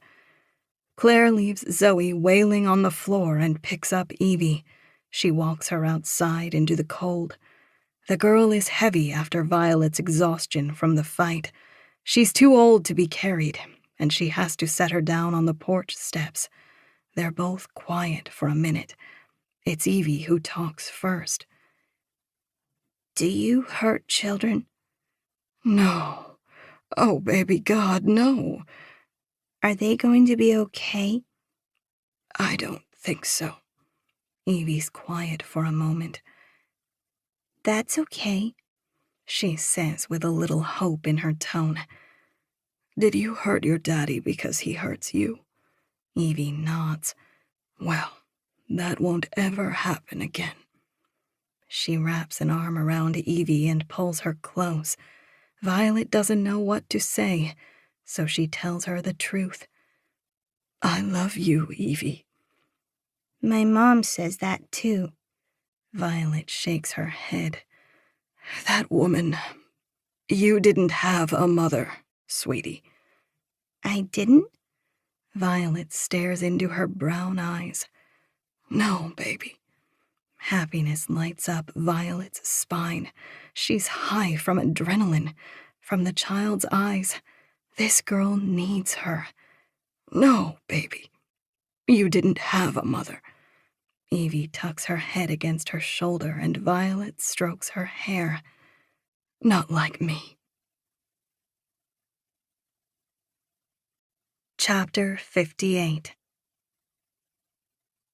Zoe has been trying to sit up to position herself so she's out of the snow, but she doesn't care anymore. She lets the flakes fall and tickle her face. When the wind blows, she doesn't shiver any harder. She's in a kind of shock. She looks over at Violet. "What about the house fire?" "That was your sister." She puts her head between her knees. "Richard and I discussed what to do with the bodies.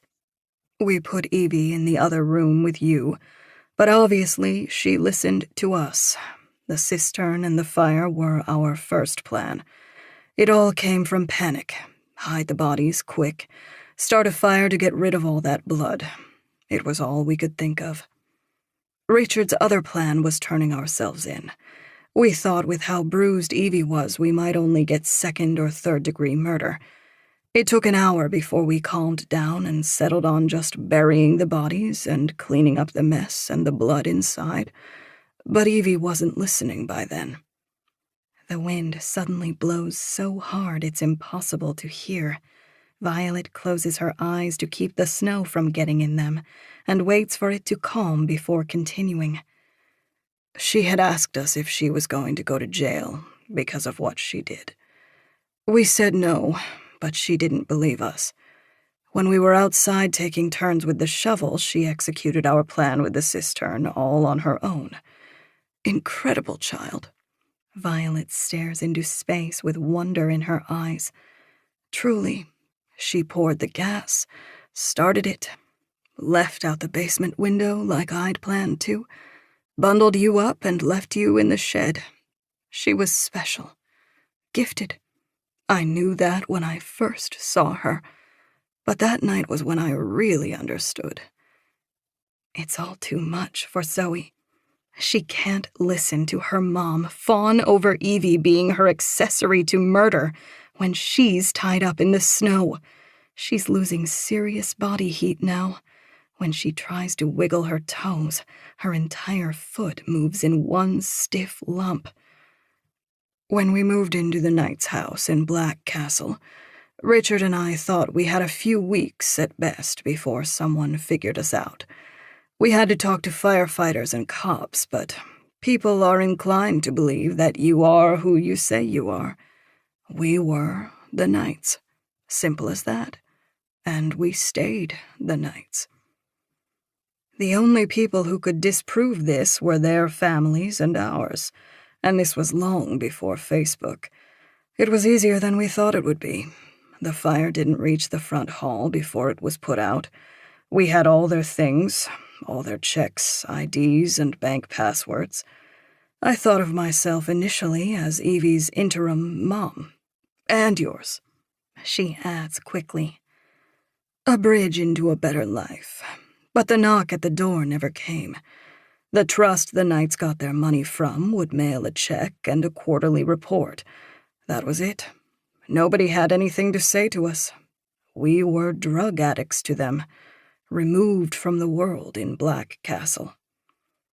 You were going to kill yourselves, weren't you? Zoe's voice is hoarse, weak from the cold. That's what Dad did, right?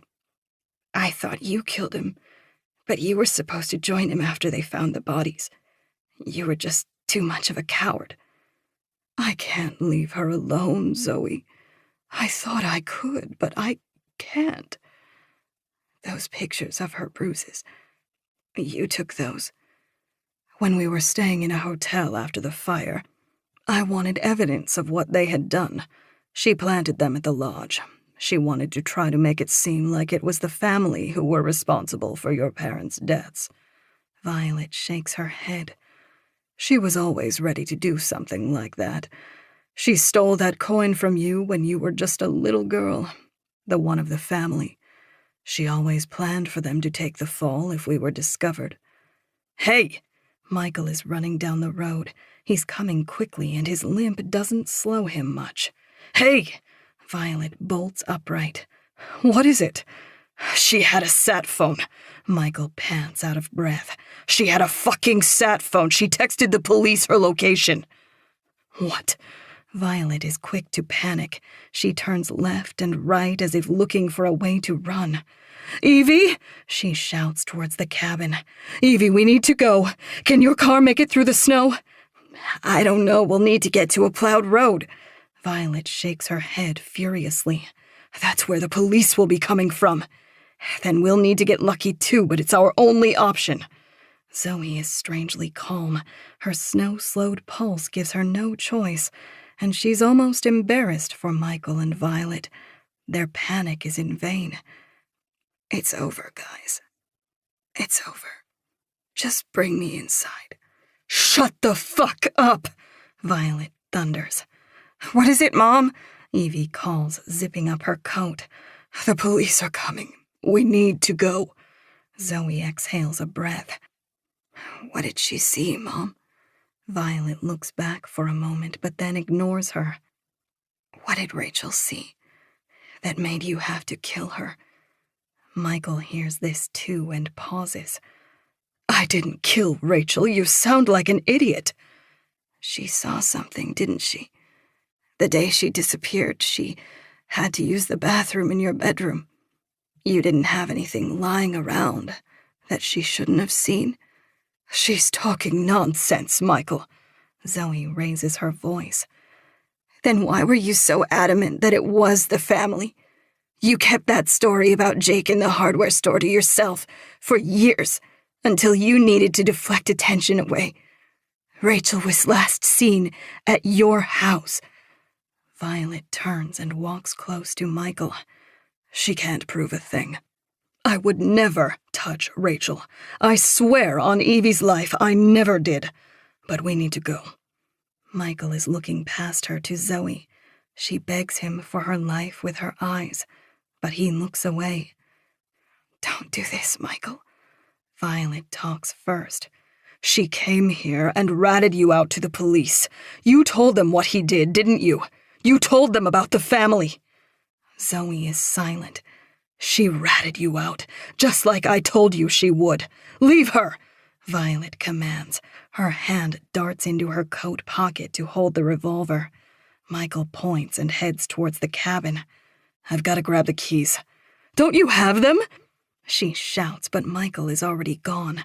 He's back outside in a moment, walking towards the Mercedes. Zoe begins to panic for her life. She thought they'd take her inside. She thought this was some interrogation tactic. Please, you're killing me, please, please, please. Zoe begs and rocks back and forth on her shoulders as they all get into the car. Don't do this, Mom. Violet pauses and clings onto the top of the passenger door. She can't even look at Zoe when she speaks. I'm not your mom, Zoe. She chokes on her mom's words. She doesn't have time to respond before Violet shuts her door and the car lurches to a start and races down the road. The sound of it vanishes in the thick snow and she's left in silence. She can feel a tear on her cheek. It leaves a hot trail against her frozen flesh. Zoe doesn't try to prolong the inevitable by propping herself up against a tree. She stays lying on her side, but there's a new sound that catches her ear. Something coming from inside the cabin. Chapter 59. They all have different opinions on where to go, but Michael is mostly silent. They're not driving back to town, that much is certain. The road they're on loops around to another highway in 100 miles. They can get to an interstate from there, but Michael doesn't know where they're going to go. His money might be able to keep them hidden for some time, but not long. He's hardly even thinking about the police. He was panicked at first, less stoic in the face of fate as he thought he'd be. But now he's distracted. His mind is stuck on what Zoe was saying about Rachel. The more he thinks about it, the more his sister's disappearance has to be linked to the Knights. Claire isn't even her name. These people are liars. Killers once. Why not twice? He bites his lip, distracted. Violet points out the windshield. Fuck, Michael, car! A pair of headlights appears through the snow. Michael panics. There's a road branching off a little ahead to his left, and he takes it quickly. The Mercedes struggles in the deep snow. If he doesn't keep his speed up, he's afraid he'll get stuck. He stares in the rear view, and a pickup truck with a snowplow passes. The shovel scrapes against the road, and it doesn't slow at all. Go on, Violet says. Get back on the road. What if it's clearing the way for the police? Michael asks, and this shuts the car up. A part of him wants to start questioning both of them about Rachel, but he's not the one with the gun. Drive forward. He listens. The car is slow to find a grip, but it does, and he gets his speed up again. The road they're on ends in 50 yards. There's a steep little hill that was hiding a lake at the bottom of it. It's a boat launch. He stops the car again. Where to now? I don't know. Violet pounds the dash in desperate frustration. Fuck, I don't know. Evie's crying silently in the back seat, but still she looks more prepared for their fate than Violet. Michael looks out at the lake. It's ringed with thin ice, and the water in the center is dark. It looks like a black eye. The snow falls into it silently, and he stares, entranced. There are trails around here. We can hike. Violet is as rational as a rat caught in a trap. She's desperate, panicked, and Michael wants to be alone with Evie. He puts the car in park and pulls out the sat phone. Maybe you could try to call them off. Pretend to be the same person that sent the message and say it was a prank. I don't know, they might still send the police, but it might just be one car and not a whole army. Violet snatches the sat phone. Okay. She takes a deep breath. That's not a horrible idea, just let me take a look. She gets out of the car and starts pacing while looking at the phone. Michael gets out of the car too, and so does Evie. They're all feeling claustrophobic. When Violet is a little farther away, Michael walks to Evie. That stuff Zoe was saying about Rachel, do you believe it? She stares up at him. Her face is scrunched in disgust. We're being chased by the cops, and this is what you care about? Where is there to go? He gestures towards the woods. You've got $100,000. We can pay people off, get a boat, I don't know. It's not that crazy. No, it is that crazy. Evie shakes her head. Did you do something to Rachel? He watches Evie's face. She swallows nervously and looks away. No, you're lying to me. What is your problem? We need to focus right now. Michael doesn't relent. Evie's easy to upset. Focus on what? Your sister's right. It's over. We're fucked. What happened to my sister? Do you know? Fuck off. Evie shakes her head. Evie? He grabs a hold of her collar. What happened? She slaps his hand away. If it ever comes out, you'll be the one in trouble. Why? Michael gets in her face and she pushes him off. Because you killed Rachel. Michael pauses. What are you talking about? You killed your sister, you idiot. You, not me. Hey, Violet shouts over to them. Keep it together. She quickly looks back at the sat phone. Evie lowers her voice. You want to know what happened to Rachel? Why don't you just think? Evie taps her temple aggressively. You were there, Michael. You were there when you killed her. You're talking bullshit. Michael wants to challenge her more, but his voice is weak. He has a creeping feeling that she's actually telling the truth. Why are you saying that? Evie stares into his eyes. Because you did. Chapter 60. Year 2002.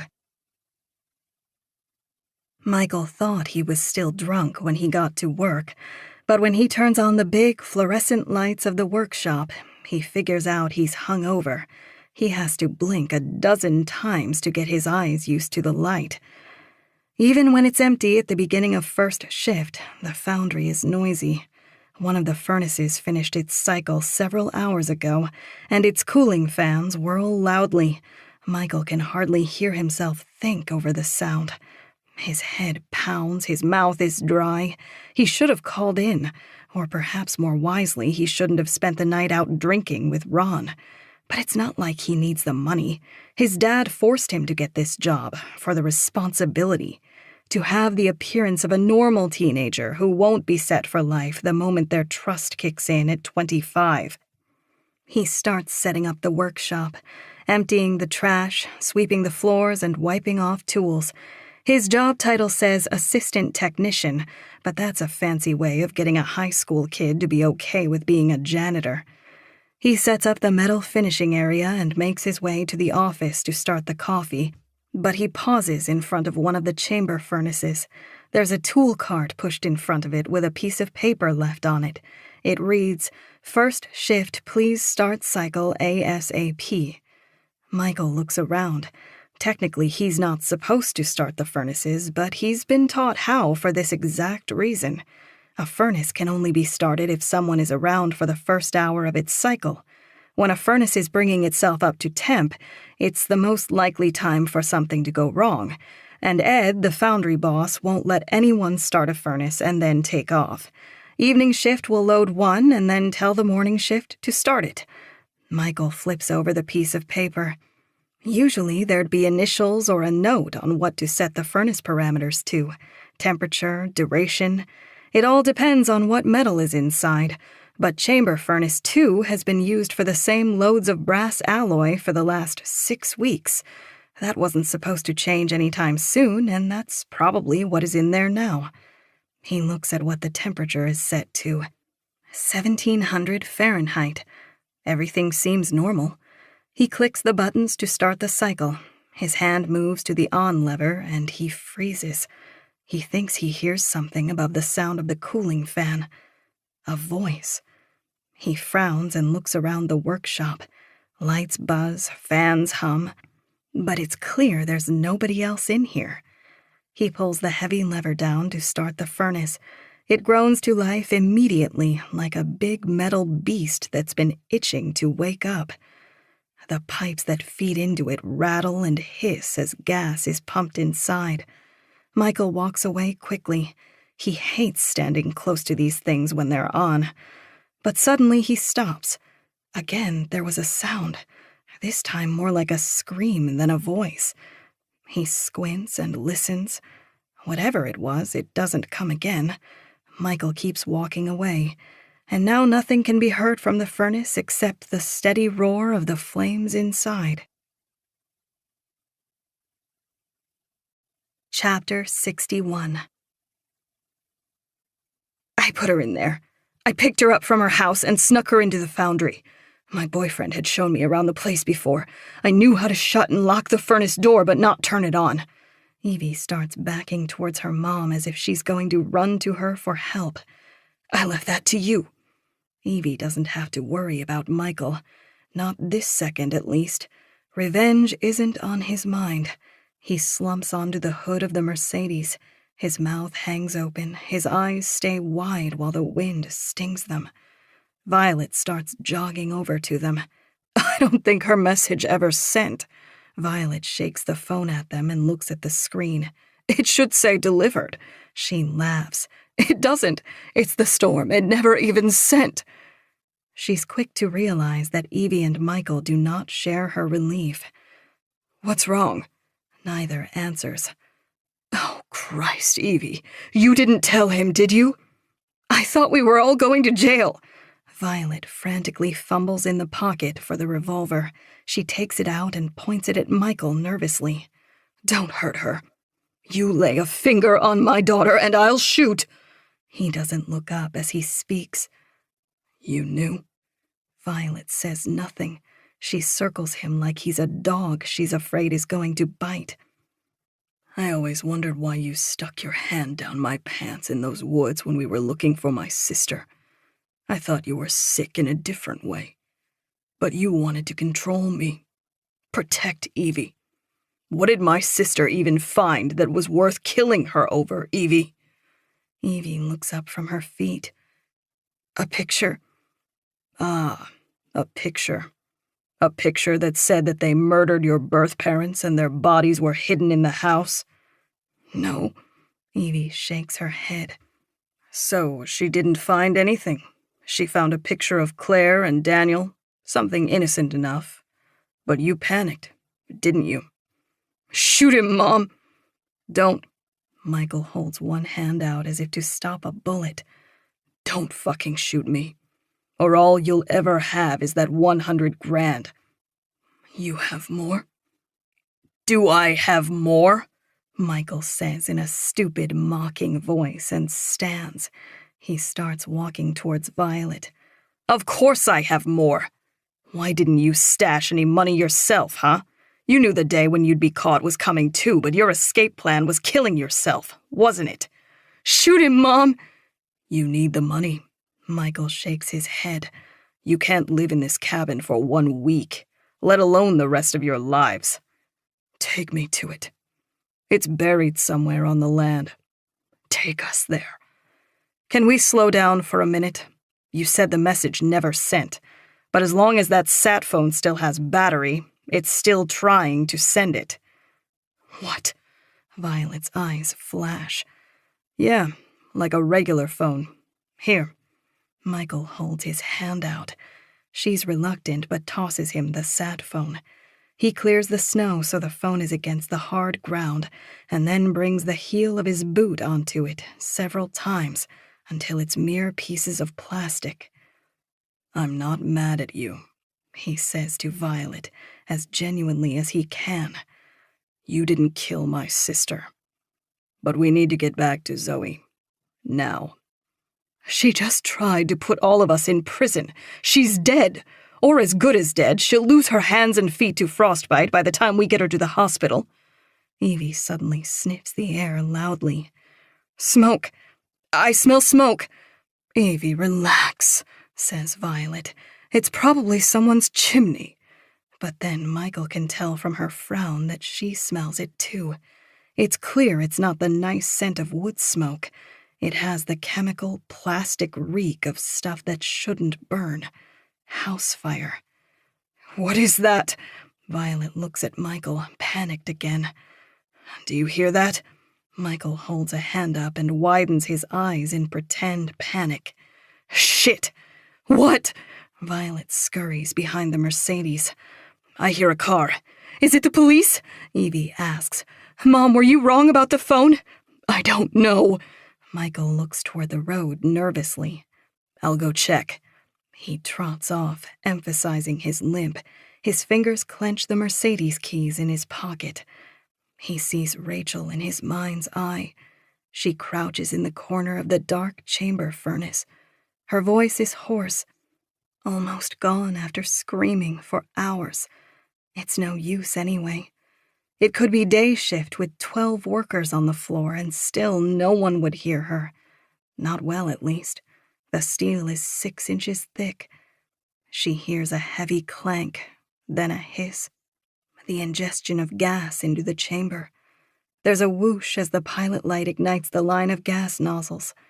They roar from the ceiling like a dozen giant blowtorches. She won't die right away.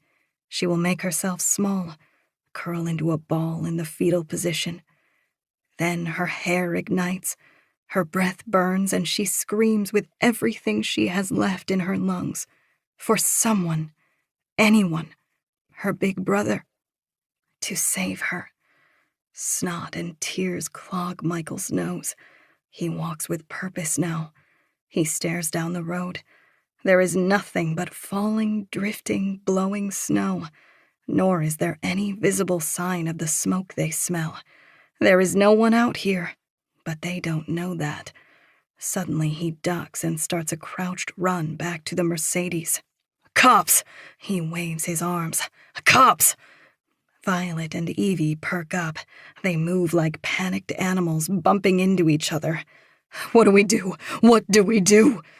Get in, Michael shouts. He's only 20 yards from the car now. The signal on the key fob works. His thumb presses the open trunk button. Get in the trunk. Evie dives in without thinking. She scooches herself up against the back to make room for Violet, who is slower to get in. When she folds herself inside, Michael is there to shut it behind her. He pauses and looks into her eyes for a moment. Close it! Violet shouts in panic, looking past him for the police. He doesn't say anything. He just forces a smile. It's a sick expression of hate, and Violet seems to understand. Michael? She yells in the same moment he slams the trunk lid shut. Michael? He can hear Evie's muffled voice. Mom? Mom, what's wrong? Michael doesn't move away from the trunk quick enough. He should have seen it coming. There's an explosion, and a hole blows through the trunk. It happens again in the same second. This time something hot strikes Michael in the neck. He coughs and immediately paints the snow with a swath of bright blood. He falls onto one knee and presses his palm into the wound on his neck.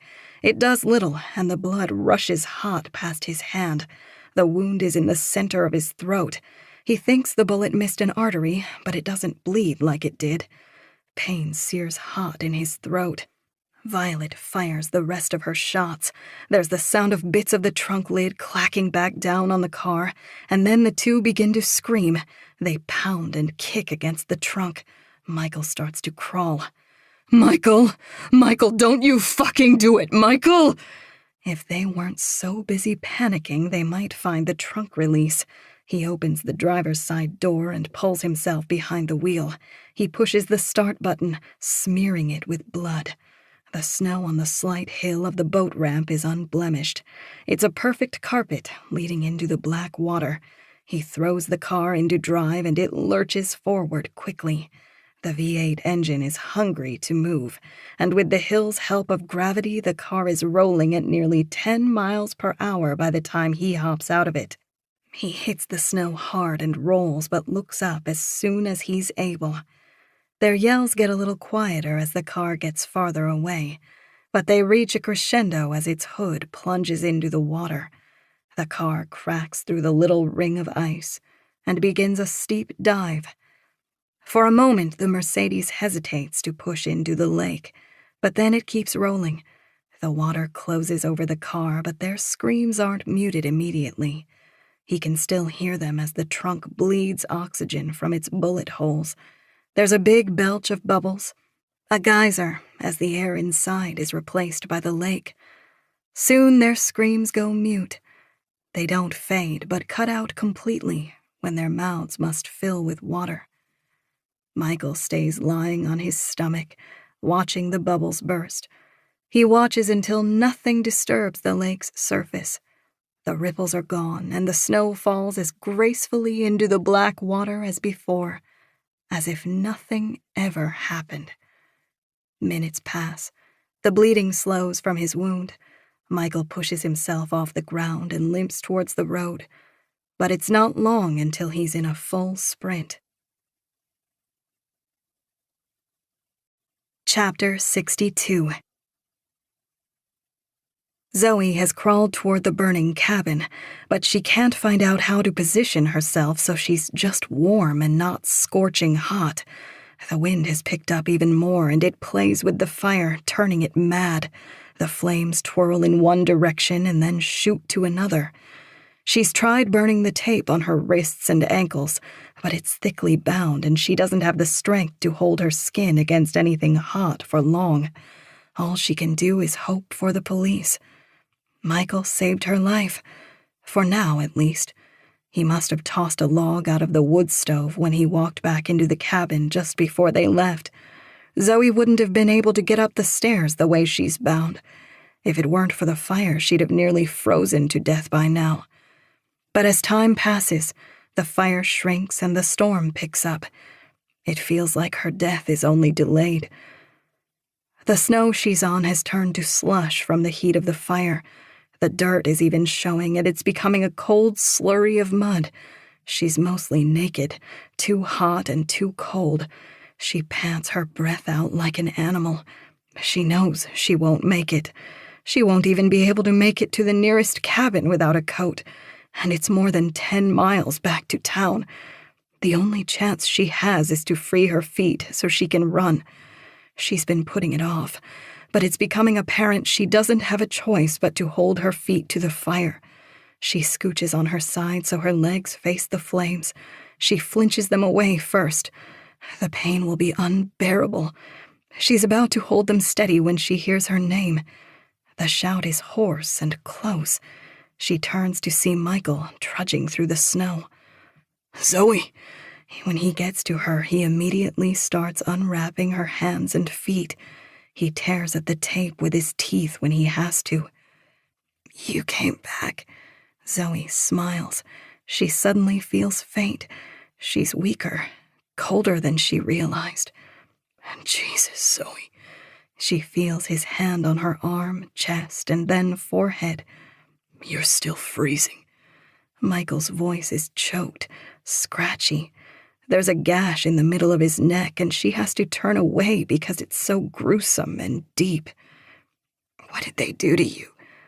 "They killed Rachel," he replies. He slips off his heavy parka and pulls Zoe into it. Then he does the same with his hat, gloves, and socks and boots. He dresses her like a child, adjusting the clothes around one limb at a time. Your stuff was all in the cabin? Zoe nods. She's sleepy. Michael's urgency confuses her. They should just stay here. Wait for the police. Do you have anything extra in your car? There's a road emergency kit. Maybe a blanket. Flares? She looks him over. You're barefoot, Michael. You have been for the last half hour. I'll manage. Do you feel that? Feel what? Zoe cranes her neck to see that Michael squeezes her foot through the big boot he's put on her. She doesn't feel a thing. We need to go. The wind is too strong. We're not going to be able to get you warm, even with this fire.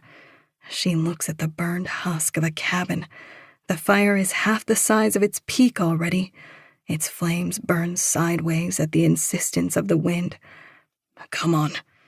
Zoe feels herself become weightless. Michael has picked her up in his arms, and the world shakes along to each of his footsteps. She feels her face warm. It smells just like him. He's taken off his sweater and wrapped it around her neck and face. She breathes in its warmth and closes her eyes. Don't fall asleep, Zoe. Stay with me. He sets her down and she hears glass shatter. He's broken her driver's side window.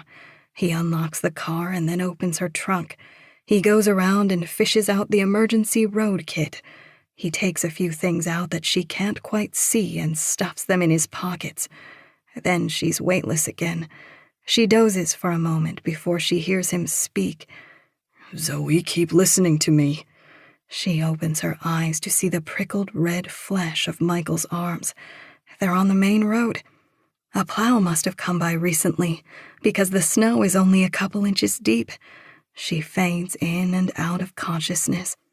Michael talks to her, and his words give her something to latch on to, but they're muffled from under her hood and hat.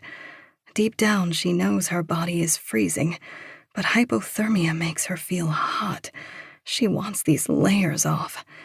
She's about to protest when she looks over her shoulder to see the tracks they've made. Michael has left blood in the snow with every step. Already the ice and frozen gravel have torn at his feet. Michael, Zoe tries to speak, but he can't hear her. She's too weak to raise her voice, and that's when everything begins to fade. Chapter 63. Michael can't go much farther. It's his dog-bitten leg that is giving him the most trouble. He'd hoped he'd go numb enough to not feel anything, but he feels as if his leg might buckle under the extra weight of Zoe in his arms. There's no chance he'll make it to town. He made that realization after only a mile. He's going to have to try one of these roads and hope there's a cabin at the end of it, but even those seem to have vanished. There hasn't been anywhere to walk but this straight stretch of road. Zoe's head has gone limp in his arms, and he thinks he's only 20 minutes or less from joining her. His feet have gone numb, and he doesn't lift them to walk. He slides them in the snow. A road appears to his right. There are no fresh tracks through the snow, nor is there an address number. He stands still with Zoe in his arms for a few seconds. It's a decision that could decide both their lives. He can't risk the side road, not when that plow might come by again. He starts to walk when suddenly he hears a whine on the air. It's a small engine, not a car, and he thinks it's coming from the direction of the side road. "Hey!" He tries to yell, but his voice is almost completely gone. Zoe doesn't stir at the sound. "Zoe!" He shakes her, but she's completely still. "Zoe!" He starts to stumble down the side road toward the sound like a drunk, still yelling as loud as he can. "Hey!" he shouts. "Hey!" The snow here hasn't been plowed, and it's getting close to knee-deep. Michael uses everything he has left to lift his legs. He takes long strides, and in a couple minutes he reaches a clearing. Throwing up a cloud of snow behind it at the end of the clearing is a snowmobile. Hey! Michael shouts. His heart leaps into his throat. It feels his pulse in his wound.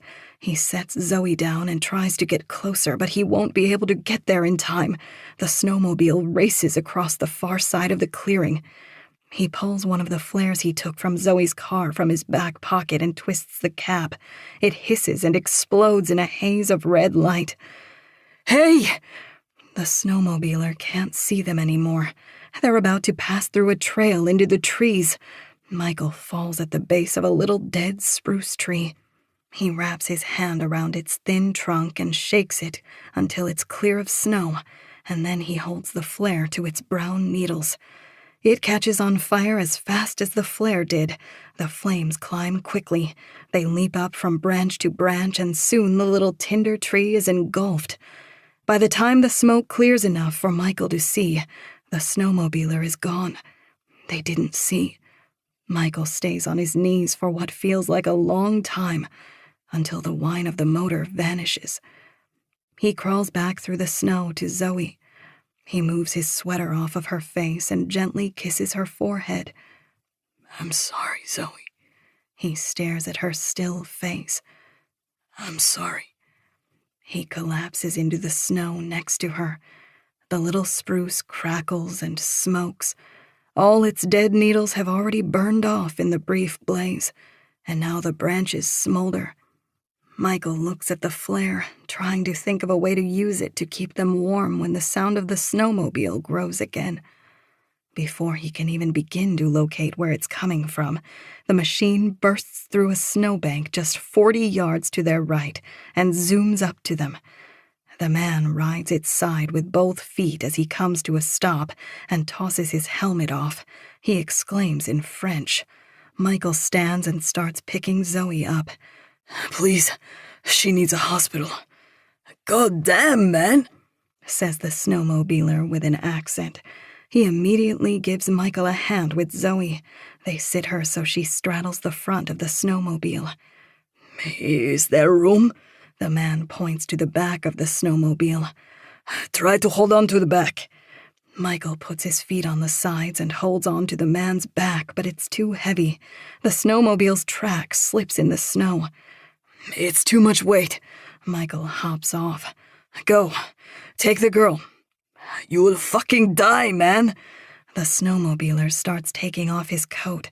He hands it to Michael, but he doesn't take it right away. The snowmobiler shakes it at him. I'll live. Michael takes it and points at Zoe. Is she alive? The man squeezes his glove between his thighs to take it off and shoots his fingers onto Zoe's neck. Yes, there's a pulse. Go. I will send someone back for you. Start another fire.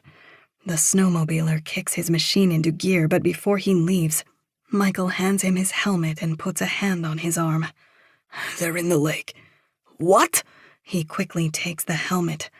When the police ask, Michael says louder, they're in the lake. The snowmobiler realizes he's not saving these two from a car accident. He puts his helmet on, nods nervously, and rockets off. Michael tries to get one last look at Zoe, but they both disappear in a cloud of snow. He picks up the road flare. It's extinguished already. A weak line of smoke flies from its end. He tosses it and looks to the smoldering little spruce that rocks back and forth in the wind. There's not an ember on it that he can see. Not even fire can survive this storm. Michael's legs crumple under him, and he falls hard in the snow. He still holds the snowmobiler's jacket. He can't put it on. He doesn't think he can bend his arms. All he can do is pull it up to his neck, like a blanket. The snow blows all around him, and while he thinks he should be thinking of Rachel, his mind is on Zoe. He sees her smile at 21, beautiful, kind. He thought he had been the liar in her life, but maybe he wasn't so much of a monster to her after all. The truth, she learned, is not a bandage. It will follow her now, lurk over her shoulder more than secrets ever could. His thoughts get harder to grasp and his head collapses back into the snow. Everything goes muffled as his ears are buried. He could fight this, he thinks for a moment. He could run a little longer, get to the main road, but his mind goes back to balance, and it's then that he decides he will never stand from this snow again. His sister burned to death, and the least he can do is freeze. He breathes steadily as the snowflakes tickle his face, and soon he doesn't feel them at all. Chapter 64.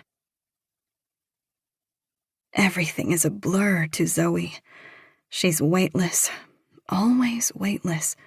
She keeps expecting to have to use her feet to move. But as the sound of the engine comes to a stop, she's transferred onto something flat. People are speaking loudly in French. The noise of the engine she'd been hearing becomes a little buzz in the distance.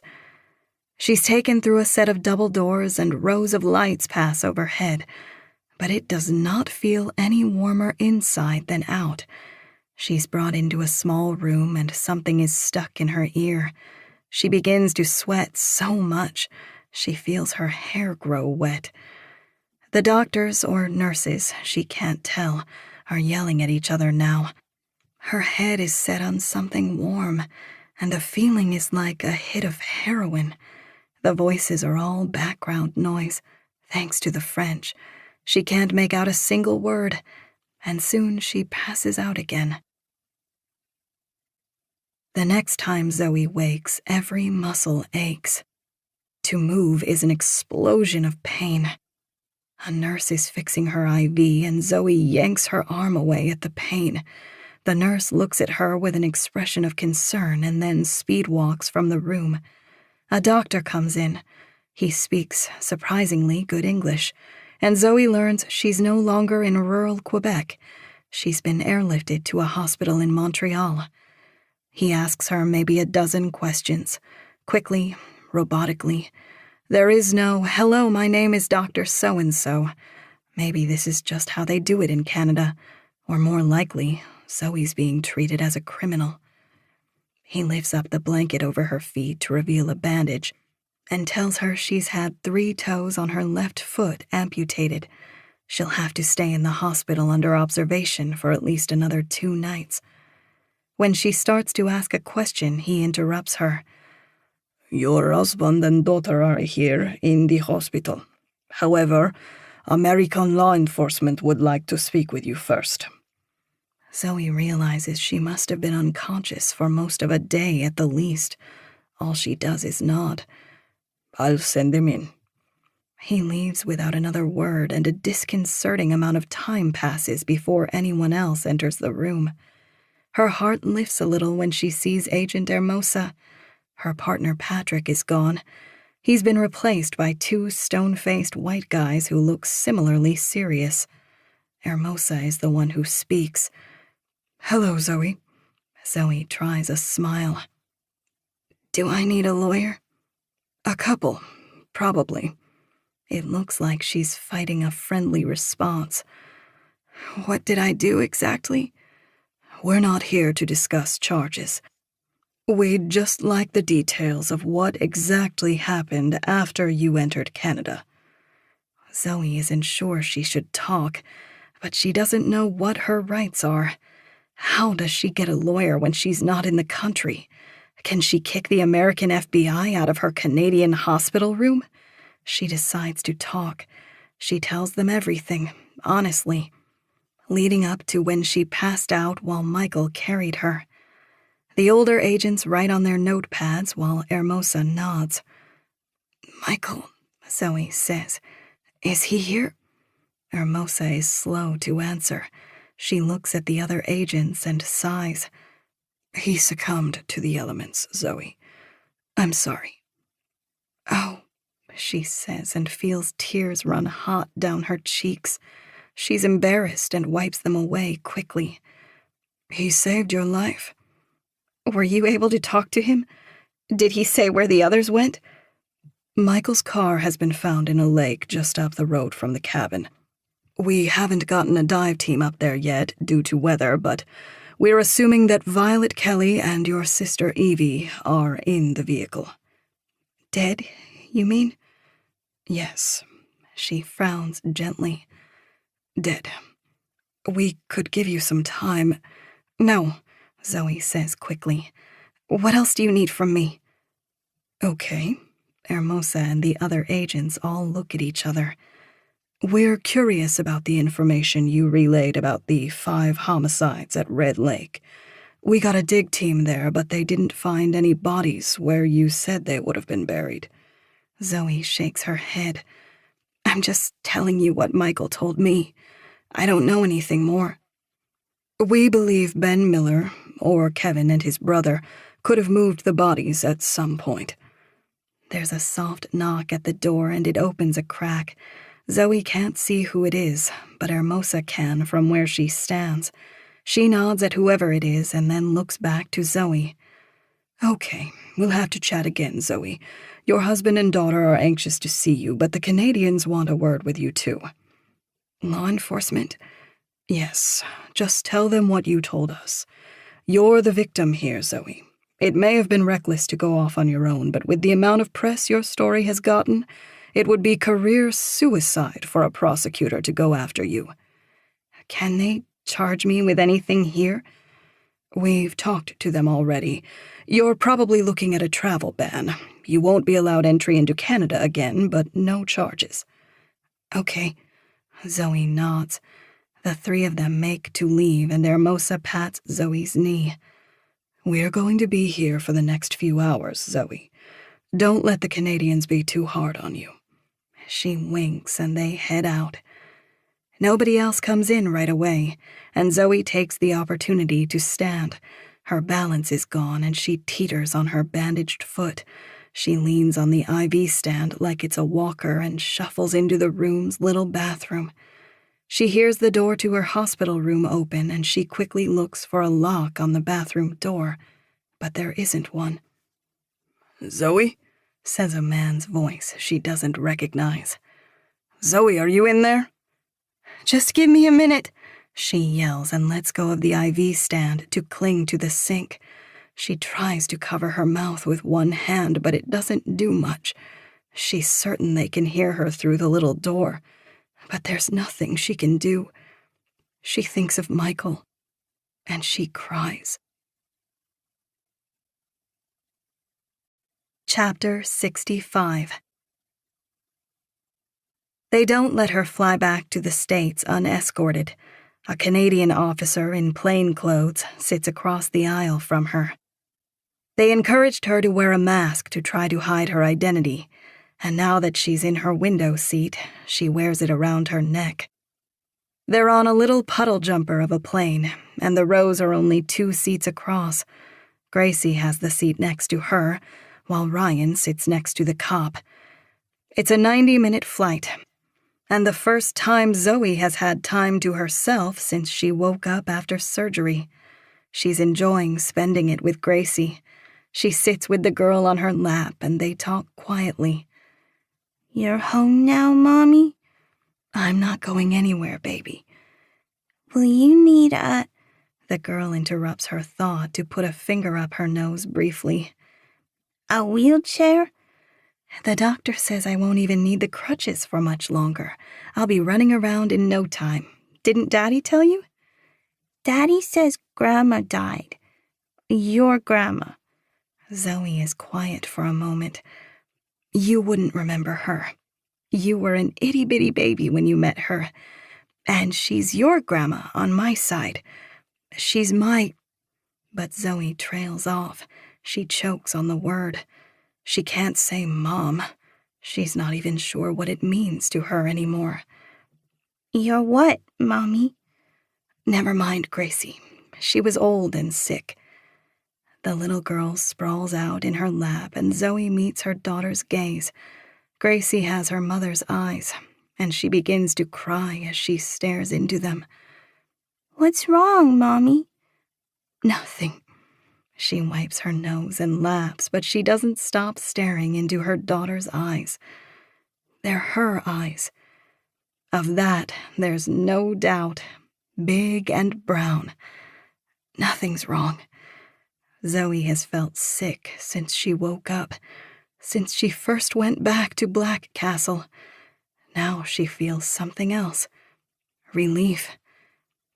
I'm just so lucky to be your mom. The little girl turns to the window and Zoe holds her daughter in her arms as they watch dusk darken the New England woods below. The plane banks hard, adjusting for their descent. Zoe's stomach turns. Gracie giggles, and suddenly the forest is all either can see out the window. With this lighting, the woods are black. The branches grow so thick together that despite their lack of leaves, Zoe can't see between them. There are secrets here. They spread from the cities like viruses to reach this place. The end of the road. A place where the rich built their mansions of stone to keep their secrets, away from their glass box apartments of the city. People who had to hide, pariahs, black sheep, murderers. The plane lurches again, this time in the other direction. Zoe feels her weight press against her seatbelt. The cabin creaks and her stomach sinks. She looks at Gracie again. Her daughter is hers. Of that, there's no doubt. She should be excited by the prospect of being able to be the warm mother she never had herself. But all she feels is dread. As she looks at the woods, she can't help but think of all the secrets we keep from one another. Our pasts, thoughts, and dreams, all locked in the little boxes of our brains. We accumulate them through the years. Actions, lies, things we think but cannot say. Mother, daughter, husband, wife, sister. It doesn't matter. We hold different sets of secrets from each. Zoe feels violently alone. A truth settles on her as she watches Gracie gaze out the window. She will never know a person like she knows herself. And to some degree, no matter what, she will always be in the dark. This has been Girl in the Dark, written by J.M. Cannon, narrated by Whitney Dykehouse. Copyright 2023 by John Cannon. Production copyright by John Cannon. Audible hopes you have enjoyed this program.